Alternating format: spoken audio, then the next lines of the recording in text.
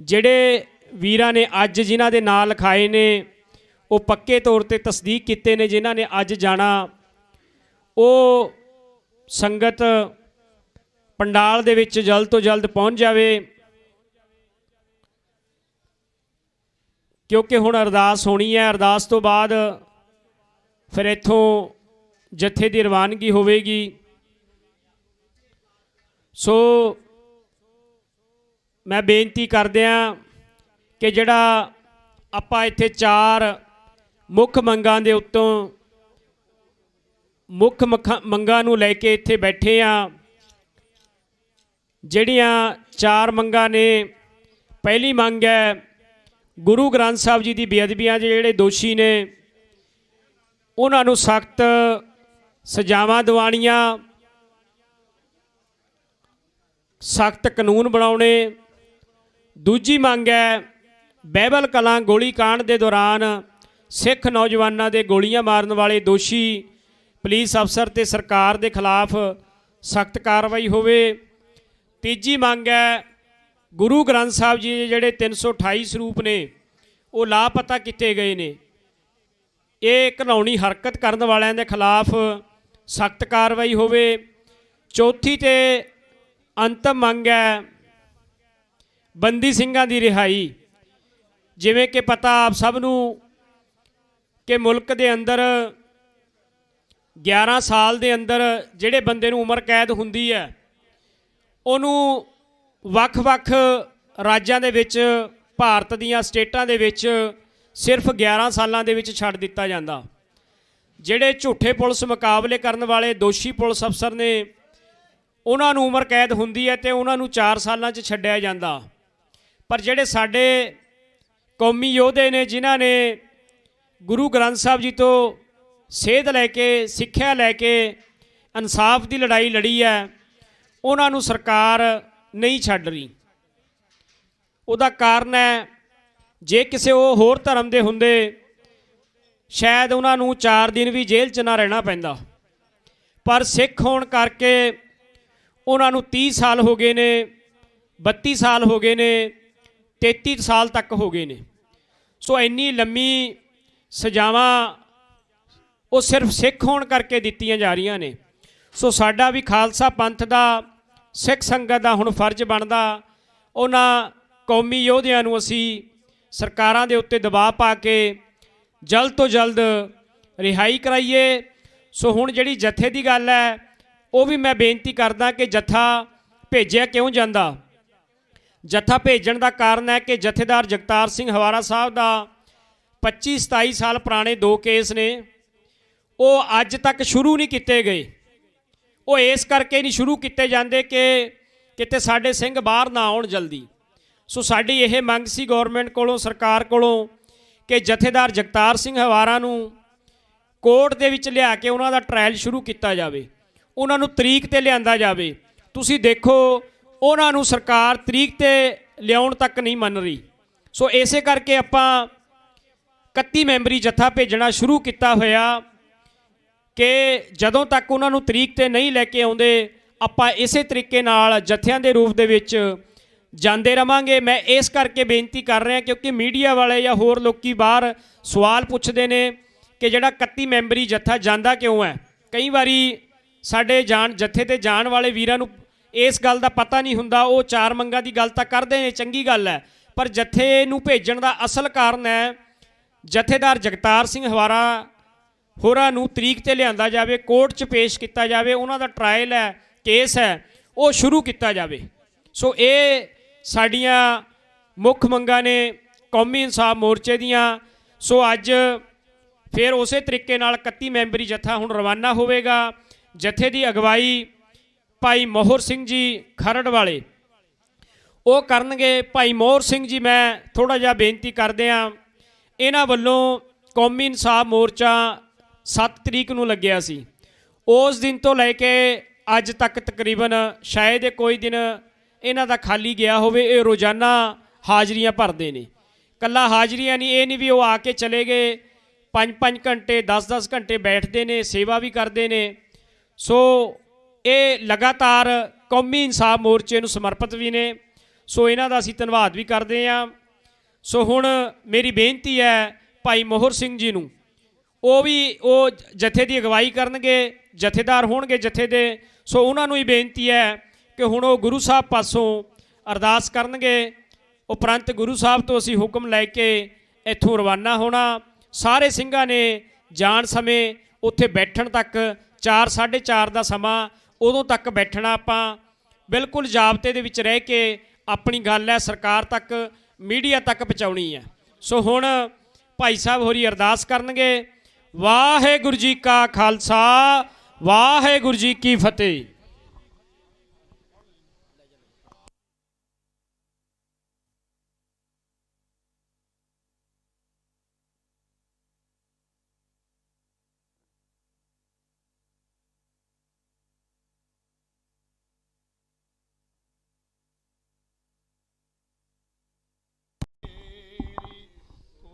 जाने तुमरा अंत उच्चे ते ऊंचा भगवंत, सगल समगरी तुमरे सूतर तारी, तुम ते होए सो आज्ञाकारी।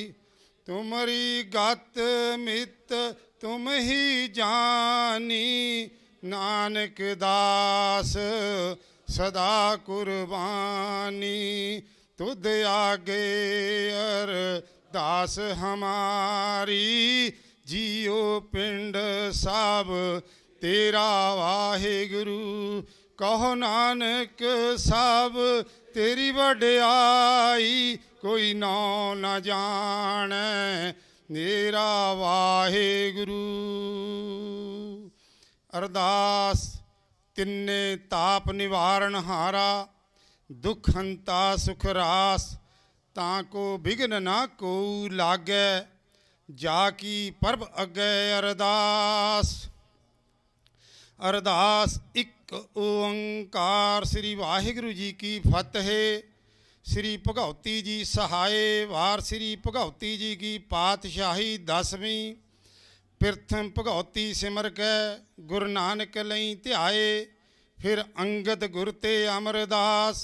रामदासैं होए सहाय, अर्जन हर गोबिंद नूं सिमरो श्री हर राए। श्री हर कृष्ण ध्याईऐ, जिस डिठे सब दुख जाए। तेग बहादुर सिमरिए, घर नौ निध आवे धाए। सब थाई होए सहाय, 10वें पातशाह श्री गुरु गोबिंद सिंह साहिब जी। सब थाई होए सहाय, 10 पातशाहियां दी जोत। श्री गुरु ग्रंथ साहब जी दे पाठ दीदार दा ध्यान धर के खालसा जी बोलो जी। पंजां प्यारियां चौहां साहिबजादियां, 40 मुक्तियां हठियां जपियां तपियां। जिन्हां तेरा नाम जपिया, वंड के छकिया। देग चलाई तेग वाही, देख के अनडिठ कीता। तिन्हां प्यारियां सचियारियां दी कमाई दा ध्यान धर के खालसा जी बोलो जी। जिन्हां ਸਿੰਘਾਂ ਸਿੰਘਣੀਆਂ ने धर्म हेत सीस दिते, बंद बंद कटाए। खोपरियां लुहाइयां चरखड़ियां ते चढ़े, आरियां नाल चराए गए। गुरुद्वारियां दी सेवा लई कुर्बानियां कीतियां, धर्म नहीं हारिया। सिੱਖੀ केसां ਸਵਾਸਾਂ संग निभाही, तिन्हां दी कमाई दा ध्यान धर के खालसा जी बोलो जी। पंजां तख्तां सरबत गुरुद्वारियां दा ध्यान धर के खालसा जी बोलो जी। प्रथम सरबत खालसा जी की अरदास है जी। सरबत खालसा जी को वाहेगुरु वाहेगुरु वाहेगुरु। चित आवे चित आवन का सदका, सर्ब सुख होवे। जहाँ जहाँ खालसा जी साहिब, तहाँ तहाँ रछिया रियायत। देग तेग फतेह, बिरद की पैज, पंथ की जीत। श्री साहिब जी सहाय, खालसा जी दे बोल वाले, बोलना जी वाहेगुरु। सिखां नूं सिੱਖੀ दान, केस दान, रहत दान, विवेक दान, विसा दान, भरोसा दान, दाना सिर दान, नाम दान। श्री ਅੰਮ੍ਰਿਤਸਰ ਸਾਹਿਬ जी दे दर्शन इशनान, चौकियाँ झंडे बुंगे, जुगो जुग अटल, धर्म का जयकार बोलना जी। सिखां दा मन नीमा, मत उच्ची, मत पत दा राखा आप वाहेगुरु। हे अकाल पुरख, अपने पंथ दे सदा सहाई दातार जीओ। जिन्हां गुरुद्वारियां गुरधामां तो पंथ नूं विछोड़िया गया है, खुले दर्शन दीदार ते सेवा संभाल दा दान प्यारे खालसा जी नूं बख्शो। हे निमाणियां दे मान, निताणियां दे ताण, न्योटियां दी ओट सच्चे पिता आप जी दे हजूर अरदास चोजड़ी बेनती है सच्चे पातशाह जीओ। आप जी ने संगतां नूं अमृत वेले तो दर्शन दिदारे बख्शे हैं, कीर्तन होए हैं, कथा होए, विचारां होईयां सच्चे पातशाह जीओ। कीर्तन कथा विचारां करदियां अनेकां प्रकार दियां भुल्लां चुक्कां त्रुटियां हो जानियां, अणजाण बच्चे समझ के माफ़ कर देना।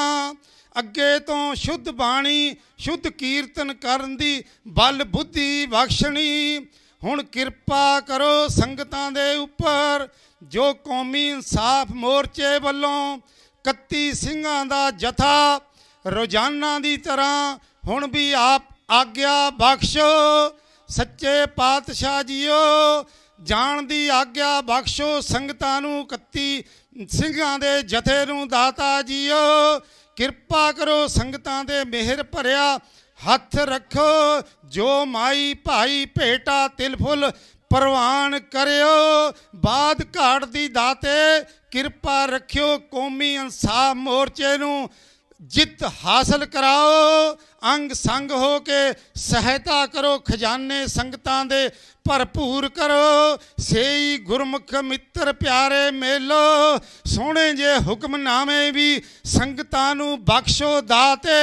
हुक्म दे चलन दा बल बुद्धि भी बख्शो। सेई गुरमुख मित्र प्यारे मेलो। जिला मिलिया आप जी दा नाम चित आवे। नानक नाम चढ़दी कला तेरे भाणे सरबत दा भला। वाहेगुरु जी का खालसा वाहेगुरु जी की फतेह। दोहरा आज्ञा पई अकाल की, सब सीखन को हुक्म है। गुरु ग्रंथ जी मानियो, जो प्रभु को मिलबोच है। राज करेगा खालसा, ख्वार होए सब मिलणगे। ख्वार होए सब मिलणगे। बोले सो निहाल। बोले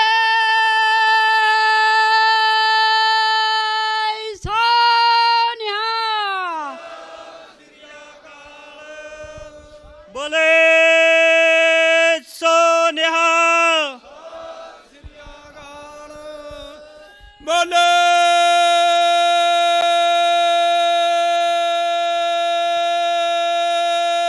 सो निहाल। बोले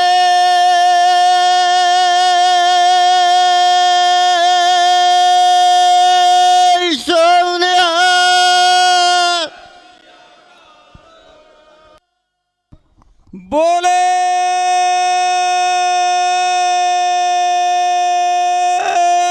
सोनिहाल। बोले सोनिहाल। वाहिगुरु जी का खालसा वाहिगुरु जी की फतेह।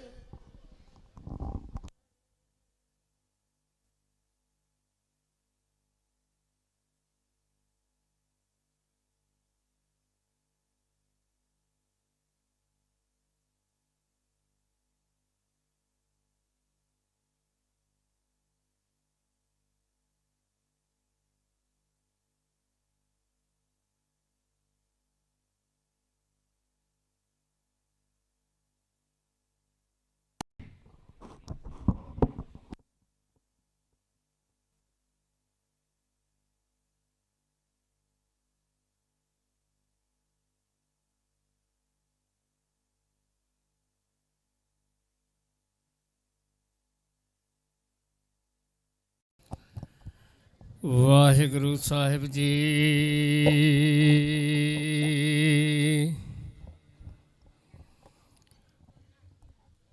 ਧਰਨ ਸਵਨੀ ਖੜ ਰਤਨ ਜੜਾਵੇਂ, ਹਰ ਪ੍ਰੇਮ ਪੁਰਖ ਮਨ ਬੁੱਠਾ।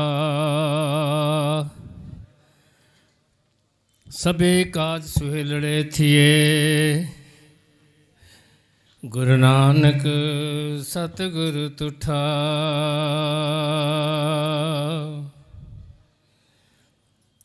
ਹੇ ਰਵ ਹੇ ਸਸ ਹੇ ਕਰੁਣਾ ਨਿਧ, ਮੇਰੀ ਅਬੈ ਬੇਨਤੀ ਸੁਣ ਲੀਜੈ। ਔਰ ਨ ਮਾਂਗਤ ਹਉ ਤੁਮ ਤੇ ਕਛ, ਚਾਹਤ ਹਉ ਚਿਤ ਮੋ ਸੋਈ ਕੀਜੈ। ਸ਼ਸਤਰਨ ਅਤ ਹੀਰਨ ਭੀਤਰ, ਜੂਝ ਮਰੋ ਤਉ ਸਾਚ ਭਤੀਜੈ। ਸੰਤ ਸਹਾਏ ਸਦਾ ਜਗ ਮਾਏ, ਕਿਰਪਾ ਕਰ ਸਿਆਮ ਇਹ ਹੈ ਵਰ ਦੀਜੈ। ਸੰਤ ਸਹਾਏ ਸਦਾ ਜਗ ਮਾਏ, ਕਿਰਪਾ ਕਰ ਸਿਆਮ ਇਹ ਹੈ ਵਰ ਦੀਜੈ। ਸੋ ਕਹੋ ਟਲ ਗੁਰ ਸੇਵੀਐ, ਅਹਨਿਸ ਸਹਿਜ ਸੁਭਾਏ। ਦਰਸ਼ਨ ਪਰਸਿਐ ਗੁਰੂ ਕੈ, ਜਨਮ ਮਰਨ ਦੁਖ ਜਾਏ। ਸਤਨਾਮ ਸ੍ਰੀ ਵਾਹਿਗੁਰੂ ਸਾਹਿਬ ਜੀ। ਟੋਡੀ ਮਹੱਲਾ ਪੰਜਵਾਂ। ਰਸਨਾ ਗੁਣ ਗੋਪਾਲ ਨਿਧ ਗਾਇਣ,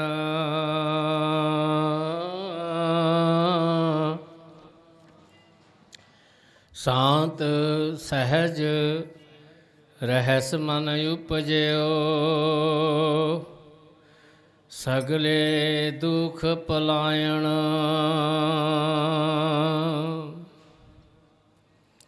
ਰਸਨਾ ਗੁਣ ਗੋਪਾਲ ਨਿਧ ਗਾਇਣ।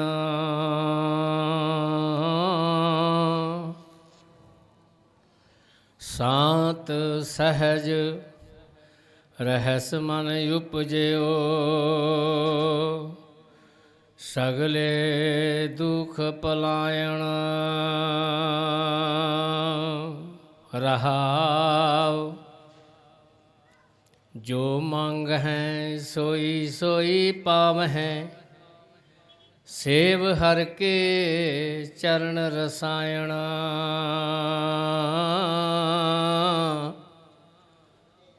ਜਨਮ ਮਰਨ ਦੁਹੂ ਤੇ ਛੁਟਹਿ। ਭਵ ਜਲ ਜਗਤ ਤਰਾਇਣ,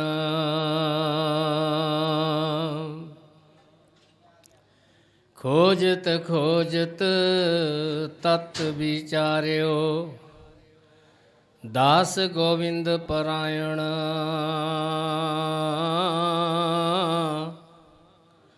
ਅਬਨਾਸੀ ਖੇਮ ਚਾਹੇ ਜੇ ਨਾਨਕ ਸਦਾ ਸਿਮਰ ਨਾਰਾਇਣ ਖੋਜਤ ਖੋਜਤ ਤਤ ਵਿਚਾਰਿਓ ਦਾਸ ਗੋਬਿੰਦ ਪਰਾਇਣ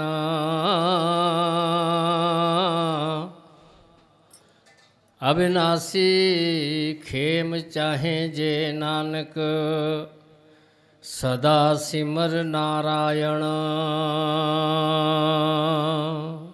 ਵਾਹਿਗੁਰੂ ਜੀ ਕਾ ਖਾਲਸਾ ਵਾਹਿਗੁਰੂ ਜੀ ਕੀ ਫਤਿਹ।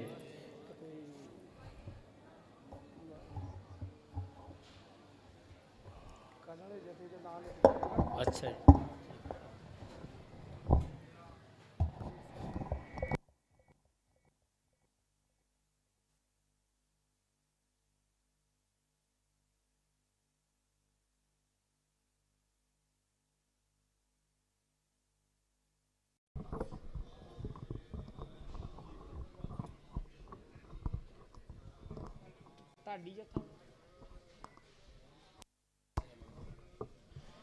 ਵਾਹਿਗੁਰੂ ਜੀ ਕਾ ਖਾਲਸਾ ਵਾਹਿਗੁਰੂ ਜੀ ਕੀ ਫਤਿਹ। ਸੋ ਹੁਣ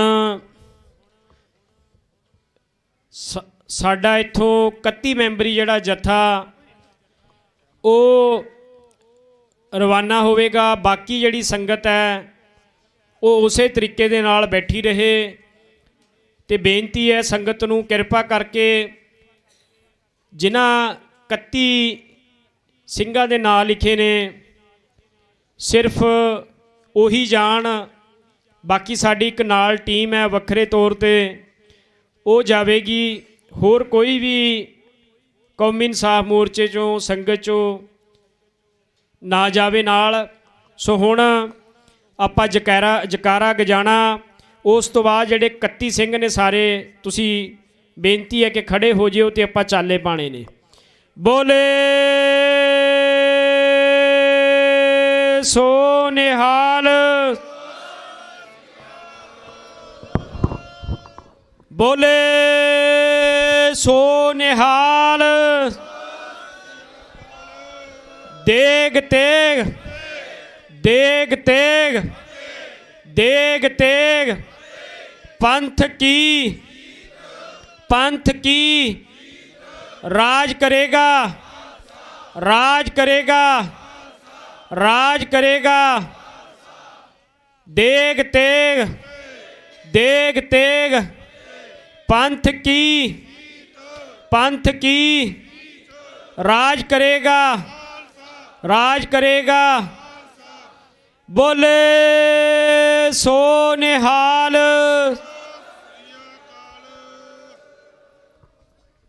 ਵਾਹਿਗੁਰੂ ਜੀ ਕਾ ਖਾਲਸਾ ਵਾਹਿਗੁਰੂ ਜੀ ਕੀ ਫਤਿਹ।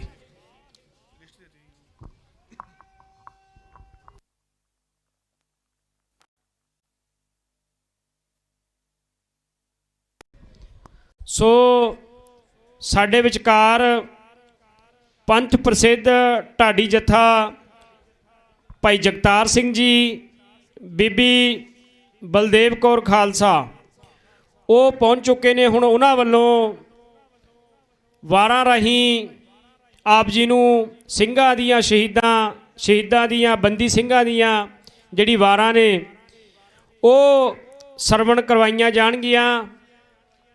ਸੋ ਜਿਹੜੇ ਸੰਸਥਾਵਾਂ ਦੇ ਜਥੇਬੰਦੀਆਂ ਦੇ ਵੱਖ-ਵੱਖ ਬੁਲਾਰੇ ਪਹੁੰਚੇ ਨੇ ਉਹ ਸਟੇਜ ਤੇ ਆ ਕੇ ਆਪਣਾ ਜਿਹੜਾ ਨਾਂ ਹੈ ਉਹ ਲਿਖਵਾ ਸਕਦੇ ਨੇ।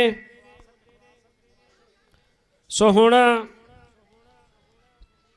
ਅਸੀਂ ਧੰਨਵਾਦੀ ਹਾਂ ਪਿੰਡ ਕੋਟ ਬਖਤੂ ਬਠਿੰਡਾ ਦਮਦਮਾ ਸਾਹਿਬ ਤੋਂ ਸਿੰਘਾਂ ਦਾ ਜੱਥਾ ਇੱਥੇ ਪਹੁੰਚਿਆ।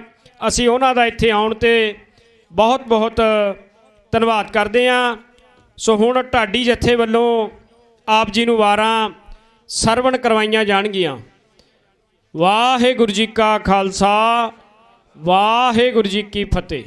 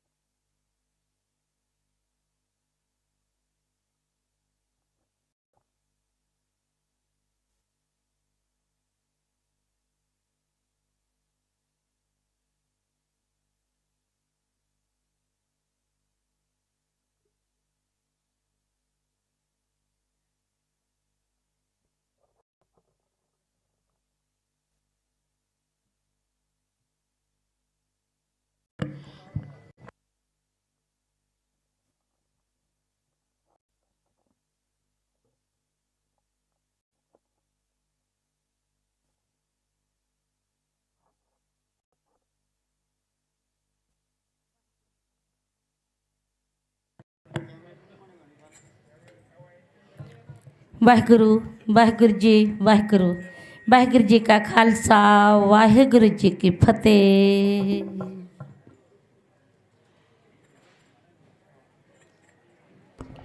ਵਾਹਿਗੁਰੂ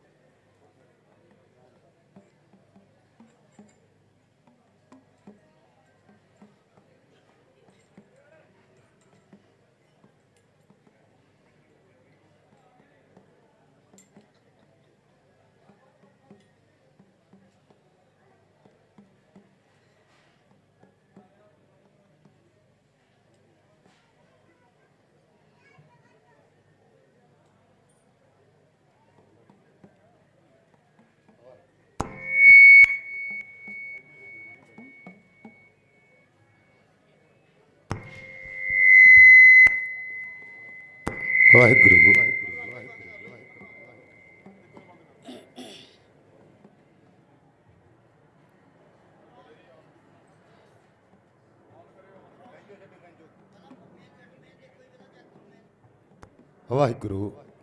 ਵਾਹਿਗੁਰੂ ਵਾਹਿਗੁਰੂ ਵਾਹਿਗੁਰੂ ਵਾਹਿਗੁਰੂ ਵਾਹਿਗੁਰੂ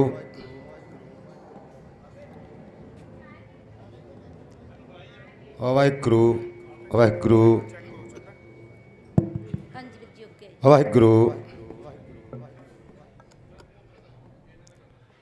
ਵਾਹਿਗੁਰੂ ਵਾਹਿਗੁਰੂ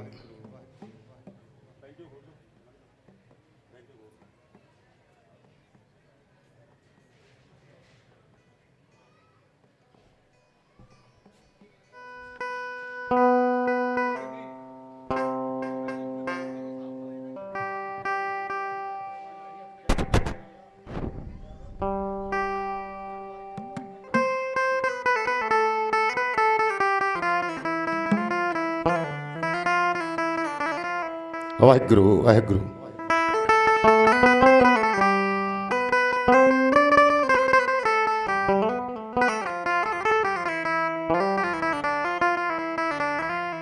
ਵਾਹਿਗੁਰੂ ਵਾਹਿਗੁਰੂ ਜੀ ਕਾ ਖਾਲਸਾ ਵਾਹਿਗੁਰੂ ਜੀ ਕੀ ਫਤਿਹ। ਜਿੰਨੀਆਂ ਵੀ ਸੰਗਤਾਂ ਅੱਜ ਆਪਾਂ ਕੌਮੀ ਇਨਸਾਫ ਔਰ ਮੋਰਚੇ ਤੇ ਸੰਗਤਾਂ ਪਹੁੰਚੀਆਂ, ਸਾਰੀਆਂ ਸੰਗਤਾਂ ਨੂੰ ਮੇਰੇ ਜਥੇ ਵੱਲੋਂ ਜੀ ਆਇਆਂ ਆਖਦੇ ਹਾਂ। ਆਓ ਆਪਾਂ ਸ੍ਰੀ ਗੁਰੂ ਗ੍ਰੰਥ ਸਾਹਿਬ ਜੀ ਮਹਾਰਾਜ ਜੀ ਦੇ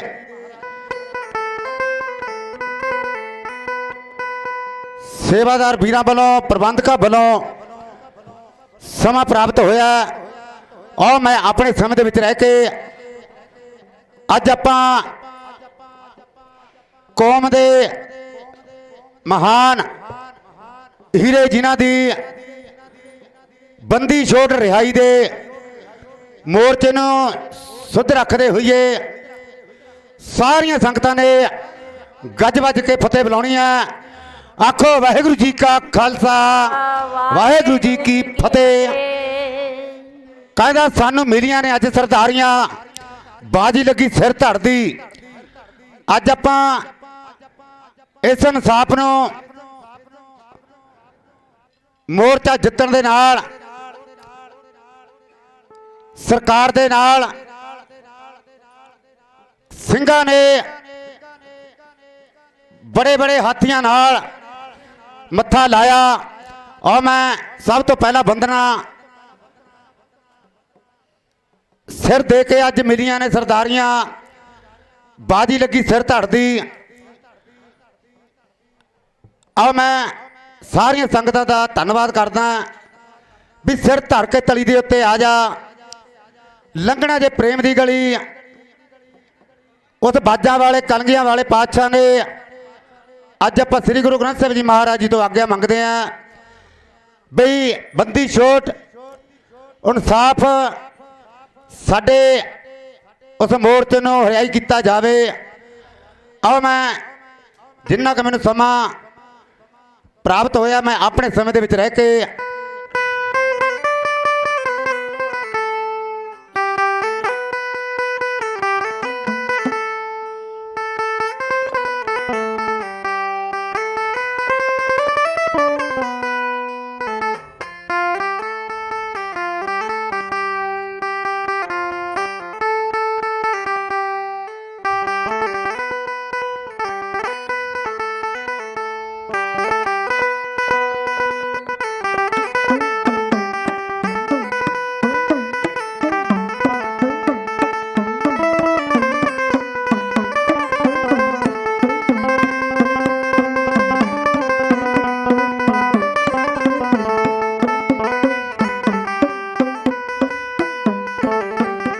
ਬਈ ਸਿਰ ਧਰ ਕੇ ਤਲੀ ਦੇ ਉੱਤੇ ਆ ਜਾ, ਸਿਰ ਧਰ ਕੇ ਤਲੀ ਦੇ ਉੱਤੇ ਆ ਜਾ, ਸਿਰ ਧਰ ਕੇ ਤਲੀ ਦੇ ਉੱਤੇ ਆ ਜਾ। ਵੀ ਲੰਘਣਾ ਜੇ ਪ੍ਰੇਮ ਦੀ ਗਲੀ, ਵੀ ਲੰਘਣਾ ਜੇ ਪ੍ਰੇਮ ਦੀ ਗਲੀ, ਵੀ ਲੰਘਣਾ ਜੇ ਪ੍ਰੇਮ ਦੀ ਗਲੀ। ਵੀ ਸਿਰ ਧਰ ਕੇ ਤਲੀ ਦੇ ਉੱਤੇ ਆ ਜਾ, ਸਿਰ ਧਰ ਕੇ ਤਲੀ ਦੇ ਉੱਤੇ ਆ ਜਾ, ਸਿਰ ਧਰ ਕੇ ਤਲੀ ਦੇ ਉੱਤੇ ਆ ਜਾ। ਵੀ ਲੰਘਣਾ ਜੇ ਪ੍ਰੇਮ ਦੀ ਗਲੀ, ਵੀ ਲੰਘਣਾ ਜੇ ਪ੍ਰੇਮ ਦੀ ਗਲੀ, ਵੀ ਲੰਘਣਾ ਜੇ ਪ੍ਰੇਮ ਦੀ ਗਲੀ। ਸਿਰ ਧਰ ਕੇ ਤਲੀ ਦੇ ਉੱਤੇ ਆ ਜਾ, ਸਿਰ ਧਰ ਕੇ ਤਲੀ ਦੇ ਉੱਤੇ ਆ ਜਾ। ਉਹ ਲੰਘਣਾ ਜੇ ਪ੍ਰੇਮ ਦੀ ਗਲੀ, ਉਹ ਲੰਘਣਾ ਜੇ ਪ੍ਰੇਮ ਦੀ ਗਲੀ, ਉਹ ਲੰਘਣਾ ਜੇ ਪ੍ਰੇਮ ਦੀ ਗਲੀ। ਮੇਰਾ ਰੁੱਤੇ ਨਾ ਕਲਗੀਆਂ ਵਾਲਾ, ਮੇਰਾ ਰੁੱਤੇ ਨਾ ਕਲਗੀਆਂ ਵਾਲਾ।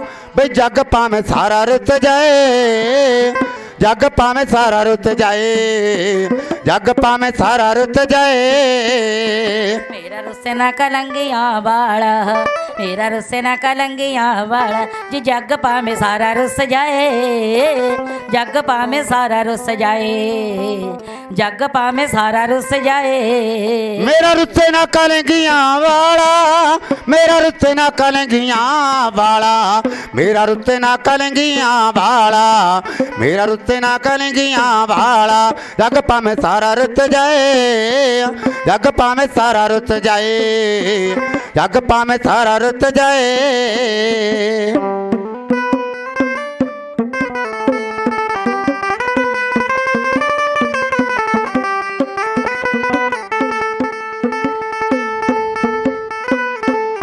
ਬਈ ਜਿਵੇਂ ਮਾਂ ਨੂੰ ਪੁੱਤਰ ਪਿਆਰੇ, ਜਿਵੇਂ ਮਾਂ ਨੂੰ ਪੁੱਤਰ ਪਿਆਰੇ। ਭਗਤ ਪਿਆਰੇ ਰੱਬ ਨੂੰ, ਭਗਤ ਪਿਆਰੇ ਰੱਬ ਨੂੰ, ਭਗਤ ਪਿਆਰੇ ਰੱਬ ਨੂੰ। ਜਿਵੇਂ ਮਾਂ ਨੂੰ ਪੁੱਤਰ ਪਿਆਰੇ, ਜਿਵੇਂ ਮਾਂ ਨੂੰ ਪੁੱਤਰ ਪਿਆਰੇ। ਉਹ ਭਗਤ ਪਿਆਰੇ ਰੱਬ ਨੂੰ, ਭਗਤ ਪਿਆਰੇ ਰੱਬ ਨੂੰ, ਭਗਤ ਪਿਆਰੇ ਰੱਬ ਨੂੰ।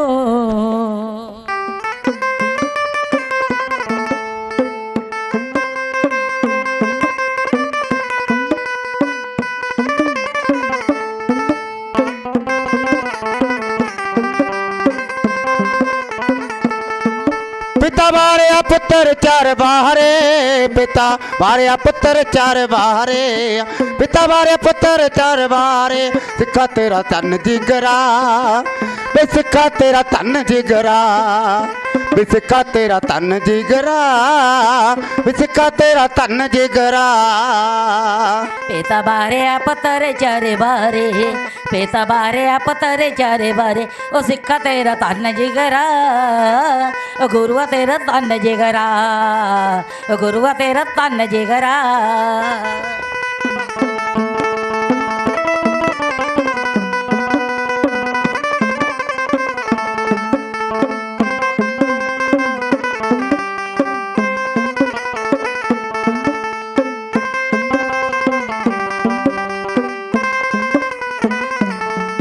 ਸਿਰ ਧਰ ਕੇ ਤਲੀ ਦੇ ਉੱਤੇ ਆ ਜਾ, ਸਿਰ ਧਰ ਕੇ ਤਲੀ ਦੇ ਉੱਤੇ ਆ ਜਾ, ਸਿਰ ਧਰ ਕੇ ਤਲੀ ਦੇ ਉੱਤੇ ਆ ਜਾ, ਸਿਰ ਧਰ ਕੇ ਤਲੀ ਦੇ ਉੱਤੇ ਆ ਜਾ। ਵੀ ਲੰਘਣਾ ਜੇ ਪ੍ਰੇਮ ਦੀ ਗਲੀ, ਵੀ ਲੰਘਣਾ ਜੇ ਪ੍ਰੇਮ ਦੀ ਗਲੀ, ਵੇ ਲੰਘਣਾ ਜੇ ਪ੍ਰੇਮ ਦੀ ਗਲੀ, ਵੇ ਲੰਘਣਾ ਜੇ ਪ੍ਰੇਮ ਦੀ ਗਲੀ। ਓ ਆਓ ਮੇਰੀਆਂ ਭੈਣਾਂ ਵੱਲੋਂ ਸੇਵਾਦਾਰ ਵੀਰਾਂ ਵੱਲੋਂ ਬਹੁਤ ਸਾਰਾ ਮਾਣ ਸਤਿਕਾਰ ਆਇਆ। ਔਰ ਮੈਂ ਆਪਣੇ ਸਮੇਂ ਦੇ ਵਿੱਚ ਰਹਿ ਕੇ ਸੱਚੇ ਪਾਤਸ਼ਾਹ ਗੁਰੂ ਗ੍ਰੰਥ ਸਾਹਿਬ ਜੀ ਮਹਾਰਾਜ ਜੀ ਦੇ ਇਤਿਹਾਸ ਦੇ ਵਿੱਚੋਂ ਕਵਿਤਾ ਕਹਿਣੀ ਹੈ। ਗੁਰੂ ਕਲਗੀਧਰ ਪਾਤਸ਼ਾਹ ਅੱਜ ਆਪਾਂ ਨੂੰ ਇਸ ਇਨਸਾਫ ਮੋਰਚੇ ਤੇ ਇਹ ਰਿਹਾਈ ਵਾਸਤੇ ਆਪਾਂ ਨੂੰ ਬੜਾ ਸਤਿਕਾਰ ਮਿਲੂਗਾ। ਸਾਰੀਆਂ ਸੰਗਤਾਂ ਦਾ ਮੈਂ ਧੰਨਵਾਦ ਕਰਦਾ। ਆ ਮੈਂ ਉਸ ਵੇਲੇ ਦੀ ਕਵਿਤਾ ਕਹਿਣੀ ਆ।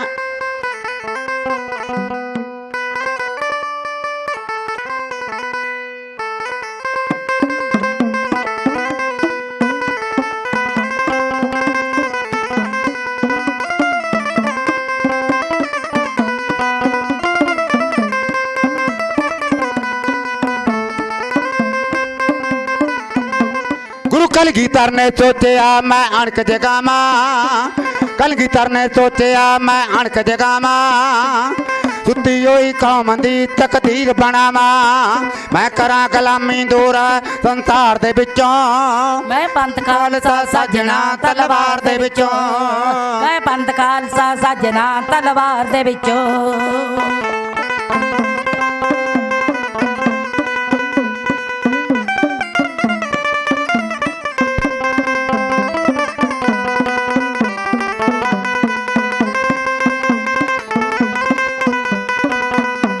ਗੁਰੂ ਕਲਗੀਧਰ ਨੇ ਸੋਚਿਆ ਮੈਂ ਅਣਖ ਜਗਾਵਾਂ, ਗੁਰੂ ਕਲਗੀਧਰ ਨੇ ਸੋਚਿਆ ਮੈਂ ਅਣਖ ਜਗਾਵਾਂ। ਸੁੱਤੀ ਹੋਈ ਕੌਮ ਦੀ ਤਕਦੀਰ ਬਣਾਵਾਂ, ਮੈਂ ਕਰਾਂ ਗੁਲਾਮੀ ਦੂਰ ਸੰਸਾਰ ਦੇ ਵਿੱਚੋਂ। ਮੈਂ ਪੰਥ ਖਾਲਸਾ ਸਾਜਣਾ ਤਲਵਾਰ ਦੇ ਵਿੱਚੋਂ, ਮੈਂ ਪੰਥ ਖਾਲਸਾ ਸਾਜਣਾ ਤਲਵਾਰ ਦੇ ਵਿੱਚੋਂ।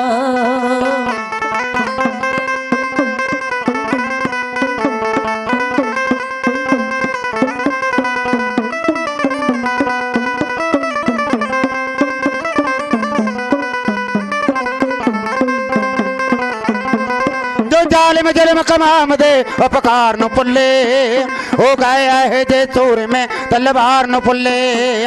ਮੈਂ ਡੁੱਬਦੀ ਵੇੜੀ ਤਾਰਨੀ ਮੱਝ ਤਾਰ ਦੇ ਵਿੱਚੋਂ, ਮੈਂ ਪੰਥ ਖਾਲਸਾ ਸਾਜਣਾ ਤਲਵਾਰ ਦੇ ਵਿੱਚੋਂ, ਮੈਂ ਪੰਥ ਖਾਲਸਾ ਸਾਜਣਾ ਤਲਵਾਰ ਦੇ ਵਿੱਚੋਂ।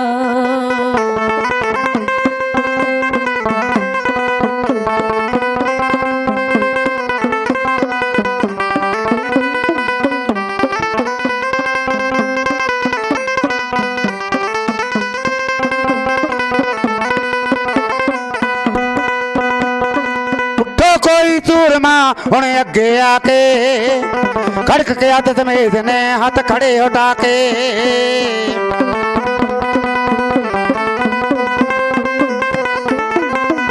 ਉੱਠੋ ਕੋਈ ਸੂਰਮਾ ਹੁਣ ਕਰਦੇ ਆ।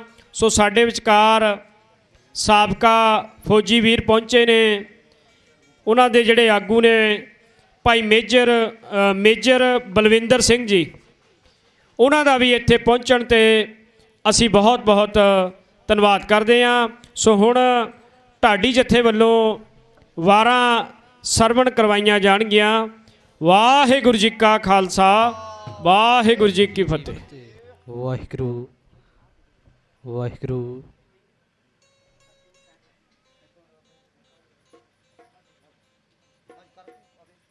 ਵਾਹਿਗੁਰੂ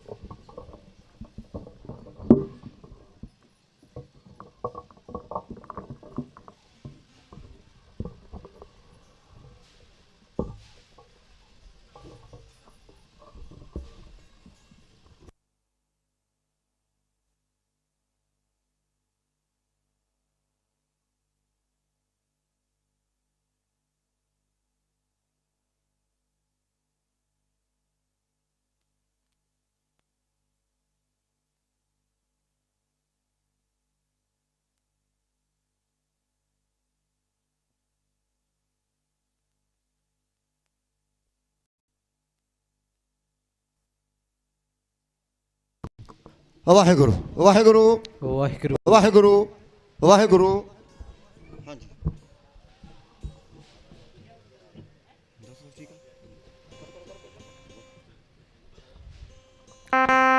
ਵਾਹਿਗੁਰੂ ਵਾਹਿਗੁਰੂ ਵਾਹਿਗੁਰੂ ਵਾਹਿਗੁਰੂ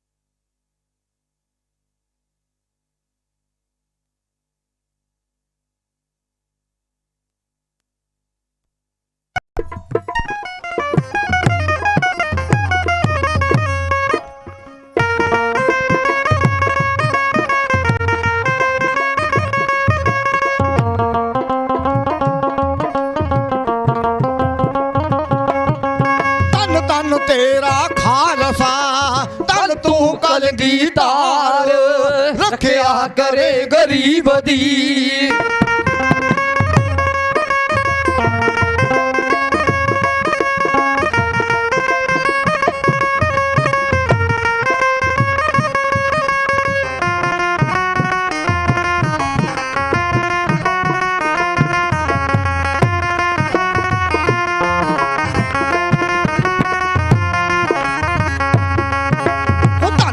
ਤੇਰਾ ਖਾਲਸਾ ਤਨ ਤੂੰ ਕਲਗੀਧਰ ਰੱਖਿਆ ਕਰੇ ਗਰੀਬ ਦੀ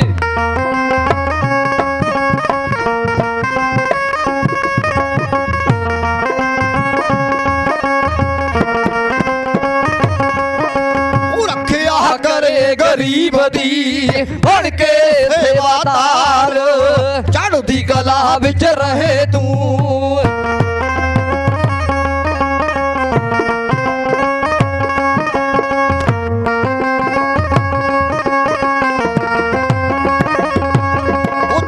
ਕਲਾ ਵਿੱਚ ਰਹੇ ਤੂੰ ਕਰ ਧਰਮ ਲਈ ਜੰਗ ਰਹਿਣਾ ਸਦਾ ਆਜ਼ਾਦ ਹੈ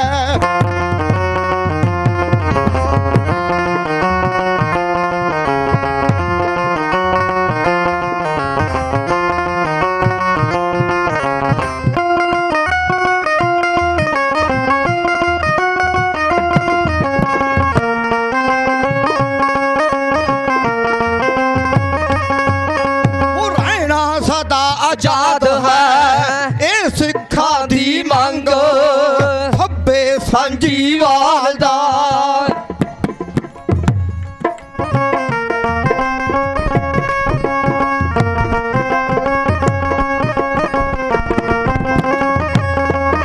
ਉਹ ਖੱਬੇ ਸਾਂਝੀਵਾਲ ਦਾ ਤੂੰ ਕਰਦਾ ਪ੍ਰਚਾਰ ਨਾ ਪੈ ਦੇਵੇਂ ਕਿਸੇ ਨੂੰ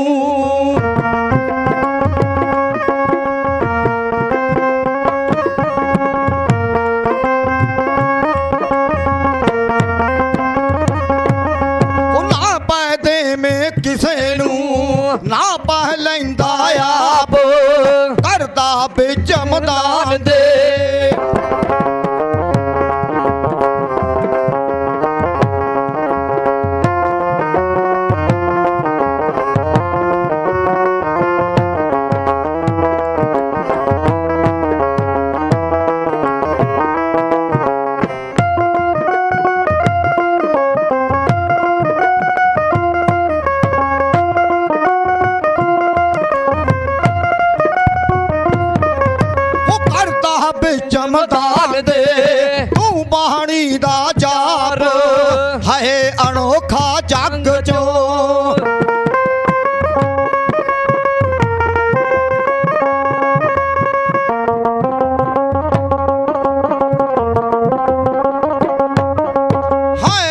ਅਨੋਖਾ ਜੱਗ ਚੋਂ ਗੁਣ ਚੇਲੇ ਦਾ ਪਿਆਰ ਬਾਣੀ ਬਾਣਾ ਵੱਖਰਾ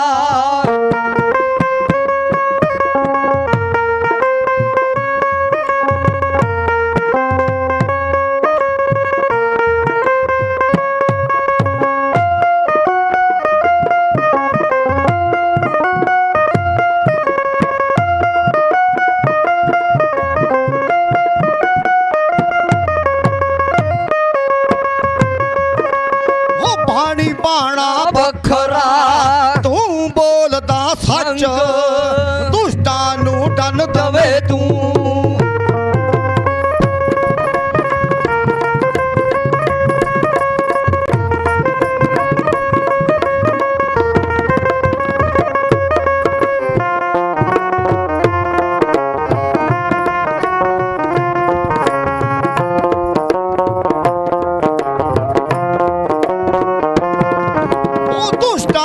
ਡੰਨ ਦਵੇ ਤੂੰ ਰਿਹਾ ਤੇਗ ਤੇ ਨੱਚ ਸੰਗਤ ਨਾਲ ਪ੍ਰੇਮ ਦੇ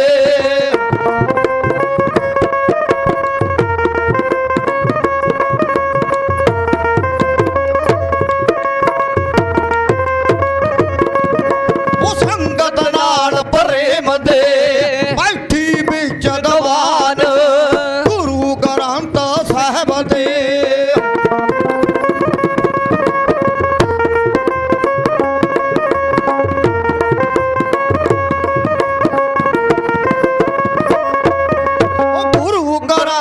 ਸਾਹਿਬ ਦੇ ਨਾਲ ਸਿੱਖਾਂ ਦੀ ਸ਼ਾਨ ਭਾਰਤ ਸਾਰੇ ਕਮਲ ਜੀ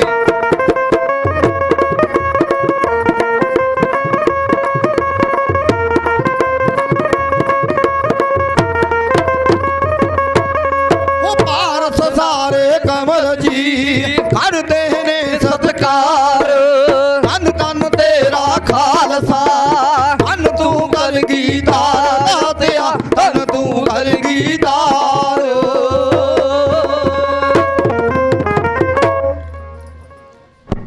ਲੈ ਕੇ ਆਗਿਆ ਗੁਰੂ ਗ੍ਰੰਥ ਪਾਸੋਂ ਬਈ ਸੰਗਤ ਵਿੱਚ ਪ੍ਰੇਮ ਦੇ ਖਲਾ ਹੋਵੇ ਸਿਰ ਤੇ ਹੱਥ ਰੱਖੀ ਚਿੱਤ ਡੋਲਣੇ ਤੋਂ ਤੇਰੇ ਨਾਮ ਦੀ ਚੜ੍ਹਦੀ ਕਲਾ ਹੋਵੇ ਗੁਰੂ ਨਾਨਕ ਤੇ ਗੁਰੂ ਗੋਬਿੰਦ ਸਿੰਘ ਜੀ ਤੇਰੇ ਭਾਣੇ ਸਰਬੱਤ ਦਾ ਭਲਾ ਹੋਵੇ ਪਰਮ ਸਤਿਕਾਰਯੋਗ ਪਿਆਰੀ ਸਾਧ ਸੰਗਤ ਜੀ ਵੱਡੇ ਭਾਗਾਂ ਵਾਲਿਓ ਸਾਹਿਬ ਦੇ ਚਰਨਾਂ ਦੇ ਵਿੱਚ ਸਾਡੇ ਸਤਿਕਾਰਯੋਗ ਸਾਡੇ ਵੀਰ ਜੁਝਾਰੂ ਸਿੰਘ ਉਹਨਾਂ ਦੀ ਰਿਹਾਈ ਦੇ ਸੰਬੰਧ ਦੇ ਵਿੱਚ ਆਪੋ ਆਪਣੀਆਂ ਹਾਜ਼ਰੀਆਂ ਲਾਉਣ ਵਾਸਤੇ ਪਹੁੰਚੇ ਹੋ। ਸਭ ਤੋਂ ਪਹਿਲਾਂ ਮੁੱਖਾਂ ਨੂੰ ਪਵਿੱਤਰ ਕਰੀਏ ਸਾਹਿਬ ਦੇ ਚਰਨਾਂ ਦੇ ਵਿੱਚ ਲਵਾਈਏ ਹਾਜ਼ਰੀਆਂ ਆਖੇ ਵਾਹਿਗੁਰੂ ਜੀ ਕਾ ਖਾਲਸਾ ਵਾਹਿਗੁਰੂ ਜੀ ਕੀ ਫਤਿਹ ਧੰਨ ਧੰਨ ਤੇਰਾ ਖਾਲਸਾ ਧੰਨ ਤੂੰ ਕਲਗੀਧਰ ਰੱਖਿਆ ਕਰੇ ਗਰੀਬ ਦੀ ਇਹ ਪੰਥ ਖਾਲਸਾ ਹਮੇਸ਼ਾ ਗਰੀਬ ਦੀ ਰੱਖਿਆ ਕਰਦਾ ਆਇਆ ਕਿਉਂਕਿ ਕਿਸੇ ਸ਼ਾਇਰ ਨੇ ਲਿਖਿਆ ਵੀ ਇੱਟਾਂ ਉਸੇ ਬੇਰੀ ਨੂੰ ਪੈਂਦੀਆਂ ਨੇ ਜਿਹੜੀ ਬੇਰੀ ਦੇ ਮਿੱਠੜੇ ਬੇਰ ਹੁੰਦੇ ਕਿਉਂਕਿ ਇਹੋ ਜਿਹੇ ਸਮੇਂ ਉਹਨਾਂ ਕੌਮਾਂ ਦੇ ਉੱਤੇ ਆਉਂਦੇ ਨੇ ਜਿਹੜੀਆਂ ਕੌਮਾਂ ਪਰ ਉਪਕਾਰ ਦਾ ਕੰਮ ਕਰਦੀਆਂ ਹੋਣ ਕਿਉਂਕਿ ਸਾਡੇ ਵੀਰ ਜੋ ਜੇਲ੍ਹਾਂ ਦੇ ਵਿੱਚ ਨੇ ਤਕਰੀਬਨ ਜਿਨ੍ਹਾਂ ਦੀ ਸਜ਼ਾ ਵੀ ਪੂਰੀ ਹੋ ਚੁੱਕੀ ਆ ਪਰ ਇਹ ਜੀ ਜ਼ਾਲਮ ਸਰਕਾਰ ਜਿਹੜੀ ਉਹਨਾਂ ਨੂੰ ਰਿਹਾਈ ਨਹੀਂ ਕਰਦੀ ਪਰ ਪਿਆਰੀ ਸਾਧ ਸੰਗਤ ਜੀ ਗੱਲ ਇਹ ਹੈ ਬਾਣੀ ਕਹਿੰਦੀ ਆ ਵੀ ਸਾਹਿਬ ਜਿਹਦੇ ਵੱਲ ਮਹਾਰਾਜ ਉਹ ਸਾਹਿਬ ਦਾ ਹੱਥ ਹੋਵੇ ਉਹਦੀ ਹਮੇਸ਼ਾ ਚੜ੍ਹਦੀ ਕਲਾ ਰਹਿੰਦੀ ਆ ਇਸ ਪੰਥ ਖਾਲਸੇ ਨੂੰ ਖਤਮ ਕਰਨ ਵਾਸਤੇ ਇਹ ਦੁਨੀਆ ਦੇ ਵਿੱਚ ਬੜੇ ਜ਼ਕਰੀਆ ਖਾਨ ਵਰਗੇ ਆਏ ਨੇ ਬੇਅੰਤ ਵਰਗੇ ਆਏ ਨੇ ਪਰ ਜਿਹੜਾ ਇਹ ਖਾਲਸੇ ਦੇ ਨਾਲ ਹੈਕੜ ਦੇ ਨਾਲ ਆਇਆ, ਉਹ ਫਿਰ ਮੂੰਹ ਦਿਖਾ ਕੇ ਮੁੜਿਆ। ਔਰ ਪਿਆਰੀ ਸਾਧ ਸੰਗਤ ਜੀ, ਅੱਜ ਕੌਮੀ ਇਨਸਾਫ ਮੋਰਚਾ ਹਮੇਸ਼ਾ ਚੜ੍ਹਦੀ ਕਲਾ ਦੇ ਵਿੱਚ ਜਾ ਰਿਹਾ ਔਰ ਚੜ੍ਹਦੀ ਕਲਾ ਦੇ ਵਿੱਚ ਰਹੂਗਾ ਜਦ ਪੰਥ ਖਾਲਸੇ ਉਸ ਮਹਾਰਾਜ ਦਾ ਹੱਥ ਆ। ਕਿਉਂਕਿ ਇਸ ਕੌਮ ਨੂੰ ਇੱਥੇ ਮੁਕਾਉਣ ਵਾਲੇ ਬੜੇ ਆਏ ਨੇ, ਪਰ ਜਿਹੜੀ ਉਸ ਅਕਾਲ ਪੁਰਖ ਦੀ ਫੌਜ ਬਣਾਈ ਹੁੰਦੀ ਆ ਉਹਨੂੰ ਕਦੇ ਕੋਈ ਮੁਕਾ ਨਹੀਂ ਸਕਦਾ। ਇਹ ਪੰਥ ਖਾਲਸੇ ਦੀ ਫੌਜ ਦੇ ਉੱਤੇ ਉਸ ਪਰਮਾਤਮਾ ਦਾ, ਉਸ ਮੇਰੇ ਪ੍ਰੀਤਮ ਦਾ, ਬਾਜਾਂ ਵਾਲੇ ਦਸਵੇਂ ਪਾਤਸ਼ਾਹ ਗੁਰੂ ਮਹਾਰਾਜ ਜੀ ਦਾ, ਸਰਬੰਸ ਸਦਾਨੀ ਦਾ ਹੱਥ ਆ। ਸਤਿ ਸ੍ਰੀ ਅਕਾਲ। ਲਓ ਤੁਹਾਡੀ ਸੇਵਾ ਦੇ ਵਿੱਚ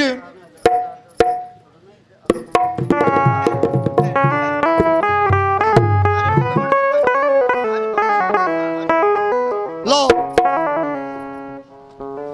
ਜਦੋਂ ਇੱਥੇ ਜ਼ਕਰੀਆ ਖਾਨ ਆਇਆ, ਉਸ ਟਾਈਮ ਜ਼ਕਰੀਆ ਖਾਨ ਨੇ ਵੀ ਐਲਾਨ ਕਰਤਾ ਸੀ ਮੈਂ ਵੀ ਸਿੰਘਾਂ ਦਾ ਖੁਰਾ ਖੋਜ ਮਿਟਾ ਦਿੱਤਾ, ਸਿੰਘ ਖਤਮ ਕਰ ਦਿੱਤੇ। ਪਰ ਉਹ ਟਾਈਮ ਇੱਕ ਗਰੀਬ ਇਨਸਾਨ ਰਹੀਮ ਬਖਸ਼ ਉਹਦੀ ਨੌਜਵਾਨ ਲੜਕੀ ਨੂੰ ਪੱਟੀ ਦਾ ਫੌਜਦਾਰ ਜਾਫਰ ਬੇਗ ਚੁੱਕ ਕੇ ਲੈ ਗਿਆ। ਤਾਂ ਸਿੰਘਾਂ ਨੇ ਜਾ ਕੇ, ਪਿਆਰੀ ਸਾਧ ਸੰਗਤ ਜੀ, ਉਸ ਟਾਈਮ ਰਹੀਮ ਬਖਸ਼ ਨੇ ਜਾ ਕੇ ਸਰਕਾਰੀ ਦਰਬਾਰੀ ਬੜੀਆਂ ਬੇਨਤੀਆਂ ਰਜੋਈਆਂ ਕੀਤੀਆਂ, ਪਰ ਕਿਤੇ ਸੁਣਵਾਈ ਨਾ ਹੋਈ। ਤਾਂ ਉਸ ਟਾਈਮ ਪਰ ਇਹੀ ਪੰਥ ਖਾਲਸੇ ਦੇ ਕੋਲ ਗੱਲ ਪਹੁੰਚੀ। ਕਿਸੇ ਸਿਆਣੇ ਸੱਜਣਾ ਨੇ ਦੱਸਿਆ, ਪਿਆਰੀ ਸਾਧ ਸੰਗਤ ਜੀ, ਉਧਰ ਜ਼ਕਰੀਆ ਖਾਨ ਨੇ ਐਲਾਨ ਕਰਿਆ ਹੋਇਆ ਵੀ ਮੈਂ ਸਿੰਘਾਂ ਦਾ ਖੁਰਾ ਖੋਜ ਮਿਟਾ ਦਿੱਤਾ, ਸਿੰਘ ਖਤਮ ਕਰ ਦਿੱਤੇ। ਪਰ ਉਧਰ ਦੀ ਨੌਜਵਾਨ ਲੜਕੀ ਨੂੰ ਪੂਲੇ ਪਿੰਡ ਦੇ ਰਹਿਣੇ ਵਾਲਾ ਭਾਈ ਸ਼ਹੀਦ ਅਮਰ ਸ਼ਹੀਦ ਭਾਈ ਤਾਰੂ ਸਿੰਘ ਆਪਣੇ ਸਿੰਘਾਂ ਸਮੇਤ ਉਸ ਪੱਟੀ ਦੇ ਫੌਜਦਾਰ ਦਾ ਕੀਰਤਨ ਸੋਹਲਾ ਪੜਿਆ ਅਤੇ ਉਸ ਗਰੀਬ ਰਹੀਮ ਬਖਸ਼ ਦੀ ਧੀ ਨੂੰ ਛੁਡਾ ਕੇ ਉਹਦੇ ਘਰਾਂ ਲੈ ਕੇ ਗਏ ਨੇ। ਲਓ ਤੁਹਾਡੀ ਸੇਵਾ 'ਚ ਕਵਿਤਾ ਕਹਿਣ ਲੱਗੇ ਆ ਬਈ ਕਦੇ ਖਾਲਸਾ ਮੁਕਾਇਆ ਨਹੀਂ ਮੁੱਕਣਾ, ਬਈ ਮੁੱਕ ਗਏ ਮੁਕਾਉਣ ਵਾਲੇ ਨੇ। ਇੱਥੇ ਇਹ ਪੰਥ ਖਾਲਸੇ ਨੂੰ ਮੁਕਾਉਣ ਵਾਸਤੇ ਬੜੀਆਂ ਸਰਕਾਰਾਂ ਆਈਆਂ ਨੇ। ਸਤਿਕਾਰਯੋਗ ਸੰਗਤਾਂ ਵੱਲੋਂ ਬੇਅੰਤ ਮਾਣ ਆਇਆ। ਮੇਰੇ ਵੱਡੇ ਵੀਰ ਜੀ ਤਾਰਾ ਸਿੰਘ ਜੀ ਮਹਾਲੀ ਵਾਲੇ, ਉਹਨਾਂ ਵੱਲੋਂ ਬੇਅੰਤ ਮਾਣ ਆਇਆ। ਸਤਿਕਾਰਯੋਗ ਮਹਾਂਪੁਰਸ਼, ਮੈਂ ਕਿਹਦਾ ਨਾਂ ਲੈ ਲਵਾਂ, ਬਿਨ ਬੋਲਿਆਂ ਸਭ ਕੁਝ ਜਾਣਦੇ ਮਹਾਰਾਜ, ਆਪੇ ਜਾਣੀ ਜਾਣਨੇ। ਸੋ ਲਓ ਤੁਹਾਡੀ ਸੇਵਾ ਦੇ ਵਿੱਚ ਬਈ ਕਦੇ ਖਾਲਸਾ ਮੁਕਾਇਆ ਨਹੀਂ ਮੁੱਕਣਾ, ਮੁੱਕ ਗਏ ਮੁਕਾਉਣ ਵਾਲੇ।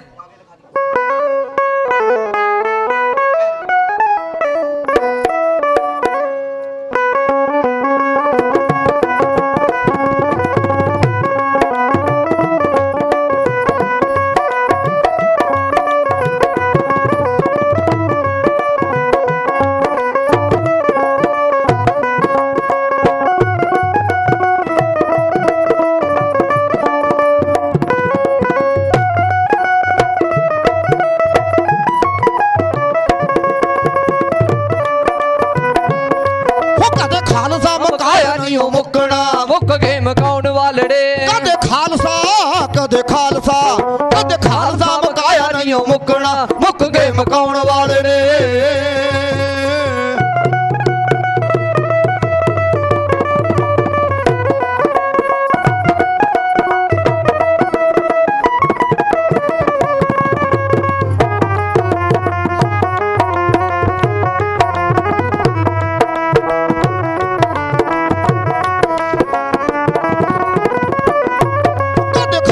ਮੁਕਾਇਆ ਨਹੀਂ ਮੁੱਕਣਾ, ਮੁੱਕ ਗਏ ਮਕਾਉਣ ਵਾਲੜੇ। ਕਦੇ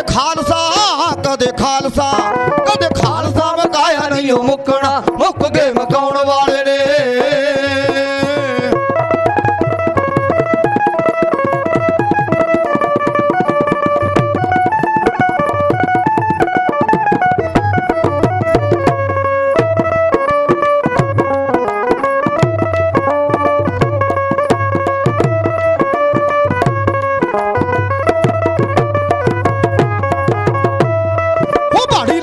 ਹੈ ਕਤਾਰ ਨਹੀਂ ਓ ਮੁੱਕਣੀ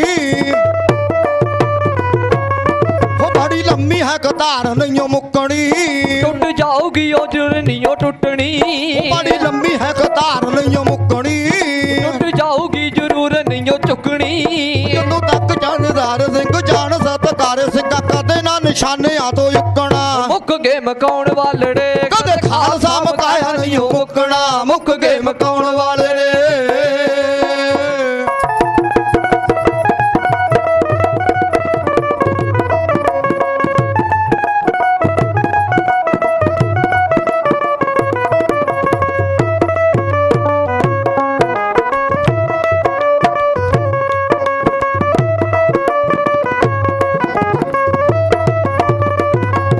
ਉਹ ਬੜੀ ਲੰਮੀ ਹੈ ਕਤਾਰ ਨਹੀਂ ਓ ਮੁੱਕਣੀ ਉਹ ਬੜੀ ਲੰਮੀ ਹੈ ਕਤਾਰ ਨਹੀਂ ਓ ਮੁੱਕਣੀ ਉਹ ਟੁੱਟ ਜਾਊਗੀ ਜ਼ਰੂਰ ਨਹੀਂ ਉਹ ਚੁੱਕਣੀ ਜਦੋਂ ਤੱਕ ਜੰਦਜ਼ਾਰ ਸਿੰਘ ਜਾਣ ਸਤਕਾਰ ਸਿੰਘਾ ਕਦੇ ਨਾ ਨਿਸ਼ਾਨਿਆਂ ਤੋਂ ਉੱਕਣਾ ਮੁੱਕ ਗਏ ਮਕਾਉਣ ਵਾਲੜੇ ਕਦੇ ਖਾਲਸਾ ਮਕਾਇਆ ਨਹੀਂ ਓ ਮੁੱਕਣਾ ਮੁੱਕ ਗਏ ਮਕਾਉਣ ਵਾਲੇ ਨੇ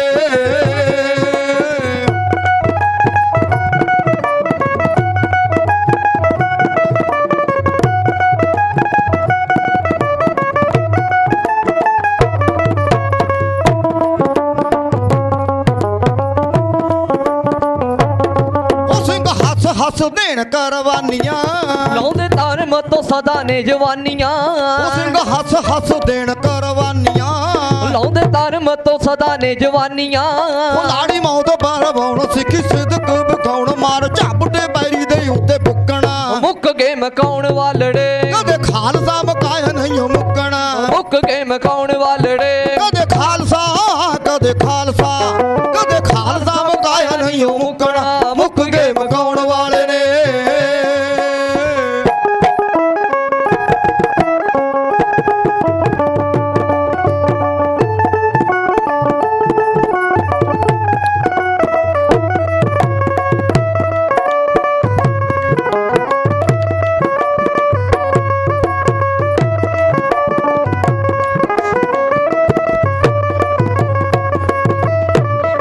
ਉਹ ਪਿਆਰ ਨਾਲ ਇਹ ਪਟਾਰੀ ਪਾਏ ਜਾਮਦੇ ਕਦੇ ਰੋਵ ਨਾਲ ਵਸਨ ਆਏ ਆਮਦੇ ਪਿਆਰ ਨਾਲ ਇਹ ਪਟਾਰੀ ਪਾਏ ਜਾਮਦੇ ਉਹ ਕਦੇ ਰੋਵ ਨਾਲ ਵਸਨ ਆਏ ਆਮਦੇ ਹੁਣ ਰਣ ਚ ਸ਼ਹੀਦ ਬਾਜਾ ਬਾੜ ਦੇ ਮਰੀਦ ਕਦੇ ਵਿੱਚ ਨਾ ਮੁਸੀਬਤਾਂ ਦੇ ਲੁਕਣਾ ਮੁੱਕ ਗਏ ਮਕਾਉਣ ਵਾਲੜੇ ਕਦੇ ਖਾਲਸਾ ਮਕਾਇਆ ਨਹੀਂ ਓ ਮੁੱਕਣਾ ਮੁੱਕ ਗਏ ਮਕਾਉਣ ਵਾਲੜੇ ਉਹ ਕਦੇ ਖਾਲਸਾ ਕਦੇ ਖਾਲਸਾ ਕਦੇ ਖਾਲਸਾ ਮਕਾਇਆ ਨਹੀਂ ਓ ਮੁੱਕਣਾ ਮੁੱਕ ਗਏ ਮਕਾਉਣ ਵਾਲੇ ਨੇ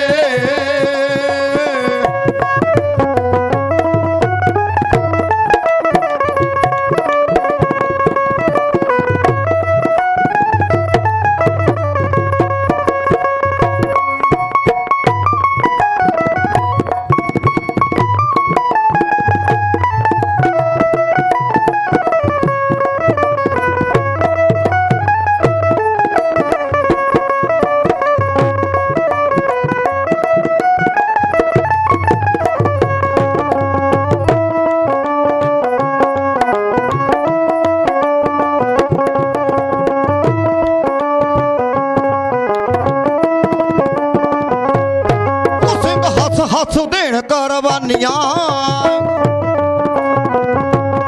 ਉਹ ਸਿੰਘ ਹੱਸ ਹੱਸ ਦੇਣ ਕਰਵਾਨੀਆਂ ਲਾਉਂਦੇ ਧਰਮ ਤੋਂ ਸਦਾ ਨੇ ਜਵਾਨੀਆਂ ਉਹ ਲਾੜੀ ਮੌਤ ਬਰਵਾਉਣ ਸਿੱਖੀ ਸਿੱਧਕ ਵਿਖਾਉਣ ਮਾਰ ਝਾਬਟ ਬੈਰੀ ਦੇ ਉੱਤੇ ਬੁੱਕਣਾ ਮੁੱਕ ਗਏ ਮਕਾਉਣ ਵਾਲੜੇ ਕਦੇ ਖਾਲਸਾ ਮਕਾਇਆ ਨਹੀਂ ਓ ਮੁੱਕਣਾ ਮੁੱਕ ਗਏ ਮਕਾਉਣ ਵਾਲੜੇ ਉਹ ਕਦੇ ਖਾਲਸਾ ਕਦੇ ਖਾਲਸਾ ਉਹ ਕਦੇ ਖਾਲਸਾ ਮਕਾਇਆ ਨਹੀਂ ਓ ਮੁੱਕਣਾ ਮੁੱਕ ਗਏ ਮਕਾਉਣ ਵਾਲੇ ਨੇ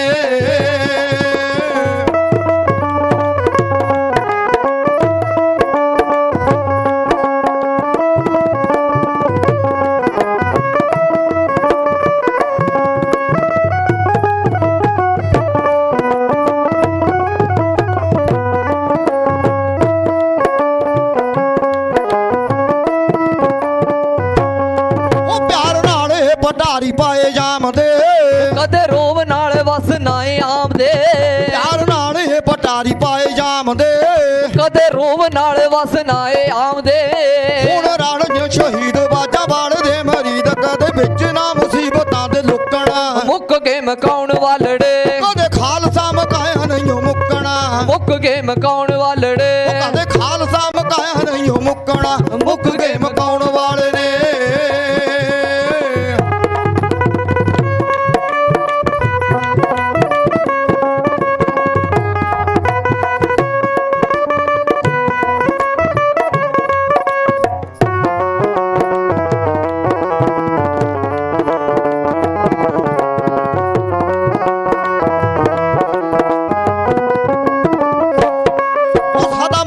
ਆਧਾਰੀ ਮੌਤ ਸੂਰਮੇ ਸਾਡਾ ਮੰਗਦੇ ਆਧਾਰੀ ਮੌਤ ਸੂਰਮੇ ਪਰ ਘਰ ਜਾਂਦੇ ਜ਼ਾਲਮਾਂ ਦੇ ਚੂਰਮੇ ਸਾਡਾ ਮੰਗਦੇ ਆਧਾਰੀ ਮੌਤ ਸੂਰਮੇ ਪਰ ਘਰ ਜਾਂਦੇ ਜ਼ਾਲਮਾਂ ਦੇ ਚੂਰਮੇ ਉਹ ਦਿੰਦੇ ਸੀਸ ਦਾਹੇ ਦਾਣੇ ਉੱਚਾ ਰੱਖਦੇ ਨਿਸ਼ਾਨ ਬੂਟਾ ਸਿੱਖੀ ਵਾਲਾ ਪਾਰਸਾ ਨਾ ਸੁੱਕਣਾ ਮੁੱਕ ਗਏ ਮਕਾਉਣ ਵਾਲੜੇ ਕਦੇ ਖਾਲਸਾ ਮਕਾਇਆ ਨਿਓ ਮੁੱਕਣਾ ਮੁੱਕ ਗਏ ਮਕਾਉਣ ਵਾਲੜੇ ਕਦੇ ਖਾਲਸਾ ਮਕਾਇਆ ਨਿਓ ਮੁੱਕਣਾ ਮੁੱਕ ਗਏ ਮਕਾਉਣ ਵਾਲੜੇ ਕਦੇ ਖਾਲਸਾ ਮਕਾਇਆ ਨਿਓ ਮੁੱਕਣਾ ਮੁੱਕ ਗਏ ਮਕਾਉਣ ਵਾਲੜੇ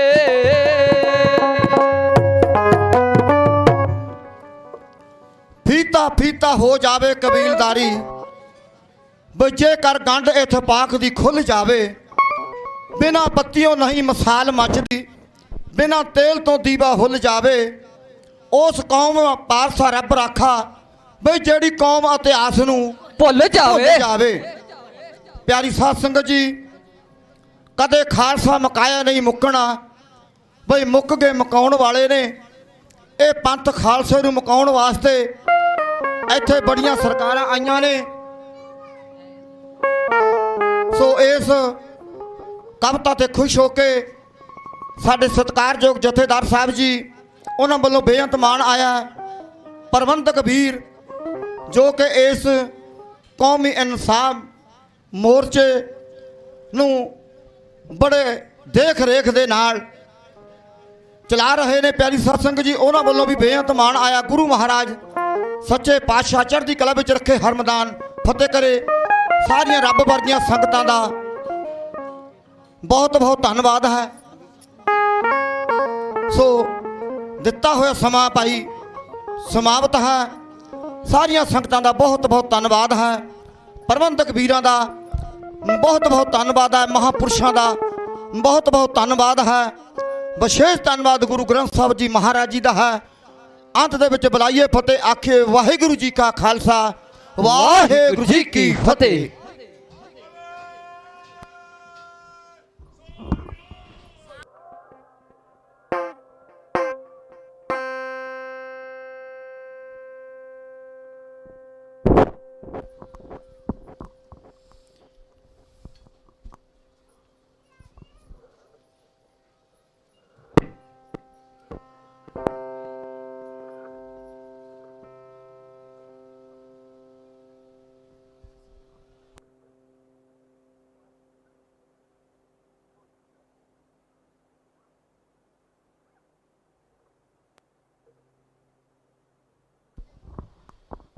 ਵਾਹਿਗੁਰੂ ਜੀ ਕਾ ਖਾਲਸਾ ਵਾਹਿਗੁਰੂ ਜੀ ਕੀ ਫਤਿਹ।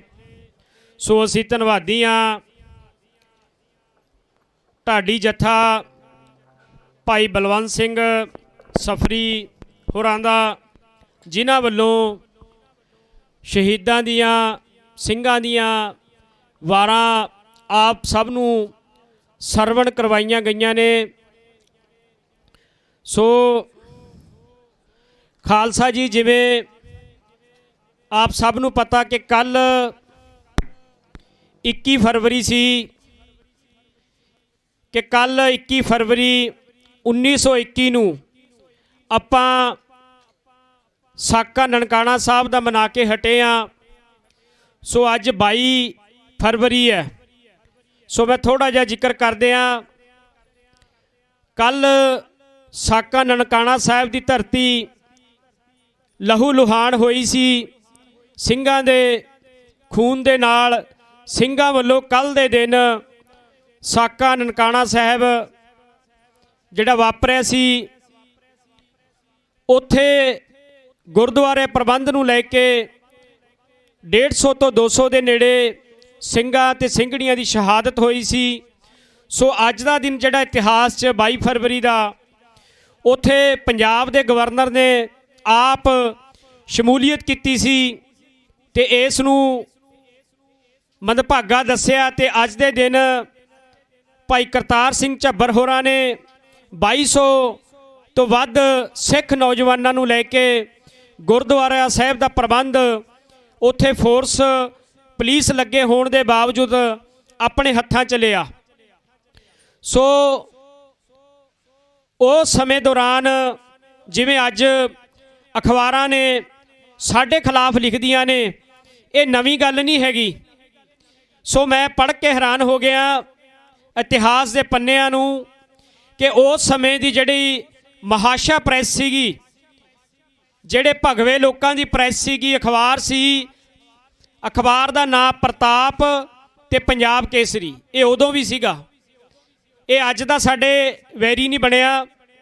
ਉਦੋਂ ਵੀ ਇਹਨਾਂ ਨੇ ਆਪਣੇ ਅਖਬਾਰ ਦੇ ਵਿੱਚ ਇਹ ਗੱਲ ਲਿਖੀ ਕਿ ਜਿਹੜਾ ਨਨਕਾਣਾ ਸਾਹਿਬ ਹੈ, ਨਨਕਾਣਾ ਸਾਹਿਬ ਵਿਖੇ ਹਿੰਦੂ ਦੇਵੀ ਦੇਵਤਿਆਂ ਦਾ ਸਥਾਨ ਸੀ ਜਿੱਥੇ ਕਬਜ਼ਾ ਕੀਤਾ ਗਿਆ ਸਿੱਖਾਂ ਵੱਲੋਂ। ਸੋ ਇਹੋ ਜਿਹੇ ਸ਼ਬਦ ਉਸ ਸਮੇਂ ਵੀ ਵਰਤੇ ਗਏ ਕਿ ਨਨਕਾਣਾ ਸਾਹਿਬ ਦਾ ਜਿਹੜਾ ਪ੍ਰਬੰਧ ਹੈ ਉਹ ਸਿੱਖਾਂ ਤੋਂ ਖੋਹ ਕੇ ਕਿਸੇ ਦੂਜੇ ਧਰਮ ਦੇ ਲੋਕਾਂ ਦੇ ਹਵਾਲੇ ਕੀਤਾ ਜਾਵੇ।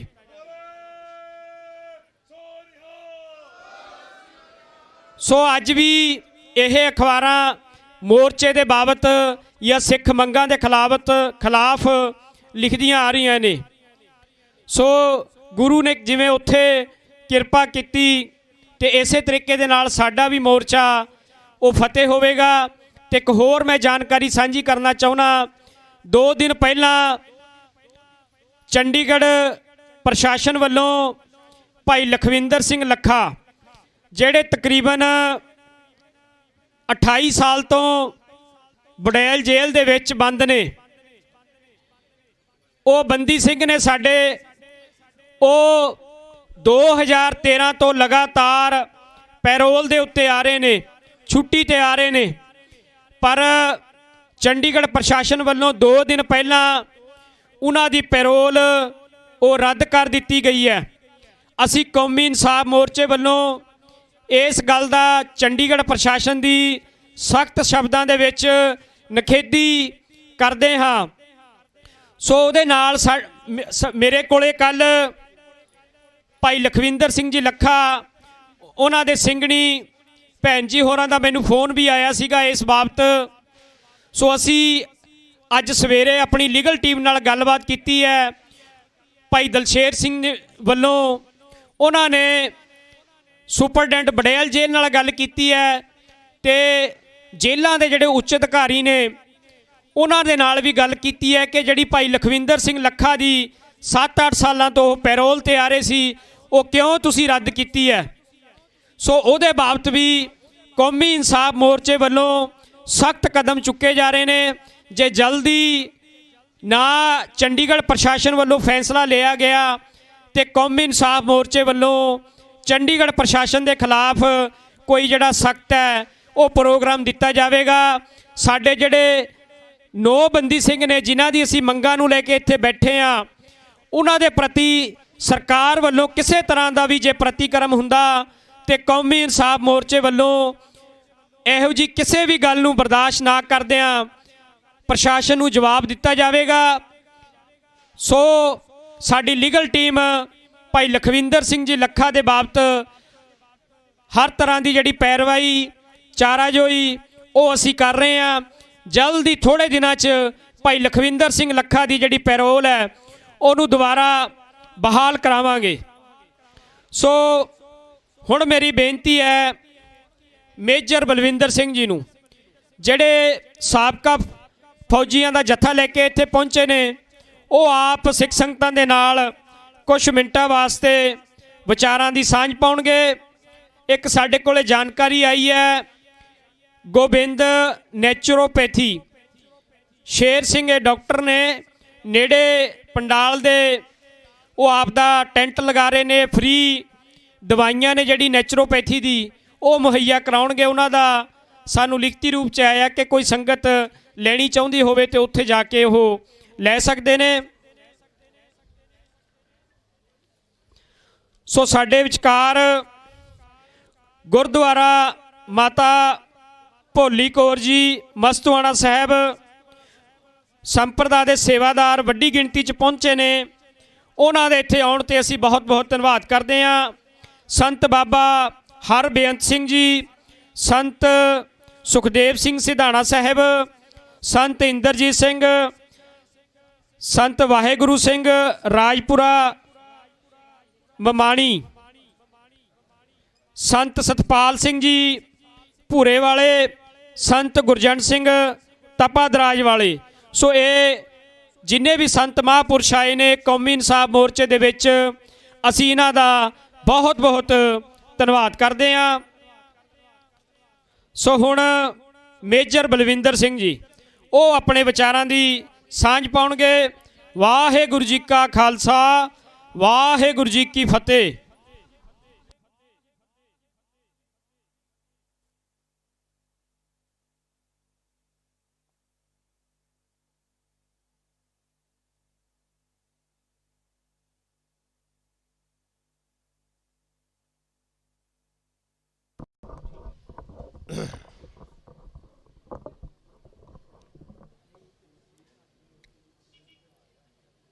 ਵਾਹਿਗੁਰੂ ਜੀ ਕਾ ਖਾਲਸਾ, ਵਾਹਿਗੁਰੂ ਜੀ ਕੀ ਫਤਿਹ।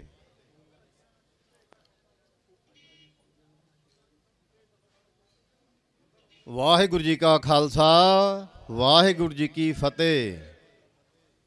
ਵਾਹਿਗੁਰੂ ਜੀ, ਵਾਹਿਗੁਰੂ ਜੀ ਕਾ ਖਾਲਸਾ, ਵਾਹਿਗੁਰੂ ਜੀ ਕੀ ਫਤਿਹ। ਗੁਰੂ ਪਿਆਰੀ, ਗੁਰਸਵਾਰੀ, ਧੰਨ ਧੰਨ ਸ਼੍ਰੀ ਗੁਰੂ ਗ੍ਰੰਥ ਸਾਹਿਬ ਜੀ ਦੀ ਹਜ਼ੂਰੀ ਦੇ ਵਿੱਚ ਸੁਭਾਇਮਾਨ ਸਾਧ ਸੰਗਤ ਜੀਓ, ਇਹ ਜਿਹੜਾ ਜਕਾਰਾ ਆਪਾਂ ਬੁਲਾਉਂਦੇ ਆ, ਫਤਿਹ ਦੀ ਸਾਂਝ ਕਰਦੇ ਆ, ਇਹ ਸਾਨੂੰ 10ਵੇਂ ਪਾਤਸ਼ਾਹ ਨੇ ਬਖਸ਼ੀ ਹੈ। ਫਿਰ ਇਹ ਬੁਲਾਉਣ ਦੇ ਵਿੱਚ ਸੰਕੋਚ ਕਿਉਂ ਕੀਤਾ ਜਾਂਦਾ ਹੈ? ਜੇਕਰ ਆਪਾਂ ਇੱਕ ਵਾਰੀ ਆਪਣੇ ਮਨ ਤੋਂ, ਤਨ ਤੋਂ ਫਤਿਹ ਨੂੰ ਪ੍ਰਵਾਨ ਕਰੀਏ ਤੇ ਸਾਧ ਸੰਗਤ ਜੀ ਭਟਕਦਾ ਹੋਇਆ ਮਨ ਜਿਹੜਾ ਦੁਬਾਰਾ ਇੱਥੇ ਆ ਜਾਂਦਾ।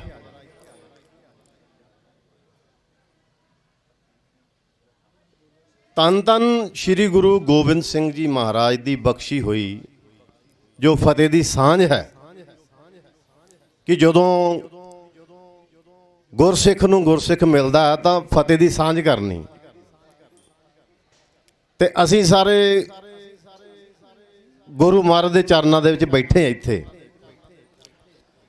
ਇੱਥੇ ਫਤਿਹ ਦੀ ਸਾਂਝ ਦਾ ਮਤਲਬ ਇਹ ਹੈ ਕਿ ਜਿਹੜਾ ਸਾਡਾ ਮਨ ਹੈ ਨਾ, ਇਹ ਬੈਠੇ ਤਾਂ ਆਪਾਂ ਇੱਥੇ ਜ਼ਰੂਰ ਆ, ਪਰ ਇਹ ਕਿਤੇ ਨਾ ਕਿਤੇ ਹੋਰ ਹੀ ਤਾਣੇ ਬਾਣੇ ਬੁਣਦਾ। ਇਹ ਫਤਿਹ ਦੀ ਸਾਂਝ ਇਸੇ ਕਰਕੇ ਕੀਤੀ ਜਾਂਦੀ ਹੈ ਕਿ ਜਿਹੜਾ ਸਾਡਾ ਮਨ ਇੱਧਰ ਉੱਧਰ ਭਟਕਦਾ ਹੈ, ਦੁਬਾਰਾ ਇਸ ਪੰਡਾਲ ਦੇ ਵਿੱਚ ਧੰਨ ਧੰਨ ਸ਼੍ਰੀ ਗੁਰੂ ਗ੍ਰੰਥ ਸਾਹਿਬ ਮਹਾਰਾਜ ਦੀ ਹਜ਼ੂਰੀ ਦੇ ਵਿੱਚ ਮੁੜ ਕੇ ਆ ਜਾਵੇ।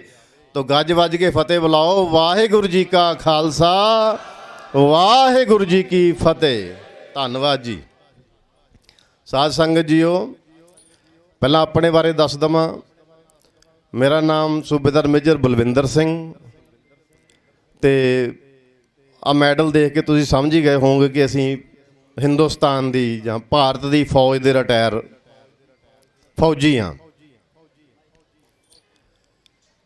ਅਸੀਂ ਭਾਰਤੀ ਫੌਜ ਦੇ ਰਿਟਾਇਰ ਫੌਜੀ ਹਾਂ ਤੇ ਅਸੀਂ ਗੜ੍ਹਦੀਵਾਲਾ ਤੋਂ ਬਿਲੋਂਗ ਕਰਦੇ ਹਾਂ। ਸਾਡੀ ਐਸੋਸੀਏਸ਼ਨ ਹੈ ex army welfare association Garhdiwala, ਜਿਹਦੇ ਵਿੱਚ ਅਸੀਂ ਆਪਣਾ ਸੰਗਠਨ ਬਣਾਇਆ ਹੈ ਤੇ ਉਸ ਸੰਗਠਨ ਦੇ ਨਾਲ ਕਈ ਕੰਮਾਂ ਨੂੰ ਕਰਨ ਦੀ ਕੋਸ਼ਿਸ਼ ਕਰਦੇ ਹਾਂ। ਤੋਂ ਮੈਂ ਜਿੱਥੇ ਗੱਲ ਕਰਦਾ ਕਿ ਅਸੀਂ ਭਾਰਤ ਦੀ ਫੌਜ ਦੇ ਰਿਟਾਇਰ ਫੌਜੀ ਹਾਂ, ਉੱਥੇ ਅਸੀਂ ਆਪਣੀ ਇਸ ਕੌਮ ਦੇ ਵੀ ਫੌਜੀ ਹਾਂ। ਜੇਕਰ ਮੈਂ 30 ਸਾਲ ਆਪਣੀ ਗੱਲ ਕਰਦਾ, ਜੇਕਰ ਮੈਂ 30 ਸਾਲ ਸਰਹੱਦਾਂ ਦੇ -40 ਡਿਗਰੀ ਤੇ ਪਲੱਸ 50 ਡਿਗਰੀ 60 ਡਿਗਰੀ ਵਗਦੀਆਂ ਨਦੀਆਂ ਵਿੱਚ, ਖੜੇ ਪਹਾੜਾਂ ਦੇ ਵਿੱਚ, ਜੰਗਲਾਂ ਦੇ ਵਿੱਚ, ਜੇਕਰ ਮੈਂ ਸਰਹੱਦਾਂ ਦੀ ਰਾਖੀ ਕਰ ਸਕਦਾ, ਉਸ ਤਿਰੰਗੇ ਦੀ ਰਾਖੀ ਕਰ ਸਕਦਾ, ਤਾਂ ਮੇਰਾ ਇਹ ਵੀ ਫਰਜ਼ ਹੈ ਕਿ ਜੇ ਮੈਂ ਸਰਦਾਰ ਹਾਂ, ਮੇਰੇ ਸਿਰ ਤੇ ਪਗੜੀ ਆ, ਤੇ ਮੇਰਾ ਇਹ ਵੀ ਫਰਜ਼ ਬਣਦਾ ਕਿ ਆਪਣੀ ਕੌਮ ਦੇ ਨਾਲ ਮਿਲ ਕੇ ਇੱਕ ਸਿਪਾਹੀ ਦਾ ਕੰਮ ਕਰਨਾ। ਉੱਥੇ ਵੀ ਮੇਰਾ ਇਹ ਸਭ ਤੋਂ ਪਹਿਲਾ ਫਰਜ਼ ਬਣਦਾ।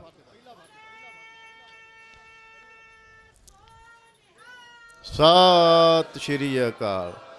ਸੋ ਸਟੇਜ ਤੇ ਸੁਭਾਏਮਾਨ ਸਾਡੇ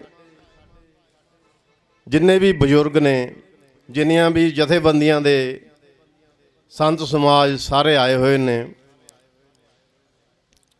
ਸਾਰਿਆਂ ਦਾ ਧੰਨਵਾਦ। ਵੀ ਧੰਨਵਾਦ ਇਸ ਕਰਕੇ ਨਹੀਂ ਕਿ ਤੁਸੀਂ ਇੱਥੇ ਆਏ ਆ, ਧੰਨਵਾਦ ਇਸ ਕਰਕੇ ਹੈ ਕਿ ਮੇਰੇ ਜਿਹੇ ਨਿਮਾਣੇ ਨੂੰ ਵੀ ਤੁਹਾਡੇ ਦਰਸ਼ਨ ਕਰਨ ਦਾ ਮੌਕਾ ਮਿਲਿਆ ਹੈ ਇਸ ਗੁਰੂ ਗ੍ਰੰਥ ਸਾਹਿਬ ਮਹਾਰਾਜ ਦੀ ਹਜ਼ੂਰੀ ਦੇ ਅੰਦਰ।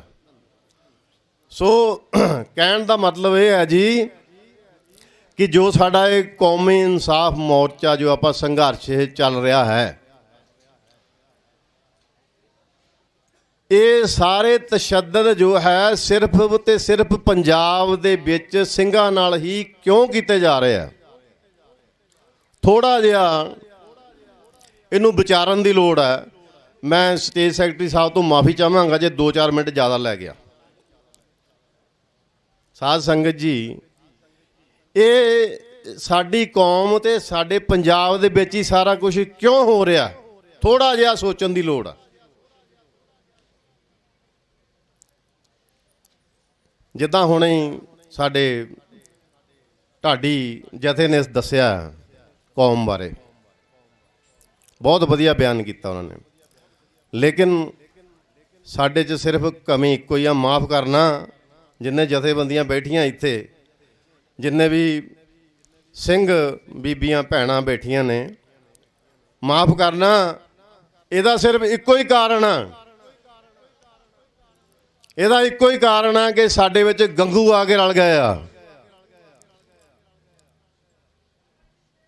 ਘੋੜਿਆਂ ਦੇ ਤਵੇਲੇ ਵਿੱਚੋਂ ਖੱਚਰਾਂ ਨੂੰ ਪਛਾਣਨਾ ਮੁਸ਼ਕਲ ਹੁੰਦਾ ਹੈ। ਜੇਕਰ ਪਛਾਣ ਲਈਏ ਤਾਂ ਉਹ ਘੋੜੇ ਦਾ ਤਵੇਲਾ ਚੜ੍ਹਦੀ ਕਲਾ 'ਚ ਰਹਿੰਦਾ। ਸਾਡੀ ਕੌਮ ਦੇ ਵਿੱਚ ਸਾਡੇ ਦੁਸ਼ਮਣਾਂ ਨੇ, ਬਾਹਰਲਿਆਂ ਨੇ ਨਹੀਂ, ਅੰਦਰਲਿਆਂ ਨੇ, ਬਾਹਰਲਿਆਂ ਦੁਸ਼ਮਣਾਂ ਨੂੰ ਤਾਂ ਫੌਜ ਦੇਖਦੀ ਹੈ ਸਰਹੱਦਾਂ ਦੇ, ਅੰਦਰਲੇ ਦੁਸ਼ਮਣਾਂ ਨੇ ਸਾਡੀ ਕੌਮ ਦੀ ਚੜ੍ਹਦੀ ਕਲਾ ਦੇਖ ਕੇ ਉਹਨਾਂ ਨੇ ਇੱਦਾਂ ਦੇ ਗੰਗੂ ਸਾਡੇ ਵਿੱਚ ਪਾ ਦਿੱਤੇ ਜਿਨ੍ਹਾਂ ਨੇ ਸਾਡਾ ਹੀ ਭੇਸ ਬਣਾ ਲਿਆ ਆ। ਬੈਠੇ ਸਾਡੇ 'ਚ ਹੈ, ਖਾਂਦੇ ਵੀ ਸਾਡੀ ਕੌਮ ਦਾ ਆ, ਪਹਿਨਦੇ ਵੀ ਸਾਡੀ ਕੌਮ ਦਾ ਆ, ਰਹਿੰਦੇ ਵੀ ਸਾਡੀ ਕੌਮ ਵਿੱਚ ਆ, ਲੇਕਿਨ ਚਾਕਰੀ ਦੂਸਰੇ ਦੀ ਕਰਦੇ ਆ। ਮਾਫੀ ਚਾਹੁੰਦਾ ਤੁਹਾਡੇ ਸਾਰਿਆਂ ਕੋਲੋਂ ਹੱਥ ਜੋੜ ਕੇ, ਤੁਸੀਂ ਸਾਰੇ ਸੂਝਵਾਨ ਆ। ਅਸੀਂ ਜੇ ਫੌਜ ਦੇ ਵਿੱਚ ਸਰਹੱਦਾਂ ਦੀ ਰਾਖੀ ਕਰਦੇ ਦੁਸ਼ਮਣ ਨੂੰ ਪਛਾਣ ਲੈਂਦੇ ਸੀਗੇ, ਕਿਉਂ? ਉੱਥੇ ਜਿਹੜਾ ਦੁਸ਼ਮਣ ਆ ਉਹਦੀ ਵਰਦੀ ਹੋਰ ਹੁੰਦੀ ਸੀ, ਉਹ ਪਛਾਣਿਆ ਜਾਂਦਾ ਸੀ, ਲੇਕਿਨ ਜਿਹੜਾ ਸਾਡੇ ਅੰਦਰ ਦੁਸ਼ਮਣ ਬਣ ਕੇ ਬੈਠਾ ਉਹਦੀ ਵਰਦੀ ਸਾਡੇ ਨਾਲ ਹੀ, ਉਹ ਪਛਾਣਿਆ ਨਹੀਂ ਜਾਂਦਾ। ਇਸ ਕਰਕੇ ਉਹ ਸਾਡੀਆਂ ਜੜ੍ਹਾਂ ਵੱਢਣ ਤੇ ਤੁਰੇ ਹੋਏ ਨੇ। ਮੈਂ ਤੁਹਾਡੇ ਸਾਰਿਆਂ ਦੇ ਸਹਿਯੋਗ ਨਾਲ ਇਸ ਸਟੇਜ ਤੋਂ ਸਾਰਿਆਂ ਨੂੰ ਹੱਥ ਬੰਨ੍ਹ ਕੇ ਅਪੀਲ ਕਰਦਾ ਹਾਂ, ਜਿੰਨੇ ਵੀ ਮੇਰੇ ਬਜ਼ੁਰਗ ਭੈਣ ਭਰਾ ਸੁਣਦੇ ਨੇ, ਮੈਂ ਉਹਨਾਂ ਨੂੰ ਇਹ ਬੇਨਤੀ ਕਰਾਂਗਾ ਕਿ ਆਪਾਂ ਪਹਿਲਾਂ, ਸਭ ਤੋਂ ਪਹਿਲਾਂ ਇੱਕ ਜੁੱਟ ਹੋਈਏ। ਜੇਕਰ ਆਪਾਂ एकजुट होकर नहीं चले ना तो माफ़ करना जी, कल्ले कल्ले नूं तोड़न वास्ते बहुत दुनिया बैठी है। जे अज बंदी ਸਿੰਘਾਂ ਦੀ रिहाई वास्ते इत्थे मोर्चा लग्या आ ते साडा ये फर्ज बनता है पंजाब दे हर पिंड,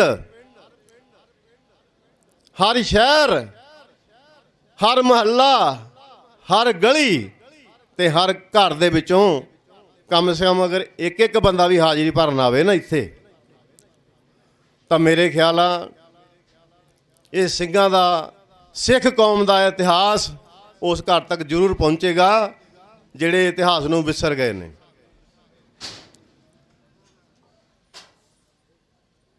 ਅਸੀਂ दर्शन करने वास्ते आए सी, सानू अज समा मिलिया आए। सो धन धन श्री गुरु ग्रंथ साहब महाराज का सब तो ज़्यादा धन्नवाद करते हैं जिन्हों ने सानू उत्थों लैके इत्थे तक का सफ़र बड़ा वधिया बतीत कराया तो आके तुहाडे वर्गे रूहां दे दर्शन करन दा मौका मिलिया। असी एक्स सर्विसमैन हर वक्त अपने सिख कौम दे नाल मोढे नाल मोढा जोड़ के खड़े हाँ। जिथे भी तुसी आवाज़ मारोगे असी उत्थे जरूर पहुँचांगे। क्यों? क्योंकि जिद्दण मैं ये शरीर गौरमेंट नूं बेचिया सीगा तां 30 साल उन्होंने वरतिया, हुण मैं अपने देश, अपने पंजाब, अपनी कौम दे विच रह रहा हाँ। मेरा फर्ज बनदा कि हुण जद मैं इत्थे रह रहा तां अपनी कौम दा साथ देवां। ये मेरा धर्म भी बनता है तो मेरा फर्ज भी बनता है। सो सारे सज्जणा नूं जिन्ने भी इत्थे आए हुए ने हथ बन के बेनती अपील, एक कला ते 2 11 आपां सारे जने इकट्ठे हो के इस कौमी इंसाफ मोर्चे की सफलता वास्ते अगे आइए तां जो साडे बंदी सिंह हन वो भी रिहा हो के अपने परिवारां विच आ जान। थोड़ा जिहा सोचना जी, एक मिनट सर, किसी मां दा पुत्त स्कूले गया होवे ना जी, पता भी 3 बजे छुट्टी हुंदी आ जांदा, जे वो ना आवे ना तो माँ बिपता पा दिंदी है कि मेरा पुत स्कूलों नहीं आया, लभ के लियाओ। रोटी नहीं लंघदी उस परिवार दे। ते भाई साहब जी ओ जिन्होंने इन्ने इन्ने साल हो गए ने जेलों च बैठिया नूं, थोड़ा उन्हां दे परिवार बारे भी सोच लईए भी उन्हां दा की हाल हुंदा होऊगा।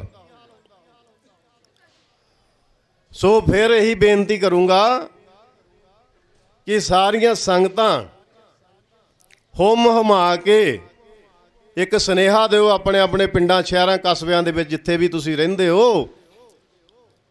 कि इस जगह ते पहुँच के इस इंसाफी मोर्चे नूं सफल बनाउण विच अपना योगदान पाइए। बस जी इन्नियां गल्लां कहंदा होया खिमा दा जाचक हाँ। जे किसी साहिबान नूं मेरी किसी गल का बुरा लग्या होवे तां वो माफ़ कर देना जी। जे कोई गल चंगी लगी होवे तां उहनूं जरूर फॉलो करना, उसदा सुनेहा जरूर अपने अपने परिवारां च, पिंडां च, शहरां कस्बियां जरूर देना जी। आओ फतेह दी सांझ करिए। वाहिगुरू जी का खालसा, वाहिगुरू जी की फतेह।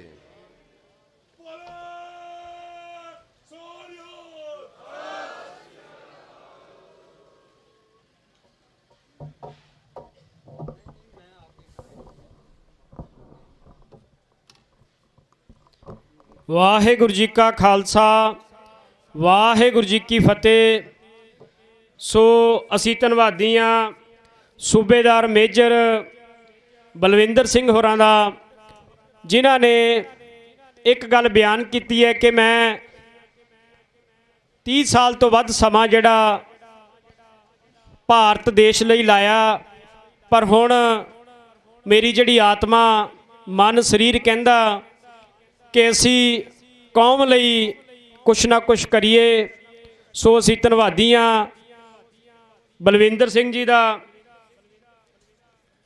ਸੋ ਸਾਡੇ ਵਿਚਕਾਰ ਸੰਤ Prem Singh cultural society New York ਤੋਂ ਭਾਈ ਕੁਲਵੰਤ ਸਿੰਘ ਮਿਆਣੀ ਵੱਲੋਂ, ਭਾਈ ਲਖਵਿੰਦਰ ਸਿੰਘ USA ਵਾਲੇ ਕੌਮੀ ਇਨਸਾਫ ਮੋਰਚੇ ਦੇ ਵਿੱਚ ਆਪਣੇ ਜਥੇ ਸਮੇਤ ਪਹੁੰਚੇ ਨੇ।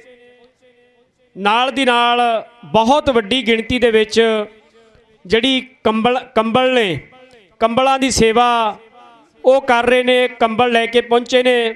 ਸੋ ਮੇਰੀ ਬੇਨਤੀ ਹੈ ਭਾਈ ਲਖਵਿੰਦਰ ਸਿੰਘ ਜੀ USA ਕਿ ਉਹ ਕੁਝ ਮਿੰਟਾਂ ਵਾਸਤੇ ਸੰਗਤਾਂ ਦੇ ਨਾਲ ਵਿਚਾਰਾਂ ਦੀ ਸਾਂਝ ਪਾਉਣਗੇ। ਅਸੀਂ ਧੰਨਵਾਦੀ ਹਾਂ। ਨਾਲ ਨਾਲ ਭਾਈ ਕੁਲਵੰਤ ਸਿੰਘ ਜੀ ਮਿਆਣੀ ਤੇ ਭਾਈ ਹਿੰਮਤ ਸਿੰਘ ਜੀ ਹੋਰਾਂ ਦਾ ਜਿਹੜੇ 7 ਜਨਵਰੀ ਤੋਂ ਸਾਡਾ ਮੋਰਚਾ ਲੱਗਿਆ ਹੋਇਆ, ਪਹਿਲੇ ਦਿਨ ਤੋਂ ਕਿਸੇ ਨਾ ਕਿਸੇ ਸੇਵਾ ਦੇ ਵਿੱਚ ਰੋਜ਼ਾਨਾ ਉਹ ਅਮਰੀਕਾ ਬੈਠਿਆਂ USA ਬੈਠਿਆਂ ਸੇਵਾ ਦੇ ਵਿੱਚ ਹਿੱਸਾ ਪਾ ਰਹੇ ਨੇ। ਸੋ ਉਹਨਾਂ ਦਾ ਅਸੀਂ ਬਹੁਤ ਬਹੁਤ ਧੰਨਵਾਦ ਕਰਦੇ ਹਾਂ। ਸੋ ਹੁਣ ਭਾਈ ਲਖਵਿੰਦਰ ਸਿੰਘ ਜੀ USA ਵਾਲੇ ਉਹ ਵਿਚਾਰਾਂ ਦੀ ਸਾਂਝ ਪਾਉਣਗੇ। ਉਸ ਤੋਂ ਇਲਾਵਾ ਸਾਡੇ ਵਿਚਕਾਰ ਕੌਮੀ ਕਿਸਾਨ ਯੂਨੀਅਨ ਤੇ ਉਹਨਾਂ ਦੇ ਪ੍ਰਧਾਨ ਸਾਹਿਬ ਭਾਈ ਬਿੰਦਰ ਸਿੰਘ ਜੀ ਗੋਲੇਵਾਲ ਵੱਡੀ ਗਿਣਤੀ 'ਚ ਆਪਣੇ ਜਥੇ ਨਾਲ ਪਹੁੰਚੇ ਨੇ। ਉਹਨਾਂ ਦਾ ਇੱਥੇ ਪਹੁੰਚਣ ਤੇ ਆਪਾਂ ਜਕਾਰਾ ਗਜਾ ਕੇ ਸਵਾਗਤ ਵੀ ਕਰਨਾ। ਬੋਲੇ ਸੋ ਨਿਹਾਲ।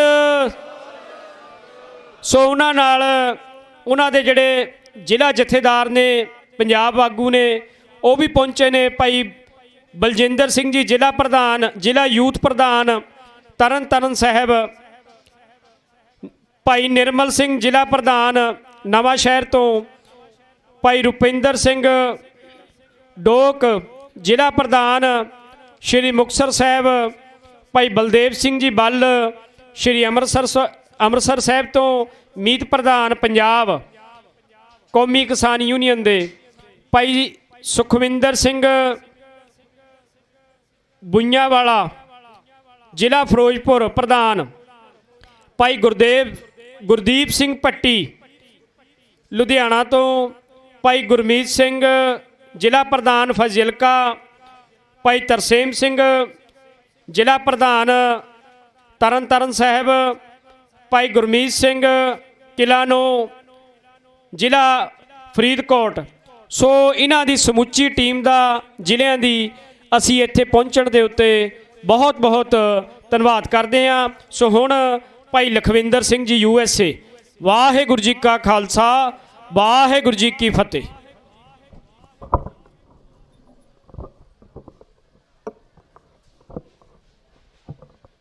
ਗੁਰੂ ਰੂਪ ਗੁਰੂ ਕੀ ਸਾਜੀ ਨਵਾਜੀ ਸਾਧ ਸੰਗਤ, ਚਵਰ ਛਤਰ ਤਖਤ ਦੇ ਮਾਲਕ, ਧੰਨ ਆਦਿ ਸ੍ਰੀ ਗੁਰੂ ਗ੍ਰੰਥ ਸਾਹਿਬ ਜੀ ਦੀ ਪਾਵਨ ਪਵਿੱਤਰ ਹਜ਼ੂਰੀ 'ਚ ਸੱਜ ਬੈਠੇ ਗੁਰੂ ਪਿਆਰਿਓ, ਅੰਮ੍ਰਿਤ ਦੇ ਦਾਤੇ, ਸਰਬੰਸ ਦਾਨੀ ਸਾਹਿਬੇ ਕਮਾਲ, ਮਰਦੇ ਕਾਮਨ ਫਰਦੇ ਆਲਮ ਸਾਹਿਬੁਲ ਫਰਦੋਸ਼, ਮਰਦਾਨੇ ਹੱਕ ਹਾਕੇ ਕਿਬਰੀਆ, ਵਾਲੀਏ ਦੋ ਜਹਾਨ, ਪੰਥ ਦੇ ਵਾਲੀ, ਮਨੁੱਖਤਾ ਦੇ ਰਹਿਬਰ, ਰੂਹਾਨੀਅਤ ਦੇ ਸਾਗਰ, ਕਲਗੀਧਰ ਪਾਤਸ਼ਾਹ, ਦਸ਼ਮੇਸ਼ ਪਿਤਾ, ਧੰਨ ਧੰਨ ਸਾਹਿਬ ਸ੍ਰੀ ਗੁਰੂ ਗੋਬਿੰਦ ਸਿੰਘ ਜੀ ਮਹਾਰਾਜ ਜੀਓ ਦੀ ਖਾਲਸੇ ਨੂੰ ਬਖਸ਼ੀ ਹੋਈ ਫਤਿਹ।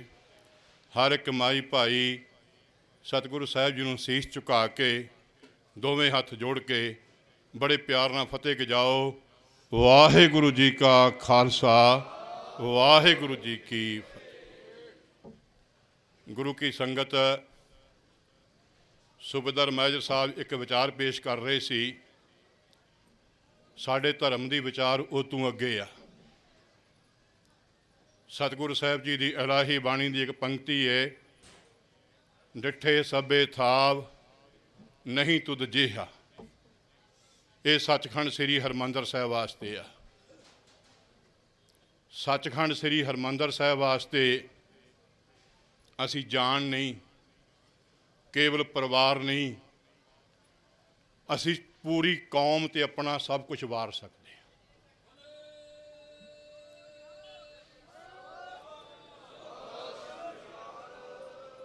ਇੱਕ ਸਮਾਂ ਸੀ, ਸਮੇਂ ਦੀ ਹਕੂਮਤ ਨੇ ਹਰਿਮੰਦਰ ਸਾਹਿਬ ਵਿੱਚ ਜਾਣਾ ਬੰਦ ਕਰ ਦਿੱਤਾ।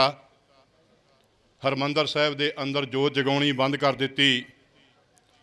ਬਾਹਰ ਦੇ ਇਲਾਕੇ ਵਿੱਚ ਖਬਰ ਪਹੁੰਚੀ, ਭਾਈ ਮਨਸ਼ਾ ਸਿੰਘ ਨੇ ਸੰਗਤ ਦੇ ਵਿੱਚ ਖੜ ਕੇ ਆਖਿਆ ਸੀ, ਗੁਰੂ ਕੀ ਸੰਗਤ, ਮੈਨੂੰ ਹਰਿਮੰਦਰ ਸਾਹਿਬ ਦੀ ਸੇਵਾ ਕਰਨ ਦਾ ਬਲ ਬਖਸ਼ ਦਿਓ, ਆਗਿਆ ਦੇ ਦਿਓ। ਭਾਈ ਮਨਸ਼ਾ ਸਿੰਘ ਜੀ ਆਪਣੇ ਪੁੱਤਰ ਨੂੰ ਨਾਲ ਲੈ ਕੇ ਆਏ, ਘੋਰਨਾ ਕੱਢਿਆ। 12 ਵਜੇ ਤੋਂ ਬਾਅਦ ਸਰੋਵਰ 'ਚ ਠਿੱਲ ਕੇ ਜਾਣਾ, ਅੰਦਰ ਜੋਤ ਜਗਾਉਣੀ, ਸਫਾਈ ਕਰਨੀ, ਨਿਤਨੇਮ ਕਰਨਾ, ਵਾਪਸ ਆ ਜਾਣਾ। ਇੱਕ ਦਿਨ ਸਮੇਂ ਦਾ ਹਾਕਮ ਆਇਆ, ਉਹਨੇ ਆ ਵੇਖਾਂਗਾ ਹਰਿਮੰਦਰ ਸਾਹਿਬ ਦੇ ਅੰਦਰ ਜਾੜੇ ਲੱਗੇ ਹੋਣਗੇ, ਧੂੜ ਮਿੱਟੀ ਪਈ ਹੋਏਗੀ। ਪਰ ਜਦੋਂ ਆਇਆ, ਉਹਨੇ ਅੰਦਰ ਜੋਤ ਜਗਦੀ ਵੇਖੀ। ਹਿਰਦਾ ਖਿੜਨਾ ਚਾਹੀਦਾ ਸੀ ਪਰ ਸੜ ਗਿਆ। ਸਫਾਈ ਵੇਖੀ, ਪਹਿਰਾਦਾਰਾਂ ਦੇ ਸਖਤੀ ਹੋ ਗਈ। ਅੱਜ ਪਹਿਰੇਦਾਰ ਜਾਗਦਾ ਸੀ। ਬਾਬਾ ਮਨਸ਼ਾ ਸਿੰਘ ਅੰਦਰ ਗਿਆ, ਜੋਤ ਜਗਾਈ, ਵਾਪਸ ਆਇਆ। ਪਹਿਰੇਦਾਰ ਨੂੰ ਪਤਾ ਲੱਗ ਗਿਆ। ਜਦੋਂ ਸਰੋਵਰ ਦੇ ਕੰਢੇ ਤੇ ਆਇਆ, ਉਹਨੇ ਗੋਲੀ ਚਲਾਈ, ਉਹਦੇ ਗੋਲੀ ਵੱਜੀ। ਪਰ ਪਹਿਰੇਦਾਰ ਨੇ ਰੱਬ ਤਰਸੀ ਨਾਲ ਭਾਈ ਮਨਸ਼ਾ ਸਿੰਘ ਨੂੰ ਬਾਹਰ ਕੱਢਿਆ। ਕਹਿੰਦਾ, ਨਾ ਆਉਂਦਾ ਤੈਨੂੰ, ਨਾ ਗੋਲੀ ਵੱਜਦੀ, ਨਾ ਮਰਦਾ। ਭਾਈ ਮਨਸ਼ਾ ਸਿੰਘ ਦਾ ਬਚਨ ਸੀ, ਇੱਕ ਕੰਮ ਕਰੀ, ਅੱਜ ਮੈਂ ਹਰਿਮੰਦਰ ਸਾਹਿਬ ਦੀ ਖਾਤਰ ਕੁਰਬਾਨ ਹੋ ਚੱਲਿਆ, ਕੱਲ ਮੇਰਾ ਪੁੱਤਰ ਜੋਤ ਜਗਾਉਣ ਵਾਸਤੇ ਆਏਗਾ।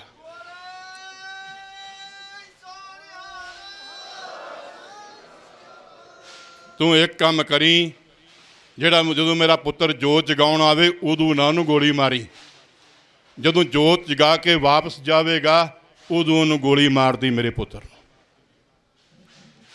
ਸਾਨੂੰ ਹਰਿਮੰਦਰ ਸਾਹਿਬ ਆਪਣੀਆਂ ਜਾਨਾਂ ਤੋਂ ਪਿਆਰਾ। ਅਸੀਂ ਇੱਕ ਨਹੀਂ ਲੱਖਾਂ ਜਾਨਾਂ ਵਾਰ ਸਕਦੇ ਹਾਂ, ਅਸੀਂ ਇੱਕ ਨਹੀਂ ਲੱਖਾਂ ਜੇਲਾਂ ਕੱਟ ਸਕਦੇ ਹਾਂ। ਅਸੀਂ ਤੁਹਾਡੇ ਕੋਲੋਂ ਇਹ ਮੰਗ ਨਹੀਂ ਮੰਗਦੇ। ਮੈਂ ਸਿੱਖ ਚਰਚ ਬੋਰਡ ਦਾ ਮੈਂਬਰ ਰਿਹਾ ਵਾਂ। ਹਰ ਧਰਮ ਦੇ ਵਿੱਚ ਅਰਦਾਸ ਕਰਨ ਦਾ ਧਰੰਗ ਹੁੰਦਾ ਹੈ, ਸਾਡਾ ਢੰਗ ਕੋਈ ਦੱਸਦਾ ਹੈ। ਕਿਸੇ ਮੁਸਲਮਾਨ ਮੌਲਵੀ ਨੂੰ ਪੁੱਛਿਓ ਅਰਦਾਸ ਕਰਨਗੇ ਮੱਕੇ 'ਚ, ਵੇਖਿਓ ਹੱਥ ਐਂ ਹੋਣਗੇ। ਉਹਨੂੰ ਕਾਜੀ ਨੂੰ ਪੁੱਛਿਓ ਫਿਲਾਸਫੀ ਕੀ ਹੈ, ਉਹ ਕਹਿੰਦਾ ਖੁਦਾ ਦੇ ਮੰਗਤੇ ਹਾਂ, ਖੁਦਾ ਤੋਂ ਮੰਗਦੇ ਹਾਂ। ਯਾਦ ਰੱਖਿਓ, ਜੇ ਸਾਡਾ ਵਾਹਿਗੁਰੂ ਜੋ ਚਾਹੀਦਾ ਜਾਣਦਾ, ਅਸੀਂ ਮੰਗਦੇ ਨਹੀਂ, ਅਸੀਂ ਹੱਥ ਜੋੜਦੇ ਹਾਂ। ਹੱਥ ਜੋੜਨ ਦਾ ਮਤਲਬ ਇਹ ਆ ਕਿ ਅਸੀਂ ਦਾਤਿਆ ਤੇਰਾ ਸ਼ੁਕਰਾਨਾ ਕਰਦੇ ਹਾਂ, ਦਿੱਤੇ ਦਾ ਸ਼ੁਕਰ ਕਰਦੇ ਹਾਂ। ਮੰਗਤਾ ਹੋਰ ਚੀਜ਼ ਹੈ। ਸਾਡਿਆਂ ਵੀਰਾਂ ਨੇ ਜਰ ਜੋਰੂ ਜ਼ਮੀਨ ਦੀ ਲੜਾਈ ਨਹੀਂ ਲੜੀ, ਹੱਕ ਸੱਚ ਧਰਮ ਦੀ ਲੜਾਈ ਲੜੀ ਹੈ। ਇੱਕ ਗੱਲ ਹੋਰ ਕਹਿ ਦਿਆਂ, ਤੁਸੀਂ ਸ਼ਾਂਤੀ ਕਹਿੰਦੇ ਜੇ, ਜਿੰਨੇ ਸ਼ਾਂਤੀ ਦਾ ਪੁਜਾਰੀ ਸਿੱਖ ਧਰਮ ਹੈ, ਇੰਨਾ ਕੋਈ ਹੋਰ ਨਹੀਂ ਹੈਗਾ। ਕਿਤੇ ਸੋਚਿਓ ਕਿ ਹਰਿਮੰਦਰ ਸਾਹਿਬ ਦੇ ਗੁੰਮਟ ਬੈਠ ਮਾਣੇ, ਕਿਤੇ ਸੋਚਿਓ ਇੱਥੇ ਵੀ ਥੜਾ ਸਾਹਿਬ ਬਣਾਇਆ ਹੈ, ਹਰਿਮੰਦਰ ਸਾਹਿਬ ਦੇ ਅੰਦਰ ਥੜਾ ਸਾਹਿਬ ਨਹੀਂ ਬਣਾਇਆ। ਹਰਿਮੰਦਰ ਸਾਹਿਬ ਦੇ ਅੰਦਰ ਥੜਾ ਬਣਾਵੇ, ਸਿੱਖ ਕੌਮ ਹੀਰੇ ਲਾ ਦੇਗੀ। ਹਰਿਮੰਦਰ ਸਾਹਿਬ ਦੇ 4 ਦਰਵਾਜ਼ੇ 4 ਦਿਸ਼ਾਵਾਂ ਭੰਨ ਕੇ ਰੱਖੇ ਨੇ, ਕਾਹਦੇ ਵਾਸਤੇ? ਕਿ ਅਸੀਂ ਸਭ ਵੰਡਾਂ ਭੰਨ ਕੇ ਸਭ ਨੂੰ ਇੱਕ ਹੋਣ ਦਾ ਸੁਨੇਹਾ। ਉਹਨੂੰ ਨੀਵੇਂ ਥਾਂ ਬਣਾਉਣਾ, ਮਕਾਨ ਬਣਾਓ, ਲੋਕੀ ਉੱਚਾ ਥਾਂ ਭਾਲਦੇ ਆ, ਉਹਨੂੰ ਨੀਵਾਂ ਥਾਂ ਬਣਾਉਣਾ। ਅਸੀਂ ਨਿਮਰਤਾ ਵਿੱਚ ਚਾਰੇ ਪਾਸੇ ਉਹਦੀ ਯਾਦ ਵਿੱਚ ਸ਼ਾਂਤੀ 'ਚ ਰਹਿਣ ਦਾ ਸੁਨੇਹਾ ਦਿੰਦੇ ਹਾਂ। ਪਰ ਯਾਦ ਰੱਖੀ, ਜੇ ਕੋਈ ਸ਼ਾਂਤੀ ਭੰਗ ਕਰਨ ਤੇ ਆਵੇ ਤੇ ਸਾਹਮਣੇ ਸਾਡਾ ਸਿਪਾਹੀ ਸ੍ਰੀ ਅਕਾਲ ਤਖ਼ਤ ਸ਼ਸਤਰ ਨੰਗੇ ਪਏ ਹੁੰਦੇ ਨੇ। ਅਸੀਂ ਇੰਨਾ ਚਿਰ ਵੀ ਨਹੀਂ ਲਾਉਂਦੇ ਹੈਗੇ ਕਿ ਸਾਨੂੰ ਸ਼ਾਂਤੀ ਕਾਇਮ ਰੱਖਣ ਵਾਸਤੇ ਜਿਹੜਾ ਦੁਸ਼ਟ ਕਿਸੇ ਸ਼ਾਂਤੀ ਨੂੰ ਭੰਗ ਕਰਨ ਵਾਸਤੇ ਆਵੇ ਤੇ ਸਾਨੂੰ ਹਥਿਆਰ ਕੱਢਣ ਦੀ ਲੋੜ ਨਾ ਪਏ, ਸਾਡੇ ਹਥਿਆਰ ਨੰਗੇ ਪਏ।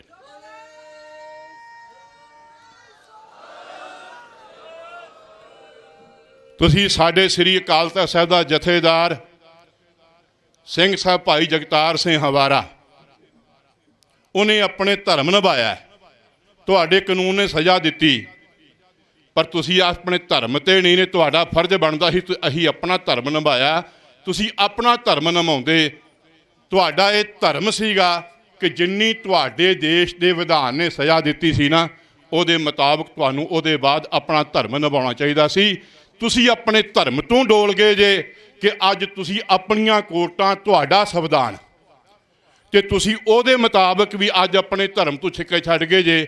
ਤੇ ਅਸੀਂ ਆਪਣਾ ਹੱਕ ਕਹਿੰਦੇ ਹਾਂ ਵੀ ਸਾਡਾ ਹੱਕ ਹੈ। ਤੁਹਾਡੇ ਕੋਲੋਂ ਕੋਈ ਭੀਖ ਨਹੀਂ ਮੰਗਦੇ, ਕੋਈ ਖਾਲਸਾ ਕੁਝ ਕਿਸੇ ਕੋਲੋਂ ਮੰਗਦਾ ਨਹੀਂ। ਦੂਜੀ ਗੱਲ, ਟਰੱਕ ਕੰਬਲਾਂ ਦੀ ਗੱਲ ਛੱਡੋ। ਸਾਡੀ ਉੱਥੇ ਸੁਸਾਇਟੀ ਹੈ ਸੰਤ ਪ੍ਰੇਮ ਸਿੰਘ ਮੁਰਾਲੇ ਵਾਲੇ ਸਿੱਖ ਕਲਚਰ ਸੁਸਾਇਟੀ, ਭਾਈ ਕੁਲਵੰਤ ਸਿੰਘ ਜੀ ਮਿਆਣੀ, ਸਰਦਾਰ ਹਿੰਮਤ ਸਿੰਘ ਜੀ, ਮਾਸਟਰ ਮਹਿੰਦਰ ਸਿੰਘ ਜੀ। ਮੈਂ ਕੁਝ ਦਿਨ ਪਹਿਲਾਂ ਕਿਹਾ ਸੀ ਪੇਮੈਂਟ ਦਿਆਂ, ਕਹਿਣ ਲੱਗੇ ਪਹਿਲਾਂ ਕੰਬਲ ਦੇ ਕੇ ਆਓ, ਪੇਮੈਂਟ ਬਾਅਦ ਦੇ ਕੇ ਆਇਓ। ਗੱਲ ਪੇਮੈਂਟ ਦੀ ਨਹੀਂ, ਗੱਲ ਕੰਬਲਾਂ ਦੀ ਨਹੀਂ। ਸੁਤੀਏ ਸਰਕਾਰੇ ਸੁਣ ਲਈ। ਜਿੱਦਣ ਸਾਡਾ ਬਾਪੂ ਦਾ ਹੁਕਮ ਆ ਗਿਆ ਨਾ, ਅਸੀਂ ਗੁਰੂ ਦੀ ਹਜ਼ੂਰੀ 'ਚ ਖੜ੍ਹ ਕਹਿੰਦੇ ਉਸੇ ਵੇਲੇ ਸਿਰ ਵਾਰ ਦੇਣੀ। ਅਸੀਂ ਕਿਤੇ ਤੈਨੂੰ ਭੁਲੇਖਾ ਹੈ, ਇਹ ਤੇ ਬਾਪੂ ਨੇ ਜੇ ਫੈਸਲਾ ਕੀਤਾ ਨਾ, ਮੈਂ 31 ਜਾਣੇ ਆ। ਜਿੱਦਣ ਬਾਪੂ ਨੇ ਕਿਤੇ ਤੁਸੀਂ ਕੋਈ ਉਹੋ ਜਿਹੀ ਕਾਰਵਾਈ ਕਰਤੀ ਤੇ ਗੁਰੂ ਦੀ ਹਜ਼ੂਰੀ 'ਚ ਖੜ੍ਹ ਕੇ ਬਚਨ ਕਰ, ਜਦੋਂ ਬਾਪੂ ਨੇ ਕਹਿ ਤਾ ਨਾ ਵੀ ਸਿੱਖੋ ਆ ਜਾਓ, ਹੁਣ ਮਨਸ਼ਾ ਸਿੰਘ ਵਾਂਗੂ ਸਿਰ ਵਾਰਨ ਦੀ ਲੋੜ ਏ, ਅਸੀਂ ਅਮਰੀਕਾ ਛੱਡ ਕੇ ਉਦਣ ਆ ਜਾਣਾ, ਅਸੀਂ ਆ ਕੇ ਸਿਰ ਵਾਰ ਦੇਣੇ ਆ, ਤੈਨੂੰ ਸਾਡਾ ਲਹੂ ਸੰਭਾਲਣਾ ਔਖਾ ਹੋ ਜਾਣਾ।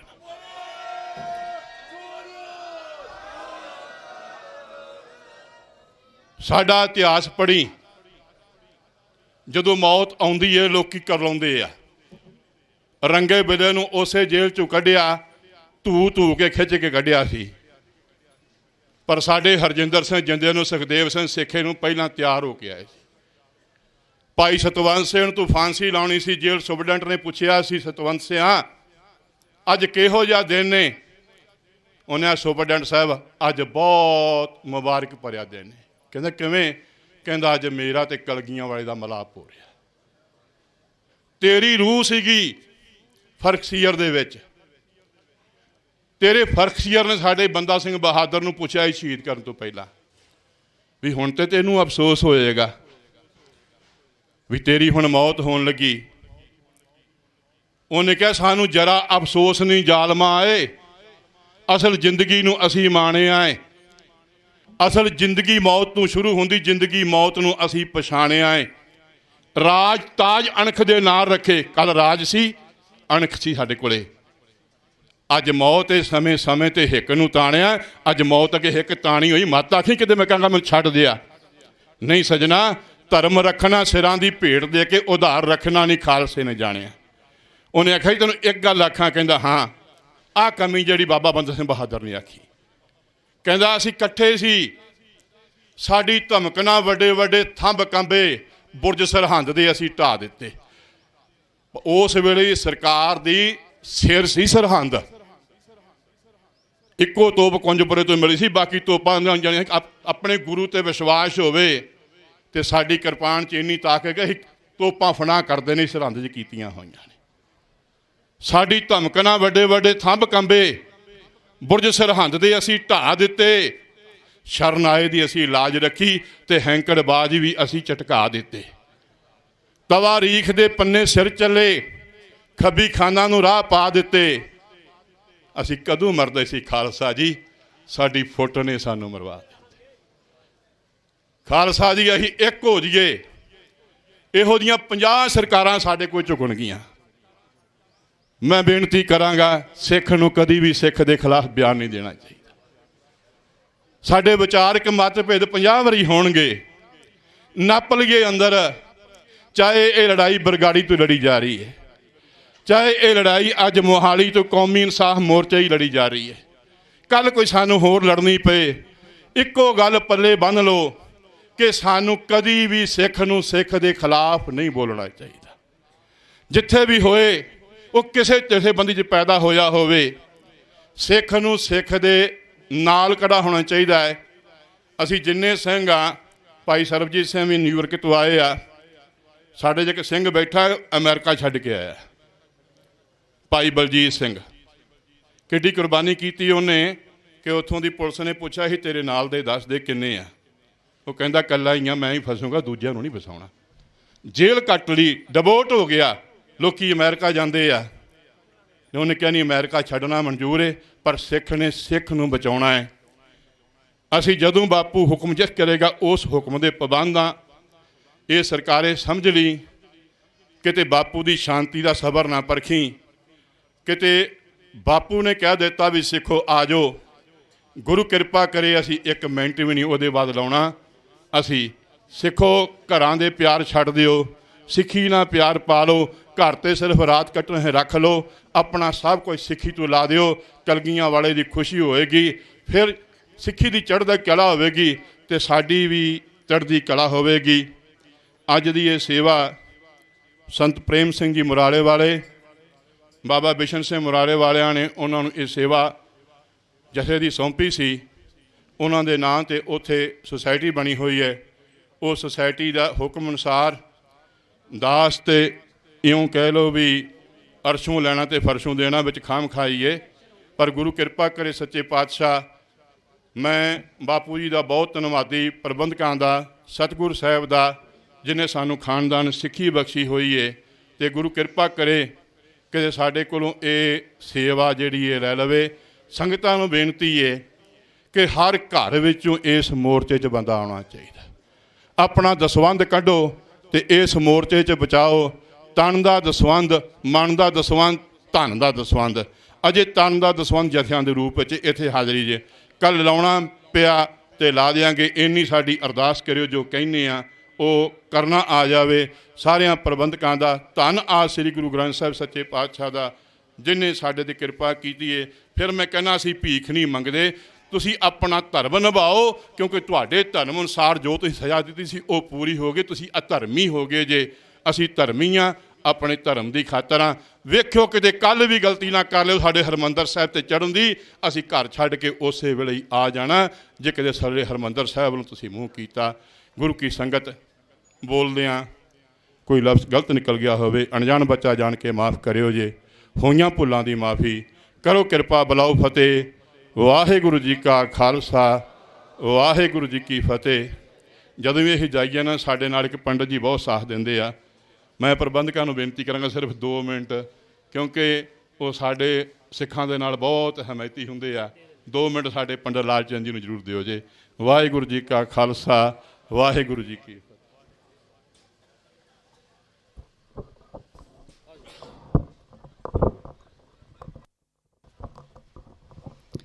ਧੰਨ ਧੰਨ ਗੁਰੂ ਗ੍ਰੰਥ ਸਾਹਿਬ ਦੀ ਹਜ਼ੂਰੀ ਦੇ ਵਿੱਚ ਸੱਜ ਬੈਠੀ, ਜੁੜ ਬੈਠੀ ਅਤੇ ਕੌਮੀ ਇਨਸਾਫ ਮੋਰਚੇ ਦੇ ਵਿੱਚ ਜਿੰਨੀ ਵੀ ਸੰਗਤ ਆਈ ਹੈ, ਫਤਿਹ ਦੇ ਨਾਲ ਸਾਂਝ ਪਾਈਏ। ਵਾਹਿਗੁਰੂ ਜੀ ਕਾ ਖਾਲਸਾ, ਵਾਹਿਗੁਰੂ ਜੀ ਕੀ ਫਤਿਹ।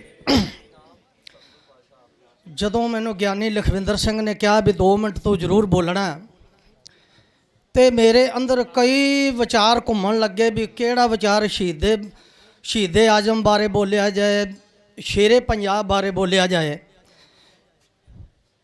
ਫਿਰ ਮੇਰਾ ਧਿਆਨ ਗਿਆ ਵੀ ਡਿੱਠੇ ਸਭੇ ਥਾਂ ਨਹੀਂ ਤੁਧ ਜਿਹਾ। ਮੈਂ ਇਕੱਲੇ ਭਾਰਤ ਦਾ, ਇਕੱਲੇ ਪੰਜਾਬ ਦਾ ਨਹੀਂ, ਵਰਲਡ ਦਾ ਤੀਰਥ ਸ਼੍ਰੀ ਹਰਿਮੰਦਰ ਸਾਹਿਬ, ਜਿਹੜੇ ਰਾਜਿਆਂ ਨੇ ਇਸ ਪ੍ਰਜਾ ਦੇ ਨਾਲ ਧਰਮ ਨਾਲ ਕੰਮ ਕੀਤਾ ਤੇ ਉਹਨਾਂ ਨੂੰ ਸ੍ਰੀ ਹਰਿਮੰਦਰ ਸਾਹਿਬ ਸ੍ਰੀ ਰਾਮਦਾਸ ਗੁਰੂ ਜੀ ਨੇ ਆਪਦੇ ਹਿਰਦੇ ਦੇ ਨਾਲ ਲਾਇਆ। ਉਸ ਦੀ ਮਿਸਾਲ ਆਪ ਜੀ ਦੇ ਮੈਂ ਸਾਹਮਣੇ ਰੱਖਾਂਗਾ, ਜਰਾ ਗੌਰ ਕਰਨਾ। ਆਪਣੇ ਪੰਜਾਬ ਦੇ ਰਾਜੇ ਜਿਨ੍ਹਾਂ ਨੇ ਕਿ ਬੜਾ ਲੰਮਾ ਅਰਸਾ ਇਸ ਪੰਜਾਬ 'ਤੇ ਰਾਜ ਕੀਤਾ ਹੈ, ਜਿਨ੍ਹਾਂ ਦਾ ਨਾਮ ਬੜੇ ਆਪਾਂ ਅੱਜ ਵੀ ਬੜੇ ਮਾਣ ਨਾਲ ਲੈ ਰਹੇ ਹਾਂ, ਸ਼ੇਰੇ ਪੰਜਾਬ ਮਹਾਰਾਜਾ ਰਣਜੀਤ ਸਿੰਘ। ਮੈਨੂੰ ਇੰਨਾ ਕੁ ਪਤਾ ਵੀ ਜਿੰਨੇ ਕੁ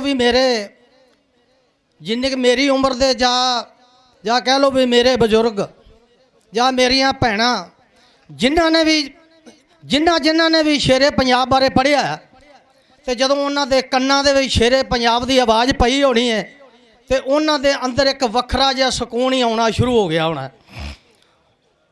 ਉਹਨਾਂ ਦੇ ਇਤਿਹਾਸ ਦੇ ਪੰਨਿਆਂ ਤੋਂ ਮੈਂ ਇੱਕ ਛੋਟੀ ਜਿਹੀ ਜ਼ਿਕਰ ਕਰਾਂਗਾ। ਇਹ ਸਭ ਨੇ ਸੁਣਿਆ ਕਿ ਸ਼ੇਰੇ ਪੰਜਾਬ ਆਪਦਾ ਭੇਸ ਬਦਲ ਕੇ ਜਨਤਾ ਦੇ ਵਿੱਚ ਜਾਇਆ ਕਰਦੇ ਸੀ, ਕਿਉਂਕਿ ਮੇਰੇ ਰਾਜ ਦੇ ਵਿੱਚ ਕੋਈ ਦੁਖੀ ਤਾਂ ਨਹੀਂ, ਜਾਂ ਕੋਈ ਮੇਰੇ ਰਾਜ ਦੇ ਵਿੱਚ ਕੋਈ ਕਿਸੇ ਦੇ ਨਾਲ ਕੋਈ ਜ਼ਿਆਦਤੀ ਤਾਂ ਨਹੀਂ ਕਰ ਰਿਹਾ, ਕਿਉਂਕਿ ਰਾਜਿਆਂ ਦਾ ਸਭ ਤੋਂ ਪਹਿਲਾਂ ਵੱਡਾ ਕਰਮ ਤੇ ਧਰਮ ਇਹੋ ਹੀ ਹੁੰਦਾ ਹੈ ਕਿ ਜਨਤਾ ਦੀਆਂ ਮੁਸ਼ਕਲਾਂ ਸੁਣਨੀਆਂ ਔਰ ਉਹਨਾਂ ਦੀਆਂ ਮੁਸ਼ਕਲਾਂ ਦਾ ਹੱਲ ਕਰਨਾ। ਇਤਿਹਾਸਕਾਰ ਲਿਖਦਾ ਕਿ ਇੱਕ ਦਿਨ ਸ਼ੇਰੇ ਪੰਜਾਬ ਭੇਸ ਬਦਲ ਕੇ ਕਿਸੇ ਇੱਕ ਨਗਰ ਤੋਂ ਦੂਜੇ ਨਗਰ ਦੇ ਵਿੱਚ ਜਾ ਰਹੇ ਨੇ। ਹਨੇਰੀ ਰਾਤ ਹੈ, ਛਾਂ ਛਾਂ ਦੀ ਆਵਾਜ਼ ਆ ਰਹੀ ਹੈ ਤੇ ਸ਼ੇਰੇ ਪੰਜਾਬ ਦੇ ਕੰਨਾਂ ਦੇ ਵਿੱਚ ਕੀ ਆਵਾਜ਼ ਪੈਂਦੀ ਹੈ ਕਿ ਹੇ ਅੱਲਾਹ ਤਾਲਾ, ਜੇ ਕਿਤੇ ਅੱਜ ਕਿਸੇ ਮੁਸਲਮਾਨ ਦਾ ਰਾਜ ਹੁੰਦਾ ਤੇ ਵਾਰੇ ਨਿਆਰੇ ਹੋ ਜਾਂਦੇ। ਜਦੋਂ ਇਹ ਆਵਾਜ਼ ਸ਼ੇਰੇ ਪੰਜਾਬ ਦੇ ਕੰਨੀ ਪਈ ਤੇ ਸ਼ੇਰੇ ਪੰਜਾਬ ਉੱਥੇ ਰੁਕ ਗਏ ਵੀ ਇਹ ਆਵਾਜ਼ ਕਿੱਧਰੋਂ ਆ ਰਹੀ ਹੈ। ਜਦੋਂ ਥੋੜਾ ਚਿਰ ਰੁਕ ਕੇ ਫਿਰ ਇਹ ਆਵਾਜ਼ ਆਈ ਵੀ ਹੇ ਅੱਲਾਹ ਤਾਲਾ, ਜੇ ਕਿਤੇ ਅੱਜ ਕਿਸੇ ਮੁਸਲਮਾਨ ਦਾ ਰਾਜ ਹੁੰਦਾ ਤੇ ਅੱਜ ਮੇਰੇ ਵਾਰੇ ਨਿਆਰੇ ਹੋ ਜਾਂਦੇ। ਤੇ ਸ਼ੇਰੇ ਪੰਜਾਬ ਜਿੱਧਰੋਂ ਆਵਾਜ਼ ਆ ਰਹੀ ਸੀ ਨਾ ਉਧਰ ਨੂੰ ਗਏ ਤੇ ਕੀ ਦੇਖਦੇ ਵੀ ਇੱਕ ਕੱਖਾਂ ਦੀ ਕੁੱਲੀ ਹੈ ਤੇ ਉਹਦੇ ਵਿੱਚ ਇੱਕ ਸੂਫੀ ਫਕੀਰ ਆਪਦਾ ਮਸੱਲਾ ਵਿਛਾ ਕੇ ਤੇ ਇਹੋ ਹੀ ਕੂ ਕੇ ਕਹਿ ਰਿਹਾ ਹੈ, ਹੇ ਅੱਲਾਹ ਤਾਲਾ, ਜੇ ਕਿਤੇ ਅੱਜ ਇੱਕ ਕਿਸੇ ਮੁਸਲਮਾਨ ਦਾ ਰਾਜ ਹੁੰਦਾ ਤੇ ਮੇਰੇ ਵਾਰੇ ਨਿਆਰੇ ਹੋ ਜਾਂਦੇ। ਸ਼ੇਰੇ ਪੰਜਾਬ ਨੇ ਉੱਥੇ ਆਉਂਦੀ ਜਦੋਂ ਇੱਕ ਦੋ ਵਾਰੀ ਆਵਾਜ਼ ਸੁਣੀ ਤੇ ਉਹ ਸੂਫੀ ਫਕੀਰ ਨੂੰ ਕਹਿਣ ਲੱਗੇ, ਇਹ ਸਾਈਂ ਫਕੀਰ, ਇਸ ਸਿੱਖ ਰਾਜੇ ਤੋਂ ਤੈਨੂੰ ਕੀ ਤਕਲੀਫ ਹੈ, ਕੀ ਗਿਲਾ? ਕਿਉਂ ਹਨੇਰਾ ਬਹੁਤ ਸੀ। ਉਹ ਸਾਈਂ ਫਕੀਰ ਨੇ ਕਿਹਾ ਵੀ ਇਹ ਨੌਜਵਾਨ, ਇਹ ਅੱਲਾ ਦੇ ਪਿਆਰੇ, ਇਹ ਚੀਜ਼ ਦਾ ਤੇਰੇ ਕੋਲ ਹੱਲ ਨਹੀਂ, ਤੂੰ ਜਾ।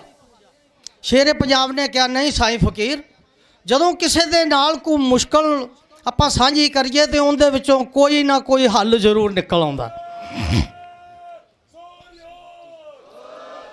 ਜਦੋਂ ਉਹਨਾਂ ਨੇ ਸਾਈਂ ਫਕੀਰ ਨੂੰ ਇਹ ਕਿਹਾ ਕਿ ਤੇ ਉਹਨਾਂ ਨੇ ਵੀ ਚਾਨਣ ਕਰਕੇ ਤੇ ਵੀ ਆਪਦੀ ਝੁੱਗੀ ਉਹ ਜਿਹੜੀ ਝੌਂਪੜੀ ਸੀ ਉਹਦੇ ਵਿੱਚੋਂ ਇੱਕ ਬੜੇ ਸਾਫ਼ ਸੁਥਰੇ ਕੱਪੜੇ ਦੇ ਵਿੱਚੋਂ ਕੁਰਾਨ ਸ਼ਰੀਫ ਨੂੰ ਕੱਢਿਆ ਤੇ ਚਾਨਣ ਕਰਕੇ ਉਹਨੂੰ ਪੜ੍ਹਾਇਆ।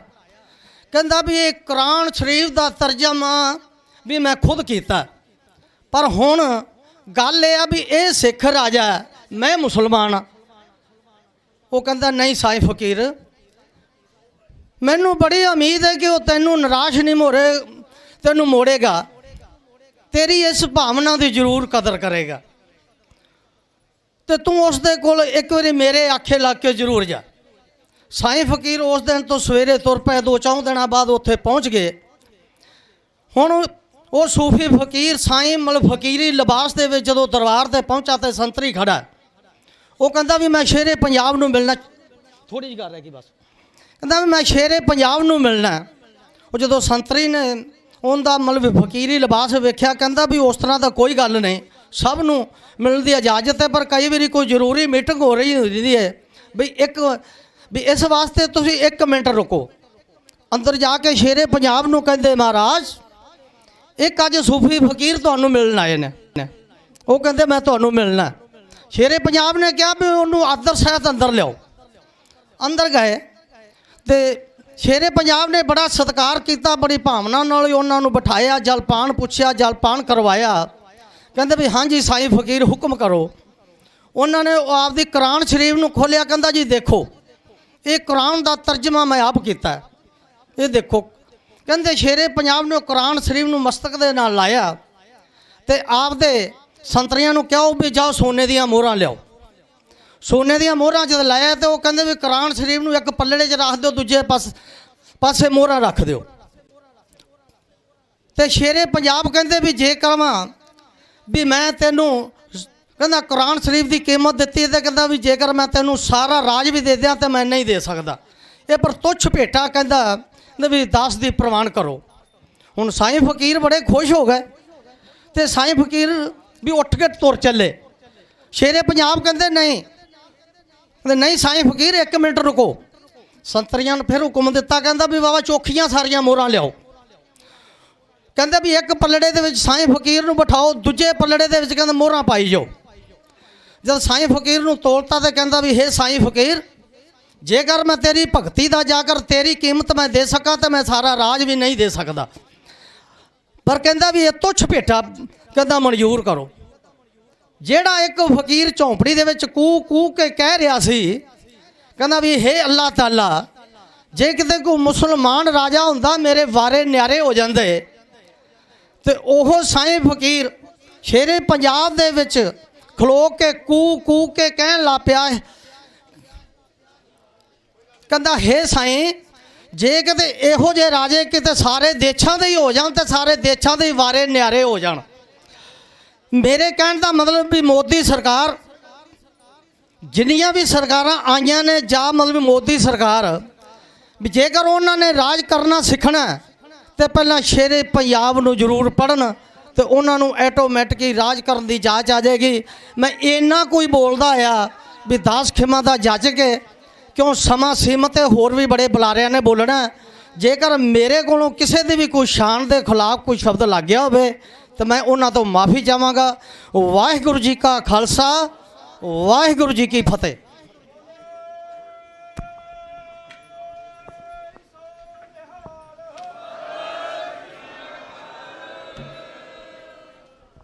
ਵਾਹਿਗੁਰੂ ਜੀ ਕਾ ਖਾਲਸਾ, ਵਾਹਿਗੁਰੂ ਜੀ ਕੀ ਫਤਿਹ। ਅਸੀਂ ਧੰਨਵਾਦੀ ਹਾਂ ਪੰਡਤ ਜੀ ਦੇ। ਸੋਨੋ ਤੋਂ ਪਹਿਲਾਂ ਭਾਈ ਲਖਵਿੰਦਰ ਸਿੰਘ ਜੀ USA ਵੱਲੋਂ ਤਕਰੀਰ ਕੀਤੀ ਗਈ ਸੀ ਕਿ ਉਹ ਵੱਡਾ ਜੱਥਾ ਲੈ ਕੇ ਅਮਰੀਕਾ ਤੋਂ ਪੱਕੇ ਤੌਰ ਤੇ ਵੀ ਇੱਥੇ ਹਰ ਤਰ੍ਹਾਂ ਦਾ ਜਿਹੜਾ ਸੰਘਰਸ਼ ਹੈ ਉਹ ਕਰਨ ਨੂੰ ਤਿਆਰ ਹੈ। ਸੋ ਸਾਡਾ ਜਿਹੜਾ ਇਤਿਹਾਸ ਹੈ, ਅਸੀਂ ਵਿਦੇਸ਼ਾਂ ਨੂੰ ਠੋਕਰਾਂ ਮਾਰ ਕੇ ਜਦੋਂ ਜਦੋਂ ਵੀ ਕੌਮ ਦੇ ਲਈ ਜੂਝਣ ਦੀ ਲੋੜ ਪਈ ਹੈ, ਨੌਜਵਾਨਾਂ ਨੂੰ ਉਹ ਪੰਜਾਬ ਦੇ ਵਿੱਚ ਵਿਦੇਸ਼ਾਂ ਨੂੰ ਛੱਡ ਕੇ ਆਉਂਦੇ ਰਹੇ ਨੇ। ਸਾਡੇ ਸਾਹਮਣੇ ਬਹੁਤ ਵੱਡਾ ਗਦਰੀ ਬਾਬਿਆਂ ਦਾ ਇਤਿਹਾਸ ਹੈ ਕਿ ਉਹਨਾਂ ਨੇ ਵਿਦੇਸ਼ਾਂ ਨੂੰ ਛੱਡ ਕੇ ਪੰਜਾਬ ਨੂੰ, ਮੁਲਕ ਨੂੰ ਆਜ਼ਾਦ ਕਰਾਉਣ ਦੇ ਲਈ ਬਹੁਤ ਵੱਡਾ ਯੋਗਦਾਨ ਪਾਇਆ ਸੀ। ਸੋ ਅਸੀਂ ਧੰਨਵਾਦੀ ਹਾਂ। ਸੋ ਸਾਡੇ ਕੋਲੇ ਹੁਣ ਪੰਡਾਲ ਦੇ ਵਿੱਚ ਬਾਬਾ ਨਰਿੰਦਰ ਸਿੰਘ ਜੀ ਕਾਰ ਸੇਵਾ ਵਾਲੇ, ਗੁਰਦੁਆਰਾ ਚੀਲਾ ਸਾਹਿਬ, ਬਾਬਾ ਆਤਮਾ ਸਿੰਘ ਜੀ ਮਮੇਰਾਂ ਵਾਲੇ, ਭਾਈ ਬਲਦੇਵ ਸਿੰਘ ਜੀ ਸਿਰਸਾ, ਭਾਈ ਲਖਵਿੰਦਰ ਸਿੰਘ ਜੀ, ਪ੍ਰਕਾਸ਼ ਮਮੇਰਾ ਜਾਟ ਨੇਤਾ, ਇਹ ਸਾਰੇ ਆਗੂਆਂ ਵੱਲੋਂ, ਮਹਾਂਪੁਰਸ਼ਾਂ ਵੱਲੋਂ 200-300 ਗੱਡੀਆਂ ਦਾ ਜਿਹੜਾ ਵੱਡਾ ਕਾਫਲਾ ਲੈ ਕੇ ਕੌਮੀ ਇਨਸਾਫ ਮੋਰਚੇ 'ਚ ਪਹੁੰਚੇ ਨੇ। ਸੋ ਇਹਨਾਂ ਦਾ ਇੱਥੇ ਆਉਣ ਤੇ ਆਪਾਂ ਜੈਕਾਰਾ ਗਜਾ ਕੇ ਜੀ ਆਇਆਂ ਆਖਣਾ, ਬੋਲੇ ਸੋ ਨਿਹਾਲ। ਸੋ ਇਹਨਾਂ ਸਾਰੇ ਹੀ ਆਗੂਆਂ ਤੇ ਬਾਬਾ ਨਰਿੰਦਰ ਸਿੰਘ ਜੀ ਕਾਰ ਸੇਵਾ ਵਾਲਿਆਂ ਦਾ ਇੱਥੇ ਪਹੁੰਚਣ ਤੇ ਅਸੀਂ ਬਹੁਤ ਬਹੁਤ ਧੰਨਵਾਦ ਕਰਦੇ ਹਾਂ। ਸੋ ਹੁਣ ਮੇਰੀ ਬੇਨਤੀ ਹੈ, ਸੰਤ ਬਾਬਾ ਇੰਦਰਜੀਤ ਸਿੰਘ ਜੀ ਉਹ ਕੁਝ ਮਿੰਟਾਂ ਵਾਸਤੇ ਸਿੱਖ ਸੰਗਤਾਂ ਦੇ ਨਾਲ ਵਿਚਾਰਾਂ ਦੀ ਸਾਂਝ ਪਾਉਣਗੇ। ਸੰਤ ਬਾਬਾ ਇੰਦਰਜੀਤ ਸਿੰਘ ਜੀ।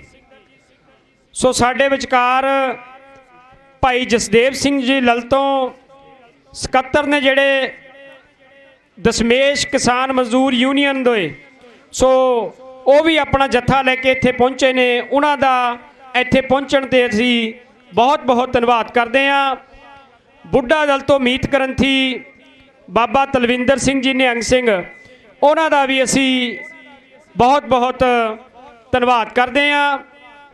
ਸੰਗਤਾਂ ਵੱਲੋਂ ਬੇਅੰਤ ਮਾਇਆ ਆਈ ਹੈ, ਸੇਵਾ ਕੀਤੀ ਗਈ ਹੈ, ਸੋ ਉਹਨਾਂ ਦੇ ਅਸੀਂ ਧੰਨਵਾਦੀ ਹਾਂ। ਗੁਪਤ ਸੇਵਾ 1710 ਰੁਪਏ, ਭਾਈ ਸੁਰਜੀਤ ਸਿੰਘ ਜੀ ਲਾਂਡਰਾ 200 ਰੁਪਏ, ਭਾਈ ਬਚੇਤਰ ਸਿੰਘ 1000 ਰੁਪਏ, ਗੁਪਤ ਸੇਵਾ 500 ਰੁਪਏ, ਭਾਈ ਰਾਮ ਸਿੰਘ ਜੀ 1100 ਰੁਪਏ, ਭਾਈ ਬਹਾਦਰ ਸਿੰਘ 200 ਰੁਪਏ, ਭਾਈ ਅਜੈਬ ਸਿੰਘ ਕਲਾਨੌਰ ਰੋਪੜ 1000 ਰੁਪਏ, ਗੁਪਤ ਸੇਵਾ 2100 ਰੁਪਏ, ਸਾਹਿਬ ਸਿੰਘ ਰਾਣੀ ਮਾਜਰਾ ਡੇਰਾਬੱਸੀ 200 ਰੁਪਏ, ਗੁਪਤ ਸੇਵਾ 500 ਰੁਪਏ, ਭਾਈ ਦਲਵਿੰਦਰ ਸਿੰਘ 100 ਰੁਪਏ। ਸੋ ਜਿਨ੍ਹਾਂ ਵੀ ਸੰਗਤਾਂ ਵੱਲੋਂ ਮਾਇਆ ਦੀ ਸੇਵਾ ਕੀਤੀ ਗਈ ਹੈ ਸੋ ਉਹਨਾਂ ਦਾ ਅਸੀਂ ਧੰਨਵਾਦ ਕਰਦੇ ਹਾਂ। ਸੋ ਸੰਗਤਾਂ 'ਚੋਂ ਕਿਸੇ ਨੇ ਵੀ ਮਾਇਆ ਦੀ ਸੇਵਾ ਕਰਨੀ ਹੋਵੇ, ਸਾਡੇ ਕੋਲ ਨੇੜੇ ਇੱਥੇ ਭਾਈ ਬਲਵੀਰ ਸਿੰਘ ਜੀ ਹਿਸਾਰ ਬੈਠੇ ਨੇ, ਬਾਹਰ ਟੈਂਟ ਲੱਗਿਆ ਹੋਇਆ, ਤੁਸੀਂ ਉੱਥੇ ਰਸੀਦ ਪ੍ਰਾਪਤ ਕਰਕੇ ਮਾਇਆ ਦੀ ਸੇਵਾ ਕਰ ਸਕਦੇ ਹੋ। ਤੇ ਬੇਨਤੀ ਹੈ ਬਿਨਾਂ ਰਸੀਦ ਲਏ ਕੋਈ ਵੀ ਸੰਗਤ 'ਚੋਂ ਵੀਰ ਕਿਸੇ ਨੂੰ ਵੀ ਮਾਇਆ ਉਹ ਨਾ ਦੇਵੇ। ਸੋ ਬੇਨਤੀ ਹੈ। ਸੋ ਹੁਣ ਸੰਤ ਬਾਬਾ ਇੰਦਰਜੀਤ ਸਿੰਘ ਜੀ। ਵਾਹਿਗੁਰੂ ਜੀ ਕਾ ਖਾਲਸਾ, ਵਾਹਿਗੁਰੂ ਜੀ ਕੀ ਫਤਿਹ।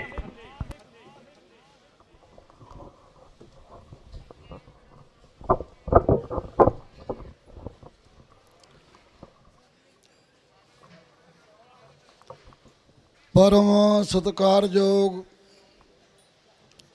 ਧੰਨ ਧੰਨ ਸ੍ਰੀ ਗੁਰੂ ਗ੍ਰੰਥ ਸਾਹਿਬ ਮਹਾਰਾਜ ਦੇ ਚਰਨਾਂ ਵਿੱਚ ਜਿਤਨੇ ਮਾਈ ਭਾਈ ਗੁਰਮੁਖ ਗੁਰੂ ਪਿਆਰੇ ਸਾਧ ਸੰਗਤ ਜੀ ਜੁੜ ਬੈਠੇ ਹੋ, ਇੱਕ ਵਾਰੀ ਕਿਰਪਾ ਕਰੋ ਸਾਹਿਬ ਕਮਾਲ ਧੰਨ ਧੰਨ ਸਤਿਗੁਰੂ ਸ੍ਰੀ ਗੁਰੂ ਗੋਬਿੰਦ ਸਿੰਘ ਮਹਾਰਾਜ ਦੀ ਬਖਸ਼ੀ ਫਤਿਹ। ਗੱਜ ਵੱਜ ਕੇ ਬੁਲਾਵੋ ਜੀ, ਗੱਜ ਕੇ ਆਖੋ ਵਾਹਿਗੁਰੂ ਜੀ ਕਾ ਖਾਲਸਾ, ਵਾਹਿਗੁਰੂ ਜੀ ਕੀ ਫਤਿਹ। ਅੱਜ ਆਪਾਂ ਜਿੰਨੇ ਵੀ ਜਥੇਬੰਦੀਆਂ, ਮਹਾਂਪੁਰਖ, ਕਿਸਾਨ ਯੂਨੀਅਨਾਂ, ਸੇਵਾ ਸੁਸਾਇਟੀਆਂ ਇੱਥੇ ਪਹੁੰਚੇ ਹਾਂ ਜਾਂ ਕਈ ਦਿਨਾਂ ਤੋਂ ਪਹੁੰਚ ਰਹੇ ਹਾਂ, ਸਭ ਨੂੰ ਪਤਾ ਹੈ ਵੀ ਇਨਸਾਫ ਲੈਣ ਵਾਸਤੇ ਲੱਗਿਆ ਮੋਰਚਾ। ਇਹਦਾ ਨਾਮ ਹੈ ਇਨਸਾਫ ਮੋਰਚਾ। ਇਹਦਾ ਸਿੱਧਾ ਅਰਥ ਕੀ ਹੈ ਜੀ?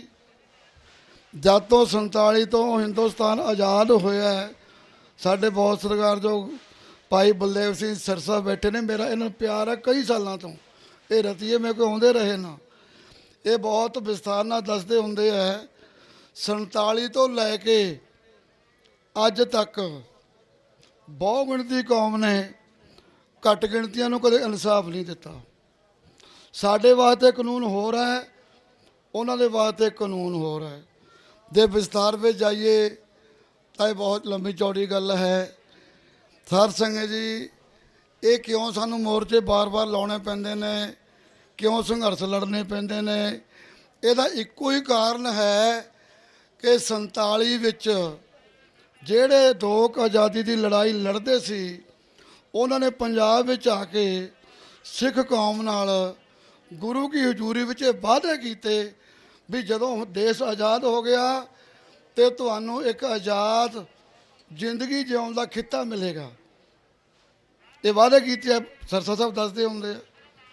ਪਰ ਜਦੋਂ ਮਿਲ ਗਿਆ ਰਾਜ, ਕਹਿੰਦੇ ਨੇ ਪੰਜਾਬੀ 'ਚ ਕਿ ਨੈਣ ਲੰਘੀ ਤੇ ਖਵਾਜਾ ਵਿਸਰਿਆ। ਇੱਕ ਨਾ ਉਹ ਮਹਾਂਪੁਰਖ ਚੁਟਕਲਾ ਸੁਣਾਉਂਦੇ ਨੇ, ਚੁਟਕਲਾ ਕਹਿੰਦੇ ਕੋਈ ਬੰਦਾ ਨਾ ਲਾਲਚ ਵਸ ਆ ਕੇ ਖਜੂਰਾਂ ਤੋੜਨ ਦੇ, ਖਜੂਰ ਤੇ ਬਹੁਤ ਉੱਚਾ ਚੜ੍ਹ ਗਿਆ। ਜਦੋਂ ਉਹਨੇ ਥੱਲੇ ਨਿਗਾਹ ਮਾਰੀ, ਬਈ ਬਹੁਤ ਦੂਰ ਆ ਗਿਆ, ਜੇ ਇੱਥੋਂ ਡਿੱਗ ਪਿਆ ਮੇਰਾ ਤਾਂ ਹੱਡ ਪਸੜੀ ਵੀ ਨਹੀਂ ਲੱਭਣੀ। ਉਹ ਕਹਿੰਦੇ ਲੋਈਆਂ ਦਾ ਵਪਾਰੀ ਸੀ, ਆ ਲੋਈਆਂ ਜੀ। ਉਹਨੇ ਕਿਹਾ ਹੇ ਹਨੂੰਮਾਨ ਦਾ ਪੁਜਾਰੀ ਸੀ, ਕਹਿੰਦੇ ਉਹ ਕਹਿੰਦੇ ਹਨੂੰਮਾਨ ਦੇਵਤਾ, ਜੇ ਮੈਨੂੰ ਸੁਖ ਸ਼ਾਂਤੀ ਨਾਲ ਥੱਲੇ ਲਾ ਲੈਣਾ, ਮੈਂ ਤੈਨੂੰ 500 ਲੋਈ ਭੇਟਾ ਕਰੂੰ। ਉਹ ਦਿਲ ਜਾ ਕਰੜਾ ਕਰਕੇ ਵੀ ਜਦੋਂ ਦੇਵਤੇ ਦੇ ਪਿਓ ਕਰੂ ਰਾਖੀ ਮੇਰੀ, ਅੱਧ 'ਚ ਆ ਗਿਆ। ਅੱਧ ਜਾ ਕਹਿੰਦਾ ਵੀ ਕੰਮ ਤਾਂ ਨੇੜੇ ਲੱਗ ਗਿਆ, ਬਈ 500 ਲੋਈ ਕੀ ਕਰਨੀ ਹੈ, 250 ਬਹੁਤ ਆ ਤੈਨੂੰ। ਜਦੋਂ ਥੋੜ੍ਹਾ ਜਿਹਾ ਹੋਰ ਆ ਗਿਆ, ਫਿਰ 125, ਹੋਰ ਥੱਲੇ ਆ ਗਿਆ, ਫਿਰ 75, ਉਦੋਂ ਥੱਲੇ ਆ ਗਿਆ 5। ਜਦੋਂ ਥੱਲੇ ਧਰਤੀ ਨੂੰ ਪੈਰ ਲਾ ਕੇ ਨਾ ਝਾੜ ਕੇ ਪੱਲਾ, ਕਹਿੰਦਾ ਭਗਵਾਨ ਤੇਰੀ ਧੰਨਵਾਦ ਤੇਰਾ, ਤੂੰ ਕੱਪੜਾ ਪਹਿਨਦਾ ਨਹੀਂ, ਤੈਨੂੰ ਲੋਈ ਸਿਰ ਮਾਰਨੀ ਹੈ, ਤੂੰ ਮੇਰੀ ਰਾਤ ਸੁਣ, ਮੇਰਾ ਕੰਮ ਹੋ ਗਿਆ। ਇਹ ਸਾਡੇ ਨਾਲ ਸਿੱਖ ਕੌਮ ਨਾਲ ਕੀਤਾ ਜੀ ਉਹਨਾਂ ਲੋਕਾਂ ਨੇ, ਚਾਹੇ ਉਹ ਗਾਂਧੀ ਸੀ, ਚਾਹੇ ਨਹਿਰੂ ਸੀ, ਚਾਹੇ ਪਟੇਲ ਸੀ। ਉਹਨਾਂ ਨੇ ਜਿੰਨਾ ਚਿਰ ਪਤਾ ਸੀ ਵੀ ਇਹਨਾਂ ਬਿਨਾਂ ਸੰਘਰਸ਼ ਨਹੀਂ ਲੜਿਆ ਜਾਣਾ, ਕਿਉਂਕਿ ਸਿੱਖ ਕੌਮ ਸਿਰ ਵਡਾਉਣ ਨੂੰ ਸਭ ਤੋਂ ਮੂਹਰੇ ਹੁੰਦੀ ਹੈ, ਦਿਆਲੂ ਬੜੀ ਹੈ, ਭਰੋਸਾ ਬੜਾ ਕਰਦੀ ਹੈ ਦੂਜਿਆਂ 'ਤੇ। ਪਰ ਜਦੋਂ ਆਜ਼ਾਦੀ ਮਿਲ ਗਈ ਤੇ ਇਹਨਾਂ ਨੇ ਫਿਰ ਆਪਣਾ ਰੂਪ ਦਿਖਾਤਾ। ਤੇ ਉਸ ਟਾਈਮ ਦਿੱਲੀ ਦੀ ਸਰਕਾਰ ਨੇ ਚਿੱਠੀਆਂ ਲਿਖ ਕੇ ਭੇਜੀਆਂ ਡੀਸੀਆਂ ਨੂੰ ਪੰਜਾਬ 'ਚ ਵੀ ਸਿੱਖ ਕੌਮ, ਜਿਹੜੀ ਸਿੱਖ ਕੌਮ ਹੈ ਨਾ, ਇਹ ਜਰਾਇਮ ਪੇਸ਼ਾ ਕੌਮ ਹੈ। ਸਰਦਾਰ ਕਪੂਰ ਸਿੰਘ ਜੀ ਨੇ ਆਪਣੀ ਸਾਚੀ ਸਾਖੀ ਵਿੱਚ ਲਿਖਿਆ, ਉਹ ਡੀਸੀ ਸਨ ਸਿਵਲ ਲੱਗੇ, ਉਹਨਾਂ ਕੋਲੇ ਵੀ ਚਿੱਠੀ ਆਈ ਸੀ। ਸੋਸਾ ਸਿੰਘ ਜੀ ਇਹ ਹੈ ਕਿਰਦਾਰ ਇਹਨਾਂ ਰਾਜਨੀਤਿਕ ਲੋਕਾਂ ਦਾ ਜਿਨ੍ਹਾਂ ਨੂੰ ਅਸੀਂ ਸਿੱਖ ਸਮਝ ਕੇ ਗੱਦੀਆਂ ਤੇ ਬਿਠਾਇਆ, ਉਹ ਵੀ ਇਹਨਾਂ ਦੀ ਝੋਲੀ ਪੈਂਦੇ ਰਹੇ। ਸੋ ਸਰ ਸਿੰਘ ਜੀ ਦੇਖੋ, ਕਿਸਾਨ ਮੋਰਚੇ ਵੇਲੇ ਉੱਥੇ ਸਿੰਘਾਂ ਨੇ ਕੇਸਰੀ ਝੁਲਾਤਾ, ਕਹਿੰਦੇ ਨੇ ਲਾਲ ਕਿਲੇ ਤੇ, ਤਿਰੰਗੇ ਨੂੰ ਛੇੜਿਆ ਨਹੀਂ, ਅੱਡ ਝਲਾਇਆ। ਮੈਂ ਕਿਹਾ ਜੀ ਇੰਨਾ ਰੌਲਾ ਪੈ ਗਿਆ।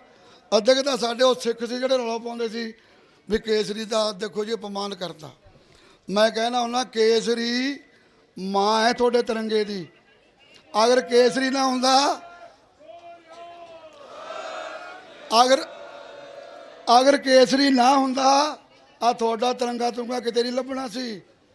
ਭਾਈ ਕਵੀ ਸੰਤੋਖ ਸਿੰਘ ਸਾਹਿਬ ਗੁਰਪ੍ਰਤਾਪ ਸੂਰਜ ਦੇ ਕਰਤਾ, ਇੱਕ ਸਵਈਆ ਬੜਾ ਸੋਹਣਾ, ਉਹ ਕਹਿੰਦੇ ਨੇ ਛਾਏ ਜਾਤੀ ਏਕਤਾ ਅਨੇਕਤਾ ਬਿਲਾਏ ਜਾਤੀ, ਹੋਵਤੀ ਕਚੀਲਤਾ ਕਤੇਬਨ ਕੁਰਾਨ ਕੀ, ਧਰਮ ਧਸਕ ਜਾਤੇ ਪਾਪ परपक जाते, वर्ण गर्क जाते सहत विधान की, देवी देव देहोरे संतोख सिंह दूर होते, रीत मिट जाती कथा वेदन पुराण की, गुरु गोबिंद सिंह पावन परम सूर, मूर्त न होती जौपै किरपा निधान। जे गुरु कलगीधर साहब सच्चे पातशाह महाराज कालपुर के हुक्म नाल ना आउंदे आ अरब कंट्री हुंदी। मैं तो स्टेजां ते कहना जिथे तिरंगा ना ਉਹਦੇ ਨਾਲ ਕੇਸਰੀ ਝੁਲਣਾ ਚਾਹੀਦਾ। ਉਹ ਲਾਲ ਕਿਲੇ ਤੇ ਤੁਸੀਂ ਤਾਂ ਕੱਲ ਤਿਰੰਗਾ ਚਲਾਇਆ, ਖਾਲਸੇ ਨੇ ਪਹਿਲਾਂ 10 ਵਾਰੀ ਕੇਸਰੀ ਚਲਾਇਆ ਉੱਥੇ। ਅੱਜ ਸਾਡੀਆਂ ਕੁਰਬਾਨੀਆਂ ਭੁੱਲ ਕੇ ਸਾਡੇ ਨਾਲ ਧੱਕਾ। ਦੇਖੋ ਸਾਡੇ ਵੀਰ ਭਾਈ ਪ੍ਰੀਤਮ ਸਿੰਘ ਜੀ USA ਵਾਲੇ ਬੋਲ ਕੇ ਗਏ ਨਾ, ਅਸੀਂ ਭੀਖ ਨਹੀਂ ਮੰਗਦੇ, ਹੱਕ ਹੈ। ਕੌਮ ਵਾਸਤੇ ਸਿੰਘਾਂ ਨੇ ਕੁਰਬਾਨੀਆਂ ਕੀਤੀਆਂ, ਤੁਸੀਂ ਉਹਨਾਂ ਨੂੰ ਪਕੜ ਕੇ ਜੇਲ੍ਹਾਂ 'ਚ ਦੇਤਾ, ਤੁਹਾਡੇ ਕਾਨੂੰਨ ਨੇ, ਤੁਹਾਡੇ ਕੋਰਟਾਂ ਨੇ ਸਜ਼ਾ ਦੇਤੀ, ਸਜ਼ਾ ਵੀ ਪੂਰੀ ਹੋ ਗਈ। ਵੀ ਦੱਸੋ ਫਿਰ ਹੁਣ ਤੁਹਾਨੂੰ ਛੱਡਣ 'ਚ ਕੀ ਤਕਲੀਫ ਹੈ ਜੀ? ਇਹ ਧੱਕਾ ਹੈ। ਇਹ ਧੱਕੇ ਵਿਰੁੱਧ ਸਾਨੂੰ ਲੜਨਾ ਪਵੇਗਾ, ਉਹਨਾਂ ਚਿਰ ਲੜਨਾ ਪਵੇਗਾ ਜਿੰਨਾ ਚਿਰ ਸਾਨੂੰ ਆਜ਼ਾਦੀ ਨਹੀਂ ਮਿਲਦੀ। ਇਹਦਾ ਇੱਕੋ ਇੱਕ ਹੱਲ ਹੈ, ਆਜ਼ਾਦੀ। ਆਜ਼ਾਦੀ ਤੋਂ ਬਿਨਾਂ ਸਰ ਸਿੰਘ ਜੀ ਸਾਨੂੰ ਇਸ ਇਨਸਾਫ ਨਹੀਂ ਮਿਲੇਗਾ, ਕਿਉਂਕਿ ਗੁਰੂ ਗੋਬਿੰਦ ਸਿੰਘ ਮਹਾਰਾਜ ਕਹਿੰਦੇ ਨੇ ਸ੍ਰੀ ਮੁਖ ਭਗਨਿਓ ਗਰੀਬ ਨਵਾਜ, ਸ਼ਸਤਰ ਕੇ ਅਧੀਨ ਹੈ ਰਾਜ, ਰਾਜ ਬਿਨਾ ਨਾ ਧਰਮ ਚੱਲੇ ਹੈ, ਧਰਮ ਬਿਨਾ ਸਭ ਦਲੇ। ਨਿਹੰਗ ਸਿੰਘ ਫੌਜਾਂ ਬੈਠੀਆਂ ਨੇ, ਜਿਹੜਾ ਰਾਜਾ ਰਾਜ ਸਿੰਘ ਜੀ ਵੱਡੇ ਕੁਰਬਾਨੀ ਵਾਲੇ ਸਿੰਘ ਨੇ, ਇਹਨਾਂ ਨਾਲ ਵੀ ਇਹਨਾਂ ਦੇ ਪਿਤਾ ਭਾਈ ਚੜ੍ਹ ਸਿੰਘ ਨਾਲ ਵੀ ਸਾਡਾ ਬਹੁਤ ਪਿਆਰ ਹੈ। ਇਹ ਦੇਖੋ ਕੁਰਬਾਨੀ ਵਾਲੇ ਸੂਰਮੇ ਮੈਦਾਨ 'ਚ ਵਿੱਚ ਨੇ, ਪਰ ਸਰਕਾਰ ਨੂੰ ਸਮਾਂ ਰਹਿੰਦਿਆਂ ਇਹ ਗੱਲ ਸਮਝ ਲੈਣੀ ਚਾਹੀਦੀ ਹੈ ਵੀ ਜੇ ਤਾਂ ਦੇ ਦੋਗੇ ਇਨਸਾਫ, 47 ਵਾਲਾ ਕੀਤਾ ਵਾਅਦਾ ਪੂਰਾ ਕਰ ਦਿਓਗੇ। ਸੰਤ ਜਰਨੈਲ ਸਿੰਘ ਜੀ ਪਿੰਡਰਾਂ ਵਾਲੇ ਕਹਿੰਦੇ ਹੁੰਦੇ, ਕਹਿੰਦੇ ਅਸੀਂ ਖਾਲਿਸਤਾਨ ਤਾਂ ਨਹੀਂ ਮੰਗਦੇ, ਪਰ ਇਹ ਹੁਣ ਹਿੰਦੁਸਤਾਨ ਦੀ ਸਰਕਾਰ ਸੋਚੇ ਵੀ ਸਾਨੂੰ ਨਾਲ ਰੱਖਣਾ ਕਿ ਅੱਡ ਕਰਨਾ। ਜੇ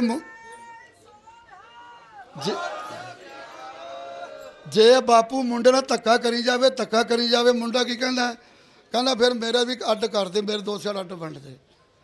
ਨਾਲ ਤਾਂ ਹੀ ਰਹੂੰ ਜੇ ਤੂੰ ਮੈਨੂੰ ਸਤਿਕਾਰ ਨਾਲ ਰੱਖੇਗਾ। ਅਸੀਂ ਤਾਂ ਹੀ ਹਿੰਦੁਸਤਾਨ ਦੀ ਸਰਕਾਰ ਨਾਲ ਰਵਾਂਗੇ ਨਾ ਜੇ ਇਨਸਾਫ ਦਊ, ਸਾਡੇ ਹੱਕ ਸਾਨੂੰ ਦਊ। ਤੇ ਜੇ ਨਹੀਂ ਸਿੱਖ ਦੇਣਾ ਚਾਹੁੰਦੀ ਭਾਈ ਫਿਰ ਸਾਨੂੰ ਅੱਡ ਕਰ ਦੇਵੇ। ਇਹ ਤੇ ਫਿਰ ਐਵੇਂ ਗੱਲ ਬਣਨੀ ਹੈ ਨਾ। ਸੋ ਅੱਜ ਜਿੰਨੇ ਵੀ ਇੱਥੇ ਭਾਈ ਪਹੁੰਚੇ ਹੋ ਇਨਸਾਫ ਮੋਰਚੇ ਦੇ ਵਿੱਚ, ਸਾਰੇ ਗੁਰੂ ਕਲਗੀਧਰ ਸਾਹਿਬ ਦੇ ਚਰਨਾਂ ਵਿੱਚ ਅਰਦਾਸ ਕਰਿਓ ਵੀ ਖਾਲਸਾ ਏਕਤਾ ਇਤਫਾਕ ਨਾਲ ਚੜ੍ਹਦੀ ਕਲਾ ਨਾਲ ਸੰਘਰਸ਼ ਲੜੇ, ਗੁਰੂ ਦੀ ਕਿਰਪਾ ਸਦਾ ਬਣੀ ਰਹੇ। ਮੈਂ ਸੰਤ ਬਾਬਾ ਹਰਬਿਆਨ ਸਿੰਘ ਜੀ, ਮੁੱਖ ਸੇਵਾਦਾਰ ਮਾਤਾ ਭੋਲੀ ਕੌਰ ਜੀ ਮਸਤੂਆਣਾ ਸਾਹਿਬ, ਬਾਬਾ ਸੁਖਦੇਵ ਸਿੰਘ ਸਧਾਣਾ ਸਾਹਿਬ, ਬਾਬਾ ਗੁਰਜੰਟ ਸਿੰਘ ਜੀ ਤੱਪੇ ਵਾਲੇ, ਬਾਬੇ ਸਤਪਾਲ ਸਿੰਘ ਜੀ ਭੂਰਿਆਂ ਵਾਲੇ, ਹੋਰ ਬਾਬਾ ਜੀ ਮਸਾਣੀ ਵਾਲੇ, ਬਾਬਾ ਭਰਪੂਰ ਸਿੰਘ ਜੀ ਘਨੌਰ ਕਲਾਂ ਵਾਲੇ, 7-8 ਮਹਾਂਪੁਰਖ ਆਏ ਹੈ। ਸੋ ਉਹਨਾਂ ਵੱਲੋਂ ਸਾਰਿਆਂ ਵੱਲੋਂ ਮੈਨੂੰ ਹੁਕਮ ਹੋਇਆ ਬਈ ਤੂੰ ਭਾਈ ਸਾਰਿਆਂ ਦੀ ਹਾਜ਼ਰੀ ਇਕੱਲਾ ਹੀ ਲਵਾਇਆ, ਕਿਉਂਕਿ ਬੁਲਾਰੇ ਬਹੁਤ ਨੇ। ਪ੍ਰਬੰਧਕਾਂ ਦਾ ਧੰਨਵਾਦ ਹੈ, ਸੰਗਤਾਂ ਦਾ ਧੰਨਵਾਦ ਹੈ, ਰੋਮ ਰੋਮ ਸ਼ੁਕਰ ਧੰਨ ਗੁਰੂ ਗ੍ਰੰਥ ਸਾਹਿਬ ਮਹਾਰਾਜ ਜੀਆਂ ਦਾ, ਜਿਨ੍ਹਾਂ ਨੇ ਆਪਾਂ ਨੂੰ ਇਹ ਘੜੀਆਂ ਆਪਣੇ ਚਰਨ, ਇਹ ਸੰਗਤ ਹੈ, ਸੰਗਤ ਦਾ ਲਾਹਾ ਵੀ ਬਹੁਤ ਵੱਡਾ ਹੈ। ਜਿੱਥੇ ਆਪਾਂ ਸੰਘਰਸ਼ ਲੜਨਾ ਹੈ ਉੱਥੇ ਗੁਰੂ ਨਾਲ ਜੁੜਨਾ, ਬਾਣੀ ਨਾਲ ਜੁੜਨਾ, ਨਸ਼ਿਆਂ ਨੂੰ ਛੱਡਣਾ ਹੈ, ਅੰਮ੍ਰਿਤਧਾਰੀ ਹੋਣਾ ਹੈ। ਕਿਉਂਕਿ ਗੁਰੂ ਕਲਗੀਧਰ ਸਾਹਿਬ ਨੇ ਇਹ ਵੀ ਕਿਹਾ ਬਚਨ, ਖਾਲਸਾ ਮੇਰਾ ਰੂਪ ਹੈ ਖਾਸ, ਖਾਲਸੇ ਮੈਂ ਹਾਂ। ਔਰ ਦੂਜਾ ਬਚਨ ਵੀ ਕਿਹਾ ਹੈ, ਜਾਵੇ ਗਏ ਵਿਪਰਨ ਕੀ ਰੀਤ ਤਾਂ ਮੈਂ ਨਾ ਕਰੂੰ ਇਨਕੀ ਪ੍ਰਤੀ, ਜਬ ਲਗ ਖਾਲਸਾ ਰਹੇ ਨਿਆਰਾ ਤਬ ਲਗ ਤੇਜ ਦਿਓ ਮੈਂ ਸਾਰਾ। ਜਿੰਨਾ ਚਿਰ ਨਿਆਰਾਪਨ ਸਾਡੇ ਕੋਲੇ ਰਹੇਗਾ, ਅਸੀਂ ਗੁਰੂ ਨਾਲ ਜੁੜੇ ਰਹਾਂਗੇ। ਆ ਲੋਭ ਲਾਲਚ ਤੋਂ, ਸਿਆਸਤ ਦੀਆਂ ਆ ਮਿੱਠੀਆਂ ਗੋਲੀਆਂ ਖਾਣ ਤੋਂ ਬਚੇ ਰਹਾਂਗੇ। ਉਹਨਾਂ ਚਿਰ ਗੁਰੂ ਕਲਗੀਧਰ ਸਾਹਿਬ ਸਾਡੇ ਨਾਲ ਹੈ, ਅਤੇ ਜਿੰਨਾ ਚਿਰ ਅਸੀਂ ਇੱਧਰ ਉੱਧਰ ਧੱਕੇ ਖਾਵਾਂਗੇ, ਤੁਰੇ ਫਿਰਾਂਗੇ, ਉਹਨਾਂ ਚਿਰ ਫਿਰ ਗੁਰੂ ਵੀ ਕਹਿੰਦਾ ਮੈਂ ਪ੍ਰਤੀਤ ਭਰੋਸਾ ਨਹੀਂ ਕਰਦਾ। ਇਸ ਕਰਕੇ ਗੁਰੂ ਵਾਲੇ ਬਣੋ, ਗੁਰੂ ਦੇ ਲੜ ਲੱਗੋ, ਜੋ ਗੁਰੂ ਨੇ ਕਿਹਾ ਹੁਕਮ ਕੀਤਾ ਹੈ ਉਸ ਅਨੁਸਾਰ ਆਪਣੀ ਜ਼ਿੰਦਗੀ ਜਿਉਣ ਦਾ ਯਤਨ ਕਰੋ। ਸਾਰੀ ਸੰਗਤ ਪਿਆਰ ਨਾਲ ਫਤਿਹ ਬੁਲਾਵੋ ਜੀ। ਵਾਹਿਗੁਰੂ ਜੀ ਕਾ ਖਾਲਸਾ, ਵਾਹਿਗੁਰੂ ਜੀ ਕੀ ਫਤਿਹ।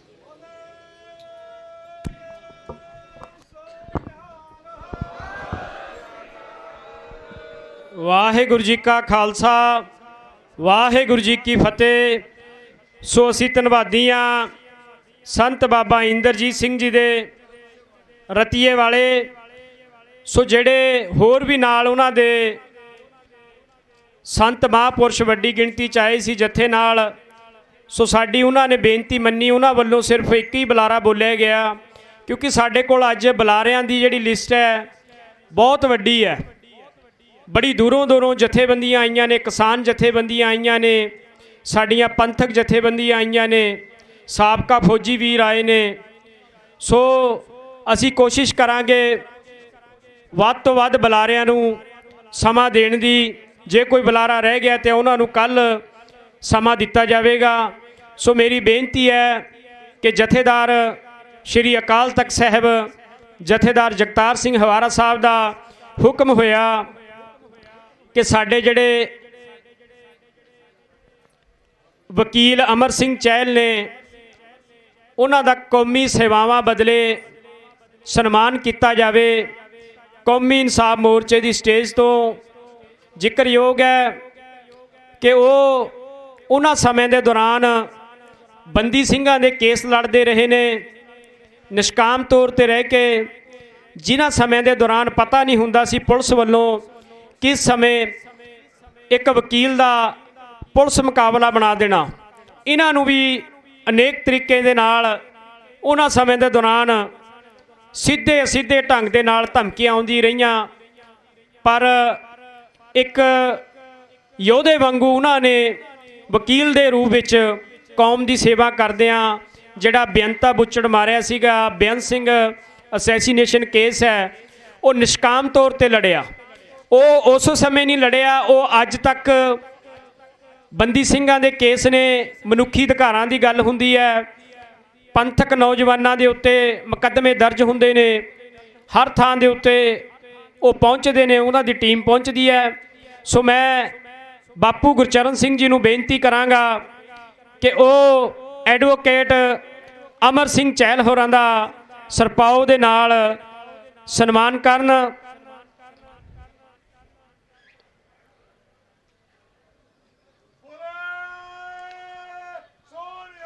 ਸਤਿ ਸ੍ਰੀ ਅਕਾਲ। ਨਾਲ ਮੇਰੀ ਬੇਨਤੀ ਹੈ ਰਾਜਾ ਰਾਜ ਸਿੰਘ ਜੀ ਨੂੰ ਤੇ ਕਿਸਾਨ ਆਗੂ ਬਿੰਦਰ ਸਿੰਘ ਜੀ ਗੋਲੇਵਾਲ, ਉਹ ਵੀ ਨਾਲ ਆਉਣ। ਬੋਲੇ ਸੋ ਨਿਹਾਲ।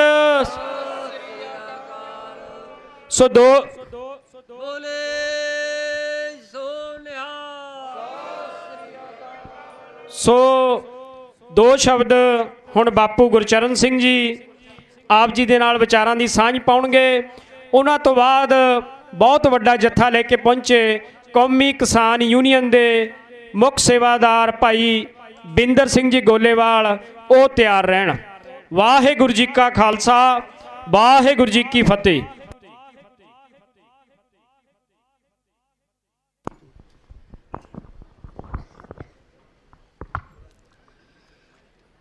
ਸ੍ਰੀ ਗੁਰੂ ਗ੍ਰੰਥ ਸਾਹਿਬ ਜੀ ਦੀ ਪਵਿੱਤਰ ਅਗਵਾਈ ਵਿੱਚ ਲੱਗੇ ਕੌਮੀ ਇਨਸਾਫ ਮੋਰਚੇ ਵਿੱਚ ਪਹੁੰਚੇ ਗੁਰੂ ਰੂਪ ਖਾਲਸਾ ਜੀ, ਸਭ ਤੋਂ ਪਹਿਲਾਂ ਦਾਸ ਆਪਣੇ ਵੱਲੋਂ ਤੇ ਜਥੇਦਾਰ ਜਗਤਾਰ ਸਿੰਘ ਹਵਾਰਾ ਵੱਲੋਂ ਬੁਲਾਈ ਫਤਿਹ ਅਰਜ ਕਰਦਾ ਜੀ। ਵਾਹਿਗੁਰੂ ਜੀ ਕਾ ਖਾਲਸਾ, ਵਾਹਿਗੁਰੂ ਜੀ ਕੀ ਫਤਿਹ।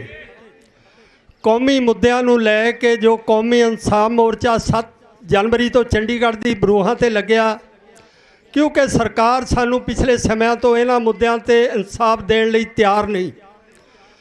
ਸੋ ਮੈਂ ਜ਼ਿਆਦਾ ਟਾਈਮ ਨਹੀਂ ਲੈਣਾ। ਮੈਂ ਇੱਕ ਦੋ ਬੇਨਤੀਆਂ ਕਰਨੀਆਂ ਕਿ ਪਿਛਲੇ ਦਿਨਾਂ ਵਿੱਚ ਤੁਸੀਂ ਭਲੀ ਭਾਂਤ ਜਾਣੂ ਹੋ ਕਿ ਇਸ ਕੌਮੀ ਇਨਸਾਫ ਮੋਰਚੇ ਪ੍ਰਤੀ ਇਸ ਦੇ ਵਿਰੁੱਧ ਕਈ ਸਾਜ਼ਤਾਂ ਦੇ ਤਹਿਤ ਗੱਲਾਂ ਕੀਤੀਆਂ ਗਈਆਂ।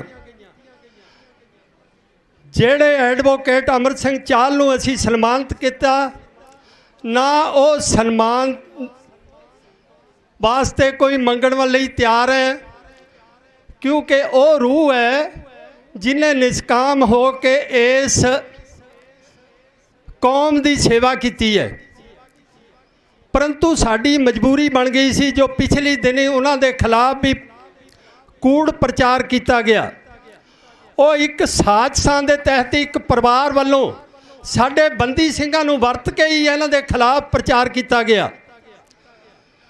ਜੋ ਅੱਜ ਸਾਨੂੰ ਮੋਰਚਾ ਲਾਉਣਾ ਪਿਆ, ਉਹ ਤੁਸੀਂ ਚੰਗੀ ਤਰ੍ਹਾਂ ਜਾਣੂ ਹੈ। 4 ਮੁੱਦਿਆਂ ਤੇ ਮੋਰਚਾ ਲੱਗਿਆ, ਉਹ ਚਾਰੇ ਉਸ ਪਰਿਵਾਰ ਨਾਲ ਸੰਬੰਧਿਤ ਹੈ। ਜੇ ਉਹ ਇਸ ਤਰ੍ਹਾਂ ਦੀਆਂ ਮੁਸ਼ਕਲਾਂ ਨਾ ਕਰਦੇ, ਨਾ ਇਹਨਾਂ ਸਿਧਾਂਤਾਂ ਨੂੰ ਪਿੱਠ ਦੇ ਕੇ ਇਹੋ ਜਿਹੇ ਫੈਸਲੇ ਕਰਨ ਦੇ, ਤਾਂ ਅੱਜ ਸਾਨੂੰ ਇਹ ਮੋਰਚਾ ਨਾ ਲਾਉਣਾ ਪੈਂਦਾ। ਕਿਉਂਕਿ 2015 ਵਿੱਚ ਜਦੋਂ ਸ੍ਰੀ ਗੁਰੂ ਗ੍ਰੰਥ ਸਾਹਿਬ ਦੀ ਬਰਗਾੜੀ ਤੇ ਬੇਅਬਦੀ ਹੋਈ, ਗੁਰੂ ਸਾਹਿਬ ਦੇ ਅੰਗ ਗਲੀਆਂ ਵਿੱਚ ਖਿਲਾਰੇ ਗਏ, ਉਸ ਟਾਈਮ ਸਰਕਾਰ ਕੀਤੀ ਸੀ ਜੀ, ਉਹ ਸਗੋਂ ਉਸ ਟਾਈਮ ਦੋਸ਼ੀਆਂ ਨੂੰ ਫੜ ਕੇ, ਦੋਸ਼ੀਆਂ ਨੂੰ ਟਰੇਸ ਕਰਕੇ ਉਹਨਾਂ ਦੇ ਖਿਲਾਫ ਕਾਰਵਾਈ ਕਰਨ ਦੀ ਬਜਾਏ ਜਿਹੜੇ ਗੁਰੂ ਸਾਹਿਬ ਦੀ ਬੇਅਬਦੀ ਦਾ ਸ਼ਾਂਤਮਈ ਧਰਨਾ ਦੇ ਕੇ ਇਨਸਾਫ ਮੰਗ ਰਹੇ ਸੀ, ਦੋਸ਼ੀਆਂ ਦੇ ਖਿਲਾਫ ਕਾਰਵਾਈ ਕਰਨ ਲਈ ਉਹਨਾਂ ਤੇ ਗੋਲੀਆਂ ਚਲਾਈਆਂ ਗਈਆਂ। ਉਹ ਕਿਹਨੇ ਚਲਾਈਆਂ, ਕਿਹਦੇ ਵੱਲੋਂ ਚਲਵਾਈਆਂ ਗਈਆਂ, ਸਰਕਾਰ ਕਿਹਦੀ ਸੀ, ਤੁਸੀਂ ਭਲੀ ਭਾਂਤ ਜਾਣੋ ਹੋ। ਸਾਡੇ 2 ਸਿੰਘਾਂ ਨੂੰ ਸ਼ਹੀਦ ਕੀਤਾ ਗਿਆ। ਦੇਖੋ, ਉਸ ਮੁੱਖ ਦੋਸ਼ੀ ਨੂੰ ਜਿਹਨੇ ਗੁਰੂ ਸਾਹਿਬ ਦੀ ਬੇਅਬਦੀ ਕੀਤੀ, ਉਹਨੂੰ ਬਚਾਇਆ ਗਿਆ। ਉਹਨੂੰ ਇੱਥੇ ਤੱਕ ਹੋਇਆ ਵੀ ਸ੍ਰੀ ਅਕਾਲ ਤਖਤ ਸਾਹਿਬ ਤੋਂ ਉਹਨੂੰ ਮਾਫੀ ਦਿੱਤੀ ਗਈ। ਉਸ ਮਾਫੀ ਨੂੰ ਜਾਇਜ਼ ਠਹਿਰਾਉਣ ਲਈ 93 ਲੱਖ ਦੇ ਇਸ਼ਤਿਹਾਰ ਗੁਰੂ ਦੀ ਗੋਲਕ ਵਿੱਚੋਂ ਦਿੱਤੇ ਗਏ। ਤੁਹਾਨੂੰ ਭਲੀ ਭਾਂਤ ਜਾਣੂ ਹੋ ਤੁਸੀਂ। ਸੋ ਇਸ ਕਰਕੇ ਇਸ ਮੋਰਚੇ ਦੇ ਖਿਲਾਫ ਇੱਕ ਸਾਜ਼ਿਸ਼ ਤਹਿਤ ਉਸ ਪਰਿਵਾਰ ਨੇ ਜਿਹੜਾ ਆਪਣੀ ਰਾਜਸੀ ਸ਼ਕਤੀ ਖਤਮ ਕਰਾ ਚੁੱਕਿਆ, ਉਹ ਬਿਲਕੁਲ ਇਸ ਹਾਸ਼ੀਏ ਤੋਂ ਪਾਸੇ ਚਲੇ ਗਏ। ਕਿਉਂਕਿ ਗੁਰੂ ਸਾਹਿਬ ਦਾ ਹੁਕਮ ਹੈ, ਨਾਦਰੋ ਪੱਠੀ ਜੇ ਕਰੇ ਸੁਲਤਾਨਾ ਘੋ ਕਰਾਇੰਦਾ, ਜਿਹਾ ਬੀਜੇ ਸੋਲਣੇ ਕਰਮਾ ਸੰਦੜਾ ਖੇਤ। ਉਹਨਾਂ ਨੇ ਉਹ ਬੀਜ ਬੀਜੇ ਜਿਸ ਕਰਕੇ ਉਹਨਾਂ ਨੂੰ ਇਸ ਸਿਆਸੀ ਪਿੜ ਤੋਂ ਕਿਨਾਰਾ ਕਰਨਾ ਪਿਆ। ਸੰਗਤਾਂ ਨੇ ਉਹਨਾਂ ਨੂੰ ਦੂਰ ਕਰ ਦਿੱਤਾ। ਪਰੰਤੂ ਮੈਂ ਉਹਨਾਂ ਨੂੰ ਫੇਰ ਇੱਕ ਸਲਾਹ ਦੇਵਾਂਗਾ ਕਿ ਅੱਗੇ ਤੋਂ ਹੋਰ ਨਾ ਬੀਜ ਬੀਜੋ ਇਸ ਤਰ੍ਹਾਂ ਦੇ। ਤੁਹਾਡੇ ਬੀਜੇ ਹੋਏ ਬੀਜ ਹੀ ਅੱਜ ਸਾਨੂੰ ਚੁਗਣੇ ਪੈ ਰਹੇ ਹੈ। ਸਰਕਾਰਾਂ ਤੋਂ ਇਨਸਾਫ ਲੈਣਾ ਪੈ ਰਿਹਾ। ਜੇ ਉਹਨਾਂ ਦੀ ਉਸ ਟਾਈਮ ਉਹ ਸਰਕਾਰ ਸੀ, ਜੇ ਸਾਨੂੰ ਇਨਸਾਫ ਦੇ ਦਿੰਦੇ ਤਾਂ ਅੱਜ ਸਾਨੂੰ ਸੜਕਾਂ ਤੇ ਬੈਠ ਕੇ ਧਰਨੇ ਨਾ ਲਾਉਣੇ ਪੈਂਦੇ। ਸੋ ਮੇਰੀ ਉਹਨਾਂ ਨੂੰ ਬੇਨਤੀ ਹੈ ਕਿ ਅਜੇ ਵੀ ਤੁਸੀਂ ਇਸ ਕੌਮੀ ਇਨਸਾਫ ਮੋਰਚੇ ਦੇ ਵਿਰੁੱਧ ਜ਼ਹਿਰ ਨਾ ਉਗਲੋ, ਜਿਹੜਾ ਕਿ ਸਾਡੇ ਬੰਦੀ ਸਿੰਘਾਂ ਨੂੰ ਗੁੰਮਰਾਹ ਕਰਕੇ ਉਹ ਇਸ ਕੌਮੀ ਇਨਸਾਫ ਮੋਰਚੇ ਨੂੰ ਢਾਹ ਲਾਉਣ ਦੀਆਂ ਕੋਸ਼ਿਸ਼ਾਂ ਕਰ ਰਹੇ ਹਨ। ਸੋ ਇਸ ਤੋਂ ਉਹਨਾਂ ਨੂੰ ਸੁਚੇਤ ਹੋ ਜਾਣਾ ਚਾਹੀਦਾ। ਸੰਗਤਾਂ ਨੂੰ ਇਸ ਪਾਸੇ ਬਿਲਕੁਲ ਧਿਆਨ ਨਹੀਂ ਦੇਣਾ ਚਾਹੀਦਾ, ਕਿਉਂਕਿ ਇਹ ਜਿਹੜਾ ਕੌਮੀ ਇਨਸਾਫ ਮੋਰਚਾ ਲੱਗਿਆ, ਇਹ ਸਿਰਫ ਤੇ ਸਿਰਫ 4 ਮੁੱਦਿਆਂ ਤੇ ਗੁਰੂ ਗ੍ਰੰਥ ਸਾਹਿਬ ਦੀ ਬੇਅਬਦੀਆਂ ਦਾ ਇਨਸਾਫ, ਬਾਈਬਲ ਗੱਲਾਂ ਗੋਲੀ ਕਾਂਡ ਦਾ ਇਨਸਾਫ ਤੇ 328 ਸਰੂਪ ਜਿਹੜੇ ਉਸ ਹੀ ਪਰਿਵਾਰ ਨਾਲ ਸੰਬੰਧਿਤ ਹੈ। ਕਿਉਂਕਿ ਉਹ ਪਰਿਵਾਰ ਅੱਜ ਸ਼੍ਰੋਮਣੀ ਗੁਰਦੁਆਰਾ ਪ੍ਰਬੰਧਕ ਕਮੇਟੀ ਦੇ ਕਾਬਜ਼ ਹੈ। ਉਹਨਾਂ ਦਾ ਹਰ ਇੱਕ ਫੈਸਲਾ मैं गल करा इत्थों तक श्री अकाल तख्त साहब ते भी उस परिवार के हुक्म नाल लिया जाता ਜਿਹੜੇ कि साडे सिद्धांतां नूं सੱਟ मार रहे हैं। सो संगत जी, दूजा कई बारी साडे वीरां विच किस तरह की गलत फहमियां हुंदियां कि ये मोर्चा सिर्फ ते सिर्फ जगतार सिंह हवारा वालों ते उन्हां दी चढ़दी कला या उन्हां दी लोकप्रियता लई लाया जा रहा। बिल्कुल गलत है। मैं श्री गुरु ग्रंथ साहब की हजूरी विच गल स्पष्ट करनी चाहुंदा कि यह मोर्चा लग्या जहदार जगतार सिंह हवारा वालों है। जो प्रबंध हो रहे हैं उन्होंने दी दिशा निर्देश से ही हो रहे हैं, परंतु ये लग्या समूह बंदी सिंघां की रिहाई लई है, गुरु ग्रंथ साहब की बेबदियां दे इंसाफ लई है। उन्होंने ना इस चो अपनी कोई सियासी कोई राजसी शक्ति कढ़नी है, बिल्कुल नहीं इस तरह का। उन्हों का जिस दिन तो ये संघर्ष विच कुदे हैं इको एक है, जिस तरह गुरु साहब का सिद्धांत है पंथ बसे मैं उजड़ा, उस गुरु साहब के सिद्धांत ते लगातार निरंतर पहरा दे रहे हैं। उन्हों का एक मकसद है भी मेरी कौम एक निशान सब थले एकत्र होवे ते उन्होंने सारे बंदी सिंघां दी जदों भी दास नाल फोन ते गल हुंदी है स्पष्ट करदा अपनियां चिट्ठियां राही भी स्पष्ट किया उन्होंने बई मैं भावें फांसी लग जावां, भावें सारी उम्र जेल विच रहां, पर मैं अपनी कौम की चढ़दी कला देखण नूं तैयार है। और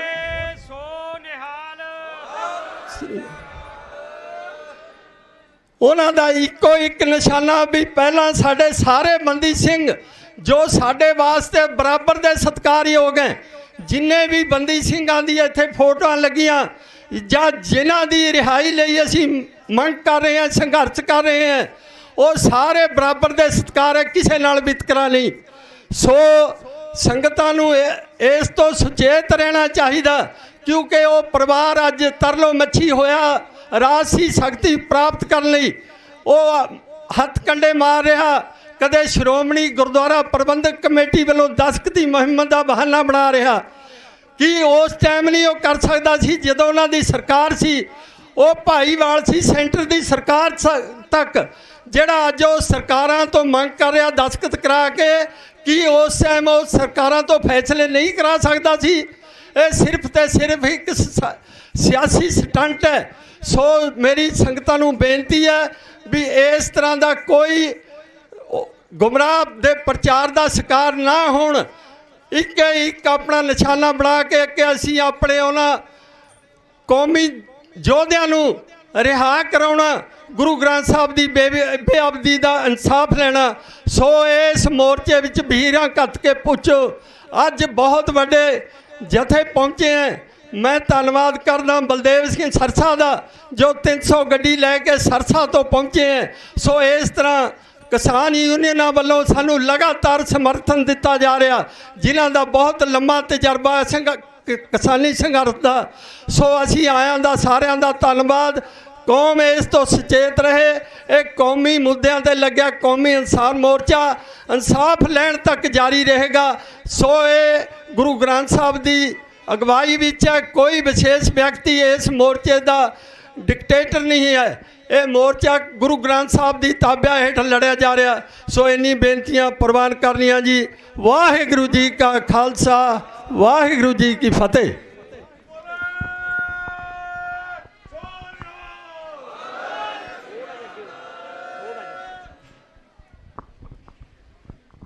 वाहिगुरू जी का खालसा, वाहिगुरू जी की फतेह।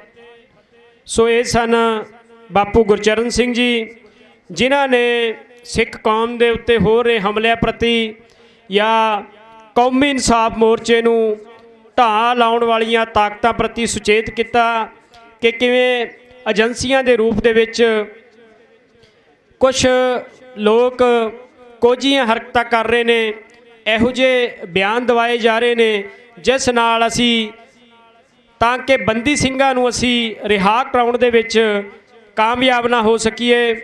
पर गुरु का ओट आसरा लैके असी जरूर एक दिन मोर्चा वो फतेह करांगे।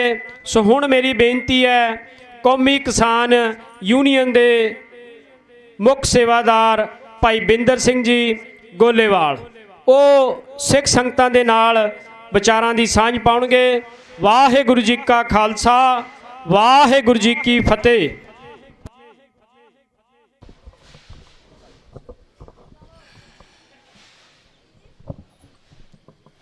ਕੌਮੀ ਇਨਸਾਫ ਮੋਰਚੇ ਵੱਲੋਂ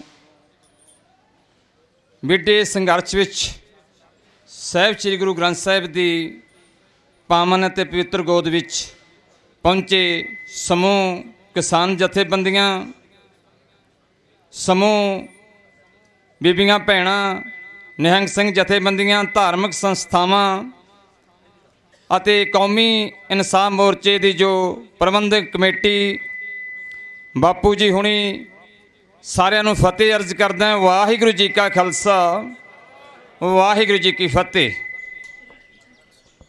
ਸੂਬੇਦਾਰ ਸਾਹਿਬ ਕੁਝ ਸਮਾਂ ਪਹਿਲਾਂ ਕਹਿ ਕੇ ਗਏ ਸੀ ਕਿ 30 ਸਾਲ ਸੇਵਾ ਉਹਨਾਂ ਨੇ ਬਾਰਡਰਾਂ 'ਤੇ ਰਹਿ ਕੇ ਕੀਤੀ। ਉਸ ਤੋਂ ਬਾਅਦ ਆ ਦੇਸ਼ ਕੌਮ ਦੀ ਸੇਵਾ ਦਾ ਸਮਾਂ ਮਿਲਿਆ ਹੈ।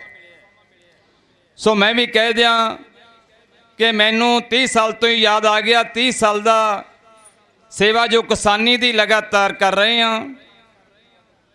ਪਰ ਜੋ ਸਾਡਾ ਮੇਨ ਇਸ਼ਟ ਧਰਮ ਹੈ, ਜੋ ਸਰਬੱਤ ਦਾ ਭਲਾ ਲੋਚਦਾ ਹੈ, ਜਦ ਉਹਦੇ 'ਤੇ ਕੋਈ ਵਾਰ ਹੁੰਦਾ ਹੈ, ਉਹਦੀ ਕੋਈ ਗੱਲ ਹੁੰਦੀ ਹੈ, ਤਾਂ ਫਿਰ ਇਹ ਸਾਰੇ ਮੁੱਦਿਆਂ ਤੋਂ ਉੱਪਰ ਉੱਠ ਜਾਂਦਾ ਹੈ, ਜ਼ਰੂਰੀ ਬਣ ਜਾਂਦਾ ਹੈ। ਸੋ ਗੁਰੂ ਗ੍ਰੰਥ ਸਾਹਿਬ ਦੀ ਬੇਅਦਬੀ ਦੀ ਗੱਲ ਹੋ ਰਹੀ ਹੈ। ਬੇਅਦਬੀਆਂ ਕਿਸ ਨੇ ਕਰਵਾਈਆਂ? ਕਿਤੇ ਕੋਈ ਮੁਗਲਾਂ ਨੇ, ਮੁਸਲਮਾਨਾਂ ਨੇ, ਕਿਸੇ ਹੋਰ ਫਿਰਕੇ ਨੇ ਤਾਂ ਨਹੀਂ ਕਰਾਈਆਂ। ਲੜਾਈ ਕਿਹਦੇ ਨਾਲ ਲੜਨੀ ਪਈ ਹੈ ਜਾਂ ਪੈ ਰਹੀ ਹੈ? ਆਪਣਿਆਂ ਨਾਲ। ਜਦ ਬੇਅਦਬੀਆਂ ਹੋਈਆਂ, ਸਰਕਾਰ ਕਿਸ ਦੀ ਸੀ? ਧਰਮ ਦੇ ਰਖਵਾਲਿਆਂ ਦੀ, ਜੋ ਬਾਅਦ ਵਿੱਚ ਗੱਲਾਂ ਕਰਦੇ ਆ ਇਨਸਾਫ ਦੀਆਂ ਜਾਂ ਬੰਦੀ ਸਿੰਘਾਂ ਦੀ ਰਿਹਾਈ ਦੀਆਂ ਸਜ਼ਾਵਾਂ ਦੇਣ ਵਿੱਚ ਹੱਥ ਕਿਸਦਾ ਹੈ। ਅਸੀਂ ਥੋੜਾ ਜਿਹਾ ਇਸ 'ਤੇ ਵਿਚਾਰ ਕਰ ਲਈਏ ਤਾਂ ਬਹੁਤ ਜਲਦੀ ਸਫਲਤਾ ਮਿਲ ਜਾਂਦੀ ਹੈ। ਮਗਰਮੱਛ ਦੇ ਹੰਝੂ ਵਹਾਉਣ ਵਾਲੇ ਆਪਣੀਆਂ ਕੁਰਸੀਆਂ ਖਾਤਰ ਗੁਰੂ ਸਾਹਿਬ ਦੀ ਬੇਅਦਬੀ ਕਰਨ ਵਾਲੇ ਉਹ ਲੋਕ ਕਦੇ ਸੁੱਖ ਨਹੀਂ ਪਾਉਣਗੇ ਭਰਾਵੋ। ਆਪਣੀ ਮੰਗਾਂ ਖਾਤਰ 30 ਸਾਲ ਤੋਂ ਅਸੀਂ ਵੀ ਸੰਘਰਸ਼ ਕਰ ਰਹੇ ਹਾਂ। ਤਾਂ ਕੋਟਕਪੂਰਾ ਬਗਰਾੜੀ ਕਾਂਡ ਜੋ ਹੋਇਆ, ਉੱਥੇ ਵੀ ਤਾਂ ਸਤਨਾਮ ਵਾਹਿਗੁਰੂ ਦਾ ਜਾਪ ਹੀ ਹੋ ਰਿਹਾ ਸੀ। ਉੱਥੇ ਵੀ ਤਾਂ ਇਨਸਾਫ ਦੀ ਗੱਲ ਹੋ ਰਹੀ ਸੀ, ਗੁਰੂ ਗ੍ਰੰਥ ਸਾਹਿਬ ਦੀ ਬੇਅਦਬੀ ਦੀ ਗੱਲ ਹੋ ਰਹੀ ਸੀ। ਤਾਂ ਕਿਉਂ ਹੁਕਮ ਜਾਰੀ ਕਰਕੇ ਕੋਟਕਪੂਰੇ ਤਸ਼ੱਦਦ ਕੀਤਾ ਗਿਆ, ਪਾਣੀ ਦੀਆਂ ਬਛਾੜਾਂ? ਤਾਂ ਫਿਰ ਬਗਰਾੜੀ ਵਿੱਚ ਸ਼ਰੇਆਮ ਗੋਲੀਆਂ ਚਲਾ ਕੇ, ਸਮੇਂ ਦੀਆਂ ਸਰਕਾਰਾਂ ਦੇ ਹੁਕਮਾਂ ਤੋਂ ਬਿਨਾਂ ਤਾਂ ਨਹੀਂ ਗੋਲੀਆਂ ਚੱਲੀਆਂ, ਬਿਨਾਂ ਤਾਂ ਨਹੀਂ ਸ਼ਹਾਦਤਾਂ ਹੋ ਗਈਆਂ।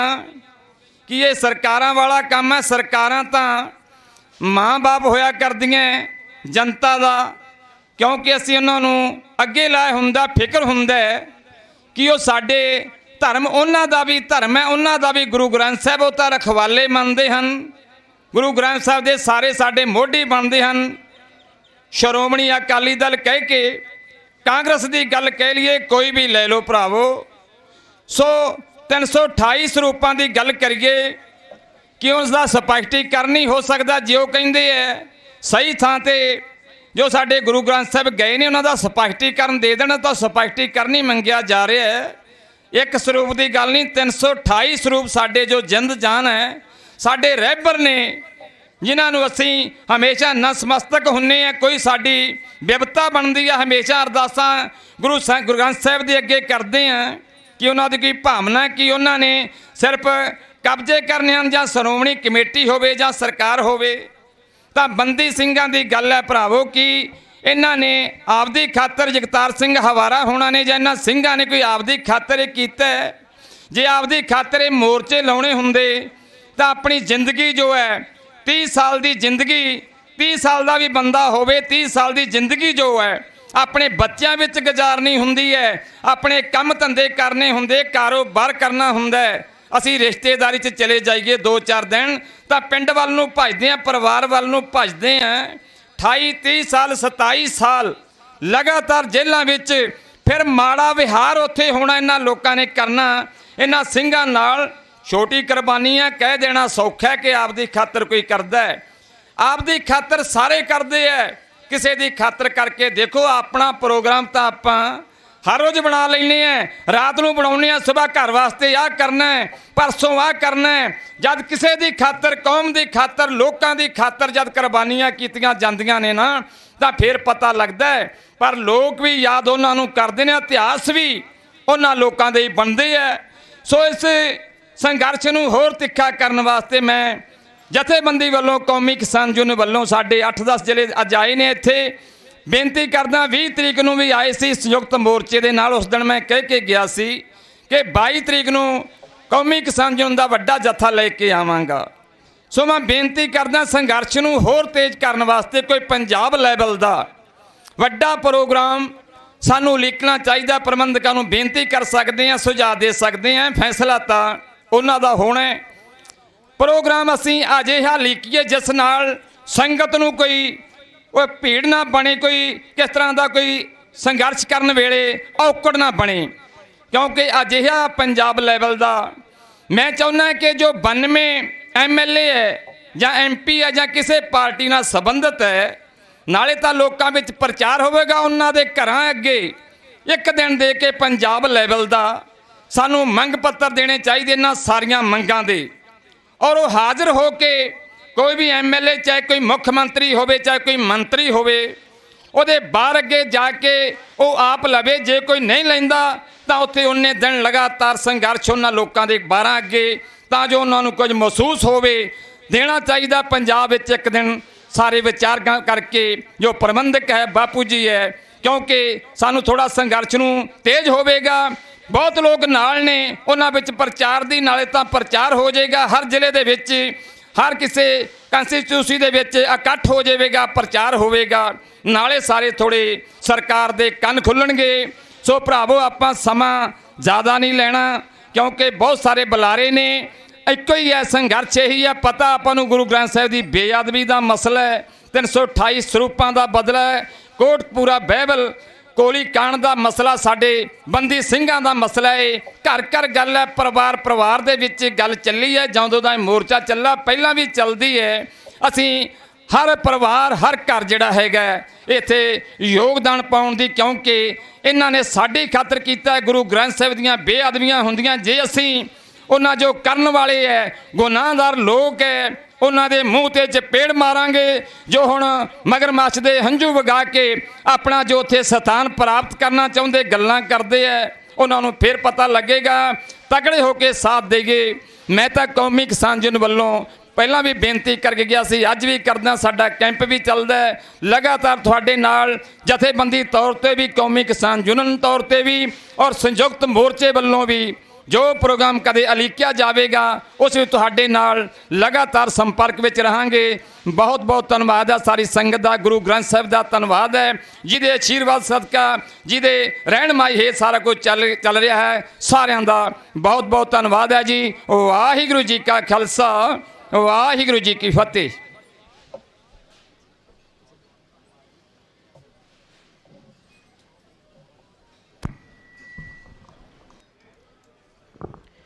ਵਾਹਿਗੁਰੂ ਜੀ ਕਾ ਖਾਲਸਾ, ਵਾਹਿਗੁਰੂ ਜੀ ਕੀ ਫਤਿਹ।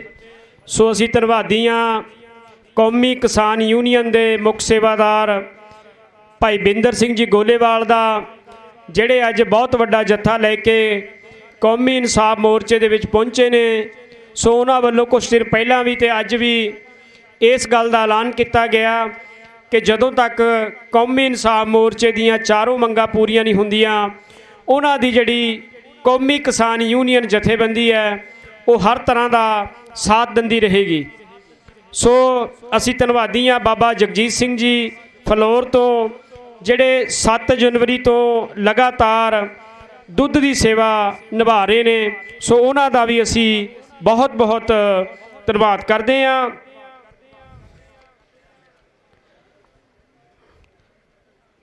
ਸੋ ਹੁਣ ਮੇਰੀ ਬੇਨਤੀ ਹੈ ਕਿ ਬਹੁਤ ਵੱਡਾ ਜਥਾ ਪਹੁੰਚੇ ਨੇ ਬਾਬਾ ਨਰਿੰਦਰ ਸਿੰਘ ਜੀ ਸਿਰਸਾ। ਉਹ ਸਿੱਖ ਸੰਗਤਾਂ ਦੇ ਨਾਲ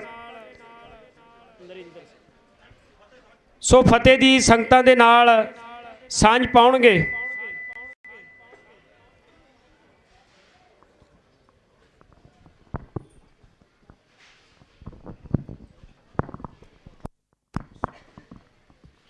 ਵਾਹਿਗੁਰੂ ਜੀ ਕਾ ਖਾਲਸਾ ਵਾਹਿਗੁਰੂ ਜੀ ਕੀ ਫਤਿਹ।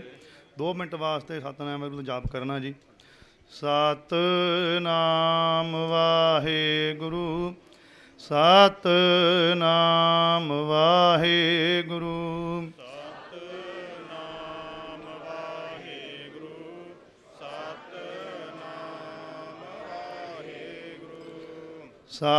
ਸਤਿਨਾਮ ਵਾਹਿਗੁਰੂ ਸਤਿਨਾਮ ਵਾਹਿਗੁਰੂ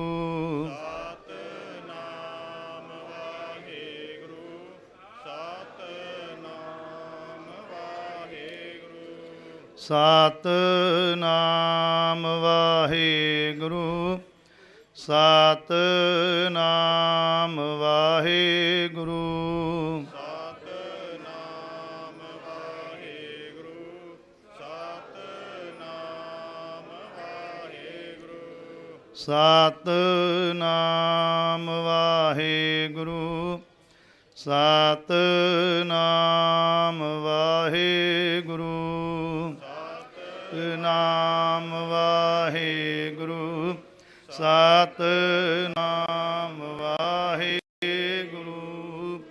ਵਾਹਿਗੁਰੂ ਜੀ ਕਾ ਖਾਲਸਾ ਵਾਹਿਗੁਰੂ ਜੀ ਕੀ ਫਤਿਹ। ਵਾਹਿਗੁਰੂ ਜੀ ਕਾ ਖਾਲਸਾ ਵਾਹਿਗੁਰੂ ਜੀ ਕੀ ਫਤਿਹ। ਸੋ ਅਸੀਂ ਧੰਨਵਾਦੀ ਹਾਂ ਬਾਬਾ ਨਰਿੰਦਰ ਸਿੰਘ ਜੀ ਦਾ। ਸੋ ਮੈਂ ਬੇਨਤੀ ਕਰਦੇ ਹਾਂ ਇੱਕ ਵਾਰ ਫੇਰ, ਸਾਡੇ ਕੋਲੇ ਬੁਲਾਰਿਆਂ ਦੀ ਗਿਣਤੀ ਬਹੁਤ ਹੈ, ਪਰ ਅਸੀਂ ਕੋਸ਼ਿਸ਼ ਕਰਦੇ ਹਾਂ ਕਿ ਸਾਡੇ ਕੋਲੇ ਜਿੰਨੀ ਲਿਸਟ ਆਈ ਹੈ ਸਾਰਿਆਂ ਨੂੰ ਬੁਲਾਇਆ ਜਾਵੇ। ਪਰ ਉਸ ਤੋਂ ਪਹਿਲਾਂ ਮੇਰੀ ਨਿਮਰਤਾ ਸਹਿਤ ਬੇਨਤੀ ਹੈ ਕਿ ਕੇਵਲ 2-3 ਮਿੰਟਾਂ ਵਾਸਤੇ ਆਪਾਂ ਆਪਣੀ ਗੱਲ ਰੱਖਣੀ ਹੈ। ਜਿਹੜੇ 4 ਮੁੱਦੇ ਨੇ ਉਹਨਾਂ 'ਤੇ ਕੇਂਦਰਿਤ ਰਹਿ ਕੇ ਅਸੀਂ ਗੱਲ ਕਰਨੀ ਹੈ, ਤਾਂ ਕਿ ਅਸੀਂ ਸਰਕਾਰ ਨੂੰ ਤੇ ਮੀਡੀਆ 'ਚ ਸਾਡਾ ਸਾਫ਼ ਤੇ ਸਪਸ਼ਟ ਸੁਨੇਹਾ ਜਾ ਸਕੇ ਕਿ ਅਸੀਂ ਇੱਥੇ ਬੈਠੇ ਚਾਹੁੰਦੇ ਕੀ ਹਾਂ। ਸੋ ਹੁਣ ਮੇਰੀ ਬੇਨਤੀ ਹੈ, ਬੁੱਢਾ ਦਲ ਤੋਂ ਮੀਤ ਗ੍ਰੰਥੀ ਬਾਬਾ ਤਲਵਿੰਦਰ ਸਿੰਘ ਜੀ ਨਿਹੰਗ ਸਿੰਘ, ਉਹ ਕੇਵਲ 2 ਮਿੰਟਾਂ ਵਾਸਤੇ ਸਿੱਖ ਸੰਗਤਾਂ ਦੇ ਨਾਲ ਵਿਚਾਰਾਂ ਦੀ ਸਾਂਝ ਪਾਉਣਗੇ। ਉਹਨਾਂ ਤੋਂ ਬਾਅਦ ਕਿਸਾਨ ਆਗੂ ਭਾਈ ਬਲਦੇਵ ਸਿੰਘ ਜੀ ਸਿਰਸਾ ਉਹ ਤਿਆਰ ਰਹਿਣ। ਵਾਹਿਗੁਰੂ ਜੀ ਕਾ ਖਾਲਸਾ ਵਾਹਿਗੁਰੂ ਜੀ ਕੀ ਫਤਿਹ।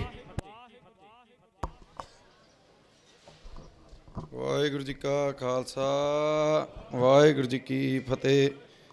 ਗਿਆਨ ਧਿਆਨ ਕਿਛ ਕਰਮ ਨਾ ਜਾਣਾ, ਸਾਰ ਨਾ ਜਾਣਾ ਤੇਰੀ, ਸਭ ਤੇ ਵੱਡਾ ਸਤਿਗੁਰੂ ਨਾਨਕ ਜਿਨ ਕਲ ਰਾਖੀ ਮੇਰੀ। ਸਾਰੀ ਸਾਧ ਸੰਗਤਾਂ ਨੂੰ ਵਾਹਿਗੁਰੂ ਜੀ ਕਾ ਖਾਲਸਾ ਵਾਹਿਗੁਰੂ ਜੀ ਕੀ ਫਤਿਹ। ਛੋਟੀ ਜੀ ਅਰਜ਼ ਸੀਗੀ ਸਾਰਿਆਂ ਨੂੰ ਕਿ ਆਪਾਂ ਇੱਥੇ ਕਿਸਾਨ ਮੋਰਚਾ ਲਾ ਕੇ ਨਹੀਂ ਬੈਠੇ, ਆ ਕੌਮੀ ਸੰਘਰਸ਼ ਮੋਰਚਾ ਹੈਗਾ, ਗੁਰੂ ਪੰਥ ਖਾਲਸੇ ਦਾ ਮੋਰਚਾ। ਤੇ ਇੱਥੇ ਸਭ ਤੋਂ ਪਹਿਲਾਂ ਤਾਂ ਸਾਨੂੰ ਮਰਿਆਦਾ ਚਾਹੀਦੀ ਹੈ। ਮਰਿਆਦਾ ਨਾਲ ਤੇ ਨਾਲੇ ਸ਼ਸਤਰਾਂ ਵਸਤਰਾਂ ਨਾਲ ਤਿਆਰ ਹੋਈਏ ਆਪਾਂ। ਹੋਰ ਜ਼ਿਆਦਾ ਕੋਈ ਗੱਲ ਨਹੀਂ ਕਰਦਾ। ਮੈਂ ਰਾਤ ਮੈਂ ਆਇਆ ਸੀਗਾ, ਇੱਥੇ ਅਖੰਡ ਪਾਠ ਦੀ ਲੜੀ ਚੱਲਦੀ ਵੀ ਆ, ਤੇ ਨਾਲੇ ਇੱਥੇ ਕੋਈ ਪਹਿਰੇਦਾਰ ਨਹੀਂ ਸੀਗਾ, ਸਾਰੇ ਸੁੱਤੇ ਪਏ ਸੀਗੇ।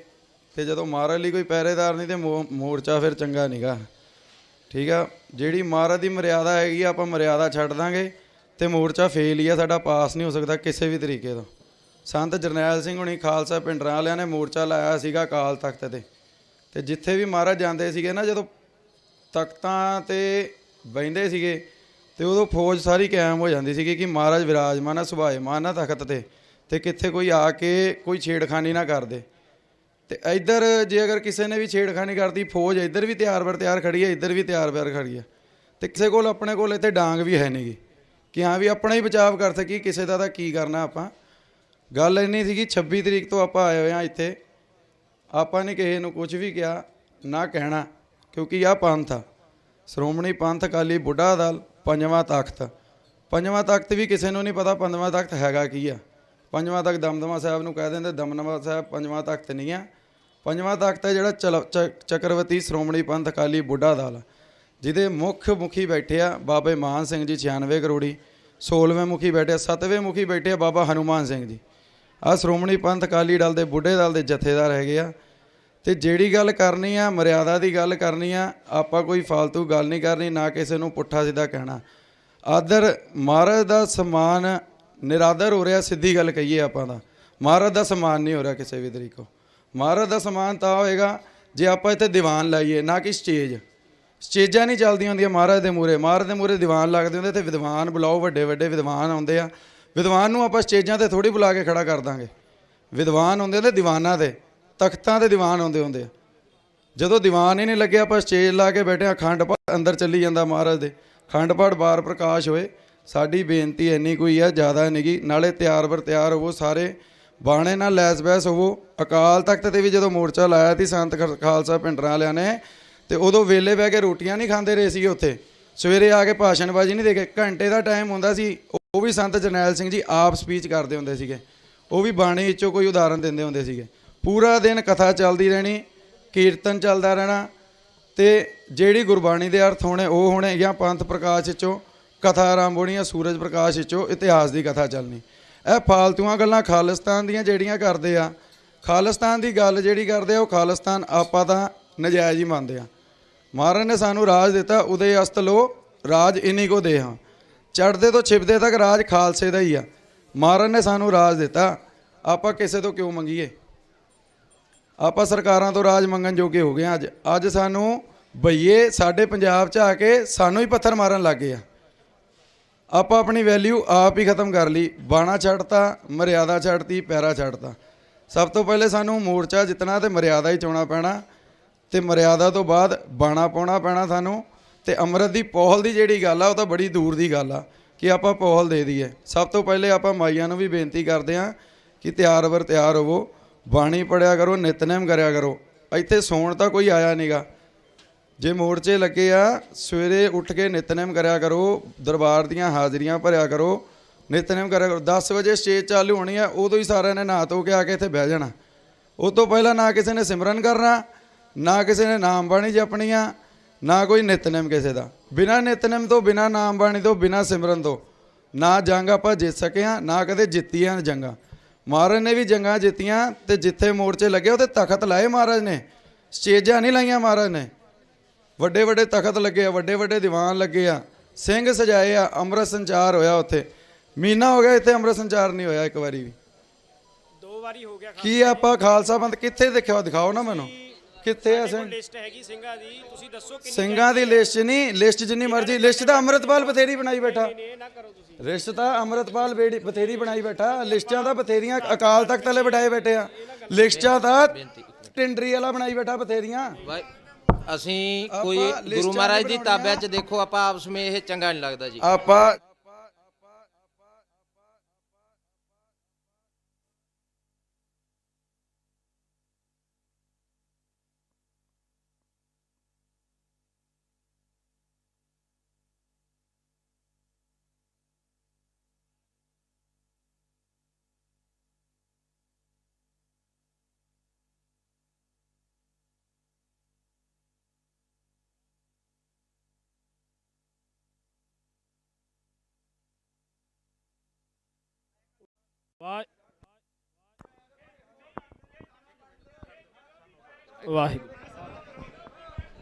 ਵਾਹਿਗੁਰੂ ਜੀ ਕਾ ਖਾਲਸਾ, ਵਾਹਿਗੁਰੂ ਜੀ ਕੀ ਫਤਿਹ।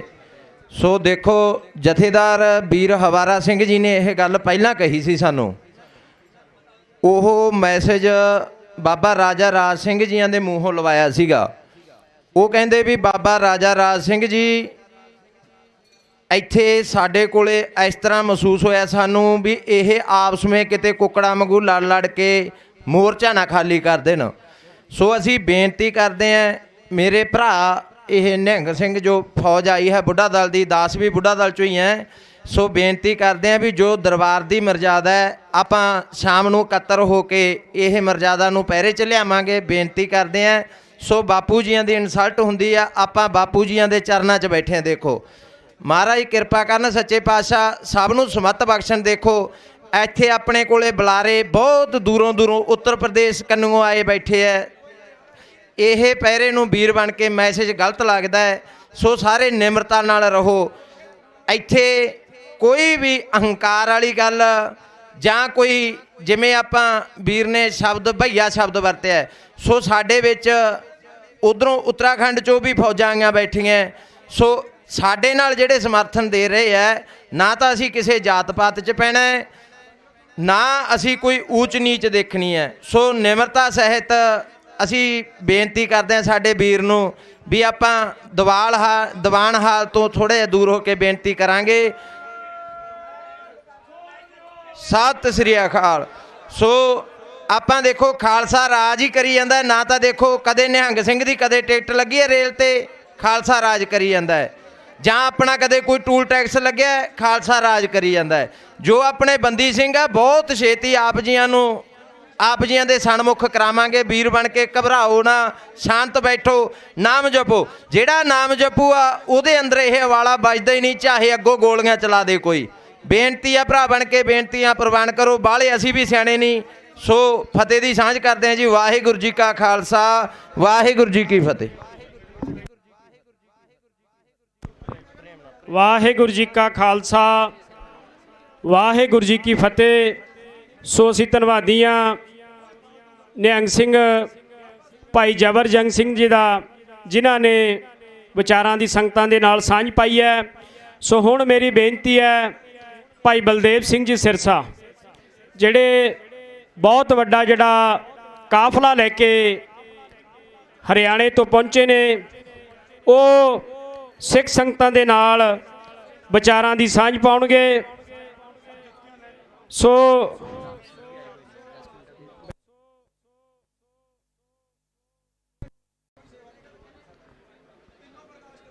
ਵਾਹਿਗੁਰੂ ਜੀ ਕਾ ਖਾਲਸਾ, ਵਾਹਿਗੁਰੂ ਜੀ ਕੀ ਫਤਿਹ।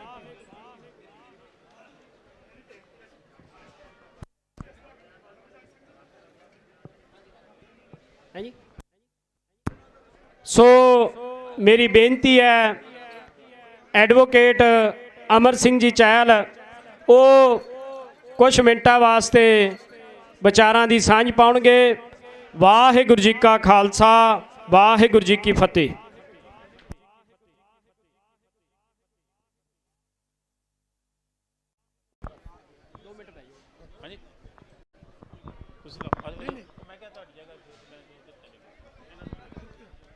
ਸੋ ਹੁਣ ਭਾਈ ਬਲਦੇਵ ਸਿੰਘ ਜੀ ਸਿਰਸਾ। ਵਾਹਿਗੁਰੂ ਜੀ ਕਾ ਖਾਲਸਾ, ਵਾਹਿਗੁਰੂ ਜੀ ਕੀ ਫਤਿਹ।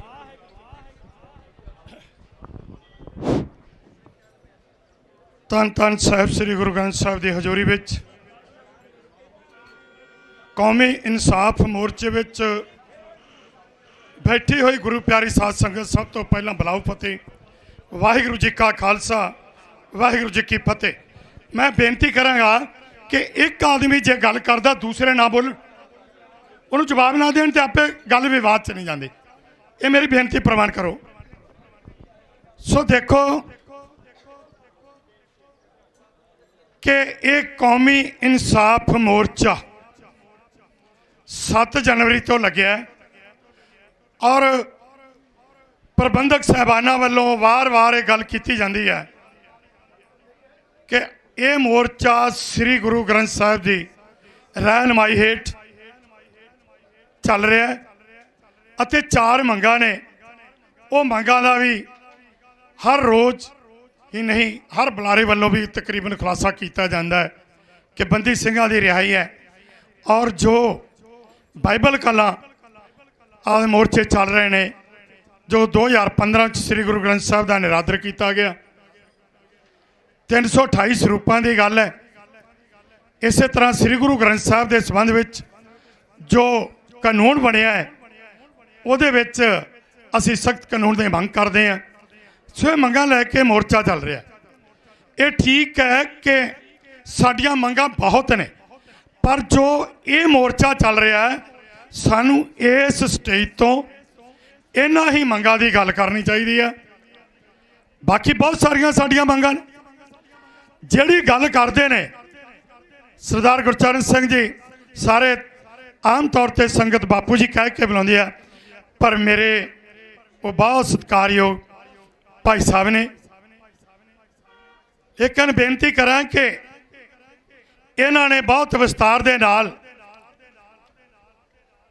ਜੋ ਬਾਦਲਾਂ ਦੇ ਕਾਰਨਾਮੇ ਨੇ ਉਹਨਾਂ ਤੇ ਚਾਨਣਾ ਪਾਇਆ।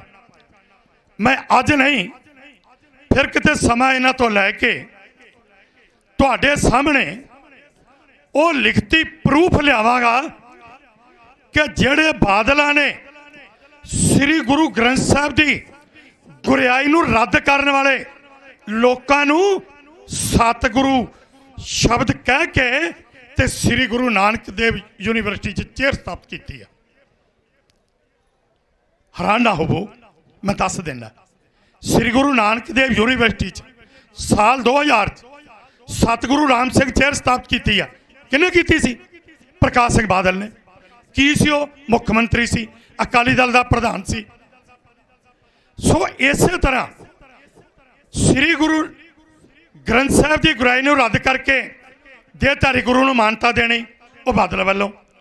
ਰਾਮ ਰਹੀਮ ਨੂੰ ਉਹਦੇ ਪੈਰਾਂ 'ਚ ਜਾ ਕੇ ਬਹਿਣਾ, ਉਹ ਵੀ ਬਾਦਲ। ਉਹਨੂੰ ਮੁਆਫੀ ਦੇਣੀ, ਉਹ ਵੀ ਬਾਦਲ ਵੱਲੋਂ। ਸ਼੍ਰੋਮਣੀ ਗੁਰਦੁਆਰਾ ਪ੍ਰਬੰਧਕ ਕਮੇਟੀ ਵੱਲੋਂ ਜਿਹੜੀ ਬਾਦਲਾਂ ਦੇ ਪ੍ਰਬੰਧ ਅਧੀਨ ਚੱਲਦੀ ਹੈ, ਉਹਨਾਂ ਵੱਲੋਂ ਸ੍ਰੀ ਗੁਰੂ ਨਾਨਕ ਦੇਵ ਪਾਤਸ਼ਾਹ ਨੂੰ ਚੋਰ, ਸਾਰੇ 10 ਗੁਰੂ ਸਾਹਿਬਾਨਾਂ ਦੇ ਸੰਬੰਧ ਵਿੱਚ ਏਡੇ ਅਪ ਸ਼ਬਦ ਨੇ, ਮੈਂ ਉਸ ਸਟੇਜ ਤੋਂ ਬੋਲ ਨਹੀਂ ਸਕਦਾ। ਮੇਰਾ ਖਿਆਲ ਹੈ ਬਹੁਤ ਸਾਰੇ ਲੋਕਾਂ ਨੇ ਤੁਸੀਂ ਉਹ ਵੀਡੀਓ ਵੇਖੀਆਂ ਹੋਣਗੀਆਂ, ਨਹੀਂ ਵੇਖੀਆਂ ਤਾਂ ਦੁਬਾਰਾ ਵੇਖ ਲਿਓ।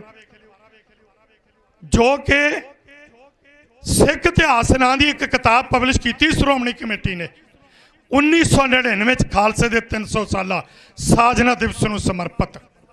ਉਸ ਕਿਤਾਬ 'ਚ ਜੋ ਲਿਖਿਆ ਉਹ 16 March 2013 day and night TV channel ਤੇ ਦਾਸ ਵੱਲੋਂ ਪ੍ਰੋਗਰਾਮ ਚੱਲਿਆ, ਵੇਖ ਲਿਓ ਤੇ ਕੀ ਕੁਛ ਉਹਦੇ ਵਿੱਚ। ਗੁਰੂ ਸਾਹਿਬਾਂ ਦੇ ਇੰਨੇ ਅਪਸ਼ਬਦ ਕਿੰਨੇ ਕਰਵਾਏ, ਕਿੰਨੇ ਕਿਤਾਬ ਲਿਖਾਈ? ਪ੍ਰਕਾਸ਼ ਸਿੰਘ ਬਾਦਲ ਨੇ। ਪੰਜਾਬ ਐਜੂਕੇਸ਼ਨ ਬੋਰਡ ਵੱਲੋਂ ਗੁਰੂ ਗ੍ਰੰਥ ਸਾਹਿਬ ਦੀ ਗੁਰਿਆਈ, ਗੁਰੂ ਨਾਨਕ ਪਾਤਸ਼ਾਹ ਨੂੰ ਉਹਨਾਂ ਨੂੰ ਕੀ ਕੁਛ ਕਿਹਾ ਹੈ, ਉਹ ਸਾਰਾ ਕੁਝ ਤੁਹਾਡੇ ਸਾਹਮਣੇ ਲਿਆਂਦਾ। ਔਰ 7 ਫਰਵਰੀ ਪਿਛਲੇ ਸਾਲ 7 ਫਰਵਰੀ ਤੋਂ ਲੈ ਕੇ 4 ਮਹੀਨੇ ਲਗਾਤਾਰ ਐਜੂਕੇਸ਼ਨ ਬੋਰਡ ਦੇ ਦਫ਼ਤਰ ਅੱਗੇ ਧਰਨਾ ਚੱਲਿਆ। ਜਿਹੜੇ ਲੋਕ ਅੱਜ ਪ੍ਰਕਾਸ਼ ਸਿੰਘ ਬਾਦਲ ਨੂੰ ਉਹ ਸਿੱਖ ਮੰਨਦੇ ਨੇ, ਪੰਥਕ ਲੀਡਰ ਮੰਨਣਾ ਤੇ ਬੜੀ ਦੂਰ ਦੀ ਗੱਲ। ਜਿਹੜੇ ਸਿੱਖ ਮੰਨਦੇ ਨੇ, ਮੈਂ ਉਹਨਾਂ ਨੂੰ ਨਿਮਰਤਾ ਸਹਿਤ ਬੇਨਤੀ ਕਰਦਾ ਕਿ ਆਓ ਤੁਸੀਂ ਬੈਠ ਜਾਓ ਕਿਸੇ ਵੀ ਚੈਨਲ ਤੇ, ਤੁਸੀਂ ਸਵਾਲ ਕਰਿਓ, ਜਵਾਬ ਦੱਸ ਦੇਵੇਗਾ। ਮੈਂ ਸਵਾਲ ਕਰਾਂਗਾ, ਜਵਾਬ ਤੁਸੀਂ ਦਿਓ ਤੇ ਫੈਸਲਾ ਲੋਕ ਕਰਨ। ਇਹ ਨਹੀਂ ਇਕੱਲੇ ਸਿੱਖ, ਉਹਨਾਂ 'ਚ ਹਿੰਦੂ ਸਮਾਜ, ਮੁਸਲਿਮ ਸਮਾਜ, ਕ੍ਰਿਸਚਨ ਸਮਾਜ, ਉਹ ਸਾਰੇ ਫੈਸਲਾ ਕਰਨ। ਆ ਬੈਠੇ ਨੇ ਜਿਹੜੇ ਕਿ ਮੇਰੇ ਬਹੁਤ ਪਿਆਰੇ ਮਿੱਤਰ ਬਾਮ ਸਾਹਿਬ ਪਾਰਟੀ ਵੱਲੋਂ ਨੇ, ਕਿਸਾਨ ਆਗੂ ਨੇ, ਔਰ ਜਿਹੜਾ ਸਾਡੇ ਬਹੁਤ ਲੰਬੇ ਸਮੇਂ ਤੋਂ ਮਿੱਤਰਤਾ ਹੀ ਹੈ, ਕਿਸਾਨ ਅੰਦੋਲਨ ਤੇ ਵੀ ਆਉਂਦੇ ਰਹੇ ਨੇ ਔਰ ਲੰਬੇ ਸਮੇਂ ਤੋਂ ਸਾਡਾ ਇਹਨਾਂ ਦਾ ਸੰਬੰਧ ਹੈ। ਇਹ ਵੀ ਇਸ ਮੋਰਚੇ ਨੂੰ ਹਮਾਇਤ ਦੇਣ ਆਏ ਆ। ਔਰ ਜਿਸ ਤਰ੍ਹਾਂ ਅੱਜ ਸਰਸੇ ਤੋਂ ਬਹੁਤ ਵੱਡਾ ਕਾਫਲਾ ਆਇਆ, ਮੈਂ ਬੇਨਤੀ ਕਰਾਂ ਕਿ ਮੈਨੂੰ ਕਰੀਬ 25 ਸਾਲ ਸਰਸੇ ਤੋਂ ਆਏ ਨੂੰ, ਵੈਸੇ ਤਾਂ 25 ਤੋਂ ਵੀ ਵੱਧ ਹੈ, ਪਰ ਜ਼ਿਆਦਾ ਤੌਰ ਤੇ 25 ਸਾਲ ਹੋ ਗਏ ਉੱਥੋਂ ਆਇਆ ਨੂੰ। ਪਰ ਉੱਥੋਂ ਦੀਆਂ ਸੰਗਤਾਂ ਨੇ, ਸੰਤਾਂ ਮਹਾਂਪੁਰਸ਼ਾਂ ਨੇ, ਜਿਸ ਤਰ੍ਹਾਂ ਕਿ ਪਹਿਲਾਂ ਬਾਬਾ ਬਘੇਲ ਸਿੰਘ ਜੀਆਂ ਨੇ ਉੱਥੇ ਜਾ ਕੇ ਸੇਵਾ ਸ਼ੁਰੂ ਕੀਤੀ, ਉਸ ਤੋਂ ਉਪਰੰਤ ਬਾਬਾ ਪ੍ਰੀਤਮ ਸਿੰਘ ਜੀ ਜਿਨ੍ਹਾਂ ਨਾਲ ਬਹੁਤ ਪਿਆਰ, ਉਪਰੰਤ ਅੱਜ ਕੱਲ੍ਹ ਬਾਬਾ ਅਜੀਤ ਸਿੰਘ ਜੀ ਜੋ ਕਿ ਜਥੇਦਾਰ ਨੇ, ਤੇ ਜਿਹੜੇ ਸਾਡੇ ਛੋਟੇ ਜਥੇਦਾਰ ਨੇ ਉਹ ਵੀ ਬਾਬਾ ਨਰਿੰਦਰ ਸਿੰਘ ਜਿਹੜੇ ਕਿ ਮੇਰੇ ਤੋਂ ਪਹਿਲਾਂ ਸਤਨਾਮ ਵਾਹਿਗੁਰੂ ਦਾ ਜਾਪ ਕਰਾ ਕੇ ਗਏ ਨੇ, ਜਿਨ੍ਹਾਂ ਮਾਣੇ ਨਾ ਕੀਤਾ। ਇਸੇ ਤਰ੍ਹਾਂ ਖਾਜਾ ਖੇੜਾ, ਰਾਣੀਆਂ, ਜਗਮਨੇਰਾ, ਕਰੀਵਾਲਾ, ਵੱਖ-ਵੱਖ ਐਲਾਹਾਬਾਦ, ਵੱਖ-ਵੱਖ ਸਮੁੱਚੇ ਪਿੰਡਾਂ, ਆ ਰੋੜੀ ਸਾਈਡ ਤੋਂ ਸਰਦਾਰ ਨਛੱਤਰ ਸਿੰਘ ਜੀ ਜੋ ਕਿ ਸਾਬਕਾ ਪ੍ਰਧਾਨ ਗੁਰਦੁਆਰਾ 10ਵੀਂ ਪਾਤਸ਼ਾਹੀ ਦੇ, ਉਹ ਵੀ ਇੱਥੇ ਆਏ ਨੇ। ਸਾਰਿਆਂ ਵੱਲੋਂ ਜਿੰਨਾ ਮਾਣ ਸਤਿਕਾਰ ਦਿੱਤਾ ਗਿਆ ਔਰ ਇਸ ਅੱਜ ਮੋਰਚੇ ਦੇ ਵਿੱਚ ਸਾਰੇ ਅਸੀਂ ਇਕੱਠੇ ਰਲ ਕੇ ਆਏ ਹਾਂ। ਜਸਵੀਰ ਸਿੰਘ ਤਲਵਾੜਾ, ਲਖਵਿੰਦਰ ਸਿੰਘ ਢੋੜੀਆਂ ਵਾਲੀ, ਇਸੇ ਤਰ੍ਹਾਂ ਬਹੁਤ ਸਾਰੇ ਲੋਕ ਆਏ। ਔਰ ਇੱਥੇ ਸਰਦਾਰ ਚੌਧਰੀ ਪ੍ਰਕਾਸ਼ ਜੋ ਕਿ ਜਾਟ ਧਰਮ ਦੇ ਨਾਲ ਸੰਬੰਧਿਤ ਨੇ, ਹਿੰਦੂ ਧਰਮ ਨਾਲ ਸੰਬੰਧਿਤ ਨੇ, ਜਾਟ ਬਰਾਦਰੀ ਚੋਂ ਨੇ, ਉਹ ਵੀ ਸਾਡੇ ਨਾਲ ਇੱਥੇ ਆਏ ਨੇ ਔਰ ਉਹ ਵੀ ਹਮਾਇਤ ਦੇਣ ਵਾਸਤੇ ਆਏ ਨੇ। ਸੋ ਇਸ ਤੋਂ ਅੱਗੇ ਮੈਂ ਬੇਨਤੀ ਕਰਦਿਆਂ ਕਿ ਪਹਿਲਾਂ ਵੀ ਅਸੀਂ ਦਾਸ ਪਰਸੋਂ ਹਨੂੰਮਾਨਗੜ੍ਹ ਸੀ, ਉੱਥੇ ਵੀ ਇਸ ਮੋਰਚੇ ਦੀ ਜਿਹੜੀ ਸੀ ਚੜ੍ਹਦੀ ਕਲਾ ਲਈ ਉੱਥੋਂ ਦੇ ਜਥੇ ਲਿਆਉਣ ਵਾਸਤੇ ਸਰਦਾਰ ਦਰਸ਼ਨ ਸਿੰਘ ਜੋ ਕਿ ਮੱਕਾਸਰ ਤੋਂ ਨੇ, ਸਰ ਅਜੀਤ ਸਿੰਘ ਜੋ ਕਿ ਹਨੂੰਮਾਨਗੜ੍ਹ ਤੋਂ ਨੇ, ਸ੍ਰੀ ਗੁਰੂ ਤੇਗ ਬਹਾਦਰ ਸਾਹਿਬ ਦੇ ਗੁਰਦੁਆਰਾ ਸਾਹਿਬ ਦੇ ਪ੍ਰਧਾਨ ਨੇ, ਉਹਨਾਂ ਨੂੰ ਵੀ ਬੇਨਤੀ ਕੀਤੀ। ਉਹਨਾਂ ਨੇ ਭਰੋਸਾ ਦਿਵਾਇਆ ਵੀ ਅਸੀਂ ਜ਼ਰੂਰ ਉੱਥੇ ਆਵਾਂਗੇ। 1 ਮਾਰਚ ਤੋਂ ਅਸੀਂ ਇੱਕ ਕਿਸਾਨ ਜਿਹੜਾ ਉਹ ਮਾਰਚ ਹੈ, ਜਿਹੜਾ ਕਿ ਗੈਰ ਰਾਜਨੀਤਿਕ ਲੋਕਾਂ ਵੱਲੋਂ ਜਿਹੜੇ ਕਿ ਅਸੀਂ ਉੱਥੋਂ ਤੇਲੰਗਾਨਾ ਭਾਵ ਕੰਨਿਆ ਕੁਮਾਰੀ ਤੋਂ ਉਹ ਪੰਜਾਬ ਤੇ ਦਿੱਲੀ ਤੱਕ ਆਏਗਾ। ਦਾਸ ਉੱਥੇ ਪਹੁੰਚ ਰਿਹਾ ਔਰ ਮੈਂ ਸਰਦਾਰ ਗੁਰਚਰਨ ਸਿੰਘ ਜੀ ਜੋ ਕਿ ਪਿਤਾ ਸਰਦਾਰ ਜੋ ਕਿ ਸਿੰਘ ਸਾਹਿਬ ਜਥੇਦਾਰ ਹਵਾਰਾ ਸਾਹਿਬ ਦੇ ਪਿਤਾ ਜੀ ਨੇ, ਸਮੁੱਚੀ ਟੀਮ ਹੈ, ਇਹਨਾਂ ਨੂੰ ਵਿਸ਼ਵਾਸ ਦਿਵਾਉਣਾ ਹੈ ਕਿ ਸਾਰੀਆਂ ਸਟੇਟਾਂ ਦੇ ਵਿੱਚ ਉੱਥੇ ਜਾ ਕੇ ਜਿਹੜੀਆਂ ਸਾਡੀਆਂ ਮੀਟਿੰਗਾਂ ਹੋਣ ਜਾ ਰਹੀਆਂ ਨੇ, ਉਹਨਾਂ ਮੀਟਿੰਗਾਂ ਦੇ ਵਿੱਚ ਇਸ ਮੋਰਚੇ ਦੀ ਗੱਲ ਪਹਿਲਾਂ ਵੀ ਕੀਤੀ ਹੈ ਤੇ ਅੱਗੇ ਵੀ ਕਰਾਂਗੇ ਔਰ ਉਹਨਾਂ ਨੂੰ ਬੇਨਤੀ ਕਰਾਂਗੇ ਕਿ ਤੁਸੀਂ ਵੱਧ ਤੋਂ ਵੱਧ ਜਿਸ ਤਰ੍ਹਾਂ ਕਿ ਇੱਥੇ ਤੇਲੰਗਾਨਾ ਤੋਂ, ਆਂਧਰਾ ਤੋਂ, ਕਰਨਾਟਕਾ ਤੋਂ, ਤਾਮਿਲ ਤੋਂ, ਵੱਖ-ਵੱਖ ਪ੍ਰਦੇਸ਼ਾਂ ਤੋਂ ਕਿਸਾਨ ਜਥੇਬੰਦੀ ਦੇ ਨਾਲ ਸੰਬੰਧਿਤ ਇੱਥੋਂ ਤੱਕ ਕਿ ਕ੍ਰਿਸਚਨ ਵੀਰ ਵੀ ਜਿਹੜੇ ਨੇ ਉਹ ਇਸ ਮੋਰਚੇ ਦੀ ਹਮਾਇਤ ਕਰਨ ਵਾਸਤੇ ਇੱਥੇ ਪਹੁੰਚਣਗੇ। ਇਹ ਮੇਰਾ ਤੁਹਾਡੇ ਨਾਲ ਵਾਅਦਾ। ਸੋ ਇੰਨੀਆਂ ਬੇਨਤੀਆਂ ਕਰਦਾ ਹੋਇਆ ਸਮੁੱਚੇ ਖਾਲਸਾ ਪੰਥ ਨੂੰ ਹੀ ਨਹੀਂ, ਗੁਰੂ ਨਾਨਕ ਨਾਮ ਲੇਵਾ ਸਿੱਖਾਂ ਨੂੰ ਅਤੇ ਮਾਨਵਤਾ ਦੀ ਗੱਲ ਕਰਨ ਵਾਲੇ ਸਮੂਹ ਲੋਕਾਂ ਨੂੰ ਅਪੀਲ ਹੈ, ਬੇਨਤੀ ਹੈ, ਜੋਦੜੀ ਹੈ ਕਿ ਭਾਈ ਜਰਾ ਵਿਚਾਰ ਕਰੋ ਕਿ ਇਹ ਸਿੱਖ ਕੌਮ ਕੌਣ ਹੈ, ਇਹਨਾਂ ਨੇ ਕੀ ਕੀਤਾ ਹੁਣ ਤੱਕ, ਇਹਨਾਂ ਦਾ ਇਤਿਹਾਸ ਕੀ ਹੈ ਤੇ ਅੱਜ ਇਹਨਾਂ ਨੂੰ ਆਪਣੇ ਮਸਲੇ ਹੱਲ ਕਰਾਉਣ ਲਈ, ਇਨਸਾਫ ਲੈਣ ਲਈ ਇਹ ਧਰਨੇ ਲਾਉਣੇ ਪੈ ਰਹੇ ਨੇ ਤੇ ਕਿਉਂ। ਤੇ ਇੱਕ ਬੇਨਤੀ ਮੇਰੀ ਖਾਲਸਾ ਪੰਥ ਦੇ ਅੱਜ ਦੇ ਵਾਰਸਾਂ ਨੂੰ ਹੈ, ਖਾਸ ਕਰਕੇ ਨਿਹੰਗ ਸਿੰਘ ਜਥੇਬੰਦੀਆਂ ਨੂੰ ਵੀ, ਸਾਰਿਆਂ ਨੂੰ ਵੀ ਭਾਈ ਜੇ ਕਿਸੇ ਦੇ ਮਨ ਦੇ ਵਿੱਚ ਕੋਈ ਗਿਲਾ ਹੈ, ਕੋਈ ਸ਼ਿਕਵਾ ਹੈ ਤੇ ਆਪਾਂ ਸ਼ਾਮ ਨੂੰ ਸਰਦਾਰ ਗੁਰਚਰਨ ਸਿੰਘ ਤੇ ਇਹਨਾਂ ਦੀ ਟੀਮ ਨਾਲ ਬੈਠ ਕੇ ਉਹ ਗਿਲੇ ਸ਼ਿਕਵੇ ਦੂਰ ਕਰ ਸਕਦੇ ਹਾਂ। ਅਸੀਂ ਰਾਏ ਦੇ ਸਕਦੇ ਹਾਂ ਕਿ ਇਸ ਤਰ੍ਹਾਂ ਨਹੀਂ, ਤੁਸੀਂ ਇੰਜ ਕਰੋ, ਪਰ ਜਦੋਂ ਸਟੇਜ ਤੇ ਆ ਕੇ ਬੋਲਾਂਗੇ ਉਹਦਾ ਮੈਸੇਜ ਜਿਹੜਾ ਉਹ ਦੁਨੀਆ ਦੇ ਵਿੱਚ ਕੁਝ ਹੋਰ ਜਾਏਗਾ। ਕੱਲ ਮੇਰੇ ਤੇ ਵੀ ਕੱਲ ਦੇ ਬਹੁਤ ਸਵਾਲ ਹੋ ਰਹੇ ਨੇ, ਆ ਫਲਾਣਾ ਐ ਕਿਉਂ ਬੋਲਿਆ, ਫਲਾਣਾ ਐ ਕਿਉਂ ਬੋਲਿਆ। ਉਹਨਾਂ ਨੂੰ ਜਿਹੜੇ ਜਵਾਬ ਨੇ ਉਹ ਬੜੇ ਦਲੀਲ ਦੇ ਨਾਲ ਦੇਈਦੇ ਆ, ਪਰ ਜਦੋਂ ਅਸੀਂ ਸਟੇਜ ਤੇ ਆ ਕੇ ਬੋਲਾਂਗੇ ਇਸ ਸਟੇਜ ਤੇ ਉਹਦਾ ਮੈਸੇਜ ਗਲਤ ਜਾਵੇਗਾ। ਪੁੱਛੋ ਉਹਨਾਂ ਲੋਕਾਂ ਨੂੰ, ਅਸੀਂ ਲੰਬੀਆਂ ਜੇਲਾਂ ਕੱਟੀਆਂ ਨੇ। ਮੈਂ ਇੱਕ ਬੇਨਤੀ ਕਰਦਿਆਂ ਕਿ ਜਦੋਂ 1982 'ਚ ਏਸ਼ੀਅਨ ਗੇਮਾਂ ਹੋਈਆਂ ਉਦੋਂ ਤੋਂ ਲੈ ਕੇ ਜੇਲਾਂ 'ਚ ਜਾਣਾ ਸ਼ੁਰੂ ਕੀਤਾ। ਕਿੰਨਾ ਲੰਬਾ ਸਮਾਂ ਜੇਲਾਂ ਕੱਟੀਆਂ ਨੇ, ਕੋਈ ਗਿਣਤੀ ਨਹੀਂ। ਪਰ ਜਿਹੜੇ ਜੇਲਾਂ 'ਚ ਬੈਠੇ ਨੇ ਸਾਡੇ ਵੀਰ, ਉਹਨਾਂ ਨੂੰ ਪੁੱਛੋ, ਉਹਨਾਂ ਪਰਿਵਾਰਾਂ ਨੂੰ ਪੁੱਛੋ, ਉਹਨਾਂ ਮਾਵਾਂ ਨੂੰ ਪੁੱਛੋ, ਉਹ ਜਿਹੜੇ ਪਿਤਾ ਇਸ ਸੰਸਾਰ ਤੋਂ ਉਹਨਾਂ ਪੁੱਤਰਾਂ ਦਾ ਮੂੰਹ ਵੇਖਣ ਨੂੰ ਤਰਸਦੇ ਗਏ, ਉਹਨਾਂ ਨੂੰ ਪੁੱਛੋ, ਉਹਨਾਂ ਦੀਆਂ ਭੈਣਾਂ ਨੂੰ ਪੁੱਛੋ, ਉਹਨਾਂ ਦੇ ਰਿਸ਼ਤੇਦਾਰਾਂ ਨੂੰ ਪੁੱਛੋ ਤੇ ਅਸੀਂ ਜਿਹੜੇ ਕੌਮ ਦੀ ਲੜਾਈ ਲੜ ਰਹੇ ਹਾਂ ਕਿਤੇ ਸਾਨੂੰ ਪੁੱਛੋ। ਸੋ ਇਸ ਕਰਕੇ ਅੱਜ ਬਾਦਲ ਜੁੰਡਲੀ ਜਿਹੜੀ ਅੱਜ ਇਹਨੇ ਕੌਮ ਦਾ ਘਾਣ ਕੀਤਾ, ਇੱਥੇ ਸੱਜਣ ਨੇ ਕਿਹਾ ਇੱਥੇ ਕਾਂਗਰਸ ਦੇ ਖਿਲਾਫ ਨਹੀਂ ਬੋਲਿਆ ਜਾਂਦਾ।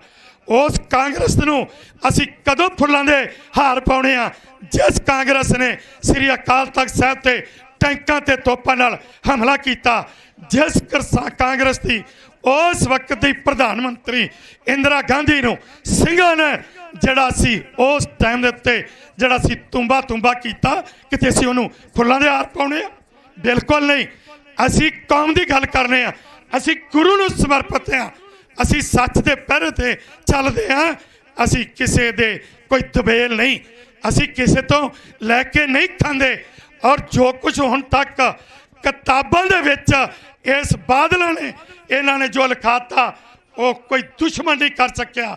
ਇੱਕ ਬੇਨਤੀ ਕਰਾਂਗਾ, ਸਮਾਂ ਜ਼ਿਆਦਾ, ਮਾਫੀ ਚਾਹੁੰਦਾ, ਬੇਨਤੀ ਕਰਾਂਗਾ ਕਿ ਮਸੰਦ ਕੌਣ ਸਨ ਜਿਨ੍ਹਾਂ ਨੂੰ ਗੁਰੂ ਸਾਹਿਬ ਨੇ ਜਿਹੜਾ ਸੀ ਆਪ ਮੰਜੀਆਂ ਦਿੱਤੀਆਂ, ਪ੍ਰਚਾਰਕ ਸਨ। ਜਦੋਂ ਉਹਨਾਂ ਕੁਕਰਮ ਕੀਤੇ, ਮਾੜੇ ਕਰਮ ਕੀਤੇ, ਗੁਰੂ ਸਾਹਿਬ ਨੇ ਆਪਣੇ ਹੱਥੀਂ ਉਹਨਾਂ ਨੂੰ ਸਾੜਿਆ। ਔਰ ਮੱਸਾ ਰੰਗੜ ਉਹ ਕੌਣ ਸੀ ਜਿਨੇ ਸ੍ਰੀ ਦਰਬਾਰ ਸਾਹਿਬ ਦੀ ਜਿਹੜੀ ਬੇਅਦਬੀ ਕੀਤੀ, ਉੱਥੇ ਜੋ ਕੁਝ ਕੀਤਾ ਤੁਸੀਂ ਇਤਿਹਾਸ ਤੋਂ ਜਾਣੂਗਾ। ਅਤੇ ਤੀਸਰੇ ਮਹੰਤ ਆ ਗਏ, ਉਹ ਲਛਮਣ ਭਾਈ ਲਛਮਣ ਸਿੰਘ ਹੋਰਾਂ ਨੇ ਕਿਸ ਤਰ੍ਹਾਂ ਸ਼ਹਾਦਤਾਂ ਦੇ ਕੇ ਤੇ ਉਹਨਾਂ ਮਹੰਤ ਨਰਾਇਣਵਾਂ ਤੋਂ ਕਬਜ਼ੇ ਛਡਾਏ। ਪਰ ਇੱਕ ਬੇਨਤੀ ਰੂਪ 'ਚ ਤੁਹਾਡੇ ਵਿਦਵਾਨਾਂ ਅੱਗੇ ਇੱਕ ਸਵਾਲ ਕਰਾਂਗਾ, ਤੁਸੀਂ ਕਿਸੇ ਨੇ ਅੱਜ ਤੱਕ ਮਸੰਦਾਂ ਵੱਲੋਂ, ਮੱਸੇ ਰੰਗੜ ਵੱਲੋਂ, ਮਹੰਤ ਨਰਾਇਣਵਾਂ ਵੱਲੋਂ ਕੋਈ ਲਿਖੀ ਹੋਈ ਕਿਤਾਬ ਪੜ੍ਹੀ ਹੈ ਜਿਹਦੇ ਵਿੱਚ ਗੁਰੂ ਸਾਹਿਬਾਂ ਨੂੰ ਚੋਰ, ਡਾਕੂ, ਕਾਤਲ, ਨੌਕਰਾਨੀਆਂ ਦੇ ਪੇਟੋਂ ਬੱਚੇ ਜੰਮਣ ਵਾਲੇ ਦੱਸ ਕੇ ਕੋਈ ਕਿਤਾਬ ਲਿਖੀ ਹੋਵੇ? ਦੱਸਿਓ ਜਰਾ। ਨਹੀਂ ਨਾ। ਤੇ ਫਿਰ ਜਿਸ ਬਾਦਲ ਚੰਡਾਲ ਚੌਂਕੜੀ ਨੇ ਇਹ ਕਿਤਾਬਾਂ ਸ਼੍ਰੋਮਣੀ ਕਮੇਟੀ ਦੇ ਰਾਹੀਂ ਔਰ ਇਹ ਕਿਤਾਬਾਂ ਪੰਜਾਬ ਐਜੂਕੇਸ਼ਨ ਬੋਰਡ ਦੇ ਰਾਹੀਂ ਪਬਲਿਸ਼ ਕਰਾ ਕੇ ਸਾਡੇ ਬੱਚਿਆਂ ਨੂੰ ਸਕੂਲਾਂ 'ਚ ਪੜ੍ਹਾਈਆਂ, ਤੇ ਫਿਰ ਉਸ ਬਾਦਲ ਦੇ ਖਿਲਾਫ ਅਸੀਂ ਕਿਵੇਂ ਨਾ ਬੋਲੀਏ ਕਿ ਉਹ ਬਾਦਲ ਜਿਹੜਾ ਉਹ ਸਿੱਖ ਹੋਣ ਦਾ ਹੱਕਦਾਰ ਹੈ। ਸੋ ਇੰਨੀਆਂ ਬੇਨਤੀਆਂ ਕਰਦਾ ਹੈ, ਤੁਹਾਡਾ ਸਾਰਿਆਂ ਦਾ ਧੰਨਵਾਦ ਕਰਦਾ ਹੈ। ਬਾਬਾ ਅਜੀਤ ਸਿੰਘ ਜੀ ਜੋ ਕਿ ਮੁੱਖ ਪ੍ਰਬੰਧਕ ਨੇ ਅੱਜ ਤੱਕ ਕਾਰ ਸੇਵਾ ਦੇ, ਉਹਨਾਂ ਦਾ ਬਾਬਾ ਨਰਿੰਦਰ ਸਿੰਘ ਜੀ, ਬਾਬਾ ਬਲਵਿੰਦਰ ਸਿੰਘ ਜੀ ਹਜ਼ੂਰ ਸਾਹਿਬ ਵਾਲੇ, ਬਾਬਾ ਜਗਜੀਤ ਸਿੰਘ ਹੋਰ ਵੀ, ਅਤੇ ਜਿਹੜੀ ਸਾਡੀ ਇੱਥੋਂ ਦੀ ਸੰਸਥਾ ਲੋਕ ਭਲਾਈ ਇਨਸਾਫ ਵੈਲਫੇਅਰ ਸੋਸਾਇਟੀ ਦੀ ਟੀਮ ਹੈ, ਸਰਦਾਰ ਸੁਰਿੰਦਰ ਸਿੰਘ ਤੇ ਹੋਰ ਸਾਰੇ, ਉਹ ਇੱਥੇ ਸੇਵਾ ਨਿਭਾ ਰਹੇ ਨੇ। ਮੇਰੀ ਉਹਨਾਂ ਨੂੰ ਬੇਨਤੀ ਹੈ ਕਿ ਤੁਸੀਂ ਵੱਧ ਤੋਂ ਵੱਧ ਇਸ ਮੋਰਚੇ ਦੇ ਵਿੱਚ ਆਪਣਾ ਯੋਗਦਾਨ ਪਾਉਣਾ ਹੈ। ਮੇਰੀਆਂ ਧੀਆਂ, ਮੇਰੀਆਂ ਭੈਣਾਂ ਉਹ ਵੀ ਰਾਤ ਦਿਨ ਲੱਗੀਆਂ ਹੋਈਆਂ ਨੇ। ਸੋ ਅਸੀਂ ਵੱਧ ਤੋਂ ਵੱਧ ਇਸ ਮੋਰਚੇ ਨੂੰ ਜਿਹੜਾ ਉਹ ਚੜ੍ਹਦੀ ਕਲਾ ਚਲ ਜਾਣਾ। ਜਦੋਂ ਅਸੀਂ ਇਹ ਮੰਗਾਂ ਪ੍ਰਵਾਨ ਕਰਵਾ ਲਈਆਂ, ਮੋਰਚਾ ਜਿੱਤ ਲਿਆ, ਉਸ ਤੋਂ ਬਾਅਦ ਫਿਰ ਵੇਖਾਂਗੇ ਕੀ ਕਰਨਾ। ਉਹ ਬਾਕੀ ਗੱਲਾਂ ਛੱਡਦੇ ਨਹੀਂ, ਬਾਕੀ ਮੰਗਾਂ ਛੱਡਦੇ ਨਹੀਂ। ਉਹਨਾਂ ਤੋਂ ਅਸੀਂ ਵਿਸਰ ਭੋਲੇ ਨਹੀਂ ਹੋਏ। ਇਹ ਨਹੀਂ ਹੈਗਾ ਕਿ ਉਹਨਾਂ ਨੂੰ ਵਿਸਾਰਤਾ, ਉਹ ਮੰਗਾਂ ਤਾਂ ਜਿਉਂਦੀਆਂ ਤਿਉਂ ਨੇ। ਜਿਨ੍ਹਾਂ ਮੰਗਾਂ ਦੀ ਬਦੌਲਤ ਇਹ ਜੇਲ੍ਹਾਂ 'ਚ ਗਏ ਨੇ, ਜਿਹੜੇ ਇਹਨਾਂ ਨੇ ਇਹ ਜਾਮ ਪੀਤੇ ਸ਼ਾਤਾਂ ਜਾਂ ਜੇਲ੍ਹਾਂ 'ਚ ਬੈਠੇ ਨੇ, ਉਹ ਮੰਗਾਂ ਤਾਂ ਜਿਉਂਦੀਆਂ ਤਿਉਂ ਨੇ। ਉਹਨਾਂ 'ਤੇ ਫਿਰ ਅਸੀਂ ਇਹ ਸੰਘਰਸ਼ ਜਿਹੜਾ ਇਹ ਚੱਲਦਾ ਹੀ ਰਹਿਣਾ। ਇਹ ਖਾਲਸਾ ਪੰਥ ਖੰਡੇ ਦੀ ਧਾਰ 'ਚੋਂ ਪੈਦਾ ਹੋਇਆ, ਜ਼ੁਲਮ ਦੇ ਖਿਲਾਫ ਲੜਦਾ ਆ ਔਰ ਲੜਦਾ ਰਹਿਣਾ। ਸੋ ਇੰਨੀਆਂ ਬੇਨਤੀਆਂ ਕਰਦਾ ਹੋਇਆ ਤੁਹਾਡਾ ਸਾਰਿਆਂ ਦਾ ਧੰਨਵਾਦ। ਸਰਸੇ ਤੋਂ ਆਈ ਹੋਈ ਸੰਗਤ ਦਾ ਰੋਮ ਰੋਮ ਕਰਕੇ ਰਿਣੀਆਂ ਬੁਲਾਓ ਫਤਿਹ। ਵਾਹਿਗੁਰੂ ਜੀ ਕਾ ਖਾਲਸਾ, ਵਾਹਿਗੁਰੂ ਜੀ ਕੀ ਫਤਿਹ।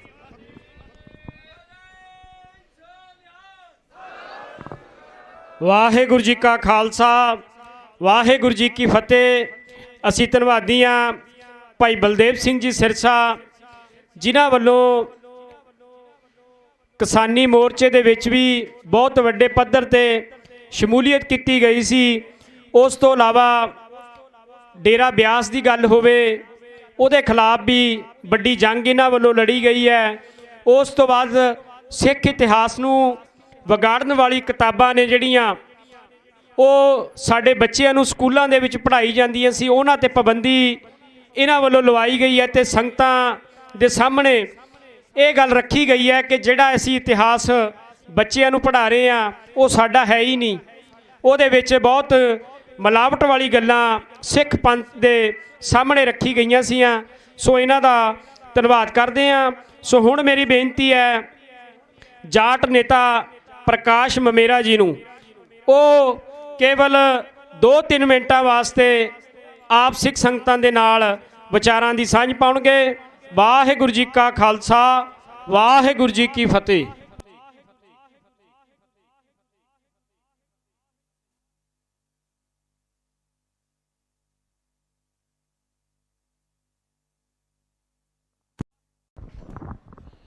सभी संगत को सत श्री अकाल। मैं प्रकाश ममेरा डिस्ट्रिक्ट सरसा हरियाणा से आया हूँ। मैं थोड़ी आपसे माफ़ी चाहूँगा कि मैं पंजाबी नहीं बोल सकता, थोड़ा हिंदी में बोलूँगा। तो सबसे पहले तो सरदार जो भाई जो बैठे हैं, जो मांग कर रहे हैं, मैं उन्हीं सारी मांगों का समर्थन करता हूँ। भाइयों, जब औरंगजेब से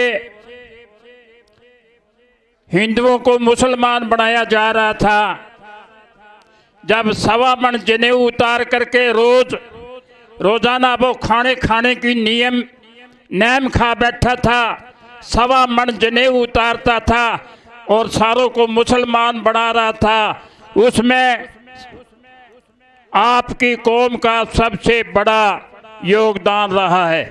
गुरु गोबिंद सिंह का सारा परिवार हिंदू और जनेऊ बचाने के लिए कुर्बान हुआ। साथियों, ये बात किसी से छुपी हुई नहीं है। गुरु गोबिंद सिंह जनेऊ और हिंदू बचाने के लिए सबसे पहले अपना सारा परिवार कुर्बान करके गए। साथियों, फिर जरूरत पड़ी हिंदुस्तान आज़ाद कराने की, तो सिख भाइयों ने कहीं पीछे नहीं देखा। सबसे पहले सिख कौम के भाई जो हैं वो फांसी के फंदे पर चुमे गए।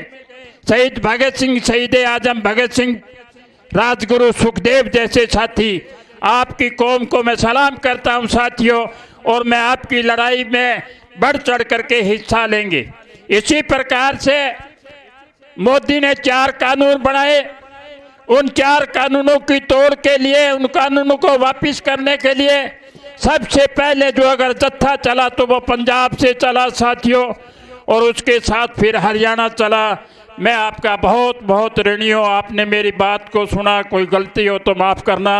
बहुत बहुत धन्यवाद। जय हिंद।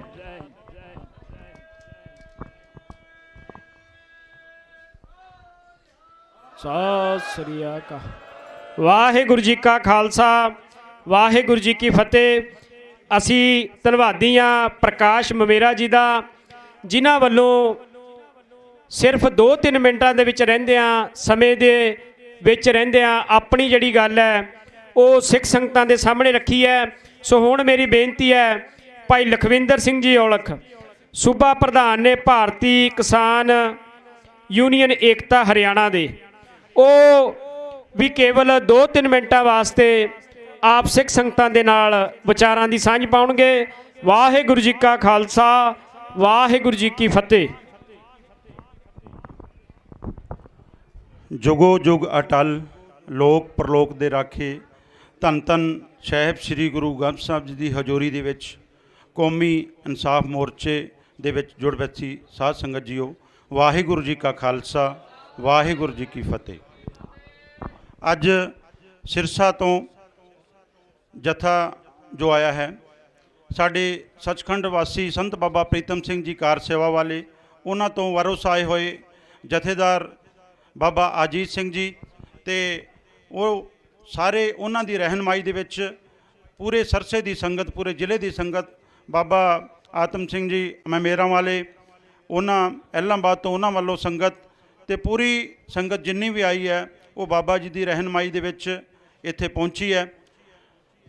उस दे नाल नाल जो रसद साडे कौमी इंसाफ मोर्चे दे लंगरां दे लई 2 पीपे देसी घ्यो दे, ते नाल उस दे नाल सारी रसद बाबा जी ने भेजी है।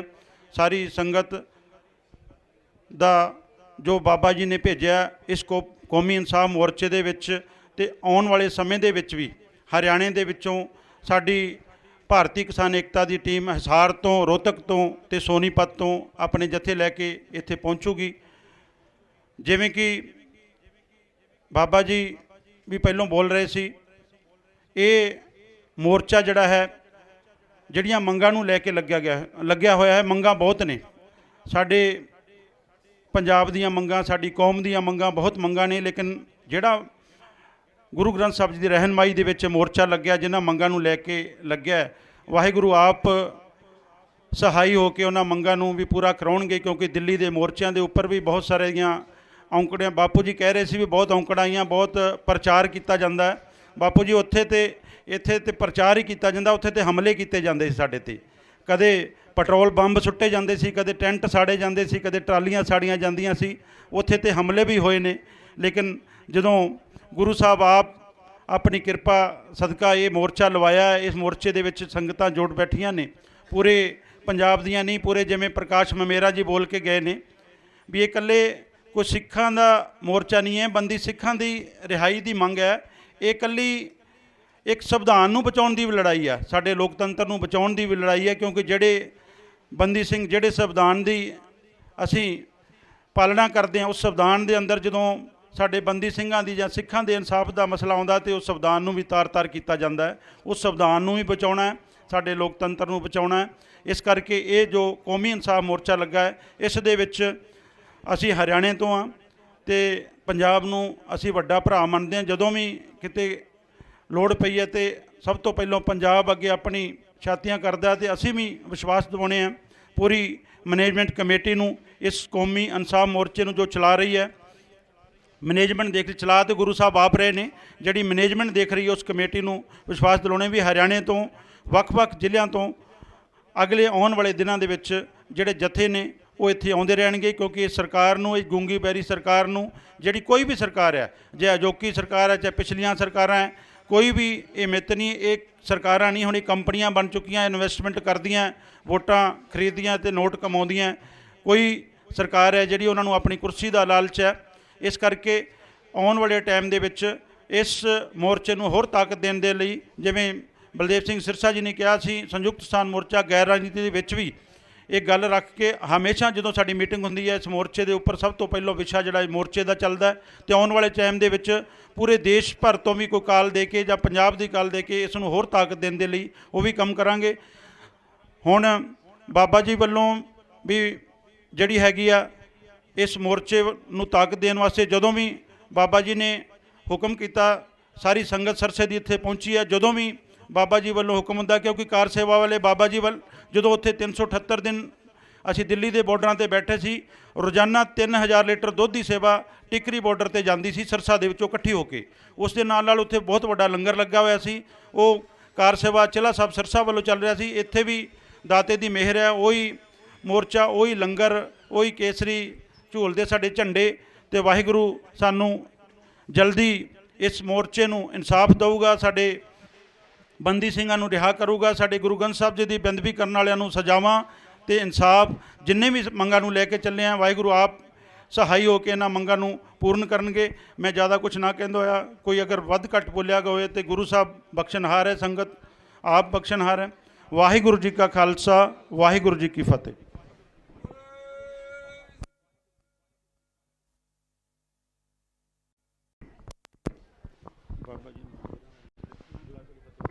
ਵਾਹਿਗੁਰੂ ਜੀ ਕਾ ਖਾਲਸਾ, ਵਾਹਿਗੁਰੂ ਜੀ ਕੀ ਫਤਿਹ।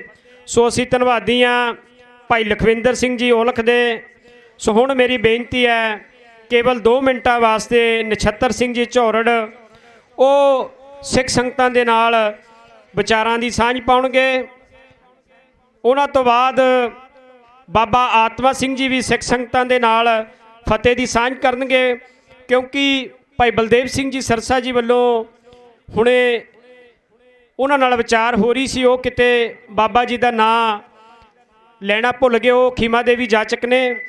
ਸੋ ਹੁਣ ਮੇਰੀ ਬੇਨਤੀ ਹੈ ਭਾਈ ਨਛੱਤਰ ਸਿੰਘ ਜੀ ਝੌਰੜ ਕੇਵਲ 2 ਮਿੰਟਾਂ ਵਾਸਤੇ ਸਿੱਖ ਸੰਗਤਾਂ ਦੇ ਨਾਲ ਵਿਚਾਰਾਂ ਦੀ ਸਾਂਝ ਪਾਉਣਗੇ। ਵਾਹਿਗੁਰੂ ਜੀ ਕਾ ਖਾਲਸਾ, ਵਾਹਿਗੁਰੂ ਜੀ ਕੀ ਫਤਿਹ।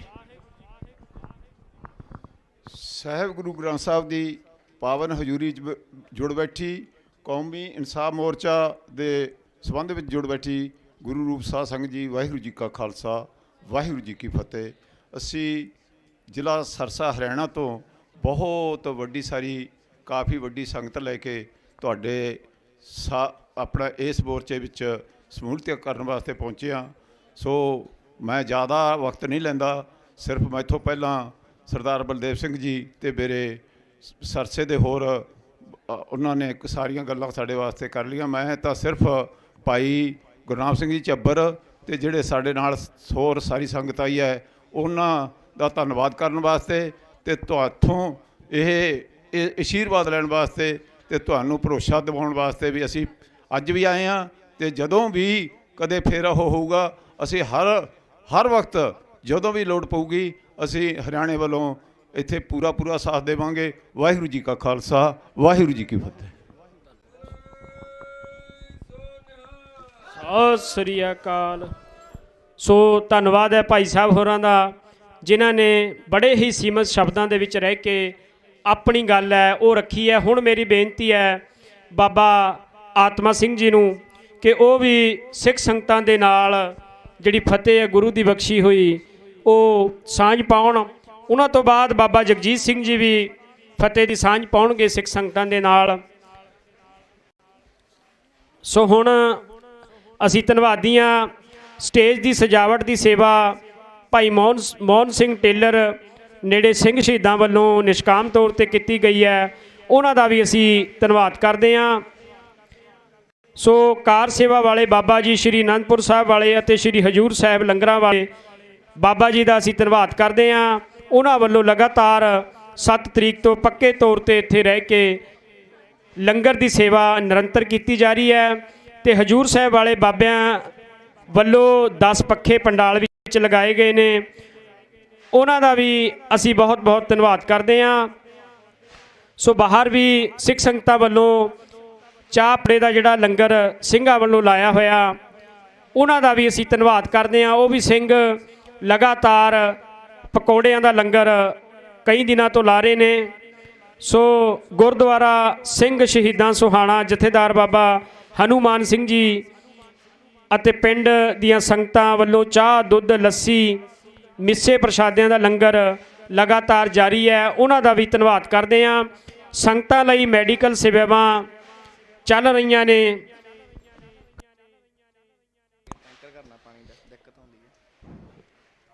ਜੋੜਿਆਂ ਦੀ ਸੇਵਾ ਅਤੇ ਜੋੜੇ ਗੰਢਣ ਦੀ ਸੇਵਾ ਬਾਹਰ ਸਿੱਖ ਸੰਗਤਾਂ ਵੱਲੋਂ ਕੀਤੀ ਜਾ ਰਹੀ ਹੈ, ਉਹਨਾਂ ਸਿੰਘਾਂ ਦਾ ਵੀ ਅਸੀਂ ਧੰਨਵਾਦ ਕਰਦੇ ਹਾਂ।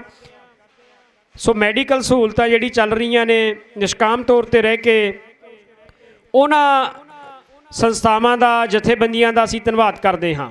ਸੋ ਹੁਣ ਮੇਰੀ ਬੇਨਤੀ ਹੈ ਕਿ ਬਾਬਾ ਆਤਮਾ ਸਿੰਘ ਜੀ ਉਹ ਸੰਗਤਾਂ ਦੇ ਨਾਲ ਫਤਿਹ ਦੀ ਸਾਂਝ ਪਾਉਣਗੇ। ਵਾਹਿਗੁਰੂ ਜੀ ਕਾ ਖਾਲਸਾ, ਵਾਹਿਗੁਰੂ ਜੀ ਕੀ ਫਤਿਹ।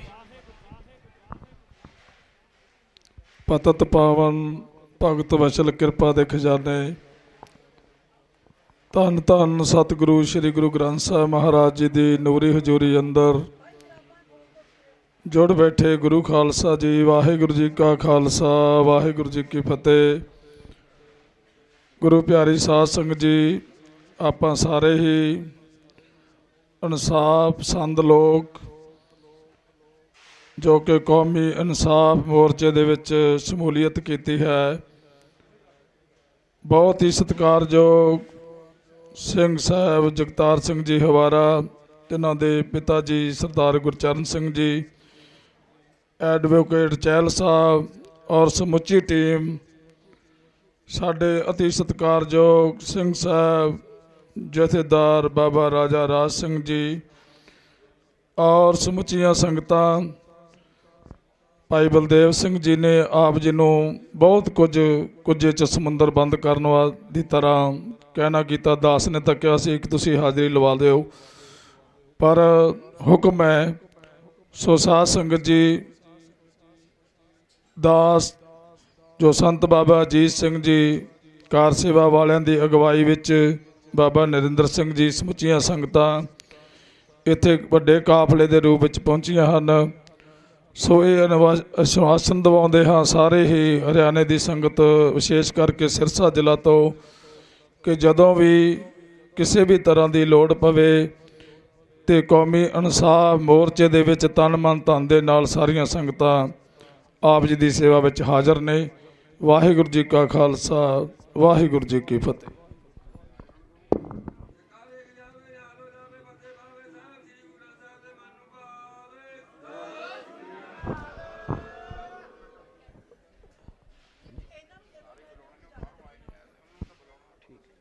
ਵਾਹਿਗੁਰੂ ਜੀ ਕਾ ਖਾਲਸਾ, ਵਾਹਿਗੁਰੂ ਜੀ ਕੀ ਫਤਿਹ। ਸੋ ਧੰਨਵਾਦੀਆਂ ਸੀ ਬਾਬਾ ਆਤਮਾ ਸਿੰਘ ਜੀ।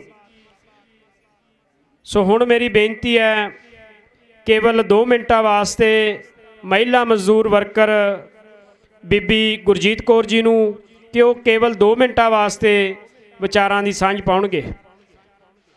ਉਹਨਾਂ ਦੇ ਨਾਲ ਅਸੀਂ ਧੰਨਵਾਦ ਕਰਦੇ ਹਾਂ। ਵੱਡਾ ਜੱਥਾ ਲੈ ਕੇ ਪਹੁੰਚੇ ਨੇ ਭਾਈ ਹਰਜਿੰਦਰ ਸਿੰਘ ਜੀ ਘੁੰਮਣ ਅਤੇ ਭਾਈ ਗੁਰਭੇਜ ਸਿੰਘ ਸੇਖੋਂ, ਉਹਨਾਂ ਦਾ ਵੀ ਧੰਨਵਾਦ ਕਰਦੇ ਹਾਂ। ਸੋ ਹੁਣ ਬੀਬੀ ਗੁਰਜੀਤ ਕੌਰ ਜੀ। ਵਾਹਿਗੁਰੂ ਜੀ ਕਾ ਖਾਲਸਾ, ਵਾਹਿਗੁਰੂ ਜੀ ਕੀ ਫਤਿਹ।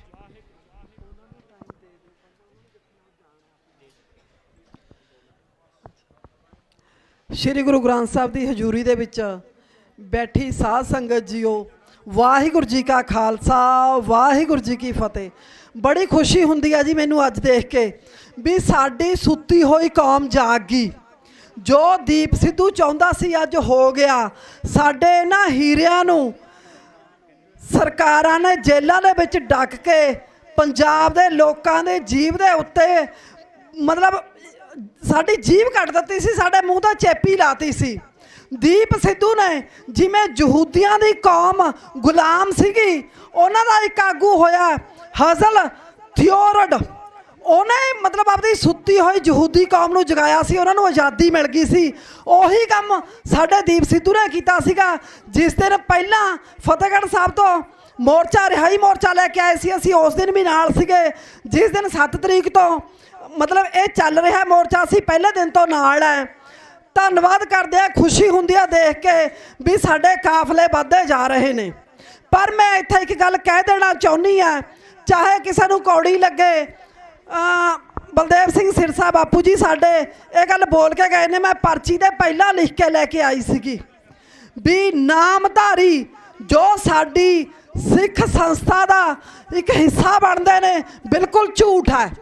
ਕਿਉਂਕਿ ਉਹਨਾਂ ਦੇ ਜਿਹੜੀਆਂ ਰਹਿਤਾਂ ਨੇ ਉਹ ਸਾਰੀਆਂ ਸਾਤੋਂ ਵੱਖਰੀਆਂ ਨੇ। ਉਹਨਾਂ ਦਾ ਆਨੰਦ ਕਾਰਜ ਹੁੰਦੇ ਨੇ, ਉਹ ਵੀ ਅੱਗ ਦੇ ਦੁਆਲੇ ਹੁੰਦੇ ਨੇ। ਜਿਹੜਾ ਉਦੈ ਸਿੰਘ ਹੈ ਉਹ ਗੁਰੂ ਮਹਾਰਾਜ ਦੇ ਬਰਾਬਰ ਗੱਦੀ ਲਾ ਕੇ ਬੈਠਦਾ। ਇਹ ਵੀ ਇੱਕ ਸਭ ਤੋਂ ਵੱਡੀ ਬੇਅਦਬੀ ਹੈ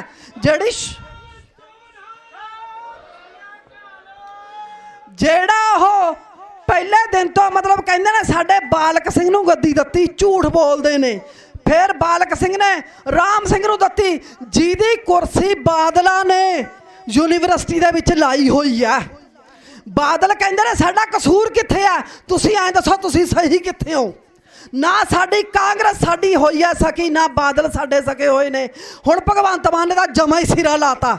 ਜਿਹੜਾ ਬਾਪੂ ਸੂਰਤ ਸਿੰਘ ਨੂੰ ਮਿਲ ਕੇ ਆਇਆ ਸੀਗਾ, ਉਦੋਂ ਕਹਿੰਦਾ ਸੀ ਵੀ ਸਰਕਾਰ ਮਤਾ ਪਾ ਦੇਵੇ। ਉਹ ਹੁਣ ਤੋਂ 92 MLA ਲੈ ਕੇ ਬੈਠਾ, ਤੂੰ ਪਾ ਮਤਾ, ਤੂੰ ਕੱਢ ਸਾਡੇ ਸਿੰਘਾਂ ਨੂੰ ਬਾਹਰ।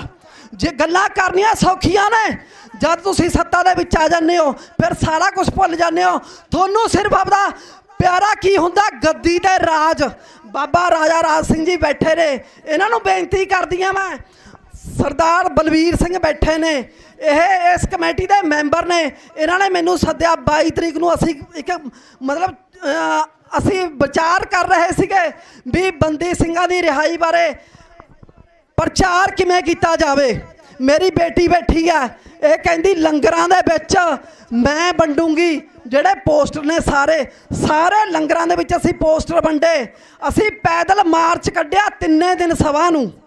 ਉਸ ਦਿਨ ਤੋਂ ਲੈ ਕੇ ਹੁਣ ਤੱਕ ਵੀ ਨਾਲ ਹੈ।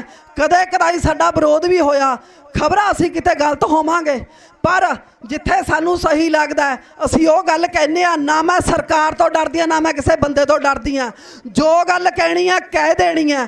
ਅੱਜ ਮੈਂ ਕਹਿੰਦੀ ਆ ਭਗਵੰਤ ਮਾਨ, ਤੂੰ ਮਤਾ ਪਾ ਸਾਡੇ ਬੰਦੀ ਸਿੰਘਾਂ ਦਾ। ਤੂੰ ਸੱਚਾ ਬਣਦਾ ਵੀ ਅਸੀਂ ਤੁਹਾਡੇ ਨਾਲ ਹੈ। ਕੇਜਰੀਵਾਲ ਨੇ ਦਵਿੰਦਰਪਾਲ ਭੁੱਲਰ ਦੀ ਰਿਹਾਈ ਤੇ ਸਾਈਨ ਨਹੀਂ ਕੀਤੇ ਹੈਗੇ। ਜੇ ਆਪਦਾ ਬਾਪ ਦਾ ਤੂੰ ਸਾਈਨ ਕਰਾ ਕੇ ਲੈ ਕੇ ਆ ਤਾਂ ਅਸੀਂ ਤੈਨੂੰ ਮੰਨੀਏ, ਤੂੰ ਪੰਥਾਂ ਮੈਤੀ ਹੈ। ਬੇਅਦਬੀਆਂ ਦਾ ਇਨਸਾਫ ਦੇ ਸਾਡੀਆਂ ਦਾ। ਜਿਹੜੇ ਨਾਮਧਾਰੀ ਬੈਠੇ ਨੇ 1000 ਸਰੂਪ ਹੈ ਉਹਨਾਂ ਕੋਲ, 1000 ਸਰੂਪ। ਕੋਈ ਕਢਵਾ ਕੇ ਲਿਆ ਸਕਦਾ? ਕੋਈ ਹੈਗਾ ਕਿਸੇ 'ਚ ਹਿੰਮਤ ਵੀ 1000 ਸਰੂਪ ਉਹਨਾਂ ਦਾ ਕਢਵਾ ਕੇ ਲੈ ਕੇ? ਉਹ ਅਲਮਾਰੀਆਂ ਦੇ ਵਿੱਚ ਬੰਦ ਰੱਖਦੇ ਨੇ ਸਾਡੇ ਸਰੂਪਾਂ ਨੂੰ।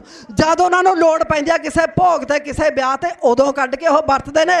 ਨਹੀਂ, ਉਹਨਾਂ ਨੇ ਰਾਮ ਸਿੰਘ ਦੀ ਫੋਟੋ ਲਾਈ ਹੋਈ ਆ, ਜਿਹਨੂੰ ਉਹ ਸੋ ਕਾਲਡ ਗੁਰੂ ਸਤਿਗੁਰੂ ਕਹਿੰਦੇ ਨੇ ਆਪਦਾ, ਠੀਕ ਹੈ।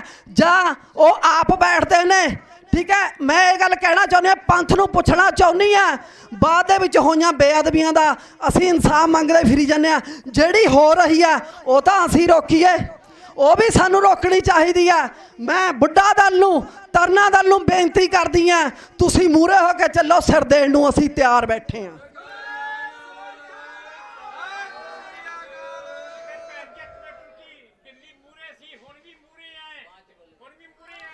ਮੈਂ ਇੱਕ ਗੱਲ ਕਹਿਣਾ ਚਾਹੁੰਦੀ ਹਾਂ ਵੀ ਸਾਰੇ ਜਿੰਨੇ ਵੀ ਆਪਾਂ ਬੈਠੇ ਹਾਂ, ਮੈਂ ਲੈ ਕੇ ਆਉਂਦੀ ਹਾਂ ਜਥਾ, ਕਦੇ 15 ਦਾ ਕਦੇ 20 ਦਾ, ਕਿਉਂਕਿ ਜਿੰਨੇ ਵੀ ਮੇਰੇ ਨਾਲ ਲੋਕ ਜੁੜੇ ਹੋਏ ਨੇ ਉਹਨਾਂ ਕੋਲ ਇੱਕ ਦਿਨ ਟਾਈਮ ਨਹੀਂ ਹੁੰਦਾ। ਮੈਥੋਂ ਨਹੀਂ ਦਿਖਾ ਹੁੰਦਾ ਵੀ ਮੈਂ ਵੱਡਾ ਮੋਰਚਾ ਲੈ ਕੇ ਆ ਰਹੀ ਹਾਂ।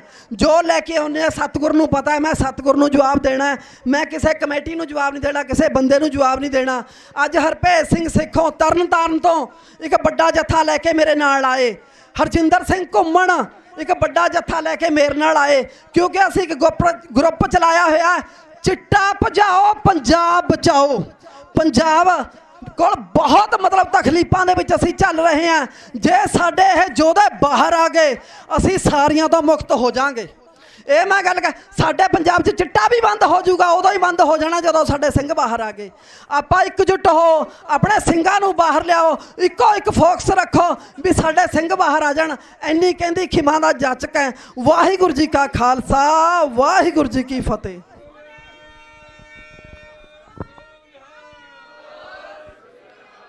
ਵਾਹਿਗੁਰੂ ਜੀ ਕਾ ਖਾਲਸਾ, ਵਾਹਿਗੁਰੂ ਜੀ ਕੀ ਫਤਿਹ। ਸੋ ਹੁਣ ਮੇਰੀ ਬੇਨਤੀ ਹੈ, ਬਾਬਾ ਜਗਜੀਤ ਸਿੰਘ ਜੀ ਕੇਵਲ ਫਤਿਹ ਦੀ ਸਾਂਝ ਪਾਉਣਗੇ, ਉਹਨਾਂ ਤੋਂ ਬਾਅਦ ਬੀਬੀ ਹਰਿੰਦਰ ਕੌਰ ਸੰਘਾ ਉਹ ਤਿਆਰ ਰਹਿਣ। ਵਾਹਿਗੁਰੂ ਜੀ ਕਾ ਖਾਲਸਾ, ਵਾਹਿਗੁਰੂ ਜੀ ਕੀ ਫਤਿਹ।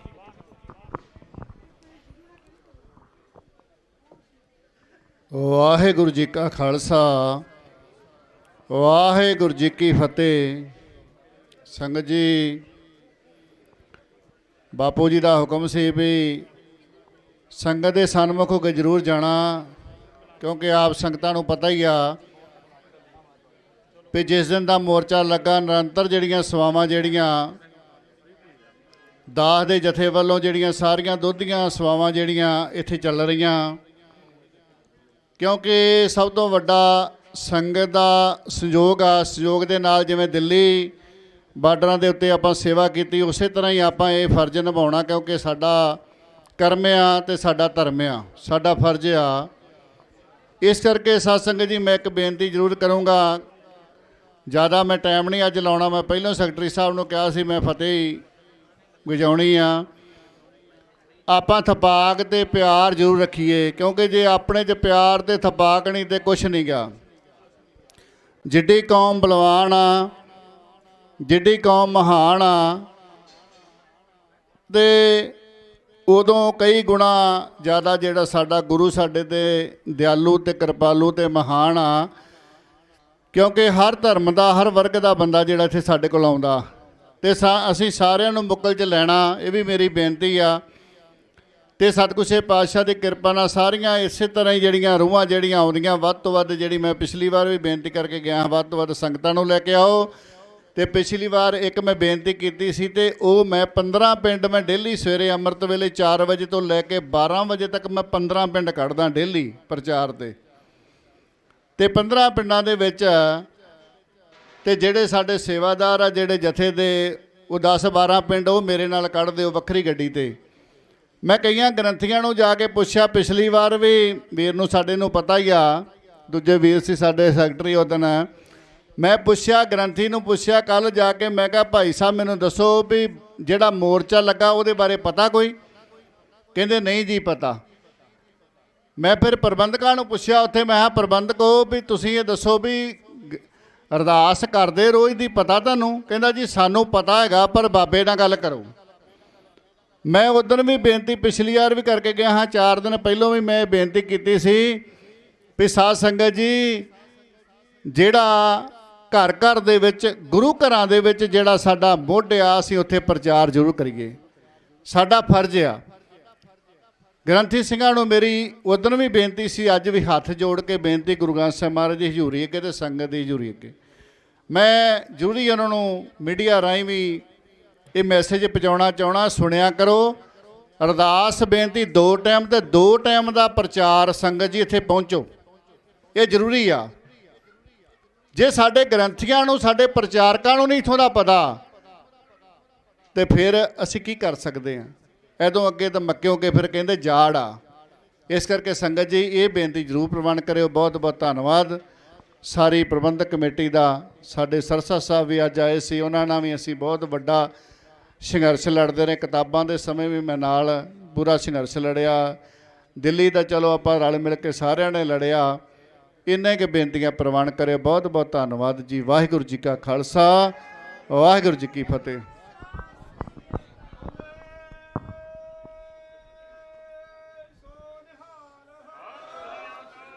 ਵਾਹਿਗੁਰੂ ਜੀ ਕਾ ਖਾਲਸਾ, ਵਾਹਿਗੁਰੂ ਜੀ ਕੀ ਫਤਿਹ। ਸੋ ਹੁਣ ਕੇਵਲ 2 ਮਿੰਟਾਂ ਵਾਸਤੇ ਬੀਬੀ ਹਰਵਿੰਦਰ ਕੌਰ ਸੰਘਾ ਜੀ ਉਹ ਸਿੱਖ ਸੰਗਤਾਂ ਦੇ ਨਾਲ ਵਿਚਾਰਾਂ ਦੀ ਸਾਂਝ ਪਾਉਣਗੇ। ਸੋ ਇੱਕ ਜ਼ਰੂਰੀ ਬੇਨਤੀ ਹੈ ਕਿ ਪੰਡਾਲ ਦੇ ਖੱਬੇ ਪਾਸੇ ਗੱਡੀ ਖੜੀ ਹੈ PB 23Z 8402, ਚਿੱਟੇ ਰੰਗ ਦੀ ਗੱਡੀ ਹੈ PB 23Z 8402। ਇਹ ਜਿਸ ਵੀ ਵੀਰ ਦੀ ਗੱਡੀ ਹੈ ਇਹਨੂੰ ਜਲਦ ਤੋਂ ਜਲਦ ਪਾਸੇ ਕੀਤਾ ਜਾਵੇ। ਜਿਹੜੇ ਸਾਹਮਣੇ ਜਿਨ੍ਹਾਂ ਦਾ ਤੰਬੂ ਲੱਗਿਆ ਵੀਰਾਂ ਦਾ, ਟਰਾਲੀ ਹੈ, ਇਹ ਉਹਨਾਂ ਨੂੰ ਸਮੱਸਿਆ ਆ ਰਹੀ ਹੈ। ਉਹ ਸਾਡੇ ਕੋਲੇ 2 ਵਾਰੀ ਆ ਚੁੱਕੇ ਨੇ। ਬੇਨਤੀ ਹੈ 8402 ਗੱਡੀ ਨੂੰ ਜਲਦ ਤੋਂ ਜਲਦ ਪਾਸੇ ਕਰਾਇਆ ਜਾਵੇ। ਸੋ ਹੁਣ ਬੀਬੀ ਹਰਵਿੰਦਰ ਕੌਰ ਸੰਘਾ ਜੀ। ਵਾਹਿਗੁਰੂ ਜੀ ਕਾ ਖਾਲਸਾ, ਵਾਹਿਗੁਰੂ ਜੀ ਕੀ ਫਤਿਹ। ਸਾਰਿਆਂ ਤੋਂ ਪਹਿਲਾਂ ਧੰਨ ਧੰਨ ਸ਼੍ਰੀ ਗੁਰੂ ਗ੍ਰੰਥ ਸਾਹਿਬ ਜੀ ਦਾ ਅਤੀ ਧੰਨਵਾਦ। ਜਿਹੜੇ ਸਾਡੇ ਬਾਪੂ ਵੱਡੇ ਜਗਦੀ ਜੋਤ ਹਜ਼ਰਾ ਹਜੂਰ ਸਾਡੇ ਵਿੱਚ ਬੈਠੇ ਨੇ, ਉਹਨਾਂ ਦਾ ਮੈਂ ਅਤੀ ਧੰਨਵਾਦ ਕਰਦੀ ਹਾਂ।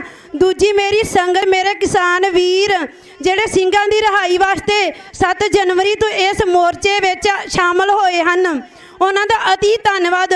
ਕਿਉਂਕਿ ਸਾਡੀ ਜ਼ਿੰਦਗੀ ਦੇ ਵਿੱਚ ਇੰਨੇ ਰਜੇਵੇ ਨੇ, ਅਸੀਂ 5 ਮਿੰਟ ਵੀ ਕਿਤੇ ਜਾ ਨਹੀਂ ਸਕਦੇ, ਮਜਬੂਰੀ 'ਚ ਸਾਨੂੰ ਜਾਣਾ ਪੈਂਦਾ। ਇਹ ਭਰਾ ਮੇਰੇ ਆਪਦੇ ਬੱਚੇ ਪਰਿਵਾਰ ਛੱਡ ਕੇ ਰਿਹਾਈ ਸਿੰਘਾਂ ਲਈ ਇਸ ਮੋਰਚੇ ਵਿੱਚ ਪਹੁੰਚੇ ਨੇ, ਉਹਨਾਂ ਦਾ ਮੈਂ ਅਤੀ ਧੰਨਵਾਦ ਕਰਦੀ ਹਾਂ। ਦੂਜੀ ਬੇਨਤੀ ਮੈਂ ਸਮੇਂ ਦੀਆਂ ਸਰਕਾਰਾਂ ਨੂੰ ਕਰਦੀ ਹਾਂ। ਮੈਂ ਸਿੰਘੂ ਬਾਰਡਰ 'ਤੇ ਜਾ ਕੇ ਆਪਦੇ ਵਿਚਾਰ ਰੱਖੇ ਸੀ ਵੀ ਸਾਨੂੰ 3 ਕਾਨੂੰਨ ਵਾਪਸ ਮਿਲਣ। ਮੇਰਾ ਮੁੱਦਾ ਸੀ 400 ਸਾਲਾਂ ਆਉਣਾ ਸੀ, ਉਹਦੇ ਵਿੱਚ ਸਾਡੇ ਮੁੱਦੇ ਸਾਨੂੰ ਗਿਫਟ ਦੇ ਤੌਰ ਤੇ ਵਾਪਸ ਕੀਤੇ ਜਾਣ। ਉਹਨਾਂ ਨੇ ਗਿਫਟ ਦੇ ਤੌਰ ਤੇ 400 ਸਾਲੇ ਤੇ ਸਾਨੂੰ ਇਹ ਮੋੜੇ। ਤੇ ਹੁਣ ਬੇਨਤੀ ਇਹੀ ਮੈਂ ਦੁਬਾਰਾ ਸਮੇਂ ਦੀਆਂ ਸਰਕਾਰਾਂ ਨੂੰ ਕਰਦੀ ਹਾਂ, ਹੱਥ ਬੰਨ੍ਹ ਕੇ ਬੇਨਤੀ ਹੈ, ਰਿਹਾਈ ਸਿੰਘਾਂ ਦਾ ਹੋਲੇ ਮੱਲੇ ਤੇ ਇਹਨਾਂ ਨੂੰ ਰਿਹਾ ਕਰੋ। ਅਸੀਂ ਹੋਲਾ ਮੱਲਾ ਜਾ ਕੇ ਆਨੰਦਪੁਰ ਦੀ ਧਰਤੀ ਤੇ ਮਨਾਈਏ ਇਹਨਾਂ ਸਿੰਘਾਂ ਦੇ ਨਾਲ। ਤੁਸੀਂ ਅੱਗੇ ਵੀ ਸਾਡੀ ਬੇਨਤੀ ਕਬੂਲ ਕੀਤੀ ਸੀ ਸਮੇਂ ਦੀਆਂ ਸਰਕਾਰਾਂ ਨੇ। ਹੁਣ ਵੀ ਮੈਂ ਹੱਥ ਬੰਨ੍ਹ ਕੇ ਬੇਨਤੀ ਕਰਦੀ ਹਾਂ ਵੀ ਸਾਨੂੰ ਇਹ ਰਿਹਾਈ ਸਿੰਘਾਂ ਦੀ ਰਿਹਾਈ ਬਖਸ਼ ਦਿਓ। ਤੁਹਾਡਾ ਬੜਾ ਧੰਨਵਾਦ ਹੋਊਗਾ। ਮੈਂ ਗੁਰੂ ਗ੍ਰੰਥ ਸਾਹਿਬ ਦੀ ਹਜ਼ੂਰੀ ਵਿੱਚ ਕਹਿੰਦੀ ਹਾਂ, ਇੱਕ ਧੀ ਧੜ ਕੇ ਬੇਨਤੀ ਕਰਦੀ ਹੈ, ਰਿਹਾਈ ਸਿੰਘਾਂ ਦੀ ਰਿਹਾਈ ਬਖਸ਼ ਦਿਓ ਸਾਨੂੰ, ਤੁਹਾਡਾ ਬੜਾ ਧੰਨਵਾਦ ਹੋਊਗਾ। ਅਸੀਂ ਜਾ ਕੇ ਹੋਲਾ ਮਹੱਲਾ ਆਨੰਦਪੁਰ ਦੀ ਧਰਤੀ ਤੇ ਇਹਨਾਂ ਸਿੰਘਾਂ ਨਾਲ ਮਨਾਈਏ। ਦੂਜੀ ਮੇਰੀ ਵੱਡੀ ਭੈਣ ਬੇਨਤੀ ਕਰਕੇ ਗਈ ਸੀ ਚਿੱਟੇ ਤੇ। ਮੈਂ ਸਿਰਫ 2 ਮਿੰਟ ਹੀ ਬੋਲਣਾ। ਬਿਲਕੁਲ ਸਹੀ ਗੱਲ ਕੀਤੀ ਹੈ ਵੀ ਚਿੱਟਾ ਸਾਡੇ ਪੰਜਾਬ ਨੂੰ ਕੀ, ਹਰਿਆਣੇ ਨੂੰ ਕੀ, ਹੋਰ ਰਾਜਧਾਨੀਆਂ ਨੂੰ ਵੀ ਖਾ ਗਿਆ। ਸਿਆਣੇ ਆਖਦੇ ਨੇ ਸਵਾਰੀ ਆਪਣੇ ਸਮਾਨ ਦੀ ਆਪ ਜ਼ਿੰਮੇਵਾਰ ਹੈ। ਅਸੀਂ ਆਪ ਜ਼ਿੰਮੇਵਾਰ ਹਾਂ। ਸਾਡੇ ਪਿੰਡ ਵਿੱਚ ਜਿਹੜਾ ਚਿੱਟਾ ਵੇਚਦਾ ਖਾਣ ਵਾਲੇ ਨੂੰ ਤਾਂ ਲੱਗ ਹੀ ਗਿਆ, ਲੱਗਣਾ ਤੇ ਨਹੀਂ ਚਾਹੀਦਾ ਪਰ ਲੱਗ ਹੀ ਗਿਆ। ਪਰ ਜਿਹੜੇ ਵੇਚਦੇ ਨੇ ਇਹ ਪੈਸਾ ਤੁਹਾਡੇ ਕਿਸੇ ਕੰਮ ਨਹੀਂ ਆਉਣਾ, ਕਿਉਂਕਿ ਘੋਲ ਕਲਯੁਗ ਹੈ। ਇਸ ਕਲਯੁਗ ਦੇ ਸਮੇਂ ਵਿੱਚ ਜਿਹੜੀ ਆਪਣਾ ਰਿਜ਼ਕ ਹੈ, ਆਪਣੀ ਜਾਇਦਾਦ ਹੈ, ਉਹਦੇ ਵਿੱਚੋਂ ਸਾਨੂੰ ਪਰਮਾਤਮਾ ਖਾਣ ਨੂੰ ਦੇਵੇ। ਕਿਉਂਕਿ ਜਾਂਦੇ ਦੇ 2 ਮਿੰਟ 'ਚ ਬੰਦੇ ਦਾ ਪਾਣੀ ਦਾ ਬੁਲਬੁਲਾ ਕਦੋਂ ਬੁੱਝ ਜਾਣੇ ਪਤਾ ਨਹੀਂ। ਇਹਨਾਂ ਚਿੱਟਿਆਂ ਦੀ ਕਮਾਈ ਦੇ ਨਾਲ ਤੁਹਾਡੇ ਘਰ ਨਹੀਂ ਚੱਲਣੇ। ਦਾਤੇ ਦਾਤ ਰੱਖੀ ਹੱਥ ਆਪਣੇ, ਉਹਦੀ ਕਿਰਪਾ ਦੇ ਨਾਲ ਤੁਹਾਨੂੰ ਦਾਤ ਮਿਲਣੀ ਹੈ। ਇਹ ਚਿੱਟੇ ਵੇਚ ਕੇ ਤੁਹਾਡੇ ਘਰ ਨਹੀਂ ਚੱਲਣੇ। ਤੁਹਾਡੀਆਂ ਪੀੜ੍ਹੀਆਂ ਆਉਣ ਵਾਲੀਆਂ ਦੁੱਖਾਂ ਰੋਗਾਂ ਦਾ ਸ਼ਿਕਾਰ ਹੋਣਗੀਆਂ। ਜਿਵੇਂ ਅੱਜ ਅਸੀਂ ਮਾਵਾਂ ਧੀਆਂ ਭੈਣਾਂ ਇਸ ਚਿੱਟੇ ਤੋਂ ਅੱਕੀਆਂ ਪਈਆਂ, ਨਿੱਤ ਦੀਆਂ ਖਬਰਾਂ ਸੁਣੀਦੀਆਂ ਨੇ ਵੀ ਚਿੱਟੇ ਦੇ ਨਾਲ ਫਲਾਣਾ ਵੀਰ ਮਰ ਗਿਆ, ਢਿਮਕਾ ਵੀਰ ਮਰ ਗਿਆ। ਜਿਹਦੇ ਨਾਲ ਬੀਤਦੀ ਹੈ ਉਹਨੂੰ ਜਾ ਕੇ ਪੁੱਛੋ, ਘਰ ਦਾ ਚਿਰਾਗ ਬੁੱਝ ਜੇ ਤਾਂ ਉਸ ਮਾਵਾਂ ਭੈਣਾਂ ਤੇ ਕੀ ਵਾਪਰਦੀ ਹੈ। ਜੇ ਸਮੇਂ ਦੀਆਂ ਸਰਕਾਰਾਂ ਤੋਂ ਇਹ ਚਿੱਟਾ ਨਹੀਂ ਹਟਾਇਆ ਜਾਂਦਾ ਤੇ ਸਾਨੂੰ ਬੀਬੀਆਂ ਨੂੰ ਅੱਗੇ ਲਿਆਵੋ। ਅਸੀਂ ਤੁਹਾਨੂੰ ਸਰਕਾਰਾਂ ਚਲਾ ਕੇ ਵਿਖਾਣੀਆਂ। ਅਸੀਂ ਚਿੱਟਾ ਸਤਿ ਸ੍ਰੀ ਅਕਾਲ। ਅਸੀਂ ਚਿੱਟਾ ਪਿੰਡਾਂ ਦੇ ਵਿੱਚੋਂ ਕਿਵੇਂ ਕੱਢੀਏ? ਇਕਜੁੱਟ ਹੋ ਕੇ ਪਿੰਡ ਦੇ ਵਿੱਚ ਜਿਹੜਾ ਚਿੱਟਾ ਵੇਚਦਾ ਹੈ ਉਹ ਏਕਾ ਕਰੀਏ, ਉਹਨੂੰ ਉਸ ਪਿੰਡ 'ਚੋਂ ਬਾਹਰ ਕੱਢੀਏ। ਉਸ ਪਿੰਡ ਦਾ ਸਰਪੰਚ ਸਾਡੇ ਹੁਣ ਪੰਜਾਬ 'ਚ ਇਲੈਕਸ਼ਨ ਹੋਣੇ ਨੇ। ਮੈਂ ਇੱਕੋ ਬੇਨਤੀ ਹੈ, ਅਸੀਂ ਵੋਟਾਂ ਤਾਂ ਪਾਵਾਂਗੇ ਪਹਿਲਾਂ ਸਾਡੇ ਪਿੰਡ ਦੇ ਵਿੱਚੋਂ ਚਿੱਟਾ ਕੱਢਿਆ ਜਾਵੇ। ਅਸੀਂ ਅੱਜ ਅੱਕ ਕੇ ਮੈਂ ਇਸ ਮੋਰਚੇ ਤੇ ਆਈ ਹਾਂ ਵੀ ਚਿੱਟੇ ਦੇ ਖਿਲਾਫ ਸਾਡੇ ਪਿੰਡਾਂ ਦੇ ਵਿੱਚ ਇੰਨਾ ਬੁਰਾ ਹਾਲ ਹੈ, ਤੁਸੀਂ ਜਾਣੀ ਜਾਣੋਗੇ। ਤੇ ਇਹੀ ਬੇਨਤੀ ਮੈਂ ਕਰਦੀ ਹਾਂ ਕਿ ਆਉਣ ਵਾਲੀਆਂ ਸਰਕਾਰਾਂ ਦੇ ਅੱਗੇ ਇੱਕ ਰਿਹਾਈ ਸਿੰਘਾਂ ਦੀ ਰਿਹਾਈ ਬਖਸ਼ ਦਿਓ, ਦੂਜਾ ਚਿੱਟੇ ਨੂੰ ਦੂਰ ਕਰ ਦਿਓ। ਇੱਕ ਆਪਾਂ ਹੁਣ ਕੱਲ ਇੱਥੇ ਕੁਰੂਕਸ਼ੇਤਰ ਦੇ ਵਿੱਚ ਬੜੇ ਸੋਹਣੇ ਨਾਰੇ ਤੇ ਹੀ ਆਪਸ 'ਚ ਮੇਰੇ ਭਰਾ ਲੜ ਪਏ ਗੁਰੂ ਗ੍ਰੰਥ ਸਾਹਿਬ ਦੀ ਹਜ਼ੂਰੀ ਵਿੱਚ। ਇੱਥੇ ਅਸੀਂ ਇੱਥੇ ਇੱਕ ਹੁੰਦੇ ਆਂਗੇ, ਉੱਥੇ ਅਸੀਂ ਲੜਦੇ ਆਂਗੇ। ਮੇਰੀ ਇੱਕੋ ਬੇਨਤੀ ਆ ਵੀ ਇਕਜੁੱਟ ਹੋ ਕੇ ਸਾਰੇ ਕੰਮ ਫਤਿਹ ਕਰੀਏ। ਗਾਂ ਕੇ ਆਉਣ ਵਾਲੀਆਂ ਸਰਕਾਰਾਂ ਨੂੰ ਜਿਹੜੇ ਆਪਣੇ ਹੋਰ ਮੁੱਦੇ ਨੇ ਇਸੇ ਤਰ੍ਹਾਂ ਵੀ ਆਪਾਂ ਮਨਾਈਏ। ਵਾਹਿਗੁਰੂ ਜੀ ਕਾ ਖਾਲਸਾ, ਵਾਹਿਗੁਰੂ ਜੀ ਕੀ ਫਤਿਹ। ਵਾਹਿਗੁਰੂ ਜੀ ਕਾ ਖਾਲਸਾ, ਵਾਹਿਗੁਰੂ ਜੀ ਕੀ ਫਤਿਹ। ਇਹ ਸਨ ਬੀਬੀ ਹਰਵਿੰਦਰ ਕੌਰ ਸੰਘਾ ਜੀ। ਸੋ ਹੁਣ ਮੇਰੀ ਬੇਨਤੀ ਹੈ, ਸਾਡੇ ਵਿਚਕਾਰ ਉਚੇਚੇ ਤੌਰ ਤੇ ਪਹੁੰਚੇ ਨੇ ਰਾਮ ਸੁਰੇਸ਼ ਵਰਮਾ ਜੀ, ਜਿਹੜੇ ਰਾਸ਼ਟਰੀ ਪ੍ਰਧਾਨ ਨੇ ਰਾਸ਼ਟਰੀ ਕਿਸਾਨ ਮੋਰਚਾ ਦੇ। ਉਹ ਆਪ ਹੁਣ ਸਿੱਖ ਸੰਗਤਾਂ ਦੇ ਨਾਲ ਵਿਚਾਰਾਂ ਦੀ ਸਾਂਝ ਪਾਉਣਗੇ। ਵਾਹਿਗੁਰੂ ਜੀ ਕਾ ਖਾਲਸਾ, ਵਾਹਿਗੁਰੂ ਜੀ ਕੀ ਫਤਿਹ।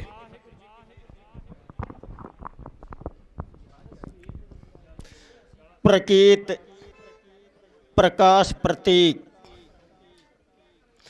गुरु ग्रंथ साहब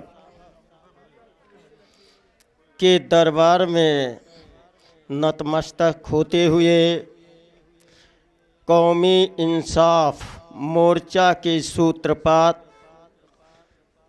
बापू गुरबचन सिंह जी, गुरचरण सिंह जी, इस आंदोलन के कोच गुरु गोविंद साहब की लाडली फौजें,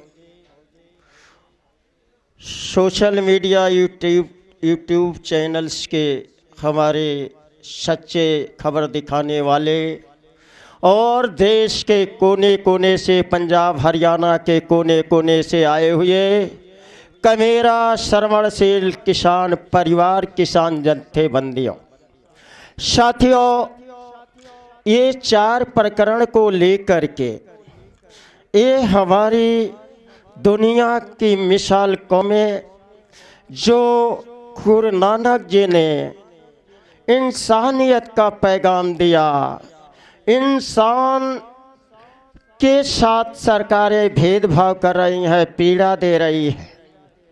वक्त आ गया है पूरे देश के लोग भेदभाव, नफरत, छुआछूत, अस्पृश्यता छोड़ करके पूरे देश के लोगों इस ऐतिहासिक जो 4 प्रकरण है, जिसमें पहला प्रकरण है संविधान के मुताबिक जो सजा पूरी कर चुके हैं उन्हें सरकारें एक पल भी, 1 सेकंड से कम का समय पल होता है, 1 सेकंड भी उन्हें जेल में नहीं रख सकते हैं। लेकिन ये कईयों साल से नाजायज रूप से बंद किए हैं। जो बंद किए हैं वो जालिम है, शोषक है, ये जालिम शासक है, ये अपराध कर रहे हैं।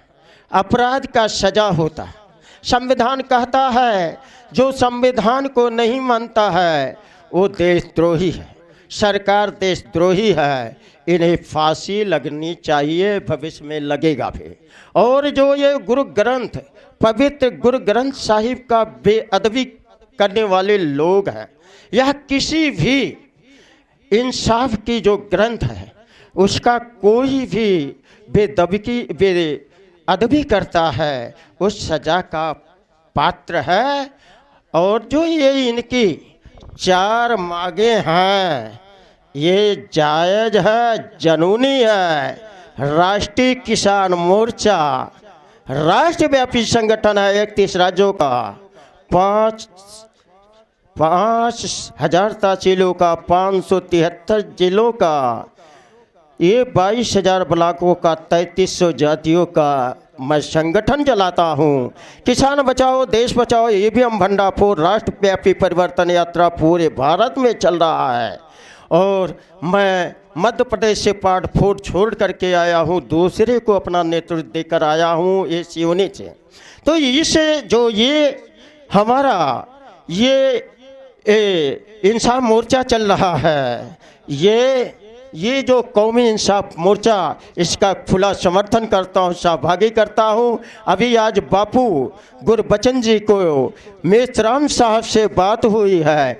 वामन मेश्राम साहब देश और दुनिया का एम्प्लॉयजों का बाम सेफ नामक संगठन चलाते हैं। उसके 89 संगठन है। भारत मुक्त मोर्चा बहुत विशाल संगठन है और 6 लाख संगठनों को एक प्लेटफार्म पर कॉमन मिनिमम प्रोग्राम पर 6 लाख संगठनों का अम्ब्रेला संगठन के राष्ट्रीय संयोजक है वामन मेश्राम साहब का प्रतिनिधि के रूप में मैं इस कौमी इंसाफ युक्त एकता का समर्थन करता हूं। वामन मेश्राम साहब के तरफ से, अपने तरफ से आप लोग लीड करेंगे। प्रकीत गुरु ग्रंथ साहब इस सरकारें को सद्बुद्धि दे और जल्द से जल्द हमारे बंदी सिख भाइयों को जिन्होंने सज़ा पूरी कर लिया है या नाजायज़ तौर तरीके से बेकर अपराध का जेलों में बंद है, उन्हें रिहा कर दें। अन्यथा कुछ ही दिनों का उन्हें मैं मौका देता हूं।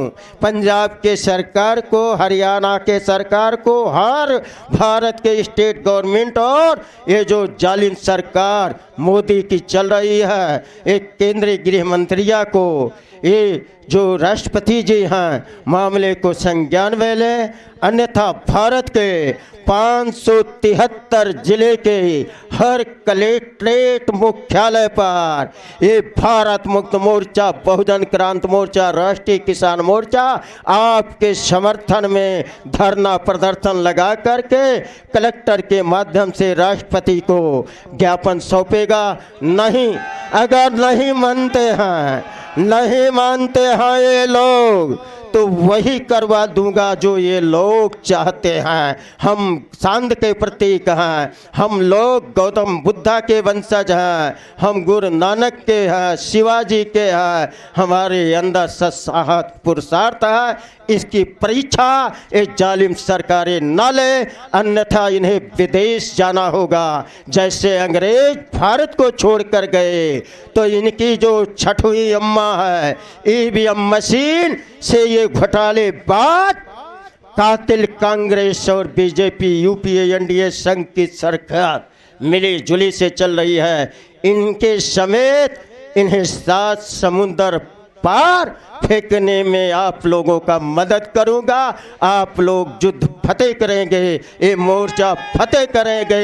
इसी आशा विश्वास के साथ आप सभी लोगों ने हमारी बात सुना। आप सभी लोगों को क्रांतिकारी अभिवादन। वाहे गुरु जी की खालसा, वाहे गुरु जी की फतेह। जय मूल निवासी, जय किसान, जय भारत, जय जवान, जय संविधान, जय जोहार। देश के क्रांतिकारी किसान वीरों, मजदूरों, महिलाओं, नन्हे मुन्ने बच्चों, हमारी आवाज पूरे दुनिया में जा रही है। दुनिया के जंगबाजों, इस जंग में शामिल हो जाओ। ऐसी विनम्र अपील के साथ आप लोगों से विदा लेता हूँ। वाहे गुरु जी का खालसा, वाहे गुरु जी की फतेह।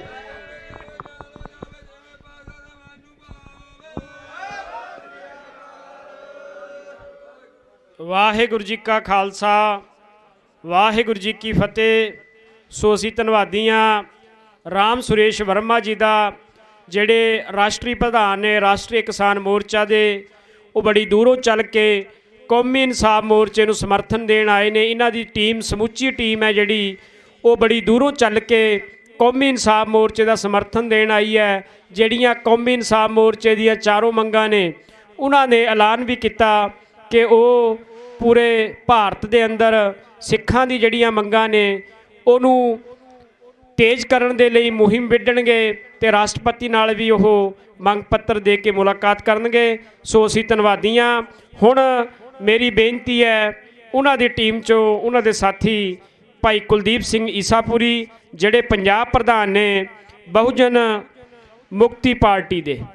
ਵਾਹਿਗੁਰੂ ਜੀ ਕਾ ਖਾਲਸਾ, ਵਾਹਿਗੁਰੂ ਜੀ ਕੀ ਫਤਿਹ।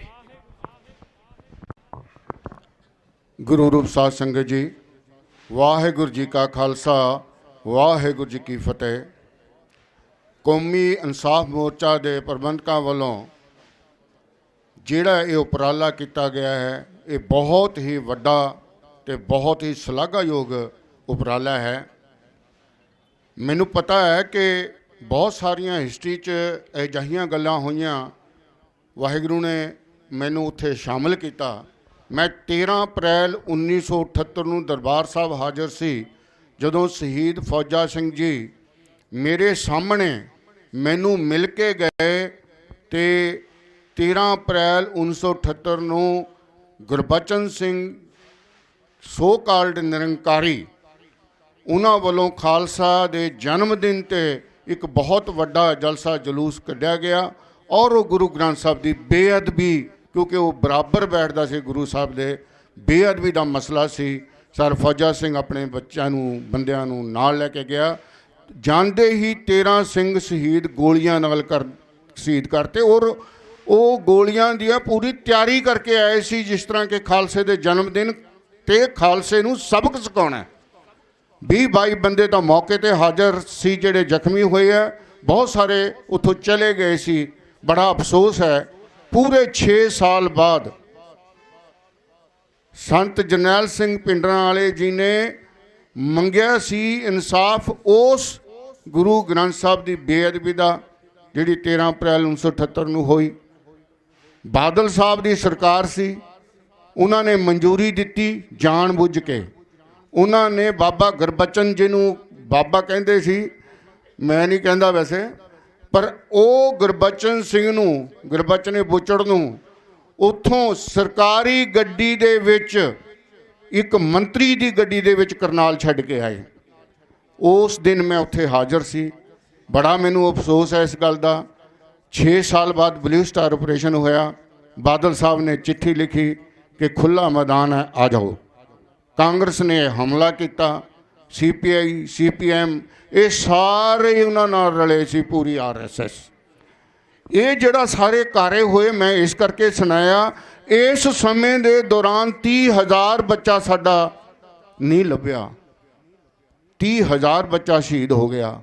ਜਿਹੜੇ ਉਸ ਸਮੇਂ ਫੜੇ ਗਏ ਸੀ ਬੰਦੀ ਸਿੰਘ, ਉਹ ਅੱਜ ਤੱਕ ਗੈਰ ਕਾਨੂੰਨੀ ਤੌਰ ਤੇ ਜੇਲ੍ਹਾਂ ਦੇ ਵਿੱਚ ਰੱਖੇ ਗਏ ਹੈ। ਇਹ ਕੋਈ ਇਨਸਾਫ ਵਾਲੀ ਗੱਲ ਨਹੀਂ, ਸੰਵਿਧਾਨ ਵਾਲੀ ਗੱਲ ਨਹੀਂ, ਇਹ ਬਹੁਤ ਹੀ ਘਟੀਆ ਸਰਕਾਰਾਂ ਦੀ ਸੋਚ ਹੈ। ਬਾਦਲ ਸਾਹਿਬ ਦੇ ਕੋਲ ਸਰਕਾਰ ਸੀ, ਉਹਨਾਂ ਨੇ ਸੈਂਟਰ ਨੂੰ ਚਿੱਠੀ ਲਿਖੀ ਵੀ ਬੰਦੀ ਸਿੰਘ ਨਹੀਂ ਛੱਡੇ ਜਾਣੇ ਚਾਹੀਦੇ। ਕਾਂਗਰਸ ਨੇ ਚਿੱਠੀ ਲਿਖੀ ਬੰਦੀ ਸਿੰਘ ਨਹੀਂ ਛੱਡੇ ਜਾਣੇ ਚਾਹੀਦੇ। ਅੱਜ ਦੀ ਸਰਕਾਰ ਵੀ ਇਹੀ ਕਹਿੰਦੀ ਹੈ ਵੀ ਨਹੀਂ ਛੱਡੇ ਜਾਣੇ ਚਾਹੀਦੇ।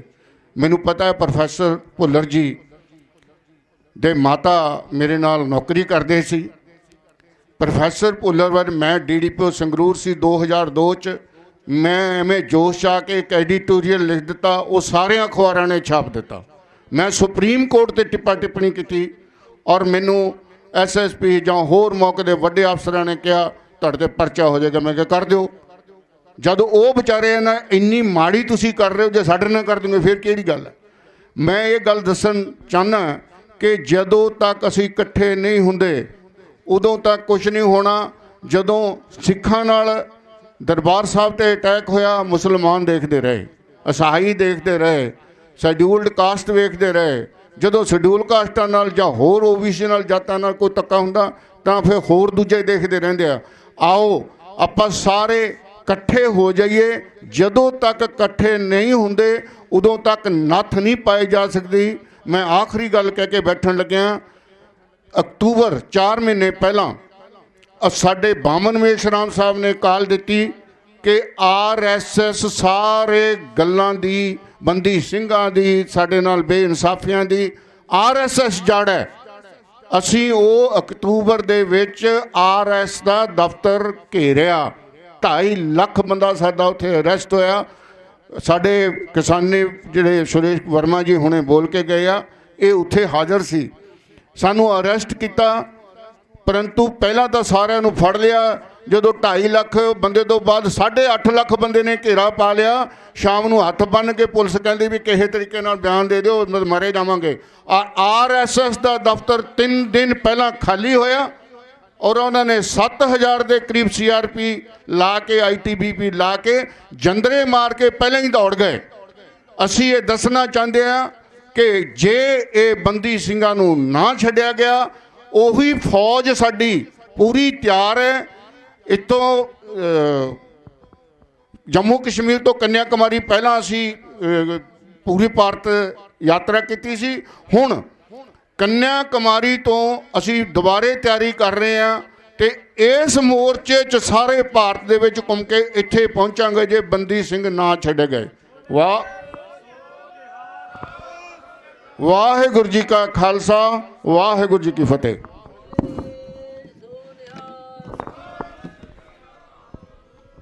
ਵਾਹਿਗੁਰੂ ਜੀ ਕਾ ਖਾਲਸਾ, ਵਾਹਿਗੁਰੂ ਜੀ ਕੀ ਫਤਿਹ।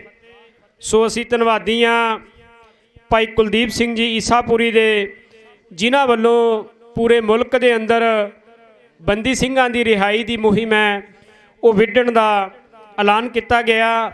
ਸੋ ਇੱਕ ਹੋਰ ਵੀ ਜ਼ਰੂਰੀ ਜਾਣਕਾਰੀ ਹੈ ਕਿ ਅੱਜ ਬੀਬੀ ਗੁਰਦੇਵ ਕੌਰ ਜੀ ਜਿਹੜੇ ਸਿੰਘਣੀ ਨੇ ਭਾਈ ਕੁਲਵੰਤ ਸਿੰਘ ਬੱਬਰ ਕੈਸ਼ੀਅਰ ਦੇ, ਉਹ ਅੱਜ ਬੀਬੀ ਜੀ ਅਕਾਲ ਚਲਾਣਾ ਕਰ ਗਏ ਨੇ। ਸੋ ਕੌਮੀ ਇਨਸਾਫ ਮੋਰਚੇ ਵੱਲੋਂ ਉਹਨਾਂ ਨੂੰ ਅਸੀਂ ਸਿਜਦਾ ਕਰਦੇ ਹਾਂ। ਗੁਰੂ ਸਾਹਿਬ ਉਹਨਾਂ ਨੂੰ ਤੇ ਉਹਨਾਂ ਦੇ ਪਰਿਵਾਰ ਨੂੰ ਭਾਣਾ ਮੰਨਣ ਦਾ ਬਲ ਬਖਸ਼ਣ। ਮੈਂ ਜ਼ਿਕਰ ਕਰਾਂਗਾ ਕਿ ਬੀਬੀ ਗੁਰਦੇਵ ਕੌਰ ਜੀ ਕੌਣ ਨੇ, ਜਿਹੜੇ ਧਰਮ ਪਤਨੀ ਨੇ ਭਾਈ ਕੁਲਦੀਪ ਸਿੰਘ ਬੱਬਰ ਕੈਸ਼ੀਅਰ ਦੇ। ਉਹਨਾਂ ਨੂੰ 1999 ਦੇ ਵਿੱਚ ਜਿਹੜਾ ਜ਼ਾਲਮ ਪੁਲਿਸ ਅਫਸਰ ਹੁੰਦਾ ਸੀਗਾ ਗੋਬਿੰਦ ਰਾਮ, ਉਹਦੇ ਵੱਲੋਂ ਉਹਨਾਂ ਨੂੰ ਕਿਡਨੈਪ ਕਰਕੇ ਉਹਨਾਂ 'ਤੇ ਉਸ ਸਮੇਂ ਦੇ ਦੌਰਾਨ ਅੰਨਾ ਤਸ਼ੱਦਦ ਢਾਇਆ ਗਿਆ ਤੇ ਭਾਈ ਮਹਿਲ ਸਿੰਘ ਬੱਬਰ ਉਹਨਾਂ ਦੀ ਸਿੰਘਣੀ ਨੂੰ ਵੀ ਇਹਦੇ ਵੱਲੋਂ ਕਿਡਨੈਪ ਕਰਕੇ ਉਸ ਸਮੇਂ ਤਸ਼ੱਦਦ ਬਹੁਤ ਢਾਇਆ ਗਿਆ ਸੀਗਾ। ਤੇ ਇਹ ਤਸ਼ੱਦਦ ਕਰਨ ਵੇਲੇ ਸਿੰਘਾਂ ਨੂੰ ਜਾਂ ਉਹਨਾਂ ਦੇ ਪਰਿਵਾਰਾਂ ਨੂੰ ਇੱਕ ਗੱਲ ਕਹਿੰਦਾ ਹੁੰਦਾ ਸੀਗਾ ਕਿ ਤੁਸੀਂ ਗੁਰੂ ਗੋਬਿੰਦ ਸਿੰਘ ਜੀ ਨੂੰ ਭੁੱਲ ਜਾਓਗੇ, ਗੋਬਿੰਦ ਰਾਮ ਨੂੰ ਚੇਤੇ ਰੱਖੋਗੇ।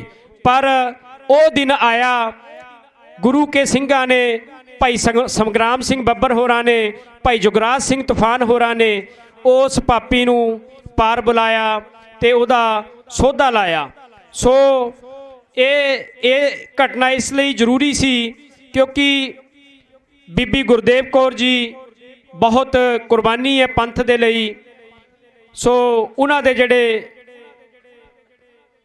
ਪਤੀ ਸੀ ਭਾਈ ਕੁਲਵੰਤ ਸਿੰਘ ਬੱਬਰ ਕੈਸ਼ੀਅਰ, ਉਹਨਾਂ ਬਾਰੇ ਅਸੀਂ ਸਾਰੇ ਜਾਣੂ ਹਾਂ ਕਿ ਉਹਨਾਂ ਦੀ ਕਿੰਨੀ ਵੱਡੀ ਕੌਮ ਨੂੰ ਦੇਣ ਹੈ। ਸੋ ਕੌਮੀ ਇਨਸਾਫ ਮੋਰਚੇ ਵੱਲੋਂ ਸਿਜਦਾ ਇਹੋ ਜਿਹੀ ਰੂਹਾਂ ਨੂੰ। ਸੋ ਹੁਣ ਸਾਡੇ ਕੋਲੇ ਭਾਈ ਰਾਮ ਸਿੰਘ ਜੀ ਕਾਨਗੜ੍ਹ ਤੋਂ ਪਹੁੰਚੇ ਨੇ। ਮੇਰੀ ਬੇਨਤੀ ਹੈ ਉਹਨਾਂ ਨੂੰ ਕਿ ਉਹ ਸਿਰਫ ਕੇਵਲ 2 ਮਿੰਟਾਂ ਵਾਸਤੇ ਵਿਚਾਰਾਂ ਦੀ ਸਾਂਝ ਪਾਉਣਗੇ। ਵਾਹਿਗੁਰੂ ਜੀ ਕਾ ਖਾਲਸਾ, ਵਾਹਿਗੁਰੂ ਜੀ ਕੀ ਫਤਿਹ। ਨੂਰ ਇਲਾਹੀ ਹੁਸਨ ਅਜ਼ਲ ਚਵਰਾਂ ਤਖਤਾਂ ਦੇ ਮਾਲਕ ਸ਼੍ਰੀ ਗੁਰੂ ਗ੍ਰੰਥ ਸਾਹਿਬ ਸੱਚੇ ਪਾਤਸ਼ਾਹ ਦੀ ਪਾਵਨ ਹਜ਼ੂਰੀ ਅੰਦਰ ਸ਼ੋਭਾਇਮਾਨ ਪੰਥ ਦਰਦੀ ਦੇਸ਼ ਭਰ ਦੇ ਵਿੱਚੋਂ ਕੋਨੇ-ਕੋਨੇ ਤੋਂ ਆਏ ਸਾਰੇ ਗੁਰਮੁਖ ਜਨ ਦਾਸਰਿਆਂ ਦੀ ਗੁਰਫਤਿਹ ਦੀ ਸਾਂਝ ਅੱਜ ਕੇ ਆਖੋ ਜੀ ਵਾਹਿਗੁਰੂ ਜੀ ਕਾ ਖਾਲਸਾ, ਵਾਹਿਗੁਰੂ ਜੀ ਕੀ ਫਤਿਹ। ਸੋ ਮੈਂ ਬਹੁਤਾ ਟਾਈਮ ਨਹੀਂ ਲੈਣਾ। ਇੱਕ ਮੈਂ ਬੇਨਤੀ ਕਰਦਾ ਕਿਉਂਕਿ ਇੱਥੇ ਘੱਟ ਸੁਣਦੇ ਆ, ਵਰਲਡ ਪੱਧਰ ਦੇ ਵਿੱਚ ਜੋ ਇੰਟਰਨੈਟ ਮੀਡੀਆ ਰਾਹੀਂ ਖਬਰਾਂ ਜਾ ਰਹੀਆਂ ਨੇ, ਸਾਰੇ ਦੁਨੀਆ ਭਰ ਦੇ ਲੋਕ ਭਾਵੇਂ ਸਾਡੇ ਪੱਖੀ ਤੇ ਭਾਵੇਂ ਸਾਡੇ ਵਿਰੋਧੀ ਜ਼ਿਆਦਾ ਸੁਣਦੇ ਹੈ। ਜਿਹੜੇ ਵਿਸ਼ੇਸ਼ ਤੌਰ ਤੇ ਬੁਲਾਰੇ ਸਾਡੇ ਕੋਲੇ ਆਉਂਦੇ ਹੈ, ਜਿਵੇਂ ਈਸ਼ਾਪੁਰੀ ਸੀ, ਰਾਮ ਪ੍ਰਕਾਸ਼ ਵਰਮਾ ਜੀ ਸੀ, ਜੋ ਇਹ ਸੰਵਿਧਾਨ ਦੇ ਤੌਰ ਤੇ, ਜੋ ਸਿੱਖਾਂ ਦਾ ਸੰਵਿਧਾਨ ਨਹੀਂ ਹੈ, ਭਾਰਤ ਦਾ ਜੋ ਚਲਾਉਣ ਵਾਸਤੇ ਸੰਵਿਧਾਨ ਹੋ ਸਕਦਾ, ਸਾਡਾ ਸੰਵਿਧਾਨ ਇਹ ਹੈ, ਰਹਿਣੀ ਰਹਿ ਸੋਈ ਸਿੱਖ ਮੇਰਾ, ਸਿੱਖੀ ਸਿੱਖਿਆ ਗੁਰ ਵਿਚਾਰ। ਐਦੋਂ ਵੱਡਾ ਕੋਈ ਸੰਵਿਧਾਨ ਨਹੀਂ ਹੈ। ਚੰਗੀ ਗੱਲ ਹੈ। ਮੈਂ ਕਿਹਾ ਜਿਹੜੇ ਸੰਵਿਧਾਨ ਦੇ ਨਾਂ 'ਤੇ ਵੋਟਾਂ ਮੰਗਦੇ, ਜਿਹੜੇ ਸੰਵਿਧਾਨ 'ਤੇ ਭਰੋਸਾ ਰੱਖਦੇ, ਉਹਨਾਂ ਨੂੰ ਸਾਰਿਆਂ ਨੂੰ ਬੇਨਤੀ ਕਿ ਉਹਨਾਂ ਨੂੰ ਤੁਸੀਂ ਕਹੋ ਜਾ ਕੇ ਵੀ ਕਿਉਂ ਇਸ ਸੰਵਿਧਾਨ ਦੀ ਤੁਸੀਂ ਦੁਨੀਆ ਭਰ ਦੇ ਵਿੱਚ ਨੱਕ ਕਟਵਾਈਏ ਅਤੇ ਬੇਇੱਜ਼ਤੀ ਕਰਵਾਈਏ।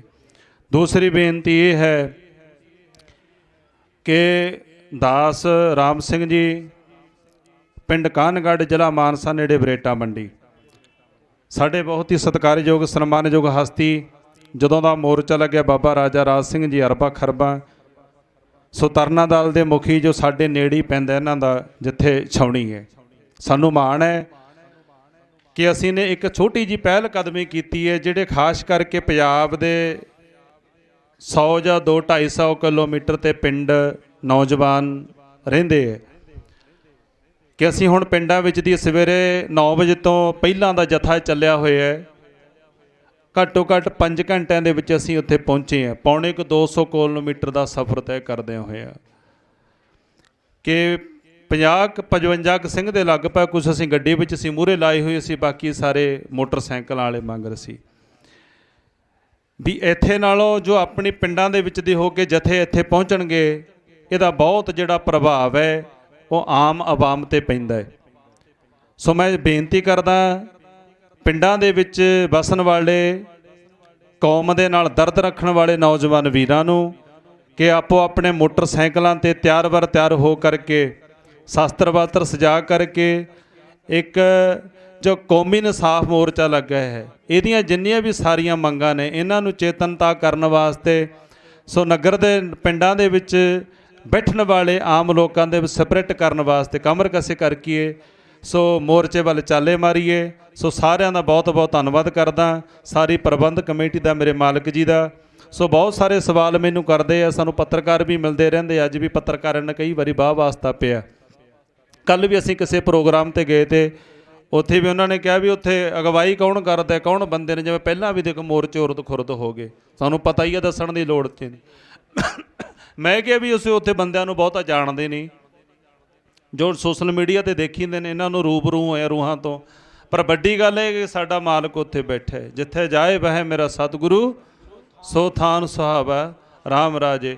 ਅਸੀਂ ਸੱਚੇ ਪਾਤਸ਼ਾਹ ਗੁਰੂ ਗ੍ਰੰਥ ਸਾਹਿਬ ਮਹਾਰਾਜ ਦੀ ਰਹਿਨੁਮਾਈ ਹੇਠ ਰਹਿ ਕਰਕੇ ਸਾਰੀਆਂ ਜਿਹੜੀਆਂ ਮੰਗਾਂ ਦੇ ਸੰਬੰਧ ਵਿੱਚ ਮੋਰਚਾ ਲੱਗਿਆ। ਬਹੁਤ ਛੇਤੀ ਸਾਡਾ ਮੋਰਚਾ ਸਫਲ ਹੋਇਆ। ਗੁਰੂ ਸਾਹਿਬ ਜੀ ਕਿਰਪਾ ਕਰਨ। ਖਿਮਾ ਦੇ ਜਾਚਕਾ ਭੁੱਲਾਂ ਦੀ ਖਿਮਾ ਜੀ। ਵਾਹਿਗੁਰੂ ਜੀ ਕਾ ਖਾਲਸਾ, ਵਾਹਿਗੁਰੂ ਜੀ ਕੀ ਫਤਿਹ।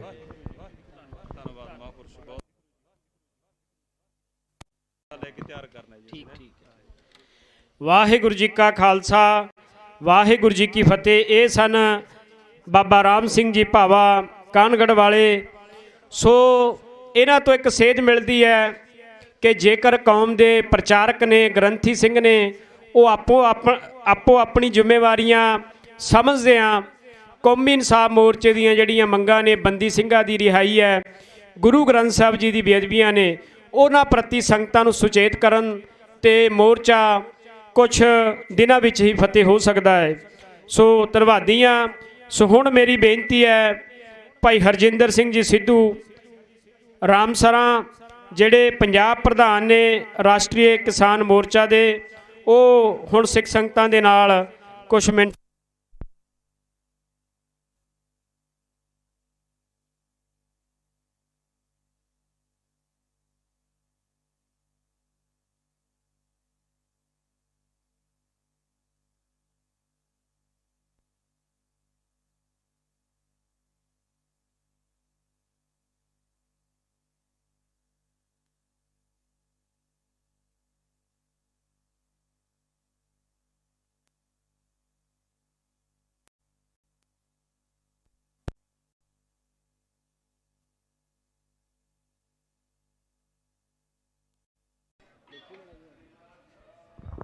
ਵਾਹਿਗੁਰੂ।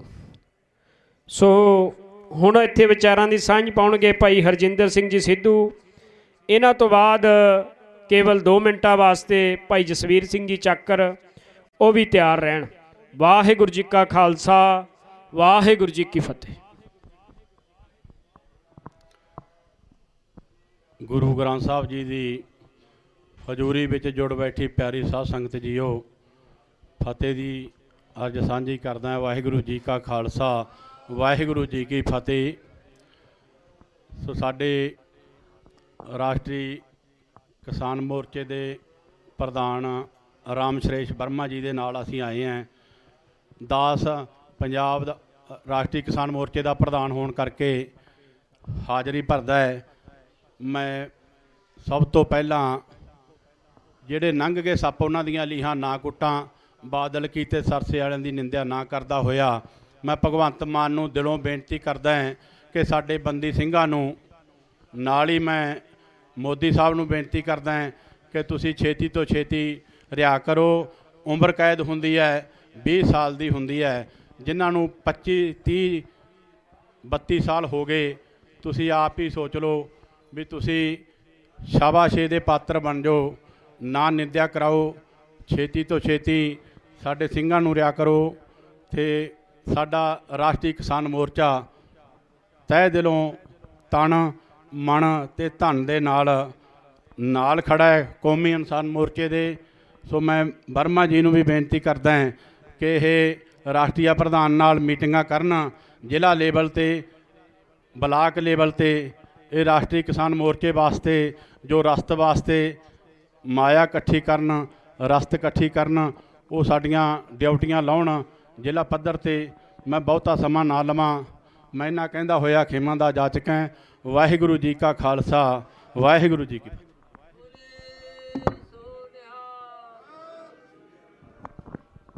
ਵਾਹਿਗੁਰੂ ਜੀ ਕਾ ਖਾਲਸਾ, ਵਾਹਿਗੁਰੂ ਜੀ ਕੀ ਫਤਿਹ।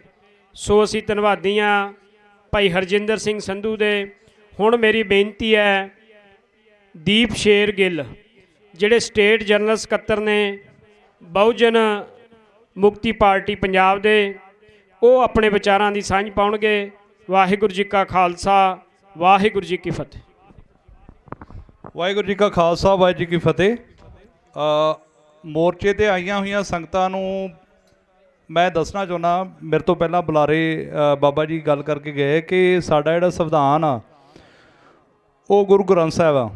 ਅਤੇ ਮੈਂ ਤੁਹਾਨੂੰ ਇਹ ਦੱਸਣਾ ਚਾਹੁੰਦਾ ਕਿ ਜਿਨ੍ਹਾਂ ਨੇ ਇਹ ਕਾਨੂੰਨ ਬਣਾਏ ਆ, ਕਿਸੇ ਵੀ ਮੁਲਕ ਨੂੰ ਚਲਾਉਣ ਵਾਸਤੇ ਕੁਛ ਨਾ ਕੁਛ ਕਾਨੂੰਨ ਚਾਹੀਦੇ ਹੁੰਦੇ ਆ। ਕਿਸੇ ਵੀ ਤਰ੍ਹਾਂ ਦਾ ਤੁਸੀਂ ਕਾਨੂੰਨ ਬਣਾਓ, ਮਤਲਬ ਮੁਲਕ ਬਣਾਓ, ਉਹਦੇ 'ਚ ਕਾਨੂੰਨ ਜ਼ਰੂਰੀ ਆ।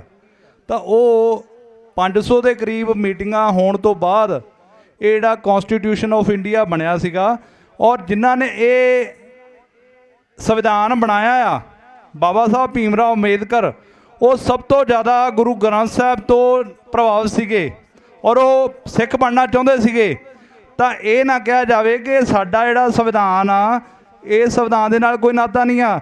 ਜਿੰਨੀਆਂ ਤੁਸੀਂ ਇਹਦੇ ਵਿੱਚ ਆਰਟੀਕਲਸ ਪੜ੍ਹੋਗੇ, ਮੈਂ ਇਹਨੂੰ ਥੋਰੋਲੀ ਪੜ੍ਹਿਆ ਆ, ਔਰ ਇਹ ਬਿਲਕੁਲ ਗੁਰੂ ਗ੍ਰੰਥ ਸਾਹਿਬ ਦੇ ਨਜ਼ਦੀਕ ਪੁੱਜਦਾ ਆ।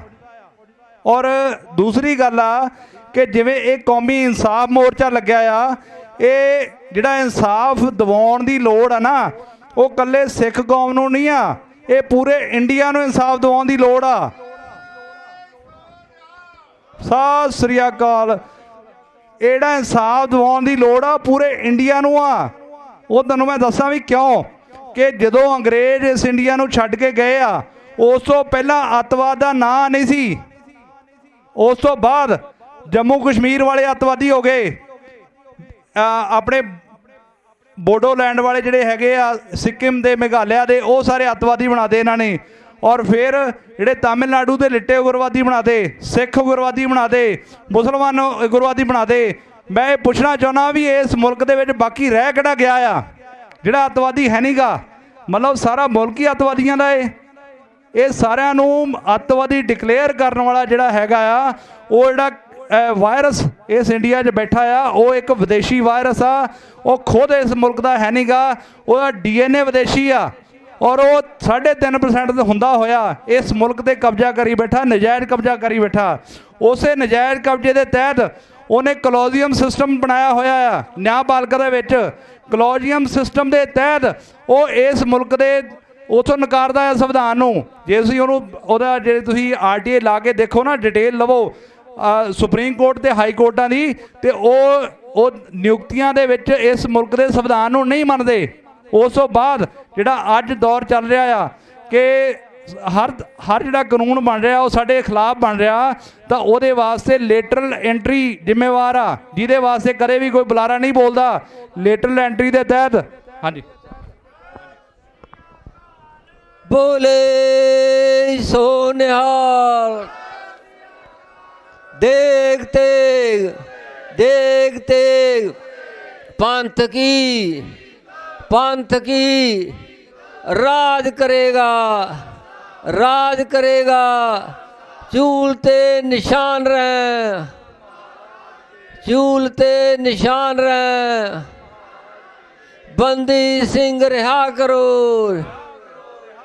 बंदी सिंह रिहा करो, श्री गुरु ग्रंथ साहिब दे बेअदबी करने वाले दोषियों नूं सजा दिओ, श्री गुरु ग्रंथ साहिब की बेअदबी करने वाले दोषियों नूं सजा दिओ। बोले सो निहाल।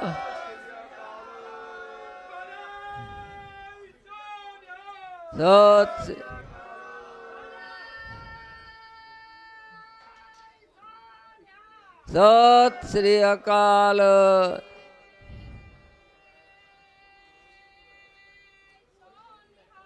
सत श्री अकाल। वाहिगुरू जी का खालसा, वाहिगुरू जी की फतेह। ਇਹ ਸੀ 31 ਮੈਂਬਰਾਂ ਦਾ ਜਥਾ ਜਿਹੜਾ ਅੱਜ ਸਵੇਰੇ ਮੁੱਖ ਮੰਤਰੀ ਦੇ ਦਫ਼ਤਰ ਉਹਦੀ ਕੋਠੀ ਤੇ ਗਿਆ ਸੀ ਕਿ ਉਹ ਸੁੱਤੇ ਪਏ ਨੂੰ ਜਗਾ ਦਈਏ, ਕਿਉਂਕਿ ਸਾਡੇ ਜਿਹੜੇ ਬੰਦੀ ਸਿੰਘ ਹੈ जज ने 2 बार उन्होंने ऑर्डर कर दिते कि उन्होंने इत्थे पेश करो, पर जी पंजाब सरकार कहती साढ़े कोल कोई प्रबंध नहीं है। सो इस करके उन्होंने जगाने वास्ते ये साडा जिहड़ा 31 मैंबरी जत्था हर रोज़ इत्थों जांदा है, तो हुण जिहड़ा उत्थे 2 घंटे बैठ के सिमरन करके अरदास करके फिर वापस आया है, ताकि परमात्मा उन्होंने समत बख्शे तो वो सिखां नूं इंसाफ दे सकन। तो हुण भाई साहब जी अगली बात करनगे। वाहिगुरू जी का खालसा, वाहिगुरू जी की फतेह।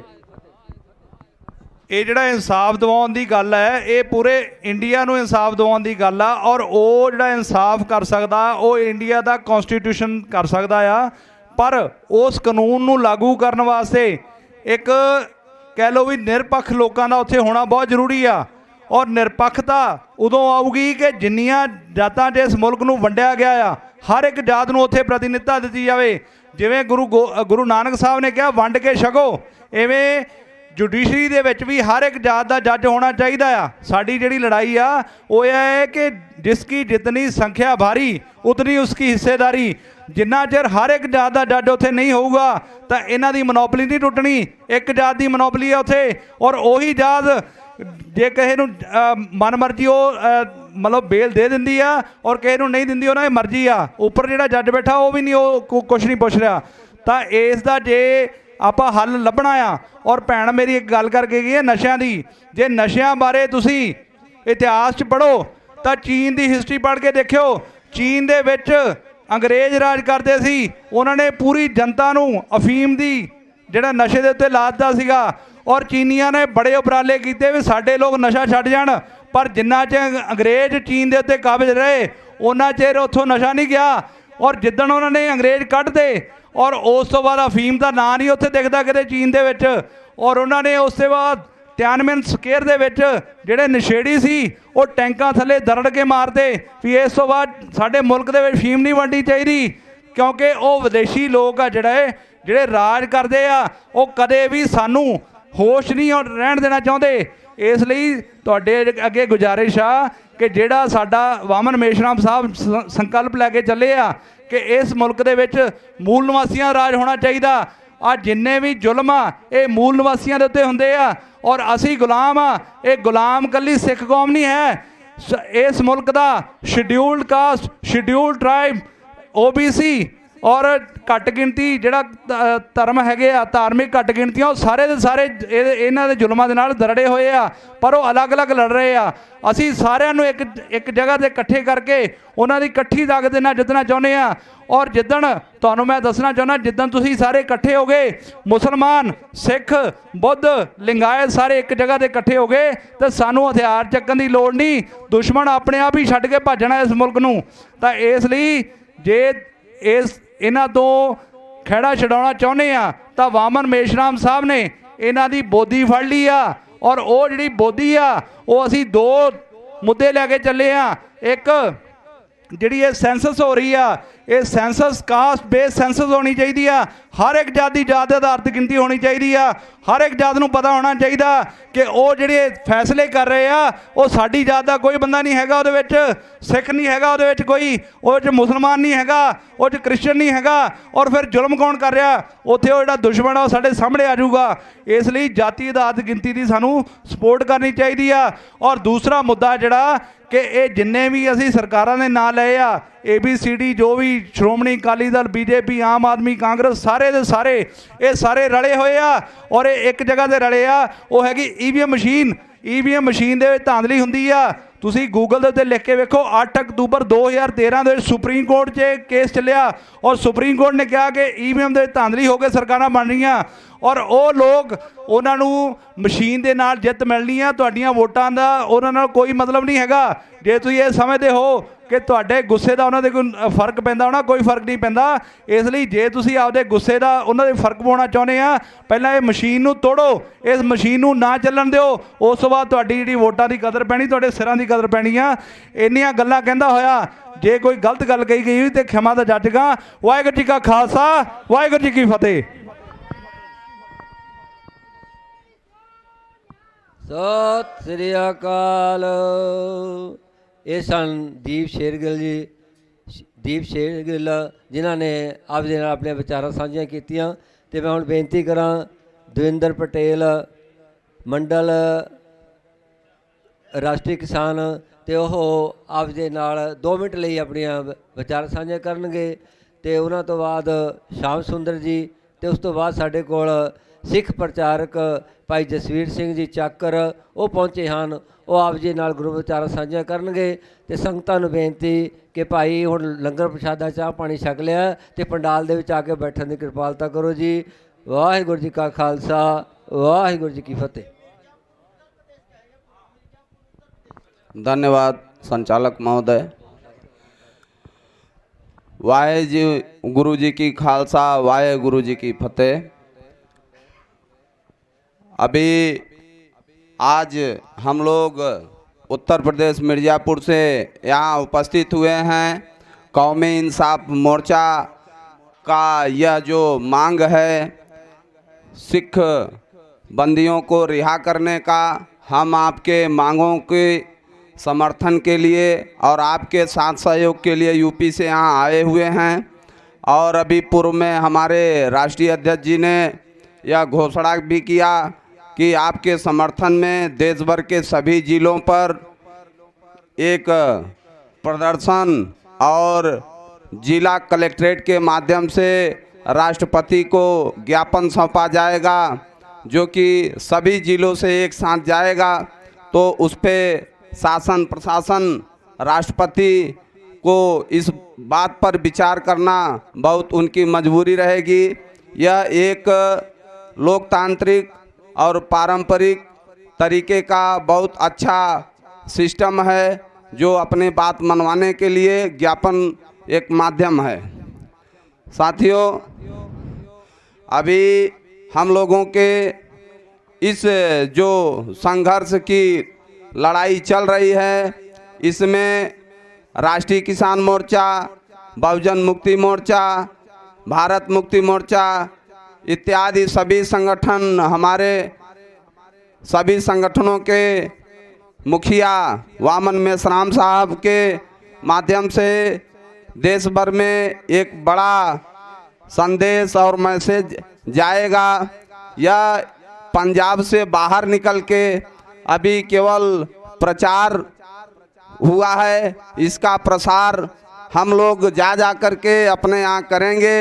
और अभी यह भी जानना बहुत ज़रूरी है कि हम लोगों को टुकड़ों टुकड़ों में इसी तरीके से हर प्रदेशों में हर जगह हमारे लोगों को के साथ अन्याय अत्याचार जुल्म जाती हो रही है। इसके लिए हम सभी लोगों को एक साथ होकर के लड़ने की ज़रूरत है।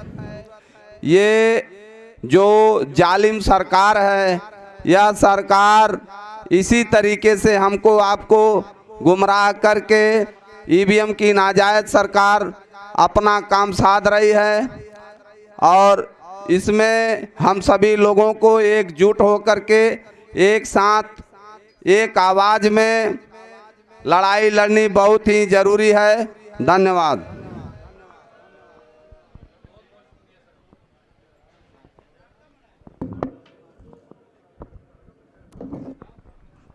ਵਾਹਿਗੁਰੂ ਜੀ ਕਾ ਖਾਲਸਾ ਵਾਹਿਗੁਰੂ ਜੀ ਕੀ ਫਤਿਹ।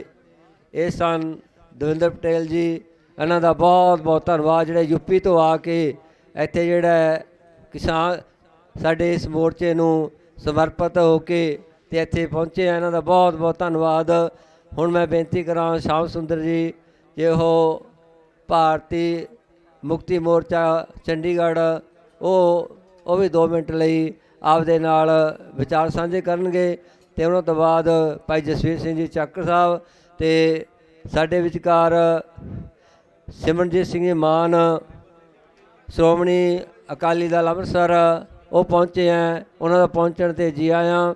ਤੇ ਨਾਲ ਹੀ ਜਥਾ ਸਿਰਲੱਥ ਅੰਮ੍ਰਿਤਸਰ ਸਾਹਿਬ ਤੋਂ ਤੇ ਹੋਰ ਸਿੱਖ ਯੂਥ ਫੈਡਰੇਸ਼ਨ ਉਹ ਵੀ ਪਹੁੰਚੇ ਹੈਗੇ, ਉਹਨਾਂ ਦਾ ਵੀ ਭਾਈ ਪਹੁੰਚਣ 'ਤੇ ਜੀ ਆਇਆਂ। ਵਾਹਿਗੁਰੂ ਜੀ ਕਾ ਖਾਲਸਾ ਵਾਹਿਗੁਰੂ ਜੀ ਕੀ ਫਤਿਹ। ਧੰਨਵਾਦ ਜੀ। ਵਾਹਿਗੁਰੂ ਜੀ ਕਾ ਖਾਲਸਾ ਵਾਹਿਗੁਰੂ ਜੀ ਕੀ ਫਤਿਹ। ਜੈ ਮੂਲ ਨਿਵਾਸੀ, ਜੈ ਭਾਰਤ। ਸਾਰੇ ਬੈਠੇ ਹੋਏ ਮੂਲ ਨਿਵਾਸੀ ਸਾਥੀਆਂ ਨੂੰ ਕੌਮੀ ਇਨਸਾਫ ਵੱਲੋਂ ਸਜਾਏ ਹੋਏ ਇਸ ਮੰਚ ਦੇ ਵਿੱਚ ਸਾਰਿਆਂ ਦਾ ਬਹੁਤ ਬਹੁਤ ਧੰਨਵਾਦ। ਭਾਰਤ ਵਿੱਚ ਇਹ ਜੋ ਵਿਵਸਥਾ ਬ੍ਰਾਹਮਣਵਾਦੀ ਚੱਲ ਰਹੀ ਹੈ, ਉਸ ਬ੍ਰਾਹਮਣਵਾਦੀ ਵਿਵਸਥਾ ਦੇ ਅਸੀਂ ਲੋਕ ਸ਼ਿਕਾਰ ਹਾਂ। ਇਸ ਬ੍ਰਾਹਮਣਵਾਦੀ ਵਿਵਸਥਾ ਦੇ ਖਿਲਾਫ ਅਗਰ ਭਾਰਤ ਦੇ ਵਿੱਚ ਕੋਈ ਦੂਸਰੀ ਵਿਵਸਥਾ ਲਾਗੂ ਕਰਨਾ ਚਾਹੁੰਦੇ ਹਾਂ, ਉਹਦੇ ਵਿੱਚ ਭਾਰਤ ਦੇ ਮੂਲ ਨਿਵਾਸੀ ਮਹਾਂਪੁਰਸ਼ਾਂ ਦੁਆਰਾ ਕੀਤੀਆਂ ਕੁਰਬਾਨੀਆਂ ਦੇ ਦੁਆਰਾ ਅਸੀਂ ਲੋਕ ਆਪਣੇ ਭਾਰਤ ਦੇਸ਼ ਦੇ ਵਿੱਚ ਉਸ ਹਕੂਮਤ ਨੂੰ ਉਸ ਵਿਵਸਥਾ ਨੂੰ ਲਾਗੂ ਕਰਨਾ ਚਾਹੁੰਦੇ ਹਾਂ ਜਿਸ ਵਿੱਚ ਨਿਆਇਤਾ ਬੰਧੁਤਾ ਆਧਾਰਿਤ ਔਰ ਸਮਾਜ ਬਰਾਬਰਤਾ ਦੀ ਜਿਹੜੀ ਏਕਤਾ ਦੀ ਗੱਲ ਹੈ ਸੰਵਿਧਾਨ ਦੇ ਵਿੱਚ ਵੀ ਲਿਖੀ ਹੋਈ ਹੈ, ਉਸ ਨੂੰ ਅਸੀਂ ਲਾਗੂ ਕਰਨਾ ਚਾਹੁੰਦੇ ਹਾਂ। ਸੋ ਅਸੀਂ ਆਪ ਸਭ ਦੇ ਵਿੱਚ ਇਹੀ ਗੁਜ਼ਾਰਿਸ਼ ਕਰਦੇ ਹਾਂ, ਜਿਸ ਤਰ੍ਹਾਂ ਨਾਲ ਸਾਡੇ ਰਾਸ਼ਟਰੀ ਕਿਸਾਨ ਮੋਰਚਾ ਦੇ ਰਾਸ਼ਟਰੀ ਅਧਿਕਸ਼ ਰਾਮ ਸਰੂਪ ਵਰਮਾ ਸਰ ਨੇ ਕਿਹਾ, ਅਸੀਂ ਸਾਰੇ ਆਪਣੇ ਨੇਤਾ ਆਪਣੇ ਰਾਸ਼ਟਰੀ ਅਧਿਕਸ਼ ਮਾਨਯ ਬਾਵਨ ਮੇਸ਼ਰਾਮ ਜੀ ਦੇ ਦਿਸ਼ਾ ਉਦੇਸ਼ ਦੇ ਮੁਤਾਬਕ ਜੋ ਵੀ ਸਾਨੂੰ ਹੁਕਮ ਹੋਏਗਾ ਅਸੀਂ ਚੰਡੀਗੜ੍ਹ ਤੋਂ ਪੰਜਾਬ ਤੋਂ ਆਪ ਦੇ ਨਾਲ ਪੂਰੀ ਤਾਕਤ ਦੇ ਨਾਲ ਸ਼ਾਮਲ ਹੋਵਾਂਗੇ। ਔਰ ਮੇਰੀ ਆਪ ਨੂੰ ਨਿਵੇਦਨ ਹੈ ਕਿ ਭਾਰਤ ਦੇ ਵਿੱਚ ਬ੍ਰਾਹਮਣਵਾਦੀ ਸਿਸਟਮ, ਇਹ ਪਾਰਟੀਆਂ ਜਿਹੜੀਆਂ ਹਿੰਦੂ ਰਾਸ਼ਟਰ ਦੀ ਗੱਲ ਕਰਦੀਆਂ, ਹਿੰਦੂ ਭਾਰਤ ਦੇ ਵਿੱਚ ਹੈ ਕਿੰਨਾ? ਸੰਵਿਧਾਨ ਦੇ ਵਿੱਚ ਆਰਟੀਕਲ 340, 41 ਔਰ 42 ਜੇ ਤੁਸੀਂ ਪੜ੍ਹਦੇ ਆ ਤਾਂ 340 ਦੇ ਵਿੱਚ ਐਸਸੀਆਂ ਦਾ, 341 ਦੇ ਵਿੱਚ ਐਸਟੀਆਂ ਦਾ ਔਰ 342 ਦੇ ਵਿੱਚ ਓਬੀਸੀਆਂ ਦਾ। ਜੇ ਅਸੀਂ ਇਹਨਾਂ ਤਿੰਨਾਂ ਨੂੰ ਦੇਖੀਏ ਤਾਂ ਭਾਰਤ ਦੇ ਵਿੱਚ 75% ਆਬਾਦੀ ਐਸਸੀ ਐਸਟੀ ਓਬੀਸੀ ਦੀ ਹੈ।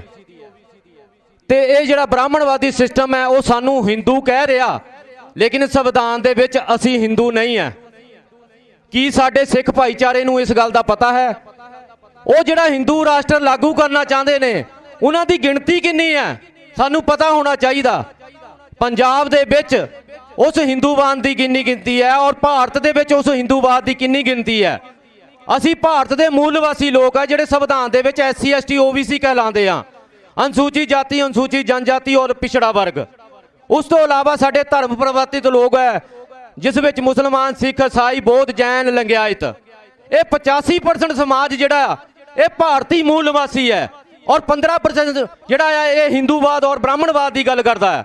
ਉਸ ਦੇ ਵਿੱਚੋਂ ਵੀ 6% ਹੁਣੇ 39ਵਾਂ ਸਾਡਾ ਰਾਸ਼ਟਰੀ ਅਧਿਵੇਸ਼ਨ ਹੋ ਕੇ ਹਟਿਆ ਲਖਨਊ ਦੇ ਵਿੱਚ ਯੂਪੀ 'ਚ, ਜਿਸ ਦੇ ਵਿੱਚ 6% ਜਿਹੜਾ ਕਸ਼ਤਰੀ ਹੈ ਉਸ ਨੂੰ ਵੀ ਸਾਬਤ ਕਰ ਦਿੱਤਾ ਗਿਆ ਹੈ ਕਿ 85% ਦਾ ਹੀ ਹਿੱਸਾ ਹੈ ਜਿਹੜਾ 6% ਕਸ਼ਤਰੀ ਭਾਈਚਾਰਾ ਹੈ, ਉਹ ਵੀ ਮੂਲ ਨਿਵਾਸੀ ਸਮਾਜ ਦਾ ਹੀ ਹਿੱਸਾ ਹੈ। ਬਾਕੀ 9% ਰਹਿ ਗਿਆ ਹੈ, ਉਸ ਵਿੱਚ ਵੀ ਇੱਕ ਜੋ ਬਹਿਸ ਹੈ ਉਸ ਦੀ ਵੀ ਸਰਚ ਚੱਲ ਰਹੀ ਹੈ ਕਿ ਉਹ ਭਾਰਤੀ ਹੈ ਕਿ ਵਿਦੇਸ਼ੀ ਹੈ। ਮੈਂ ਆਪਦੇ ਧਿਆਨ 'ਚ ਲਿਆਉਣਾ ਚਾਹਨਾ ਕਿ ਜਿੰਨਾ ਚਿਰ ਭਾਰਤ ਦੇ ਵਿੱਚ DNA ਦੇ ਆਧਾਰ ਤੇ ਇੱਥੇ ਸਰਚ ਨਹੀਂ ਕੀਤਾ ਜਾਂਦਾ ਕਿ ਭਾਰਤੀ ਕੌਣ ਆ ਤੇ ਮੂਲ ਨਿਵਾਸੀ ਕੌਣ ਆ ਔਰ ਵਿਦੇਸ਼ੀ ਕੌਣ ਹੈ, ਉਹਨਾਂ ਚਿਰ ਅਸੀਂ ਆਪਣੇ ਦੋਸਤ ਔਰ ਦੁਸ਼ਮਣ ਦੀ ਪਹਿਚਾਣ ਨਹੀਂ ਕਰ ਸਕਦੇ ਹਾਂ।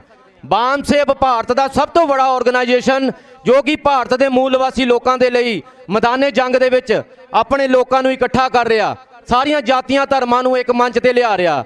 ਸੋ ਮੇਰੀ ਆਪ ਸਭ ਨੂੰ ਨਿਵੇਦਨ ਹੈ, ਸਿੱਖ ਭਾਈਚਾਰੇ, ਸਿੱਖ ਸਾਰੀ ਜਥੇਬੰਦੀਆਂ ਨੂੰ, ਗੁਰੂ ਮਹਾਰਾਜ ਦੀ ਹਜ਼ੂਰੀ ਦੇ ਵਿੱਚ ਬੈਠੀਆਂ ਸਾਰੀਆਂ ਸੰਗਤਾਂ ਨੂੰ ਬੇਨਤੀ ਹੈ ਕਿ ਬਾਮ ਸੇਬ ਭਾਰਤ ਦੇ ਵਿੱਚ ਸਭ ਤੋਂ ਵੱਡੀ ਤਾਕਤ ਭਾਰਤ ਦੇ 91% ਮੂਲ ਨਿਵਾਸੀ ਲੋਕਾਂ ਨੂੰ ਜੋੜਨ ਦਾ ਉਪਰਾਲਾ ਕਰ ਰਹੀ ਹੈ। ਆਪ ਸਭ ਦਾ ਸਾਥ ਸਹਿਯੋਗ ਦੇ ਨਾਲ ਸਾਨੂੰ ਉਮੀਦ ਹੈ ਕਿ ਇਸ ਕੌਮੀ ਇਨਸਾਫ ਮੋਰਚੇ ਨੂੰ ਅਸੀਂ ਜਿੱਤ ਕੇ ਰਹਾਂਗੇ। ਆਪ ਸਭ ਦੇ ਸਾਥ ਦੇ ਨਾਲ ਮੈਂ ਫਤਿਹ ਬੁਲਾਣਾ। ਵਾਹਿਗੁਰੂ ਜੀ ਕਾ ਖਾਲਸਾ, ਵਾਹਿਗੁਰੂ ਜੀ ਕੀ ਫਤਿਹ। ਜੈ ਮੂਲ ਨਿਵਾਸੀ, ਜੈ ਭਾਰਤ।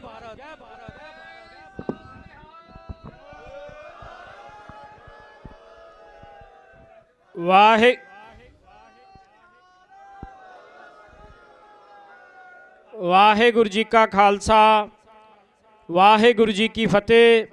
ਸੋ ਮੇਰੀ ਮੀਡੀਆ ਵਾਲੇ ਵੀਰਾਂ ਨੂੰ ਬੇਨਤੀ ਹੈ ਕਿ ਆਪਾਂ ਗੁਰੂ ਸਾਹਿਬ ਵੱਲ ਪਿੱਠ ਕਰਕੇ ਨਾ ਖੜੀਏ। ਸੋ ਸਾਰੇ ਬੈਠਣ ਦੀ ਜਿਹੜੀ ਕਿਰਪਾਲਤਾ ਉਹ ਕਰਨ। ਸੋ ਸਾਡੇ ਵਿਚਕਾਰ ਸ਼੍ਰੀ ਅੰਮ੍ਰਿਤਸਰ ਸਾਹਿਬ ਦੀ ਧਰਤੀ ਤੋਂ ਚੱਲ ਕੇ ਬਹੁਤ ਵੱਡਾ ਜਥਾ ਇੱਥੇ ਪਹੁੰਚਿਆ। ਉਹਨਾਂ ਦੇ ਆਉਣ ਤੇ ਆਪਾਂ ਜਕਾਰਾ ਗਜਾ ਕੇ ਉਹਨਾਂ ਨੂੰ ਜੀ ਆਇਆਂ ਆਖਣਾ। ਬੋਲੇ ਸੋ ਨਿਹਾਲ। ਸੋ ਉਹਨਾਂ ਦਾ ਅਸੀਂ ਬਹੁਤ ਬਹੁਤ ਧੰਨਵਾਦ ਕਰਦੇ ਹਾਂ। ਸੋ ਉਸ ਜਥੇ ਦੇ ਵਿੱਚ ਜਥਾ ਸਿਰਲੱਥ ਸ਼੍ਰੀ ਅੰਮ੍ਰਿਤਸਰ ਸਾਹਿਬ ਤੋਂ ਸਿੱਖ ਯੂਥ ਫੈਡਰੇਸ਼ਨ ਭਿੰਡਰਾਂਵਾਲਾ, ਭਾਈ ਪਰਮਜੀਤ ਸਿੰਘ ਖਾਲਸਾ ਟਰਸਟ, ਬੀਬੀ ਸੰਦੀਪ ਕੌਰ ਜੀ, ਉਹਨਾਂ ਦਾ ਵੀ ਇੱਥੇ ਆਉਣ ਤੇ ਅਸੀਂ ਧੰਨਵਾਦ ਕਰਦੇ ਹਾਂ। ਬੀਬੀ ਮਨਿੰਦਰ ਕੌਰ ਜੀ, ਪ੍ਰੋਫੈਸਰ ਬਲਜਿੰਦਰ ਸਿੰਘ ਹਵਾਰਾ ਕਮੇਟੀ ਤੋਂ, ਭਾਈ ਰਣਜੀਤ ਸਿੰਘ ਦਮਦਮੇ ਟਕਸਾਲ, ਭਾਈ ਜਗਦੀਪ ਸਿੰਘ, ਭਾਈ ਹਰਜਿੰਦਰ ਸਿੰਘ ਵੇਰਕਾ ਪੱਟੀ ਤੋਂ, ਭਾਈ ਨਿਰਮਲ ਸਿੰਘ, ਭਾਈ ਹਰਮਨ ਸਿੰਘ ਵਾਰਸ ਪੰਜਾਬ ਤੋਂ। ਸੋ ਇਹ ਸਾਰੇ ਹੀ ਆਗੂ ਸਾਹਿਬਾਨ ਦਾ ਸਮੂਹ ਜਥੇਬੰਦੀਆਂ ਦਾ, ਭੁਪਿੰਦਰ ਸਿੰਘ 6 ਜੂਨ, ਇਹ ਸਾਰੇ ਹੀ ਸਿੰਘਾਂ ਦਾ ਅਸੀਂ ਇੱਥੇ ਆਉਣ ਤੇ ਬਹੁਤ ਬਹੁਤ ਧੰਨਵਾਦ ਕਰਦੇ ਹਾਂ। ਸੋ ਹੁਣ ਮੇਰੀ ਬੇਨਤੀ ਹੈ ਭਾਈ ਜਸਵੀਰ ਸਿੰਘ ਜੀ ਚੱਕਰ। ਸੋ ਇਹ ਕਥਾਵਾਚਕ ਨੇ, ਆਪਾਂ ਸੁਣਦੇ ਹੁੰਦੇ ਹਾਂ, ਪਰ ਸਾਡੀ ਅੱਜ ਮਜਬੂਰੀ ਹੈ ਕਿ ਸਮੇਂ ਦੀ ਬਹੁਤ ਘਾਟ ਹੈ। ਕਾਫੀ ਜਥੇਬੰਦੀਆਂ ਇੱਥੇ ਪਹੁੰਚੀਆਂ ਨੇ, ਸਮਾਂ ਤਕਰੀਬਨ ਅੱਧੇ ਘੰਟੇ 'ਚ ਸਾਨੂੰ ਸਮਾਪਤ ਕਰਨਾ, ਕਿਉਂਕਿ ਉਸ ਤੋਂ ਉਪਰੰਤ ਰਹਿਰਾਜ ਸਾਹਿਬ ਜੀ ਦਾ ਸਮਾਂ ਹੋ ਜਾਣਾ। ਸੋ ਮੇਰੀ ਬੇਨਤੀ ਹੈ ਚੱਕਰ ਸਾਹਿਬ ਨੂੰ ਕਿ ਉਹ ਕੇਵਲ 5 ਮਿੰਟਾਂ ਵਾਸਤੇ ਸਿੱਖ ਸੰਗਤਾਂ ਦੇ ਨਾਲ ਵਿਚਾਰਾਂ ਦੀ ਸਾਂਝ ਪਾਉਣਗੇ। ਵਾਹਿਗੁਰੂ ਜੀ ਕਾ ਖਾਲਸਾ, ਵਾਹਿਗੁਰੂ ਜੀ ਕੀ ਫਤਿਹ।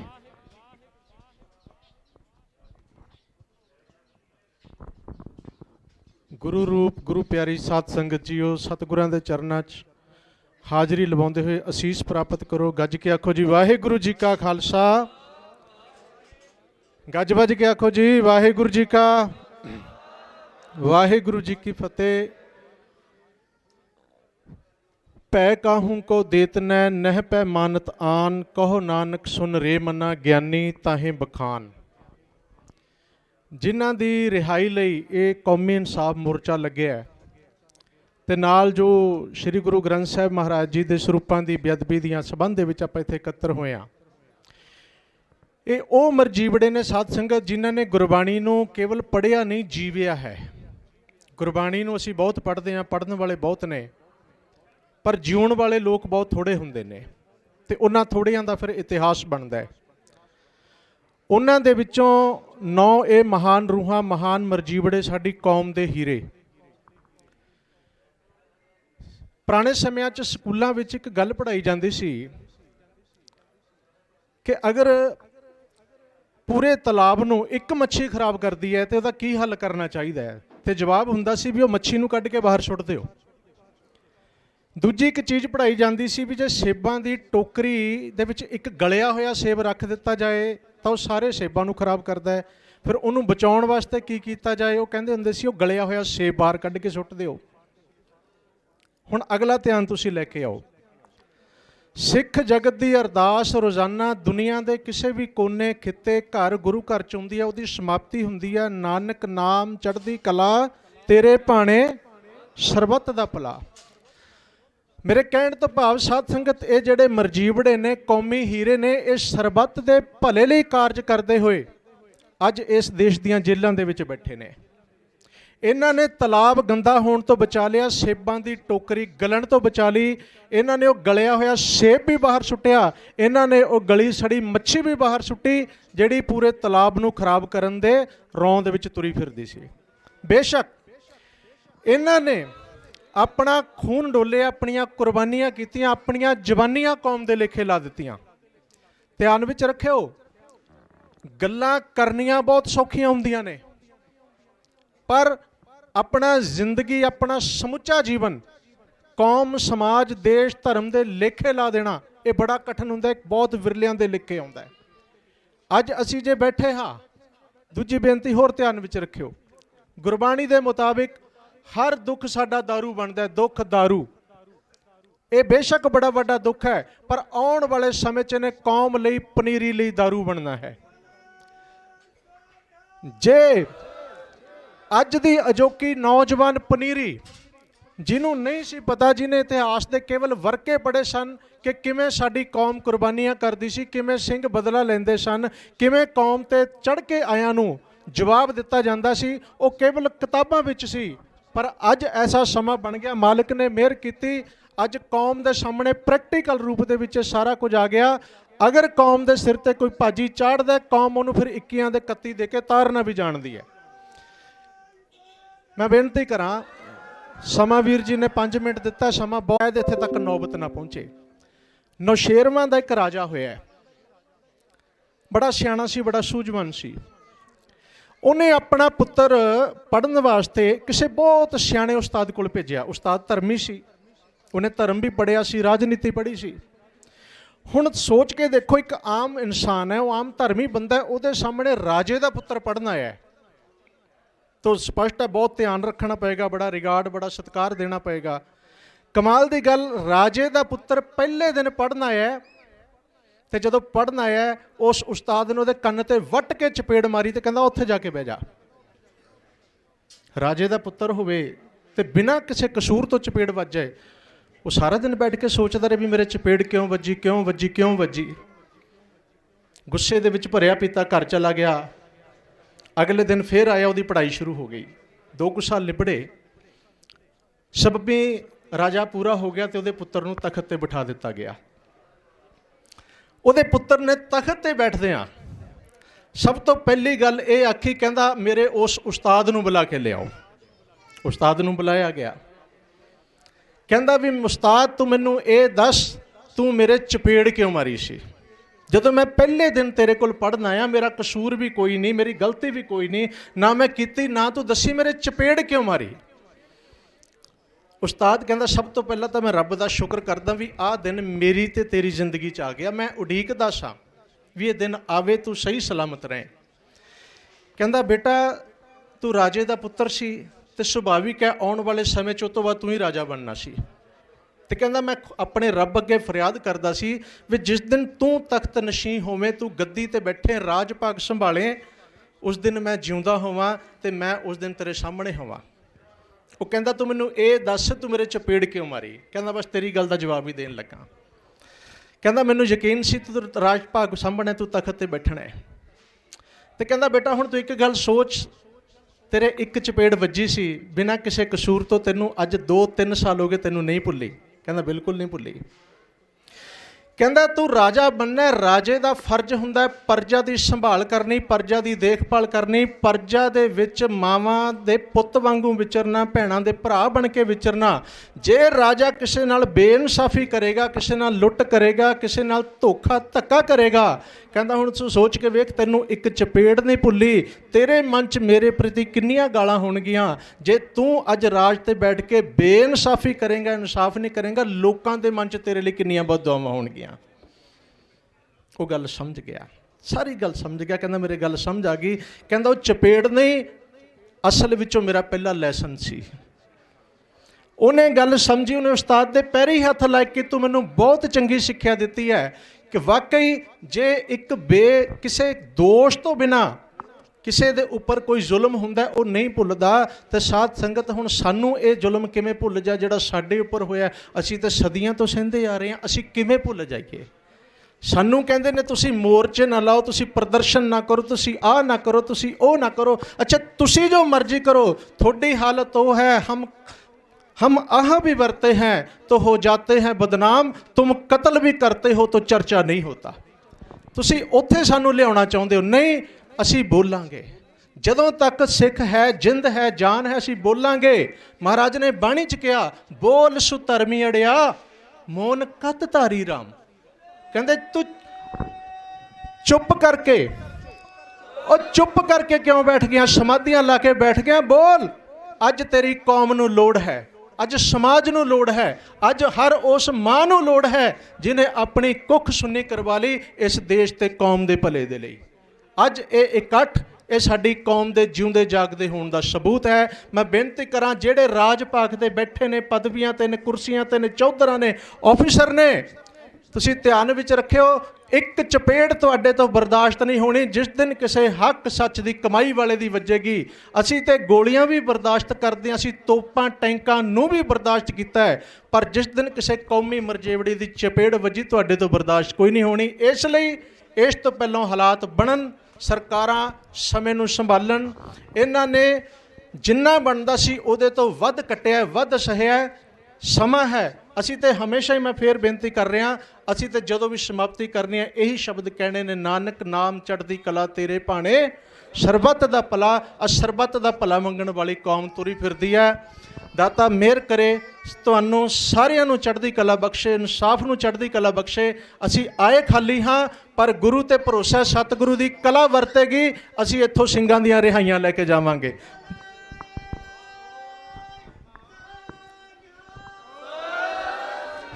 ਸਭਨਾਂ ਦਾ ਹਾਰਦਿਕ ਤੌਰ ਤੇ ਧੰਨਵਾਦ, ਸਟੇਜ ਦਾ ਧੰਨਵਾਦ, ਭੁੱਲਾਂ ਦੀ ਖਿਮਾ ਜੀ। ਵਾਹਿਗੁਰੂ ਜੀ ਕਾ ਖਾਲਸਾ, ਵਾਹਿਗੁਰੂ ਜੀ ਕੀ ਫਤਿਹ। ਵਾਹਿਗੁਰੂ ਜੀ ਕਾ ਖਾਲਸਾ, ਵਾਹਿਗੁਰੂ ਜੀ ਕੀ ਫਤਿਹ। ਸੋ ਇਹ ਸਨ ਭਾਈ ਜਸਵੀਰ ਸਿੰਘ ਜੀ ਚਾਕਰ। ਸੋ ਮਨ ਨਹੀਂ ਸੀ ਕਰਦਾ ਇਹਨਾਂ ਨੂੰ ਰੋਕੀਏ, ਪਰ ਸਮੇਂ ਦੀ ਘਾਟ ਹੋਣ ਕਾਰਨ, ਕਿਉਂਕਿ ਸਾਡੇ ਕੋਲੇ ਬੁਲਾਰੇ ਕਾਫੀ ਨੇ, ਅੰਮ੍ਰਿਤਸਰ ਤੋਂ ਸਿੱਖ ਜਥੇਬੰਦੀਆਂ ਪਹੁੰਚੀਆਂ ਨੇ, ਸੋ ਉਹਨਾਂ ਨੂੰ ਵੀ ਸਮਾਂ ਦੇਣਾ। ਸੋ ਇਹਨਾਂ ਨੇ ਸਮੇਂ ਦੇ ਵਿੱਚ ਰਹਿੰਦੇ ਆਪਣੀ ਗੱਲ ਕੀਤੀ ਹੈ, ਸੋ ਅਸੀਂ ਧੰਨਵਾਦੀ ਹਾਂ।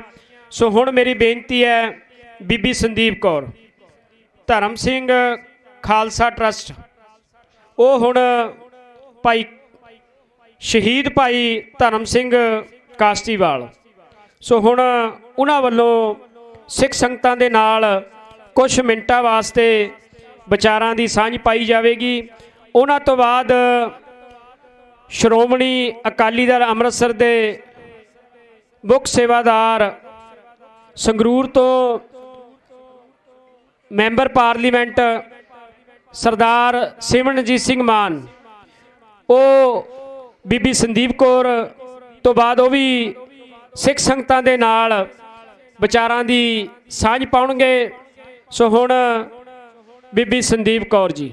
ਵਾਹਿਗੁਰੂ ਜੀ ਕਾ ਖਾਲਸਾ, ਵਾਹਿਗੁਰੂ ਜੀ ਕੀ ਫਤਿਹ। ਗੁਰੂ ਕੀ ਹਜ਼ੂਰੀ ਵਿੱਚ ਬੈਠੀ ਸਾਜੀ ਨਵਾਜੀ ਸਾਧ ਸੰਗਤ ਜੀ, ਮੁੱਖ ਪਵਿੱਤਰ ਕਰੀਏ, ਫਤਿਹ ਗਜਾਈਏ। ਵਾਹਿਗੁਰੂ ਜੀ ਕਾ ਖਾਲਸਾ, ਵਾਹਿਗੁਰੂ ਜੀ ਕੀ ਫਤਿਹ। ਸਮਾਂ ਬਹੁਤ ਘੱਟ ਹੈ, ਪਰ ਮੈਂ ਤੁਹਾਡੇ ਨਾਲ ਇੱਕ ਖਾਸ ਘਟਨਾ ਜਿਹੜੀ ਹੈਗੀ ਆ ਉਹ ਸ਼ੇਅਰ ਕਰਨਾ ਚਾਹੁੰਦੀ ਹੈਗੀ ਹਾਂ। ਸਨ 2010 ਦੀ ਗੱਲ ਆ, ਜਦੋਂ ਇੱਕ ਅਖਬਾਰ ਦੇ ਉੱਤੇ, ਮੈਂ ਚਾਹਾਂਗੀ ਕਿ ਸਰਦਾਰ ਸਿਮਰਜੀਤ ਸਿੰਘ ਜੀ ਮਾਨ ਮੇਰੀ ਇਸ ਗੱਲਬਾਤ ਨੂੰ ਬੜੇ ਧਿਆਨ ਨਾਲ ਸੁਣ। ਮੇਰੇ ਵਡਭਾਗ ਨੇਗੇ ਕਿ ਉਹ ਸਾਹਮਣੇ ਬੈਠੇ ਹੋਏ ਨੇ ਤੇ ਮੈਨੂੰ ਇਹ ਮੌਕਾ ਮਿਲਿਆ ਹੈਗਾ ਵਾ ਭਾਈ ਜਗਤਾਰ ਸਿੰਘ ਹਵਾਰੇ ਨਾਲ ਜਿਹੜੀ ਤਿਹਾੜ ਜੇਲ੍ਹ ਦੇ ਵਿੱਚ ਪਹਿਲੀ ਮੁਲਾਕਾਤ ਕੀਤੀ ਸੀ, ਉਹ ਮੁਲਾਕਾਤ ਬਾਰੇ ਦੱਸਣ ਦਾ। ਸਨ 2010 ਦੇ ਵਿੱਚ ਅਖਬਾਰ ਤੇ ਇੱਕ ਖਬਰ ਆਉਂਦੀ ਹੈ ਵੀ ਭਾਈ ਜਗਤਾਰ ਸਿੰਘ ਹਵਾਰੇ ਹੋਣਾ ਨੂੰ ਤਿਹਾੜ ਜੇਲ੍ਹ ਦੇ ਵਿੱਚ ਬਦਲੀ, ਉਹਨਾਂ ਦੀ ਜੇਲ੍ਹ ਬਦਲੀ ਕਰਕੇ ਉਹਨਾਂ ਨੂੰ ਤਿਹਾੜ ਜੇਲ੍ਹ ਵਿੱਚ ਸ਼ਿਫਟ ਕਰ ਦਿੱਤਾ ਗਿਆ ਹੈ। ਤੇ ਮੈਂ ਸਰਦਾਰ ਬਲਜੀਤ ਸਿੰਘ ਖਾਲਸਾ ਹੋਣਾ ਨੂੰ ਕਿਹਾ ਹੁਣ ਸਾਨੂੰ ਮੌਕਾ ਮਿਲੇਗਾ ਭਾਈ ਸਾਹਿਬ ਨਾਲ ਮੁਲਾਕਾਤ ਕਰਨ ਦਾ। ਉਹ ਕਹਿੰਦੇ ਕਿਵੇਂ?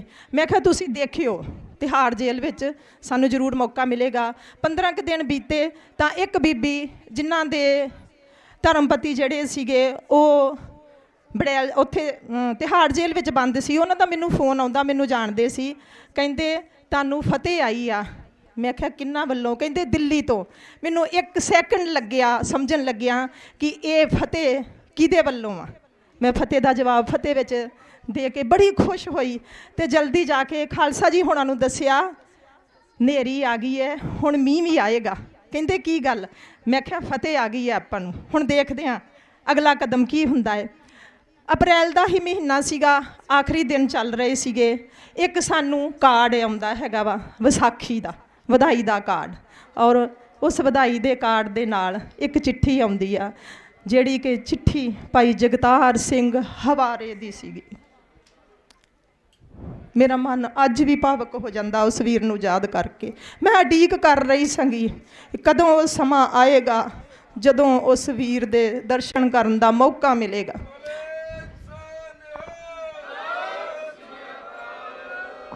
ਮਾफ़ ਕਰਨਾ, ਮੈਂ ਇਸ ਟਾਈਮ ਵੀ ਬਹੁਤ ਭਾਵਕ ਹੈਗੀ ਹਾਂ ਜਦੋਂ ਮੈਂ ਤੁਹਾਨੂੰ ਦੱਸ ਰਹੀ ਹਾਂ।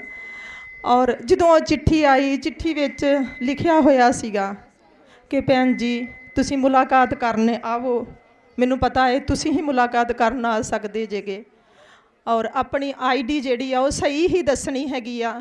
ਇਹ ਟੈਲੀਫੋਨ ਨੰਬਰ ਹੈ, ਇਸ ਤੇ ਪਹਿਲਾਂ ਫੋਨ ਕਰਕੇ ਤੁਸੀਂ ਮੁਲਾਕਾਤ ਬੁੱਕ ਕਰਾਉਣੀ ਹੈ ਤੇ ਉਸ ਤੋਂ ਬਾਅਦ ਆਰਾਮ ਦੇ ਨਾਲ ਤੁਸੀਂ ਮੇਰੀ ਮੁਲਾਕਾਤ ਕਰ ਸਕਦੇ ਜੇ, ਕਿਸੇ ਤਰ੍ਹਾਂ ਦੀ ਕੋਈ ਸਮੱਸਿਆ ਨਹੀਂ ਆ। ਮੈਨੂੰ ਤੇ ਚਾਹ ਹੀ ਚੜ ਗਿਆ, ਮੇਰੇ ਵੀਰ ਦੀ ਚਿੱਠੀ ਆਈ ਸੀਗੀ। ਮੈਂ ਖਾਲਸਾ ਜੀ ਨੂੰ ਕਿਹਾ, ਖਾਲਸਾ ਜੀ ਵੀ ਬਹੁਤ ਜ਼ਿਆਦਾ ਭਾਵਕ ਹੋਏ, ਬਹੁਤ ਜ਼ਿਆਦਾ ਕਾਹਲੇ ਪੈ ਗਏ ਕਿ ਆਪਾਂ ਜਲਦੀ ਤੋਂ ਜਲਦੀ ਜਾ ਕੇ ਉਸ ਬੱਬਰ ਸ਼ੇਰ ਨਾਲ ਮੁਲਾਕਾਤ ਕਰੀਏ। ਮੈਗਜ਼ੀਨ ਕੱਢਣ ਲਈ ਆਖਰੀ ਦਿਨ ਚੱਲ ਰਹੇ ਸੀ, ਕਿਉਂਕਿ ਅਪ੍ਰੈਲ ਮਹੀਨੇ ਦਾ ਆਖਰੀ ਹਫਤਾ ਚੱਲ ਰਿਹਾ ਸੀ। ਮੈਂ ਕਿਹਾ ਆਪਾਂ 1 ਤਰੀਕ ਤੋਂ ਪਹਿਲਾਂ ਜਾ ਨਹੀਂ ਸਕਦੇ, ਸੋ ਕਿਉਂਕਿ ਤੁਸੀਂ ਮੈਗਜ਼ੀਨ ਕੱਢਣਾ ਹੈਗਾ। ਕਹਿੰਦੇ ਨਹੀਂ, ਮੈਂ ਮੈਗਜ਼ੀਨ ਜਿਹੜਾ ਹੈਗਾ ਰਾਤ ਦਿਨ ਲਾ ਕੇ ਜਲਦੀ ਤੋਂ ਜਲਦੀ ਇਹਨੂੰ ਛਪਣੇ ਦੇ ਦੇਣਾ ਤੇ ਫਿਰ ਆਪਾਂ ਜਾ ਸਕਦੇ। ਮੈਂ ਕਿਹਾ ਠੀਕ ਹੈ। ਵਾਕਿਆ ਹੀ ਉਹਨਾਂ ਨੇ ਰਾਤਾਂ ਜਾਗ ਕੇ 24 ਘੰਟੇ ਕੰਮ ਕਰਕੇ ਉਸ ਬੱਬਰ ਸ਼ੇਰ ਨੂੰ ਮਿਲਣ ਦੀ ਤਾਂਘ ਵਿੱਚ ਮੈਗਜ਼ੀਨ ਕੁਝ ਹੀ ਦਿਨਾਂ ਵਿੱਚ ਸਾਰਾ ਤਿਆਰ ਕਰਤਾ। ਔਰ ਮੈਂ ਜਦੋਂ ਉਸ ਨੰਬਰ ਤੇ ਫੋਨ ਕੀਤਾ ਔਰ ਉਹਨਾਂ ਨਾਲ ਗੱਲ ਕੀਤੀ ਕਿ ਮੈਂ ਮੁਲਾਕਾਤ ਕਰਨੀ ਹੈ, ਕਹਿੰਦੇ ਕਿਹਦੀ ਮੁਲਾਕਾਤ? ਮੈਂ ਕਿਹਾ ਸਰਦਾਰ ਜਗਤਾਰ ਸਿੰਘ ਹਵਾਰਾ ਸਨ ਆਫ ਸਰਦਾਰ ਸ਼ੇਰ ਸਿੰਘ, ਮੈਂ ਉਹਨਾਂ ਦੀ ਮੁਲਾਕਾਤ ਕਰਨੀ। ਕਹਿੰਦੇ ਤੁਸੀਂ ਕੌਣ ਜੀਗੇ? ਮੈਂ ਕਿਹਾ ਮੈਂ ਉਹਨਾਂ ਦੀ ਕਜ਼ਨ ਸਿਸਟਰ ਹੈਗੀ ਹਾਂ। ਫਿਰ ਮੈਂ ਖਾਲਸਾ ਜੀ ਹੁਣਾਂ ਦਾ ਵੀ ਆਈਡੀ ਪ੍ਰੂਫ ਦੱਸਿਆ। ਉਹਨਾਂ ਨੇ ਸਾਨੂੰ ਟਾਈਮ ਦੇ ਦਿੱਤਾ ਕਿ ਇਸ ਟਾਈਮ ਇੰਨੇ ਵੱਜ ਕੇ ਇੰਨੇ ਨੰਬਰ 1 ਨੰਬਰ ਜੇਲ੍ਹ ਤਿਹਾੜ ਵਿੱਚ ਤੁਸੀਂ ਆਣ ਕੇ ਮੁਲਾਕਾਤ ਕਰ ਸਕਦੇ ਜੀ। ਉਸ ਦਿਨ ਦੀ ਉਡੀਕ ਬੜੀ ਬੇਸਬਰੀ ਨਾਲ ਹੋਣ ਲੱਗੀ, ਬਹੁਤ ਬੇਸਬਰੀ ਨਾਲ ਉਡੀਕ ਕੀਤੀ। ਅਸੀਂ ਦਿੱਲੀ ਰਵਾਨਾ ਹੋ ਗਏ। ਦਿੱਲੀ ਜਾ ਕੇ ਅਸੀਂ ਇੱਕ ਸਿੰਘ ਦੇ ਘਰੇ ਠਹਿਰੇ, 1 ਦਿਨ ਪਹਿਲਾਂ ਚਲੇ ਗਏ। ਉਸ ਨਾਲ ਜਾ ਕੇ ਗੱਲ ਕੀਤੀ ਕਿ ਕੀ ਹਾਲਾਤ ਨੇਗੇ ਤਿਹਾੜ ਜੇਲ੍ਹ ਦੇ। ਤਾਂ ਉਸਨੇ ਕਿਹਾ 2 ਮਹੀਨੇ ਹੋ ਗਏ ਆ, ਹੁਣ ਘੱਟ ਹੀ ਲੋਕ ਜਾਂਦੇ ਨੇ। ਮੈਂ ਕਿਹਾ ਉੱਥੇ ਸਿੰਘਾਂ ਦੀਆਂ ਮੁਲਾਕਾਤਾਂ ਹੁੰਦੀਆਂ ਸੀ, ਭਾਈ ਦਿਆ ਸਿੰਘ ਲਾਹੌਰੀਆ ਨੇ, ਭਾਈ ਦਵਿੰਦਰਪਾਲ ਸਿੰਘ ਭੁੱਲਰ ਨੇਗੇ, ਤੁਸੀਂ ਸਾਰੇ ਲੋਕ ਉਹਨਾਂ ਦੀਆਂ ਮੁਲਾਕਾਤਾਂ ਕਰਨ ਜਾਂਦੇ ਜੇ, ਹੁਣ ਕਿੰਨਾ ਕੁ ਸਮਾਂ ਹੋ ਗਿਆ ਤੁਹਾਨੂੰ ਗਿਆ ਨੂੰ?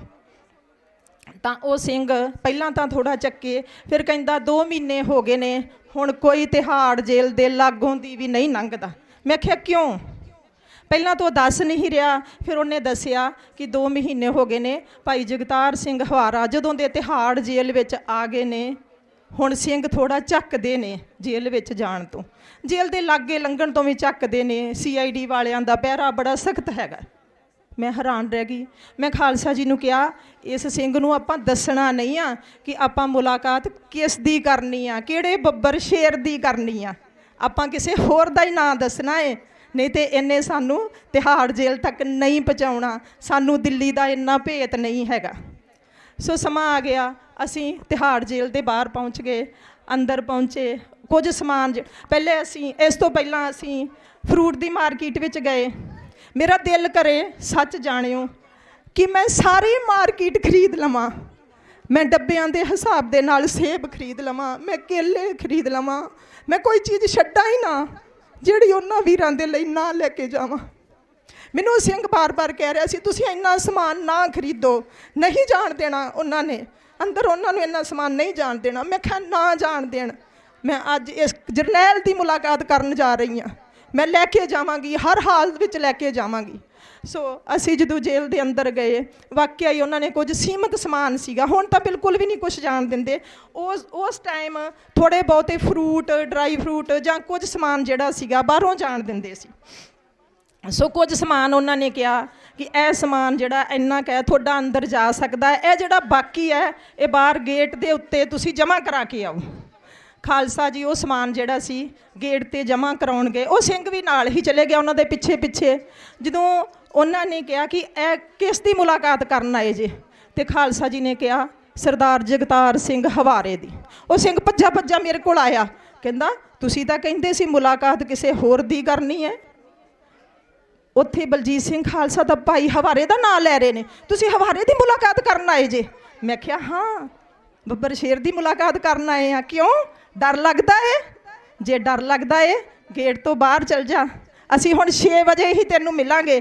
ਜੇ ਡਰ ਨਹੀਂ ਲੱਗੂਗਾ ਤੇ ਗੇਟ ਦੇ ਬਾਹਰ ਆ ਜਾਵੀਂ, ਨਹੀਂ ਤੇ ਤੇਰਾ ਬਹੁਤ ਬਹੁਤ ਧੰਨਵਾਦ, ਤੂੰ ਸਾਨੂੰ ਤਿਹਾੜ ਜੇਲ੍ਹ ਦੇ ਗੇਟ ਤੱਕ ਪਹੁੰਚਾ ਦਿੱਤਾ ਏ। ਹੁਣ ਸਾਡੀ ਜ਼ਿੰਮੇਵਾਰੀ ਸ਼ੁਰੂ ਆ, ਤੇਰੀ ਡਿਊਟੀ ਖਤਮ ਆ।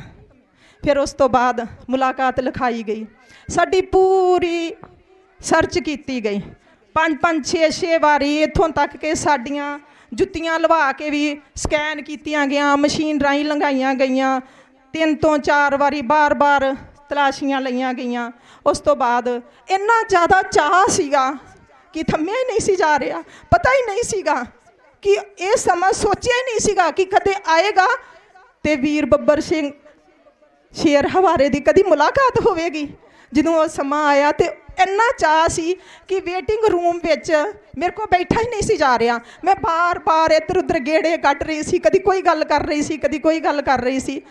ਤੇ ਸਰਦਾਰ ਖਾਲਸਾ ਜੀ ਹੁਣ ਮੈਨੂੰ ਕਹਿੰਦੇ ਤੂੰ ਚੁੱਪ ਕਰਕੇ ਬੈਠ ਜਾ, ਤੂੰ ਇਹਨਾਂ CID ਵਾਲਿਆਂ ਨੂੰ ਸ਼ੱਕ ਪਵਾ ਦੇਵੇਂਗੀ ਵੀ ਇਹ ਕੌਣ ਆਏ ਆ ਮੁਲਾਕਾਤ, ਇਹਨਾਂ ਨੂੰ ਇੰਨਾ ਚਾਅ ਕਿਉਂ ਆ। ਮੈਂ ਕਿਹਾ ਜੋ ਮਰਜ਼ੀ ਹੋ ਜੇ, ਹੁਣ ਤਾਂ ਲਿਖੀ ਜਾ ਚੁੱਕੀ ਆ ਮੁਲਾਕਾਤ, ਹੁਣ ਨਹੀਂ ਕੋਈ ਰੋਕ ਸਕਦਾ, ਹੁਣ ਮੁਲਾਕਾਤ ਕਰਕੇ ਹੀ ਜਾਵਾਂਗੇ। ਸੋ ਸਮਾਂ ਆਇਆ ਜਦੋਂ ਵੀਰ ਦੇ ਦਰਸ਼ਨ ਹੋਏ, ਉਹ ਬਹੁਤ ਭਾਵਕ ਸਮਾਂ ਸੀਗਾ। ਬੱਬਰ ਸ਼ੇਰ 4 ਫੁੱਟ ਸਾਡੇ ਤੋਂ ਦੂਰ ਖਲੋਤਾ ਸੀਗਾ, ਇੱਧਰਲੇ ਪਾਸੇ ਵੀ ਸ਼ੀਸ਼ਾ ਸੀਗਾ, 4 ਫੁੱਟ ਇੱਧਰਲੇ ਪਾਸੇ ਵੀ ਸ਼ੀਸ਼ਾ ਸੀ, ਅਸੀਂ ਇੱਧਰ ਖਲੋਤੇ ਸੀ, ਉਹ ਉੱਧਰ ਖਲੋਤਾ ਸੀ। ਮੇਰੇ ਵੀਰ ਨੂੰ ਪਤਾ ਸੀ ਕਿ ਮੁਲਾਕਾਤ ਕਰਨ ਕੌਣ ਆ ਰਿਹਾ। ਅਸੀਂ ਸੋਚਿਆ ਪਤਾ ਨਹੀਂ ਹੋਏਗਾ ਕਿ ਕੌਣ ਆ ਰਿਹਾ ਮੁਲਾਕਾਤ। ਉਹ ਤਿਹਾੜ ਜੇਲ੍ਹ ਵਿੱਚ ਸਾਡੀ ਪਹਿਲੀ ਮੁਲਾਕਾਤ ਸੀ, ਜਿਹੜੀ 2 ਮਹੀਨੇ ਬਾਅਦ ਮੇਰੇ ਵੀਰ ਨੇ ਆਪਣੀ ਭੈਣ ਨੂੰ ਸੱਦਾ ਦੇ ਕੇ ਉਹ ਮੁਲਾਕਾਤ ਕਰਵਾਈ ਸੀ। ਉਹ ਮੁਲਾਕਾਤ ਕੀਤੀ। ਮੈਂ ਪੁੱਛਿਆ ਤੁਹਾਨੂੰ ਪਤਾ ਸੀ ਕਿ ਮੁਲਾਕਾਤ ਕੌਣ ਕਰਨ ਆ ਰਿਹਾ? ਕਹਿੰਦੇ ਬਿਲਕੁਲ ਪਤਾ ਸੀਗਾ, ਜਿਹਨੂੰ ਕਿਹਾ ਸੀ ਉਹਨੇ ਮੁਲਾਕਾਤ ਕਰਨ ਆਉਣਾ ਹੀ ਸੀਗਾ, ਇਹ ਪਤਾ ਸੀਗਾ। ਮੈਂ ਉਡੀਕ ਰਿਹਾ ਸਾਂ ਵੀ ਉਹ ਮੁਲਾਕਾਤ ਕਰਨ ਆਉਣਗੇ ਹੀ ਆਉਣਗੇ। ਸੋ ਬਹੁਤ ਵਿਚਾਰਾਂ ਹੋਈਆਂ, ਡੂੰਘੀਆਂ ਵਿਚਾਰਾਂ ਹੋਈਆਂ। ਜਦੋਂ ਵੀ ਮੁਲਾਕਾਤ, ਫਿਰ ਉਹ ਸਿਲਸਿਲਾ ਸ਼ੁਰੂ ਹੋ ਗਿਆ। ਉਸ ਤੋਂ ਬਾਅਦ ਉਹੀ ਜਿਹੜਾ ਵੀਰ ਸੀ, ਅਸੀਂ ਜਦੋਂ 6 ਵਜੇ ਬਾਹਰ ਆਏ ਤਾਂ ਉਹ ਵੀ ਵੀਰ ਧੰਨ ਸੀ, ਉਹਦੀ ਦਲੇਰੀ ਵੀ ਧੰਨ ਸੀਗੀ। ਉਹ 6 ਵਜੇ ਤਿਹਾੜ ਦੇ ਗੇਟ ਦੇ ਬਾਹਰ ਖਲੋਤਾ ਸਾਡੀ ਉਡੀਕ ਕਰ ਰਿਹਾ ਸੀ। ਮੈਨੂੰ ਉਮੀਦ ਨਹੀਂ ਸੀ ਕਿ ਉਹ ਆਏਗਾ, ਜਿੰਨਾ ਡਰ ਸੀ, ਜਿੰਨਾ ਸਹਿਮ ਸੀਗਾ, ਪਰ ਮੈਨੂੰ ਉਮੀਦ ਨਹੀਂ ਸੀ ਕਿ ਉਹ ਆਏਗਾ। ਪਰ ਉਹ 6 ਵਜੇ ਜੇਲ੍ਹ ਦੇ ਗੇਟ ਦੇ ਬਾਹਰ ਖਲੋਤਾ ਸੀ। ਅਸੀਂ ਉਹਦੇ ਘਰੇ ਗਏ, ਉਹਨਾਂ ਨਾਲ ਗੱਲ ਕੀਤੀ, ਉਹਨੂੰ ਕਿਹਾ ਡਰੋ ਨਾ, ਕਿਹੜੀ ਗੱਲੋਂ ਡਰਦੇ ਜੇਗੇ? ਸਾਡਾ ਹੱਕ ਹੈ ਇਹਨਾਂ ਸ਼ੇਰਾਂ ਦੀਆਂ ਮੁਲਾਕਾਤਾਂ ਕਰਨਾ, ਕੌਣ ਸਾਨੂੰ ਰੋਕ ਸਕਦਾ ਹੈ? ਸਰਕਾਰਾਂ ਨੇ ਸਾਡੇ ਸ਼ੇਰਾਂ ਨੂੰ ਜੇਲ੍ਹਾਂ ਵਿੱਚ ਬੰਦ ਕਰ ਦਿੱਤਾ ਹੈ, ਪਰ ਇਹਦਾ ਮਤਲਬ ਇਹ ਨਹੀਂ ਕਿ ਉਹਨਾਂ ਨੂੰ ਮਿਲਣ ਤੋਂ ਸਾਨੂੰ ਰੋਕ ਸਕਦੇ ਆ। ਤੁਸੀਂ ਡਰੋ ਨਾ, ਅਸੀਂ ਦੂਰ ਬੈਠੇ ਆ, ਅਸੀਂ ਤੇ ਮਹੀਨੇ ਬਾਅਦ ਆ ਸਕਦੇ ਆ, ਪਰ ਤੁਸੀਂ ਤਾਂ ਹਫ਼ਤੇ 'ਚ 2 ਵਾਰੀ ਜਿਹੜੇ ਉਹ ਮਿਲ ਸਕਦੇ ਜੇ। ਆ ਵਾਰ ਨੇਗੇ, ਇਹਨਾਂ ਵਾਰਾਂ ਤੇ ਤੁਸੀਂ ਮੁਲਾਕਾਤ ਕਰੋ ਉਹਨਾਂ ਦੀ, ਡਰੋ ਨਾ ਤੁਸੀਂ ਕਿਸੇ ਗੱਲੋਂ। ਉਹ ਕਹਿੰਦੇ ਮੈਂ ਮੁਲਾਕਾਤ ਤਾਂ ਕਰ ਲਵਾਂਗਾ, ਪਰ ਜੇ CID ਵਾਲਿਆਂ ਨੇ ਮੈਨੂੰ ਪੁੱਛਿਆ ਵੀ ਤੁਸੀਂ ਮੁਲਾਕਾਤ ਕਿਵੇਂ ਕਰ ਰਹੇ ਜੇ, ਤੁਸੀਂ ਤੁਹਾਡੀ ਜਾਣ ਪਹਿਚਾਣ ਕਿਵੇਂ ਹੋਈ ਭਾਈ ਹਵਾਰੇ ਨਾਲ, ਫਿਰ ਮੈਂ ਕੀ ਜਵਾਬ ਦੇਵਾਂਗਾ CID ਵਾਲਿਆਂ ਨੂੰ? ਮੈਂ ਆਖਿਆ ਕਹਿ ਦੇਵੀਂ ਬੀਬੀ ਸੰਦੀਪ ਕੌਰ ਆਈ ਸੀਗੀ, ਉਹਨੇ ਮੁਲਾਕਾਤ ਕੀਤੀ ਸੀ, ਮੈਂ ਨਹੀਂ ਜਾਣਦਾ ਭਾਈ ਹਵਾਰੇ ਨੂੰ, ਉਹਨੇ ਹੀ ਮੈਨੂੰ ਕਿਹਾ ਤੇ ਮੈਂ ਉਹਦੇ ਕਹਿਣ ਤੇ ਮੁਲਾਕਾਤ ਕਰ ਰਿਹਾ ਹਾਂ। ਮੈਂ ਆਖਿਆ ਨਾ ਲੈ ਦੀ, ਸਾਰਾ ਪੰਜਾਬ ਵੀ ਜਾਣਦਾ, ਹੁਣ ਦਿੱਲੀ ਵੀ ਜਾਣਨ ਲੱਗ ਜੂਗੀ, ਕੋਈ ਡਰ ਨਹੀਂ ਹੈਗਾ ਸਾਨੂੰ ਤੇ ਤੈਨੂੰ ਵੀ ਡਰਨ ਦੀ ਲੋੜ ਨਹੀਂ। ਕਹਿੰਦਾ ਠੀਕ ਆ, ਕਹਿੰਦਾ ਸੱਚੀ ਕਹਿਦਾ? ਮੈਂ ਕਿਹਾ ਹਾਂ। ਉਹਨਾਂ ਨੇ ਮੁਲਾਕਾਤਾਂ ਸ਼ੁਰੂ ਕਰਤੀਆਂ। 15 ਦਿਨਾਂ ਬਾਅਦ ਉਸ ਵੀਰ ਦਾ ਫੇਰ ਫੋਨ ਆ ਜਾਂਦਾ, ਕਹਿੰਦਾ ਭੈਣ ਜੀ ਹੁਣ CID ਵਾਲਿਆਂ ਦਾ ਫੋਨ ਆਇਆ ਜੇ, ਮੈਨੂੰ ਉਹਨਾਂ ਨੇ ਘਰੇ ਆਉਣ ਵਾਸਤੇ ਕਿਹਾ, ਮੇਰਾ ਐਡਰੈਸ ਨੋਟ ਕਰ ਲਿਆ, ਹੁਣ ਮੈਂ ਕੀ ਕਵਾਂਗਾ? ਮੈਂ ਕਿਹਾ ਉਹੀ ਕਹਿ ਦੀ ਜੋ ਤੈਨੂੰ ਕਿਹਾ। ਕਹਿੰਦਾ ਮੈਂ ਤੁਹਾਡਾ ਨਾਂ ਲੈ ਦੇਵਾਂ? ਮੈਂ ਕਿਹਾ ਬਿਲਕੁਲ ਲੈ ਦੀ, ਕਿਸੇ ਡਰ ਝੱਕਣ ਦੀ ਲੋੜ ਨਹੀਂ ਹੈਗੀ, ਅਣਚੱਕ ਹੋ ਕੇ ਮੁਲਾਕਾਤਾਂ ਕਰੋ, ਤੁਸੀਂ ਦੱਸ ਦੇਣਾ ਵੀ ਅਸੀਂ ਉਹਨੂੰ ਹੀ ਜਾਣਦੇ ਹੈਗੇ ਆ। ਔਰ ਉਸ ਤੋਂ ਬਾਅਦ ਇਹ ਮੁਲਾਕਾਤਾਂ ਦਾ ਸਿਲਸਿਲਾ ਕਈ ਸਾਲ ਚੱਲਦਾ ਰਿਹਾ। ਜਦੋਂ ਵੀ ਅਸੀਂ ਸੰਗਤ ਨੂੰ ਚਾਅ ਦੇ ਨਾਲ ਦੱਸਦੇ ਵੀ ਅਸੀਂ ਭਾਈ ਸਾਹਿਬ ਦੀ ਮੁਲਾਕਾਤ ਕਰਨ ਜਾਂਦੇ ਆ, ਤਾਂ ਉਹ ਜਿਹੜੇ ਬੜੇ ਬੜੇ ਵਧੀਆ ਲੋਕ ਸੀ, ਬੜੇ ਅਣਚੱਕ ਲੋਕ ਸੀ, ਉਹ ਸਾਨੂੰ ਕਹਿ ਦਿੰਦੇ ਨਾ ਜਾਇਆ ਕਰੋ, ਤੁਸੀਂ ਮੁਲਾਕਾਤਾਂ ਕਰਨ ਜਾਂਦੇ ਜੇ, ਤੁਹਾਨੂੰ CID ਤੋਂ ਡਰ ਨਹੀਂ ਲੱਗਦਾ? ਤੁਹਾਡੀਆਂ ਜ਼ਿੰਮੇਵਾਰੀਆਂ ਬੱਚਿਆਂ ਦੇ ਪ੍ਰਤੀ ਵੱਡੀਆਂ ਨੇਗੀਆਂ, ਇਸ ਕਰਕੇ ਤੁਸੀਂ ਮੁਲਾਕਾਤਾਂ ਕਰਨ ਨਾ ਜਾਇਆ ਕਰੋ ਭਾਈ ਹਵਾਰੇ ਦੀਆਂ। ਮੈਂ ਉਹਨਾਂ ਨੂੰ ਅੱਗੋਂ ਜਵਾਬ ਦਿੰਦੀ ਕਿ ਜਿੱਥੇ ਕੋਈ ਨਹੀਂ ਖਲੋਂਦਾ ਉੱਥੇ ਖਲੋਣਾ ਸਾਡੀ ਜ਼ਿੰਮੇਵਾਰੀ ਆ। ਜਦੋਂ ਸਾਡੀ ਕੌਮ ਇਹ ਮੁਲਾਕਾਤਾਂ ਦੀ ਜ਼ਿੰਮੇਵਾਰੀ ਚੁੱਕ ਲਏਗੀ, ਸਾਰੀ ਸੰਗਤ ਦਾ ਝਾਕਾ ਖੁੱਲ੍ਹ ਜਾਏਗਾ ਵੀ ਭਾਈ ਜਗਤਾਰ ਸਿੰਘ ਹਵਾਰਾ ਬੱਬਰ ਸ਼ੇਰ ਆ, ਕੋਈ ਹਊਆ ਨਹੀਂ ਆ ਕਿ ਜਿਹਦੀ ਮੁਲਾਕਾਤ ਦੇ ਨਾਲ CID ਵਾਲੇ ਜਾਂ ਹੋਰ ਏਜੰਸੀਆਂ ਵਾਲੇ ਸਾਨੂੰ ਕੀ ਕਰ ਲੈਣਗੇ? ਕੁਛ ਨਹੀਂ ਕਰ ਸਕਦੇ। ਇਹ ਸਾਡਾ ਹੱਕ ਆ। ਜਦੋਂ ਸਾਰਿਆਂ ਦੇ ਝਾਕੇ ਖੁੱਲ੍ਹ ਜਾਣਗੇ ਮੁਲਾਕਾਤ ਕਰਨ ਲਈ, ਉਦੋਂ ਅਸੀਂ ਪਿੱਛੇ ਹਟ ਜਾਵਾਂਗੇ। ਪਰ ਕਈ ਸਾਲ ਇਹ ਮੁਲਾਕਾਤਾਂ ਦਾ ਸਿਲਸਿਲਾ ਚੱਲਦਾ ਰਿਹਾ। ਹੌਲੀ ਹੌਲੀ ਦਿੱਲੀ ਵਿੱਚ ਕਈ ਸਿੰਘ ਉਹਨਾਂ ਦੀਆਂ ਮੁਲਾਕਾਤਾਂ ਕਰਨੀਆਂ ਸ਼ੁਰੂ ਕਰ ਦਿੱਤੀਆਂ। ਫਿਰ ਆਮ ਸੰਗਤ ਉਹਨਾਂ ਦੀਆਂ ਮੁਲਾਕਾਤਾਂ ਲਈ ਸਾਨੂੰ ਫੋਨ ਆਉਣ ਲੱਗੇ ਕਿ ਅਸੀਂ ਵੀ ਭਾਈ ਸਾਹਿਬ ਨੂੰ ਮਿਲਣਾ ਹੈ। ਸੋ ਸਮਾਂ ਬਹੁਤ ਘੱਟ ਹੈ, ਪ੍ਰਬੰਧਕ ਕਾਲੇ ਪੈ ਰਹੇ ਹੈਗੇ, ਰਹਿਰਾ ਸਾਹਿਬ ਦਾ ਵੀ ਟਾਈਮ ਹੋ ਰਿਹਾ ਹੈ, ਤੇ ਬੜੀ ਖੁਸ਼ੀ ਦੇ ਨਾਲ ਇਹ ਜਿਹੜੀ ਮੁਲਾਕਾਤ ਹੈਗੀ ਆ ਭਾਈ ਜਗਤਾਰ ਸਿੰਘ ਹਵਾਰੇ ਨਾਲ ਬੜੇ ਭਾਵੁਕ ਮਨ ਦੇ ਨਾਲ ਕੀਤੀ ਗਈ। ਇੰਨੀ ਕੁ ਬੇਨਤੀ ਕਬੂਲ ਕਰਿਓ। ਵਾਹਿਗੁਰੂ ਜੀ ਕਾ ਖਾਲਸਾ, ਵਾਹਿਗੁਰੂ ਜੀ ਕੀ ਫਤਿਹ। ਵਾਹਿਗੁਰੂ ਜੀ ਕਾ ਖਾਲਸਾ, ਵਾਹਿਗੁਰੂ ਜੀ ਕੀ ਫਤਿਹ। ਸੋ ਇਹ ਸਨ ਬੀਬੀ ਸੰਦੀਪ ਕੌਰ ਜੀ, ਜਿਨ੍ਹਾਂ ਨੇ ਜਥੇਦਾਰ ਜਗਤਾਰ ਸਿੰਘ ਹਵਾਰਾ ਸਾਹਿਬ ਨਾਲ ਮੁਲਾਕਾਤ ਦਾ ਜਿਹੜਾ ਸਮਾਂ ਬਣਿਆ ਉਹਦੇ ਬਾਬਤ ਜਾਣਕਾਰੀ ਦਿੱਤੀ ਹੈ।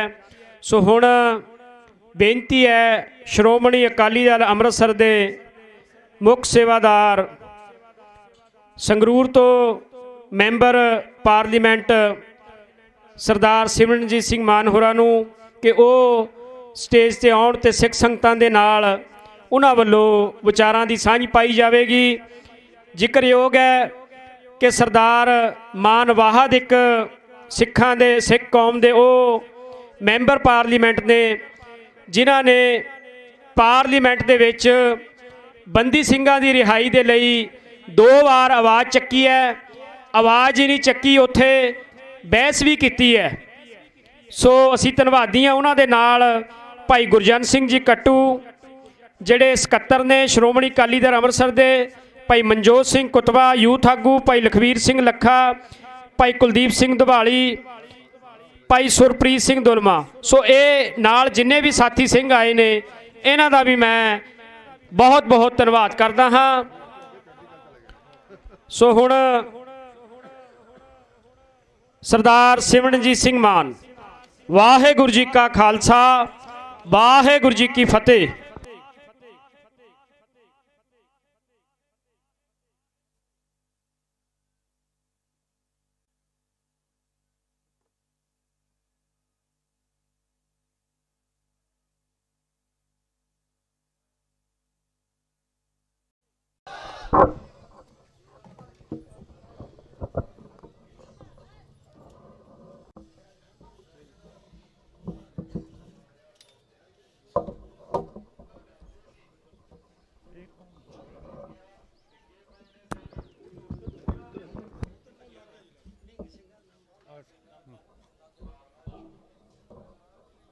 ਸਤਿਕਾਰਯੋਗ ਸਾਧ ਸੰਗਤ ਜੀ, ਨਿਮਰਤਾ ਸਹਿਤ ਆਪ ਨੂੰ ਫਤਿਹ ਅਰਜ਼ ਕਰਦੇ ਹਾਂ।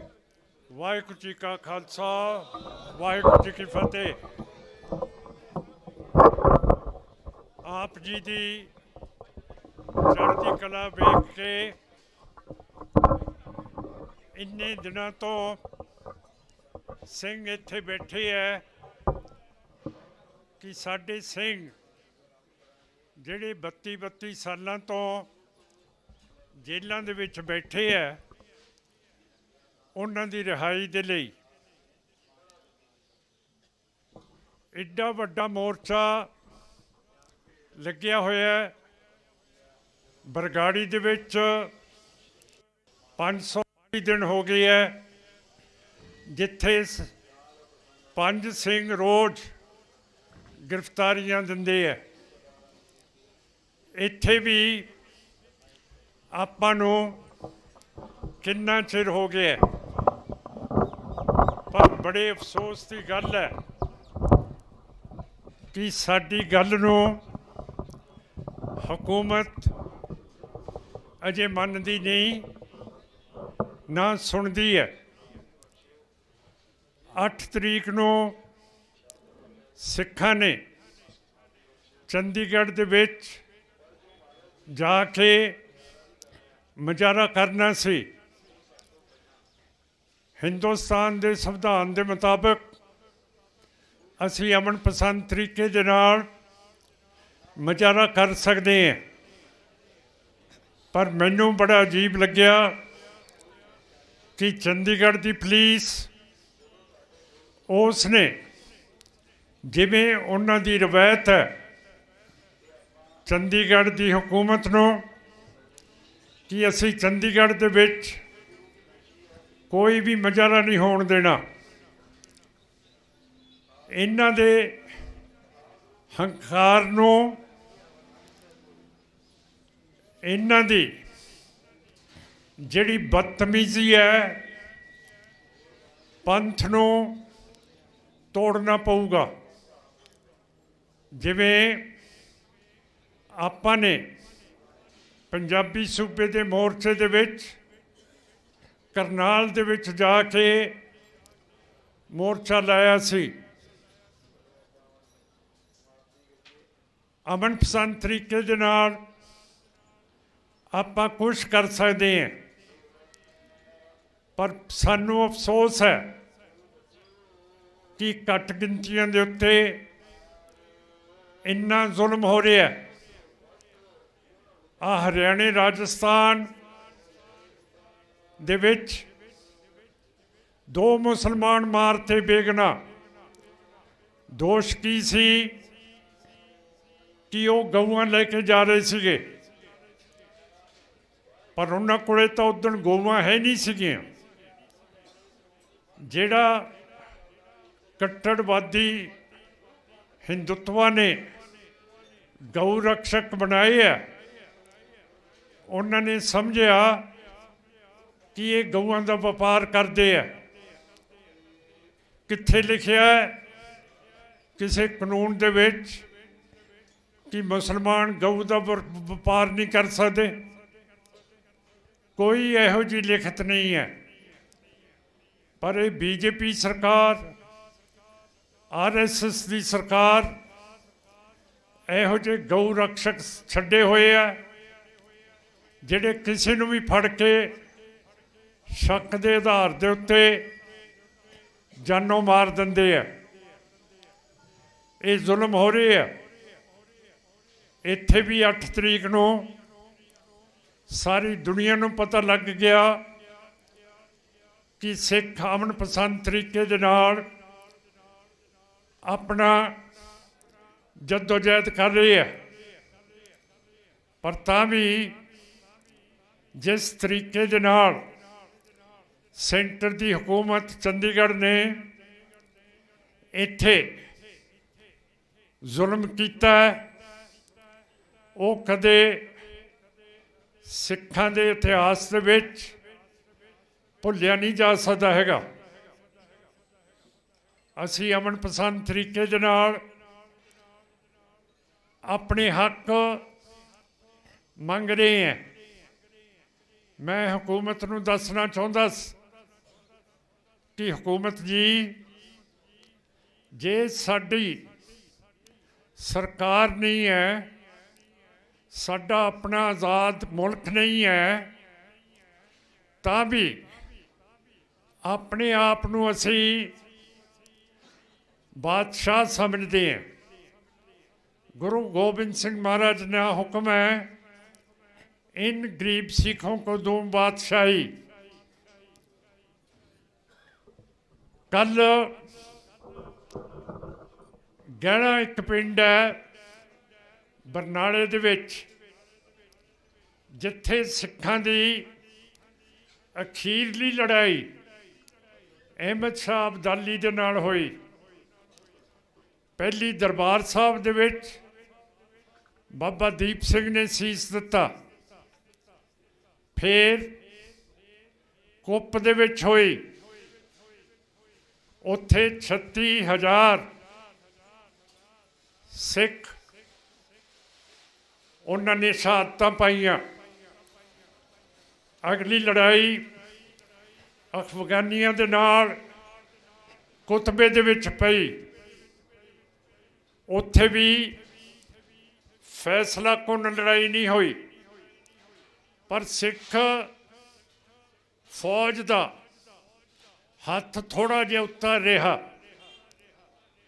फिर अंत की लड़ाई पिंड गहणों विच हुई, जिथे फिर अहमद शाह अब्दाली की फौज नूं एडी तकड़ी शख्स दिती कि दुनिया ते इतिहास याद करदा कि सिखां दे कोले कोई देश नहीं सीगा, ये देश तो बगैर सीगे, पर तां भी उस वेले दुनिया का सब तो ज़्यादा जाबर अहमद शाह अब्दाली नूं हराता।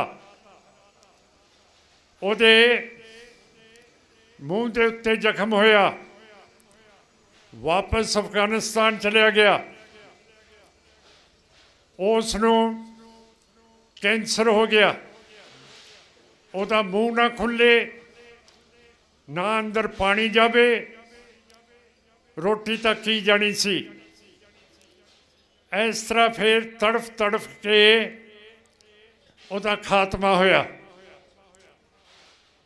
जो भी सिखां दे नाल अज तक जिन्हां दी स्टेट, जिन्हां दा मुल्क, जिन्हां दा राज नहीं है, जो भी सिखां दे नाल जबर करदा, मैं देखिया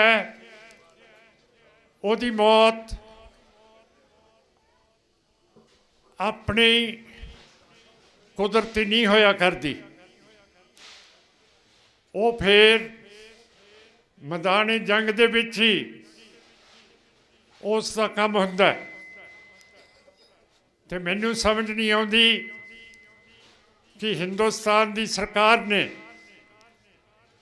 जानदिया होया कि सिख अपनी मुल्क की सरकार तो बगैर अहमद शाह अब्दाली, नादर शाह नूं अफगानिस्तान तो वापस नहीं आउण दिता। ते 1962 दे विच जदों हिंदुत्व नूं 1947 दे विच राज मिलिया, इन्हां ने लद्दाख का 40,000 स्क्वायर किलोमीटर चीन नूं लौटाता। फिर 2020 दे विच ते 2022 दे विच 2000 स्क्वायर किलोमीटर फिर चीन नूं लौटाते। बीजेपी मोदी सरकार ने, मैं जिक्र लद्दाख का करदा, सानू दर्द है लद्दाख का। महाराजा रणजीत सिंह लाहौर दरबार ने लद्दाख 1834 ਦੇ ਵਿੱਚ ਫਤਿਹ ਕਰਕੇ ਸਿੱਖ ਰਾਜ ਦਾ ਇੱਕ ਹਿੱਸਾ ਬਣਾ ਲਿਆ ਸੀ। ਅੱਜ ਇਹ ਹਿੰਦੁੱਤਵਾ ਵਾਲੇ ਲਦਾਖ ਨੂੰ ਪੂਰਾ ਨਹੀਂ ਰੱਖ ਸਕਦੇ। 1819 ਦੇ ਵਿੱਚ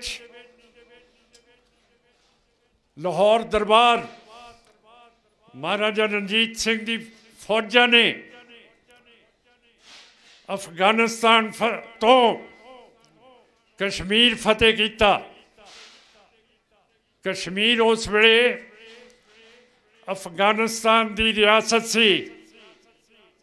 तुहाडे सामने ही ना तो उत्थे अफगानियां ने अंग्रेज़ों की फौज रहन दिती है, ना कॉमरेड रूसां की रहन दिती है, ना हुण अमरीका की रहन दिती है। पर कश्मीर सिखा ने 1819 दे विच फतेह करके अपनी सिख हुकूमत दे नाल जोड़ दिता सी। 1947 दे विच अंग्रेज ने हिंदुत्वा कौम नूं पूरा कश्मीर दिता, पूरा लद्दाख दिता। पर ये लोग एडे कैर ते बुज़दिल हैं कि कश्मीर के 2 हिस्से करते। एक हिस्सा चीन नूं देता, एक हिस्सा पाकिस्तान नूं देता। एक दे उत्ते अज फसे हुए है, उत्थे अपनियां फौजां लाइयां। 2019 दे विच कश्मीर की खुद मुख्तियारी तोड़ती ते हुण रोज़ उत्थे गोली बाली चलती है। कश्मीरियां नूं नाजायज़ फौज मारी जाती है। कानून एफसपा लाया जिहदे तहत फौज का मारिया होया जां बलात्कारी जां जिन्ने रिश्वत लई है जां जिन्ने तसीहे दिते है फौज ने, उहदे अगे कोई केस ही नहीं कर सकता। एक कायर लोगों ने इहो जी फौज नूं हुकूमत दिती हुई है। तो मेरा कहने का भाव है कि संत जरनैल सिंह भिंडरांवाला एक और सूरमा है जिहड़ा हिंदुस्तान की फौज, बरतानिया की फौज, कॉमरेड रूस की फौज, तिन्ना फौजां नूं 72 घंटे दरबार साहब दे विच नहीं आउण दिता।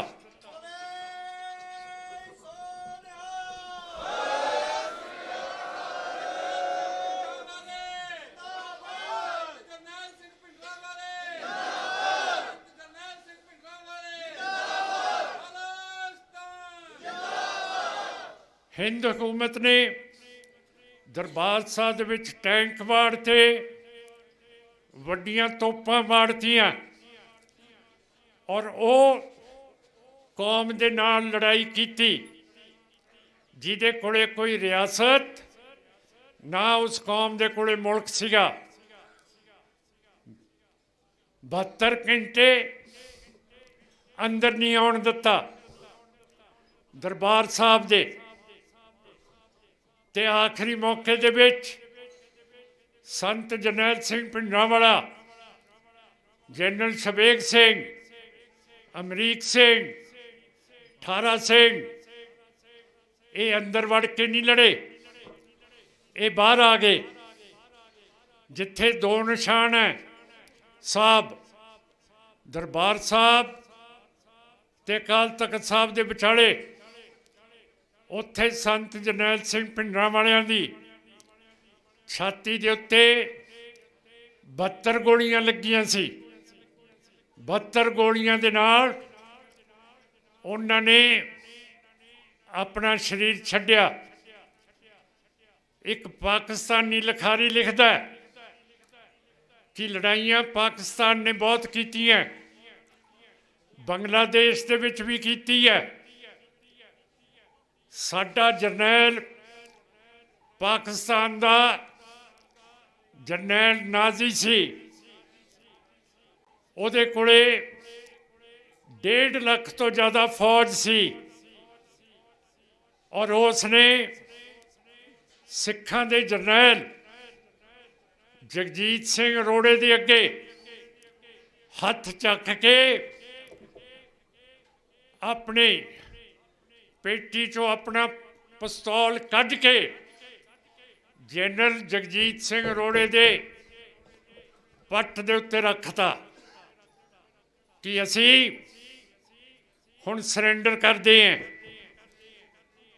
ਉਹ ਪਾਕਿਸਤਾਨੀ ਕਵੀ ਕਹਿੰਦਾ ਅਸੀਂ ਪਾਕਿਸਤਾਨੀ ਹੈ, ਸਾਨੂੰ ਫਕਰ ਹੁੰਦਾ ਜੇ ਸਾਡੇ ਜਰਨੈਲ ਦੀ ਚੀਚੀ ਦੇ ਉੱਤੇ ਇੱਕ ਚੀਰ ਆ ਜਾਂਦਾ, 2 ਤੁਬਕੇ ਡਿੱਗ ਪੈਂਦੇ, ਅਸੀਂ ਕਹਿੰਦੇ ਸਾਡਾ ਜਰਨੈਲ ਹਿੰਦੁਸਤਾਨ ਦੀ ਫੌਜ ਦੇ ਨਾਲ ਲੜਿਆ। ਪਰ ਉਹਨੇ ਆਪਣੇ ਹੱਥ ਚੱਕ ਤੇ 90,000 ਪਾਕਿਸਤਾਨੀ ਫੌਜ ਦੇ ਹੱਥ ਚਕਾਤੇ। ਕਹਿੰਦਾ ਜਰਨੈਲਾਂ ਚੋਂ ਜਰਨੈਲ ਕਹਿੰਦਾ ਪਾਕਿਸਤਾਨੀ ਲਿਖਾਰੀ ਅਸੀਂ ਇੱਕੋ ਹੀ ਦੇਖਿਆ, ਜਰਨੈਲਾਂ ਦਾ ਜਰਨੈਲ ਜਰਨੈਲ ਸਿੰਘ ਭਿੰਡਰਾਂਵਾਲਾ।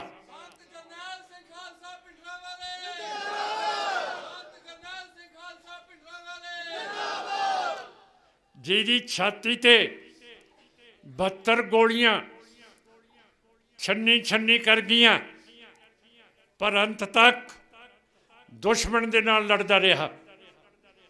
ਸੋ ਸਾਧ ਸੰਗਤ ਜੀ, ਇਹ ਜਿਹੜੀ ਲੜਾਈ ਹੈ ਇਹ ਬਿਲਕੁਲ ਇਨਸਾਫ ਦੇ ਲਈ ਹੈ। 32 ਸਾਲ ਕਿਸੇ ਨੂੰ ਜੇਲ੍ਹ ਦੇ ਵਿੱਚ ਨਹੀਂ ਰੱਖਿਆ ਜਾਂਦਾ। 32 ਸਾਲਾਂ ਦੇ ਜੇਲ੍ਹਾਂ ਦੇ ਵਿੱਚ ਬੈਠੇ ਹੈ। ਫਿਰ ਸਾਡੇ ਮਾਨਯੋਗ ਜਥੇਦਾਰ ਸਾਹਿਬ ਹੈਗੇ ਹੈ ਰਾਜੂਆਣਾ ਸਾਹਿਬ, ਉਹ ਕਹਿੰਦੇ ਹੈ ਕਿ ਗੁਰਚਰਨ ਸਿੰਘ ਤੇ ਅਮਰ ਸਿੰਘ ਚਹਿਲ ਜਿਹੜੇ ਮੋਰਚੇ ਨੂੰ ਸੇਧ ਦਿੰਦੇ ਹੈ ਉਹ ਸੈਂਟਰ ਦੇ ਏਜੰਟ ਹੈ। ਰਾਜੂਆਣਾ ਸਾਹਿਬ, ਮੈਂ ਪੁਲਿਸ 'ਚ ਦੇਖ ਰਿਹਾ, ਐਡੇ ਵੱਡੇ ਬੰਦੇ ਏਜੰਟ ਨਹੀਂ ਹੁੰਦੇ। ਕੋਈ ਜਿਹੜਾ ਰੇਹੜੀ ਵਾਲਾ ਹੁੰਦਾ ਹੈ, ਛਾਬੜੀ ਵਾਲਾ ਹੁੰਦਾ ਹੈ, ਰੇਹੜੀ ਵਾਲਾ ਹੁੰਦਾ ਹੈ, ਇੱਥੇ ਵੀ IB ਤੇ ਹਕੂਮਤ ਆਪਣੇ ਏਜੰਟ ਬਣਾ ਕੇ ਰੱਖਦੀ ਹੈ। ਸਰਦਾਰ ਗੁਰਚਰਨ ਸਿੰਘ ਤੇ ਅਮਰ ਸਿੰਘ ਚਹਿਲ ਤੁਹਾਡੇ ਸੇਵਾਦਾਰ ਹੈ। ਕੋਈ ਇੱਥੇ ਏਜੰਟ ਨਹੀਂ ਬੈਠਾ। ਇਹੋ ਜਿਹੀ ਨਮੋਸ਼ੀ ਦੀ ਗੱਲ ਕਰਨੀ ਕਿ ਮੈਂ ਇਸ ਮੋਰਚੇ ਦੀ ਅਗਵਾਈ ਨਹੀਂ ਕਰਨੀ, ਤੁਹਾਡੀ ਮਰਜ਼ੀ ਹੈ ਰਾਜੂਆਣਾ ਸਾਹਿਬ। ਪਰ ਆਪਣੀ ਬਾਦਲ ਪਾਰਟੀ ਨੂੰ ਫਿਰ ਕਹੋ ਕਿ ਜਿਹੜੇ ਦਸਖਤ ਕਰਾ ਰਹੇ ਹੈ ਹਜ਼ਾਰਾਂ ਦੇ ਕੀ ਬੰਦੀਆਂ ਨੂੰ ਛਡਾਓ, ਉਹ ਵੀ ਤੁਸੀਂ ਬਾਦਲਾਂ ਦੇ ਬੰਦ ਕਰਾਓ। ਜੇ ਤੁਸੀਂ ਮੋਰਚੇ ਦੇ ਖਿਲਾਫ ਹੋ, ਬੰਦਾ ਹੋਵੇ ਤੇ ਆਪਣੀ ਪਾਰਟੀ ਦੀ ਨਿੰਦਿਆ ਕਰੇ, ਪਰ ਜੇ ਸਾਰੀ ਸਿੱਖ ਕੌਮ ਨੇ ਬੰਦੀ ਛੋੜ ਮੋਰਚਾ ਲਾਇਆ ਤੇ ਇਹੋ ਜਿਹੇ ਵਾਕ ਕੱਢਣੇ ਤੁਹਾਨੂੰ ਸ਼ੋਭਾ ਨਹੀਂ ਦਿੰਦੇ।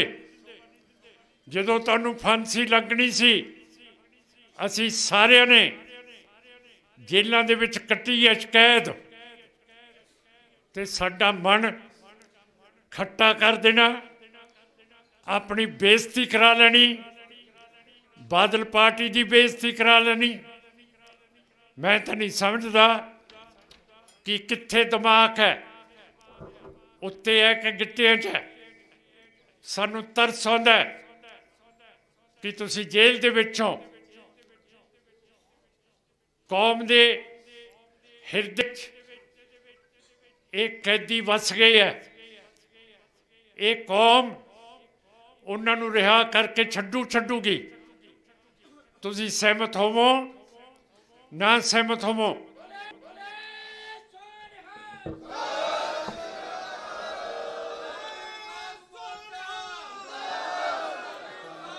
ਹਾਂ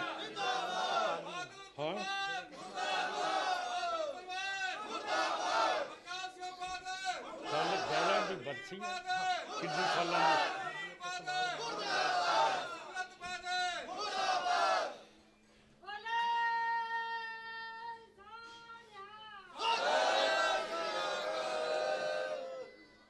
ਜਿਹੜੀ ਮੈਂ ਗੱਲ ਜ਼ਿਕਰ ਕੀਤੀ ਹੈ, ਗਹਿਣੀ ਪਿੰਡ ਦਾ ਬਰਨਾਲੇ ਦੇ ਲਾਗੇ, ਜਿੱਥੇ ਅਹਿਮਦ ਸ਼ਾਹ ਅਬਦਾਲੀ ਨੂੰ ਤੁਹਾਡੇ ਬਜ਼ੁਰਗਾਂ ਨੇ ਸ਼ਿਕਸਤ ਦਿੱਤੀ ਹੈ, ਉਹਦੀ ਬਰਸੀ ਹੈ। ਜਿਹੜਾ ਕੋਈ ਉੱਥੇ ਜਾ ਕੇ ਮੱਥਾ ਟੇਕ ਸਕਦਾ ਹੈ, ਉੱਥੇ ਜ਼ਰੂਰ ਜਾਵੇ। ਇਤਿਹਾਸ ਕਹਿੰਦਾ ਕਿ ਜਿਹੜਾ ਕੁੱਪ ਦੇ ਵਿੱਚ, ਕੁਤਬੇ ਦੇ ਵਿੱਚ ਤੇ ਗਹਿਣਾ ਦੇ ਵਿੱਚ ਸਿੱਖਾਂ ਦਾ ਜਿਹੜਾ ਉਜਾੜਾ ਹੋਇਆ, ਇੰਨੇ ਸਿੱਖ ਸ਼ਹੀਦ ਹੋ ਗਏ। ਫਿਰ ਸਾਧ ਸੰਗਤ ਜੀ, ਸਾਡੇ ਉਸ ਵੇਲੇ ਜਥੇਦਾਰਾਂ ਨੇ, ਜਿਹੜੇ ਸਾਡੇ ਜਥੇਦਾਰ ਸੀ ਮਿਸਲਾਂ ਨੇ, ਤੁਹਾਨੂੰ ਪਤਾ ਹੈ ਨਾਦਰ ਸ਼ਾਹ ਤੇ ਅਬਦਾਲੀ, ਇਹ ਹਜ਼ਾਰਾਂ ਦੀ ਤਾਦਾਦ ਦੇ ਵਿੱਚ ਹਿੰਦੂਆਂ ਦੀਆਂ ਬੀਬੀਆਂ, ਨੌਜਵਾਨ ਅਫਗਾਨਿਸਤਾਨ, ਬਸਰੇ ਦੇ ਵਿੱਚ, ਹੋਰ ਸ਼ਹਿਰਾਂ ਦੇ ਵਿੱਚ ਲਲਾਮੀ ਕਰਦੇ ਸੀ। ਸਾਡੇ ਜਥੇਦਾਰਾਂ ਨੇ ਉਹ ਬੀਬੀਆਂ ਛਡਾਈਆਂ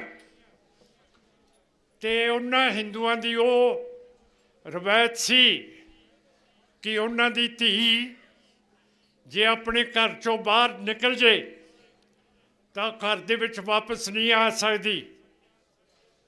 ਸੋ ਤੁਸੀਂ ਤੇ ਮੈਂ, ਕੋਈ ਬੁਰਾ ਨਾ ਮੰਨਿਓ, ਅਸੀਂ ਉਹਨਾਂ ਦੀ ਔਲਾਦ ਵੀ ਹੈਗੇ ਆ ਇਹਦੇ ਵਿੱਚੋਂ। ਜਿਹੜੀਆਂ ਬੀਬੀਆਂ ਫਿਰ ਸਿੱਖਾਂ ਦੇ, ਸਾਡੇ ਬਜ਼ੁਰਗਾਂ ਦੇ ਘਰ ਇਹ ਬੀਬੀਆਂ ਵਸਾਈਆਂ ਸਾਡੇ ਜਥੇਦਾਰਾਂ ਨੇ। ਉਹ ਮੌਕਾ ਫੇਰ ਨਾ ਆਏ, ਫੇਰ ਵੀ ਇਹੀ ਕੁਛ ਹੋਊਗਾ। ਵਾਹਿਗੁਰੂ ਜੀ ਕਾ ਖਾਲਸਾ, ਵਾਹਿਗੁਰੂ ਜੀ ਕੀ ਫਤਿਹ।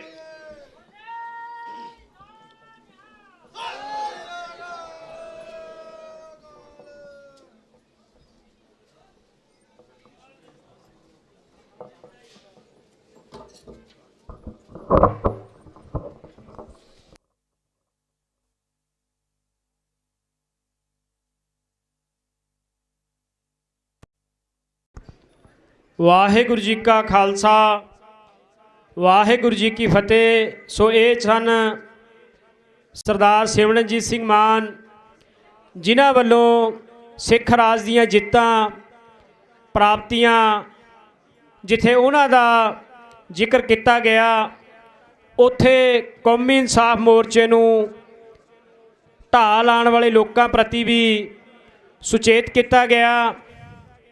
ਸੋ ਅਸੀਂ ਧੰਨਵਾਦੀ ਹਾਂ ਮਾਨ ਸਾਹਿਬ ਦੇ।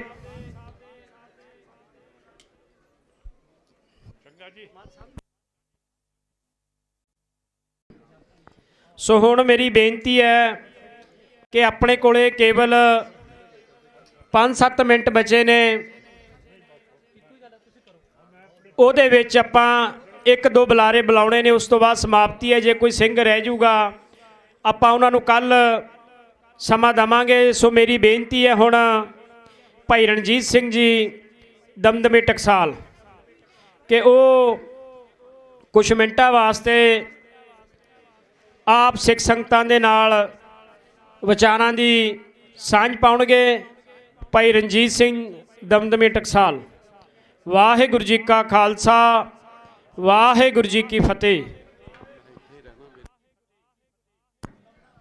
ਸੋ ਉਹਨਾਂ ਨੇ ਪਹਿਲਾਂ ਕੀਤੀ ਬੇਨਤੀ ਮੰਨੀ ਹੈ ਕਿ ਉਹ ਹਜੇ ਮੋਰਚੇ 'ਚ ਡਟਣਗੇ, ਉਹ ਕੱਲ੍ਹ ਸਮਾਂ ਲਾ ਲੈਣਗੇ ਕਿ ਤੁਸੀਂ ਸਤਿਕਾਰਯੋਗ ਭਾਈ ਭੁਪਿੰਦਰ ਸਿੰਘ ਜੀ ਨੂੰ ਸਮਾਂ ਦੇ ਦਿਓ। ਸੋ ਮੇਰੀ ਬੇਨਤੀ ਹੈ ਕਿ ਹੁਣ ਭਾਈ ਭੁਪਿੰਦਰ ਸਿੰਘ 6 ਜੂਨ ਉਹ ਆਪ ਸੰਗਤਾਂ ਦੇ ਨਾਲ ਕੇਵਲ 2-3 ਮਿੰਟਾਂ ਵਾਸਤੇ ਵਿਚਾਰਾਂ ਦੀ ਸਾਂਝ ਪਾਉਣਗੇ। ਵਾਹਿਗੁਰੂ ਜੀ ਕਾ ਖਾਲਸਾ, ਵਾਹਿਗੁਰੂ ਜੀ ਕੀ ਫਤਿਹ।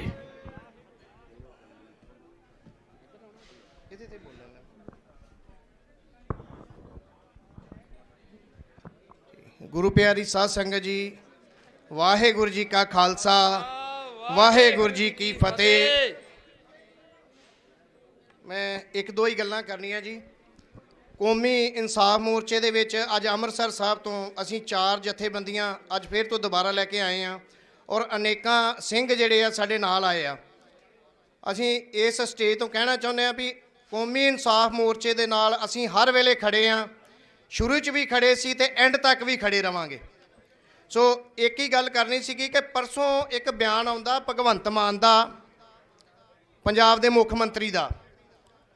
ਪੰਜਾਬ ਦਾ ਮੁੱਖ ਮੰਤਰੀ ਭਗਵੰਤ ਮਾਨ ਕਹਿੰਦਾ ਆ ਪ੍ਰਕਾਸ਼ ਸਿੰਘ ਬਾਦਲ ਨੂੰ ਕਿ ਬਾਦਲ ਸਾਹਿਬ, ਜਦੋਂ ਤੁਹਾਡੇ ਸਾਈਨਾਂ ਦਾ ਮੁੱਲ ਪੈਣਾ ਸੀਗਾ, ਜਦੋਂ ਤੁਹਾਡੇ ਸਾਈਨ ਕੀਤੇ ਆ ਬੰਦੀ ਸਿੰਘ ਬਾਹਰ ਆਉਣੇ ਸੀਗੇ, ਉਦੋਂ ਤੁਸੀਂ ਸਾਈਨ ਨਾ ਕੀਤੇ ਤੇ ਹੁਣ ਇਹ ਖੇਖਣ ਕਰਨ ਦਾ ਕੋਈ ਫਾਇਦਾ ਨਹੀਂ, ਜੋ ਬਿਲਕੁਲ ਸੱਚ ਆ। ਸਹੀ ਆ ਵੀ ਜਦੋਂ ਉਹਨਾਂ ਦੇ ਸਾਈਨਾਂ ਦਾ ਮੁੱਲ ਪੈਣਾ ਸੀਗਾ ਉਦੋਂ ਉਹਨੇ ਕੀਤੇ ਨਾ, ਤੇ ਅੱਜ ਭਗਵੰਤ ਮਾਨ ਉਹਦਾ ਮਜ਼ਾਕ ਉਡਾ ਰਿਹਾ ਤੇ ਪੰਜਾਬ ਵੀ ਉਹਦਾ ਬਾਦਲਾਂ ਦਾ ਜਿਹੜਾ ਮਜ਼ਾਕ ਉਡਾ ਰਿਹਾ ਵੀ ਤੁਸੀਂ ਹੁਣ ਖੇਖਣ ਕਰਦੇ ਹੋ। ਇਹ ਗੱਲ ਮੈਂ ਕੌਮੀ ਇਨਸਾਫ ਮੋਰਚੇ ਦੀ ਸਟੇਜ ਤੋਂ ਕਹਿਣਾ ਚਾਹੁੰਦਾ ਵੀ ਭਗਵੰਤ ਮਾਨ ਜੀ, ਇਹ ਸਮਾਂ ਕੱਲ੍ਹ ਨੂੰ ਤੁਹਾਡੇ 'ਤੇ ਵੀ ਆਉਣਾ ਆ।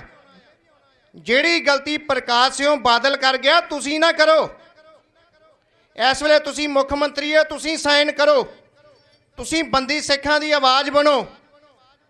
ਤੁਸੀਂ ਆਪਣੇ ਲਾਲੇ ਕੇਜਰੀਵਾਲ ਨੂੰ ਕਹੋ ਕਿ ਦਿੱਲੀ ਦੇ ਵਿੱਚ ਪ੍ਰੋਫੈਸਰ ਭੁੱਲਰ ਸਾਹਿਬ ਦੀ ਰਿਹਾਈ ਲਈ ਸਿਰਫ ਕੇਜਰੀਵਾਲ ਦੇ ਸਾਈਨਾਂ ਦੀ ਲੋੜ ਹੈ ਤੇ ਤੁਸੀਂ ਉਹ ਸਾਈਨ ਕਰਕੇ ਉਹਨਾਂ ਨੂੰ ਬਾਹਰ ਲਿਆਓ, ਤਾਂ ਕਿ ਕੱਲ ਕੋਈ ਮੁੱਖ ਮੰਤਰੀ ਬਣੇ ਤੇ ਤੁਸੀਂ ਇਹ ਪਛਤਾਓ ਨਾ ਕਿ ਇਹ ਵੇਲਾ ਮੇਰੇ ਕੋਲ ਹੈਗਾ ਸੀਗਾ ਤੇ ਮੈਂ ਵੇਲਾ ਖੁੰਝ ਗਿਆ। ਤੇ ਇੱਕ ਚੀਜ਼ ਮੈਂ ਹੋਰ ਕਹਿਣੀ ਚਾਹੁੰਦਾ ਜੀ, ਕਈ ਵਾਰੀ ਕੁਝ ਲੋਕ ਸਾਡੇ ਵੀਰ ਜਿਹੜੇ ਹਿੰਦੂਆਂ ਦੇ ਨਾਲ ਸੰਬੰਧ ਰੱਖਦੇ ਆ, ਉਹਨਾਂ ਦੇ ਵਿੱਚ ਮੁਖਾਲਤਾ ਆ ਵੀ ਅਸੀਂ ਹਿੰਦੂ ਆ।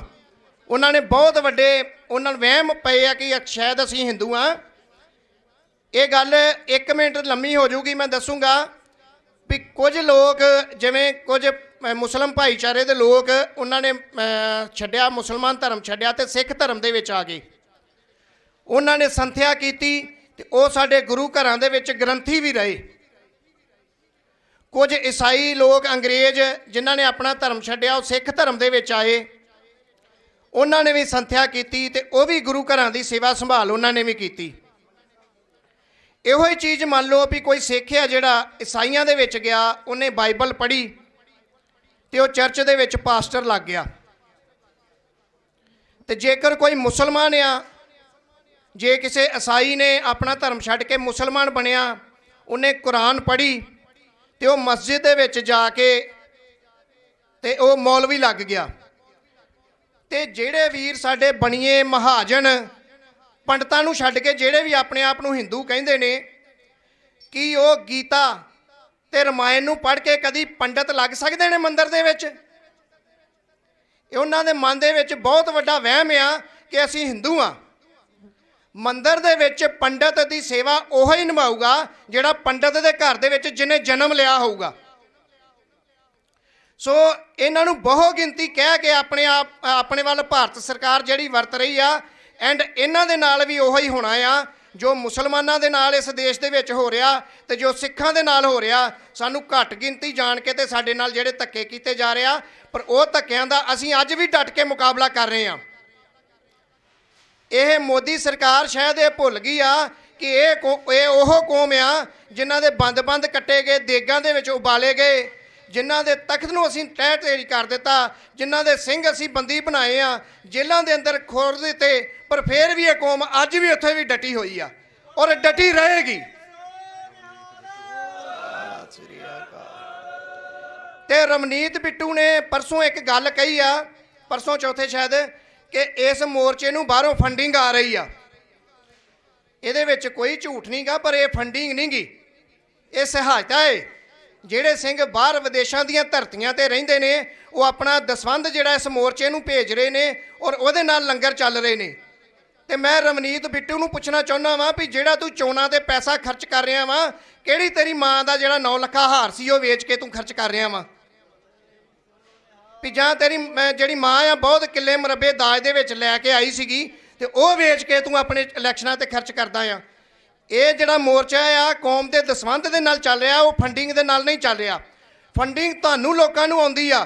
ਹੁਣ ਭਗਵੰਤ ਮਾਨ ਦਾ ਇੱਕ MLA ਫੜਿਆ ਗਿਆ 4 ਲੱਖ ਨਾਲ ਕਿ 5 ਲੱਖ ਨਾਲ। ਇਹੋ ਹੀ ਕਾਲੇ ਕਾਰਨਾਮੇ ਤੁਸੀਂ ਕੀਤੇ ਆ। ਹੁਣ ਜਿਸ ਬਿੱਟੂ ਦਾ ਭਰਾ ਇੱਕ ਬਲਾਤਕਾਰੀ ਹੋਵੇ ਤੇ ਉਹ ਪੰਜਾਬ ਦੇ ਵਿੱਚ ਫਿਰ ਇਲੈਕਸ਼ਨ ਜਿੱਤ ਰਿਹਾ ਵਾ। ਸੋ ਇਹੋ ਜਿਹੇ ਲੋਕਾਂ ਦਾ ਤੇ ਬੋਲਣਾ ਬਣਦਾ ਹੀ ਨਹੀਂਗਾ। ਫਿਰ ਇਹੋ ਜਿਹੇ ਬੰਦਿਆਂ ਨੂੰ, ਬਿੱਟੂ ਵਰਗਿਆਂ ਨੂੰ ਨੱਕ ਡੋਬ ਕੇ ਮਰ ਜਾਣਾ ਚਾਹੀਦਾ ਵਾ ਕਿ ਦਿੱਲੀ ਮੋਰਚੇ ਦੇ ਵਿੱਚ ਤੇਰੀ ਪੱਗ ਲਾ ਕੇ ਤੇ ਉਹਨਾਂ ਨੇ ਉਹ ਮਾਰੀ ਸੀ ਤੇ ਕੀ ਤੇਰੇ ਪੱਲੇ ਰਹਿ ਗਿਆ। ਸੋ ਇੰਨੀਆਂ ਕੁ ਬੇਨਤੀਆਂ ਪ੍ਰਵਾਨ ਕਰਿਓ ਜੀ। ਮੈਂ ਇੱਕ ਵਾਰੀ ਫੇਰ ਕਹਿਣਾ, ਜਥਾ ਸਿਰਲੱਥ ਖਾਲਸਾ ਸਿੱਖ ਯੂਥ ਫੈਡਰੇਸ਼ਨ ਭਿੰਡਰਾਂਵਾਲਾ, ਬੀਬੀ ਸੰਦੀਪ ਕੌਰ ਜੀ, ਭਾਈ ਧਰਮ ਸਿੰਘ ਕਾਸੀਵਾਲ ਟਰਸਟ ਔਰ ਹਵਾਰਾ ਕਮੇਟੀ, ਸਾਰੀਆਂ ਸਿੱਖ ਸੰਗਤਾਂ ਇੱਥੇ ਆਈਆਂ ਨੇ। ਅਸਾਂ ਮੋਰਚੇ ਦੇ ਨਾਲ ਸੀ ਕਿਤੇ ਨਾਲ ਹੀ ਰਵਾਂਗੇ। ਵਾਹਿਗੁਰੂ ਜੀ ਕਾ ਖਾਲਸਾ, ਵਾਹਿਗੁਰੂ ਜੀ ਕੀ ਫਤਿਹ।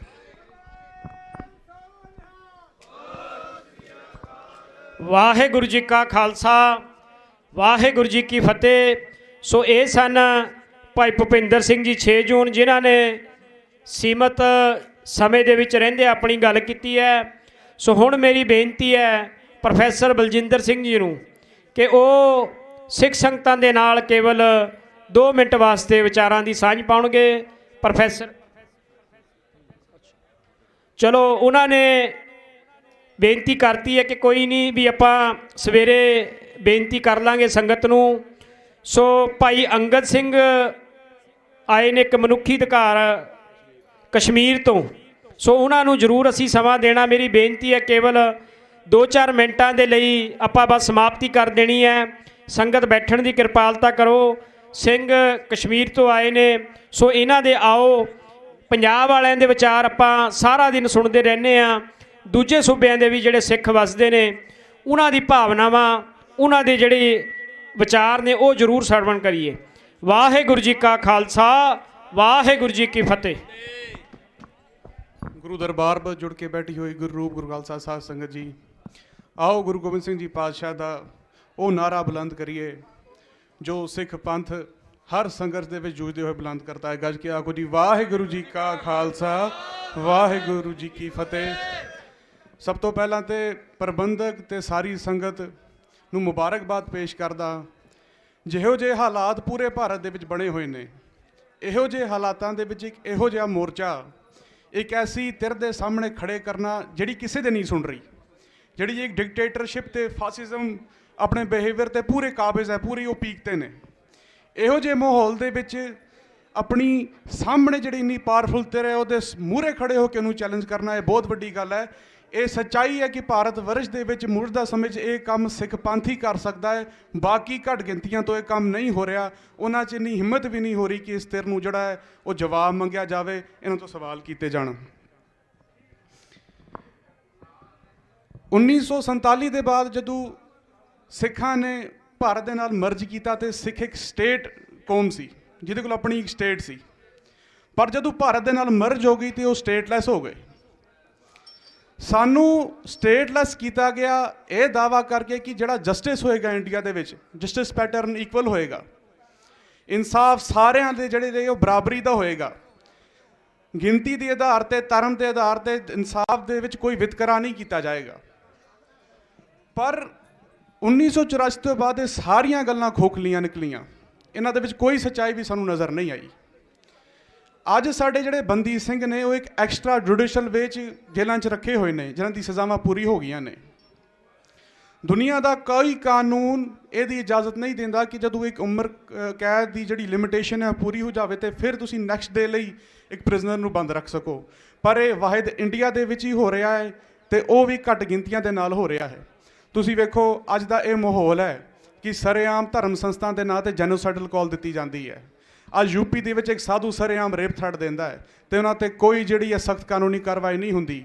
ਪਰ ਜੇ ਕਿਤੇ ਕੋਈ ਸਿੱਖ ਰਾਸ਼ਟਰ ਦੀ ਗੱਲ ਕਰਦਾ ਹੈ, ਸਿੱਖ ਸਿਧਾਂਤਾਂ ਦੀ ਗੱਲ ਕਰਦਾ ਹੈ, ਸਿੱਖ ਫਲਸਫੇ ਦੇ ਤਹਿਤ ਸਿੱਖ ਸੋਵਰਨਟੀ ਦੀ ਗੱਲ ਕਰਦਾ ਤੇ ਉਹਨੂੰ UAP ਦੇ ਅੰਡਰ ਬੰਦ ਕਰ ਦਿੱਤਾ ਜਾਂਦਾ ਹੈ। ਅੱਜ ਜਿਹੜਾ 1947 ਦੇ ਵਿੱਚ ਇਕੁਅਲ ਜੁਡੀਸ਼ਰੀ ਦਾ ਕਲੇਮ ਕੀਤਾ ਗਿਆ ਸੀ, ਸਾਡੇ ਸਾਹਮਣੇ ਉਹ ਸਾਨੂੰ ਖੋਖਲਾ ਨਜ਼ਰ ਆਉਂਦਾ ਆ ਰਿਹਾ ਹੈ। ਅੱਜ ਤੋਂ ਨਹੀਂ ਬਲਕਿ 1984 ਤੋਂ ਖੋਖਲਾ ਨਜ਼ਰ ਆਉਂਦਾ ਆ ਰਿਹਾ ਹੈ। ਪਰ ਸਾਡੀ ਜਨਰੇਸ਼ਨ ਲਈ ਅੱਜ ਸਾਡੇ ਸਾਹਮਣੇ ਇੱਕ ਲਾਈਵ ਐਗਜ਼ਾਮਪਲ ਹੈ। ਸਿੱਖਾਂ ਦੇ ਨਾਲ ਭਾਰਤ ਦੇ ਵਿੱਚ ਕੀ ਬੀਤ ਰਹੀ ਹੈ। ਕੁਝ ਮਹੀਨੇ ਪਹਿਲਾਂ ਹੀ ਇੱਕ ਪਿਪਲੀ ਬੀਥ ਫੇਕ ਇਨਕਾਊਂਟਰ ਦੇ ਵਿੱਚ ਯੂਪੀ ਦੇ ਵਿੱਚ ਸਿੱਖ ਸ਼ਰਧਾਲੂਆਂ ਨੂੰ ਇੱਕ ਫਰਜ਼ੀ ਮੁਕਾਬਲੇ 'ਚ ਮਾਰਿਆ ਜਾਂਦਾ ਹੈ ਤੇ ਉਹਦੇ ਬਾਅਦ ਇੱਕ ਲੰਬੇ ਸੰਘਰਸ਼ ਤੋਂ ਬਾਅਦ ਹਾਈ ਕੋਰਟ ਜੋ ਹੈ ਉਹਨਾਂ ਪੁਲਿਸ ਮੁਲਾਜ਼ਮਾਂ ਨੂੰ ਉਮਰ ਕੈਦ ਦੀ ਸਜ਼ਾ ਦਿੰਦੀ ਹੈ। ਪਰ ਕੁਝ ਮਹੀਨੇ ਪਹਿਲਾਂ ਹੀ ਉਹ ਸਜ਼ਾ ਕਮਿਊਨੀਕੇਟ ਕਰਕੇ 7 ਸਾਲ ਕਰ ਦਿੱਤੀ ਗਈ। ਇਹ ਅੱਜ ਭਾਰਤ ਦੇ ਵਿੱਚ ਸਿੱਖਾਂ ਨਾਲ ਹੋ ਰਿਹਾ, ਘੱਟ ਗਿਣਤੀਆਂ ਦੇ ਨਾਲ ਹੋ ਰਿਹਾ ਹੈ। ਜੋ ਅਸੀਂ ਵੇਖਿਆ ਪਿੱਛੇ ਜੇ ਕਿਵੇਂ ਜਿਹੜੇ ਬਿਕਲੀਜ਼ ਬਾਨੋ ਦੇ ਰੇਪਿਸਟ ਨੇ, ਮਰਡਰਰ ਨੇ, ਉਹਨਾਂ ਨੂੰ ਜਿਹੜਾ ਛੱਡ ਦਿੱਤਾ ਜਾਂਦਾ ਹੈ। ਪਰ ਉਹ ਸਿੱਖ ਸਿਆਸੀ ਤੇ ਰਾਜਸੀ ਕੈਦੀ ਜਿਹੜੇ ਵਿਕਟਮ ਨੇ ਵਾਇਲੈਂਸ ਦੇ। ਜੇ ਅੱਜ ਬਹੁ ਗਿਣਤੀ ਸਾਨੂੰ ਇਹ ਗੱਲ ਕਹਿੰਦੀ ਹੈ, ਇੰਡੀਆ ਦਾ ਇੱਕ ਰੈਡੀਕਲ ਆਊਟਫਿਟ ਸਾਨੂੰ ਇਹ ਗੱਲ ਕਹਿੰਦਾ ਹੈ, ਭਾਵੇਂ ਉਹ ਸ਼ਿਵ ਸੈਨਾ ਹੋਵੇ, ਬਜਰੰਗ ਦਲ ਹੋਵੇ, ਹੋਰ ਲੋਕ ਹੋਣ, ਕਿ ਇਹਨਾਂ ਲੋਕਾਂ ਨੇ ਵਾਇਲੈਂਸ ਕੀਤੀ ਹੈ, ਤੁਸੀਂ ਕਿੱਦਾਂ ਇਹਨਾਂ ਦੀ ਜਿਹੜੀ ਰਿਲੀਜ਼ ਡਿਮਾਂਡ ਕਰ ਸਕਦੇ ਹੋ। ਪਰ ਸੱਚਾਈ ਇਹ ਹੈ ਕਿ ਭਾਈ ਖਾਲੜਾ ਦੀ ਰਿਪੋਰਟਾਂ ਨੇ ਉਹ ਵਾਇਲੈਂਸ ਐਕਸਪੋਜ਼ ਕੀਤੀ ਹੈ ਜਿਹਦੇ ਕਰਕੇ ਇਹਨਾਂ ਲੋਕਾਂ ਨੂੰ ਇਹ ਸਭ ਕੁਝ ਕਰਨਾ ਪਿਆ।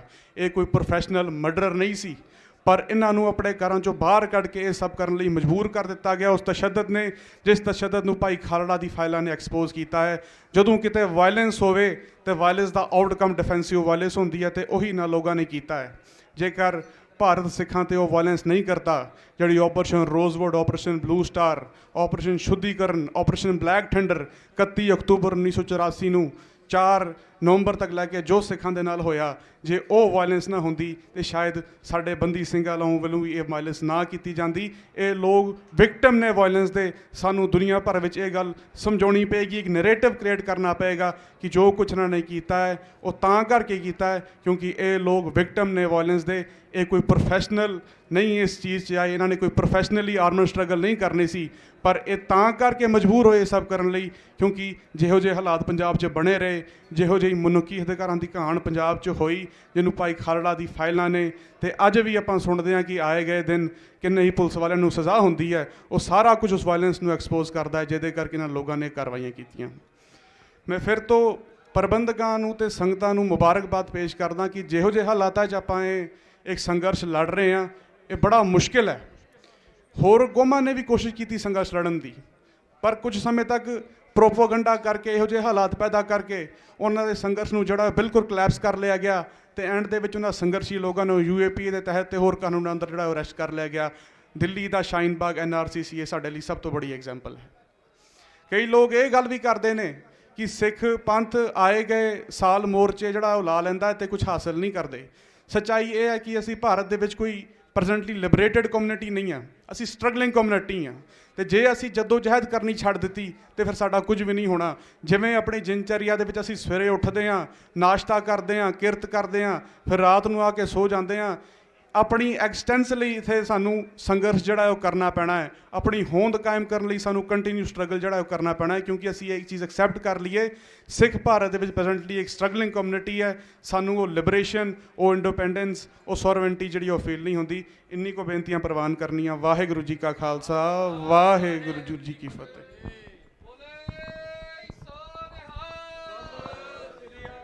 ਵਾਹਿਗੁਰੂ ਜੀ ਕਾ ਖਾਲਸਾ, ਵਾਹਿਗੁਰੂ ਜੀ ਕੀ ਫਤਿਹ।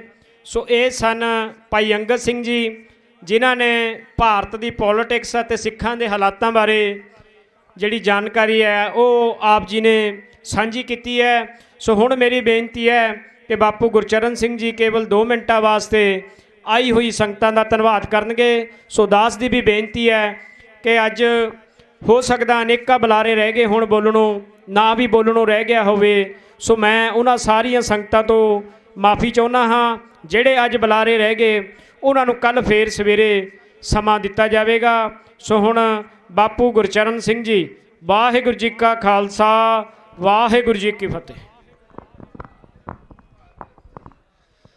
ਸ੍ਰੀ ਗੁਰੂ ਗ੍ਰੰਥ ਸਾਹਿਬ ਜੀ ਦੀ ਪਵਿੱਤਰ ਹਜ਼ੂਰੀ ਵਿੱਚ ਲੱਗੇ ਕੌਮੀ ਇਨਸਾਫ ਮੋਰਚੇ ਵਿੱਚ ਪਹੁੰਚੇ ਗੁਰੂ ਰੂਪ ਖਾਲਸਾ ਜੀ, ਫਤਿਹ ਪ੍ਰਵਾਨ ਕਰਨਾ ਜੀ। ਵਾਹਿਗੁਰੂ ਜੀ ਕਾ ਖਾਲਸਾ, ਵਾਹਿਗੁਰੂ ਜੀ ਕੀ ਫਤਿਹ।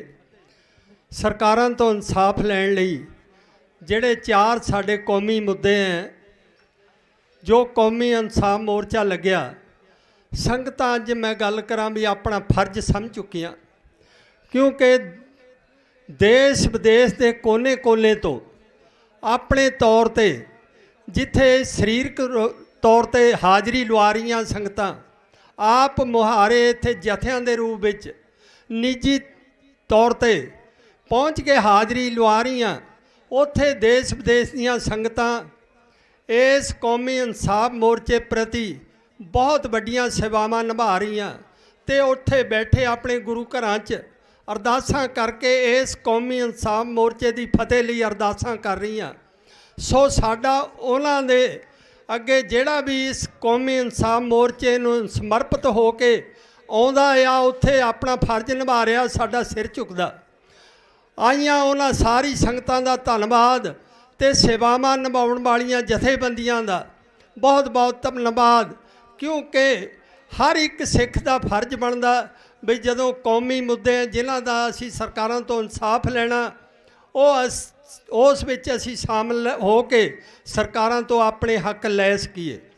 ਸੋ ਫਿਰ ਵੀ ਕੋਈ ਇਸ ਪ੍ਰਬੰਧ ਵਿੱਚ ਕਮੀ ਰਹਿ ਜਾਂਦੀ ਹੈ। ਜਿਸ ਤਰ੍ਹਾਂ ਅੱਜ ਬਹੁਤ ਵੱਡੀ ਗਿਣਤੀ ਵਿੱਚ ਜਥਿਆਂ ਦੇ ਰੂਪ ਵਿੱਚ ਜਥੇਬੰਦੀਆਂ ਇੱਥੇ ਪਹੁੰਚੀਆਂ। ਭਾਈ ਬਲਦੇਵ ਸਿੰਘ ਜੀ ਸਿਰਸਾ ਬਹੁਤ ਵੱਡਾ ਜਥਾ ਲੈ ਕੇ 300 ਦਾ ਹਰਿਆਣੇ ਤੋਂ ਇੱਥੇ ਪਹੁੰਚੇ ਹੈ। ਬੀਬੀ ਸੰਦੀਪ ਕੌਰ ਜੀ ਉਹ ਪਹੁੰਚੇ ਆਪਣੇ ਜਥਾ ਲੈ ਕੇ। ਭਾਈ ਰਣਜੀਤ ਸਿੰਘ ਜੀ ਦਮਦਮੀ ਟਕਸਾਲ, ਭਾਈ ਭੁਪਿੰਦਰ ਸਿੰਘ ਜੀ ਸਿਰਲੱਥ ਜਥਾ ਤੇ ਹੋਰ ਅਨੇਕਾਂ ਕਿਸਾਨ ਜਥੇਬੰਦੀਆਂ ਇੱਥੇ ਆਪਣੇ ਸੰਗਠਨਾਂ ਨੂੰ ਲੈ ਕੇ ਪਹੁੰਚੀਆਂ। ਸੋ ਉਹਨਾਂ ਦਾ ਬਹੁਤ ਬਹੁਤ ਧੰਨਵਾਦ। ਸੇਵਾਵਾਂ ਨਿਭਾ ਰਹੇ ਉਹਨਾਂ ਮਹਾਂਪੁਰਸ਼ਾਂ ਦਾ ਬਹੁਤ ਬਹੁਤ ਧੰਨਵਾਦ। ਅੱਜ ਦੇ ਇਸ ਇਕੱਠ ਵਿੱਚ ਬਹੁਤ ਸਾਰੇ ਮਹਾਂਪੁਰਸ਼ ਜੀ ਹਾਜ਼ਰੀ ਲਵਾ ਕੇ ਗਏ ਹੈ, ਉਹਨਾਂ ਦਾ ਧੰਨਵਾਦ। ਸੋ ਅੰਤ ਵਿੱਚ ਆਈਆਂ ਸੰਗਤਾਂ ਦਾ ਬਹੁਤ ਕੋਟ-ਕੋਟ ਧੰਨਵਾਦ। ਫਿਰ ਵੀ ਕੋਈ ਪ੍ਰਬੰਧ ਵਿੱਚ ਕਮੀ ਰਹਿ ਜਾਂਦੀ ਹੈ, ਕਿਸੇ ਨੂੰ ਅਸੀਂ ਸਟੇਜ ਤੋਂ ਸਮਾਂ ਨਹੀਂ ਦੇ ਸਕੇ, ਕਿਸੇ ਦਾ ਨਾਂ ਨਹੀਂ ਬੋਲ ਸਕੇ, ਫਿਰ ਵੀ ਉਸ ਕਮੀ ਦੀ ਅਸੀਂ ਖਿਮਾ ਜਾਚਨਾ ਕਰਦੇ ਹਾਂ। ਸੋ ਤੁਹਾਡੇ ਸਹਿਯੋਗ ਦੀ ਬਹੁਤ ਲੋੜ ਹੈ ਸਰਕਾਰਾਂ ਤੋਂ ਇਨਸਾਫ ਲੈਣ ਲਈ। ਅਸੀਂ ਇਕਜੁੱਟ ਹੋ ਕੇ ਇਸ ਕੌਮੀ ਇਨਸਾਫ ਮੋਰਚੇ ਵਿੱਚ ਹਾਜ਼ਰੀ ਲਵਾਈਏ ਤਾਂ ਕਿ ਆਪਾਂ ਆਪਣੀ ਇਹਨਾਂ ਸਰਕਾਰਾਂ ਤੋਂ, ਜਿਹੜੀਆਂ ਸਰਕਾਰਾਂ ਇੱਥੇ ਤੱਕ ਕਿ ਸ੍ਰੀ ਗੁਰੂ ਗ੍ਰੰਥ ਸਾਹਿਬ ਦੀ ਬੇਅਦਬੀ ਦਾ ਇਨਸਾਫ ਦੇਣ ਨੂੰ ਵੀ ਤਿਆਰ ਨਹੀਂ, ਇੰਨੀਆਂ ਕਰੂਪ ਸਰਕਾਰਾਂ। ਸੋ ਇਹਨਾਂ ਤੋਂ ਇਨਸਾਫ ਲੈਣੀ ਆ ਇੱਕੇ ਦੀ ਜੋੜ ਹੈ, ਤੁਹਾਡੇ ਸਹਿਯੋਗ ਦੀ ਲੋੜ ਹੈ। ਸੋ ਅੰਤ ਵਿੱਚ ਮੈਂ ਆਈਆਂ ਸੰਗਤਾਂ ਦਾ ਧੰਨਵਾਦ ਕਰਦਾ ਤੇ ਖਿਮਾ ਮੰਗਦਾ ਜੀ। ਵਾਹਿਗੁਰੂ ਜੀ ਕਾ ਖਾਲਸਾ, ਵਾਹਿਗੁਰੂ ਜੀ ਕੀ ਫਤਿਹ। ਵਾਹਿਗੁਰੂ ਜੀ ਕਾ ਖਾਲਸਾ, ਵਾਹਿਗੁਰੂ ਜੀ ਕੀ ਫਤਿਹ। ਸੋ ਅੱਜ ਦੀ ਸਟੇਜ ਦੀ ਸਮਾਪਤੀ ਹੈ ਜੀ। ਹੋਈਆਂ ਭੁੱਲਾਂ ਦੀ ਖਿਮਾ ਗੁਰੂ ਸਾਹਿਬ ਬਖਸ਼ ਲੈਣਾ। ਸੋ ਹੁਣ ਰਹਿਰਾਜ ਸਾਹਿਬ ਜੀ ਦਾ ਪਾਠ ਹੋਵੇਗਾ। ਸੋ ਸੰਗਤ ਪਾਠ ਜ਼ਰੂਰ ਸਰਵਣ ਕਰੇ ਜੀ। ਵਾਹਿਗੁਰੂ ਜੀ ਕਾ ਖਾਲਸਾ, ਵਾਹਿਗੁਰੂ ਜੀ ਕੀ ਫਤਿਹ।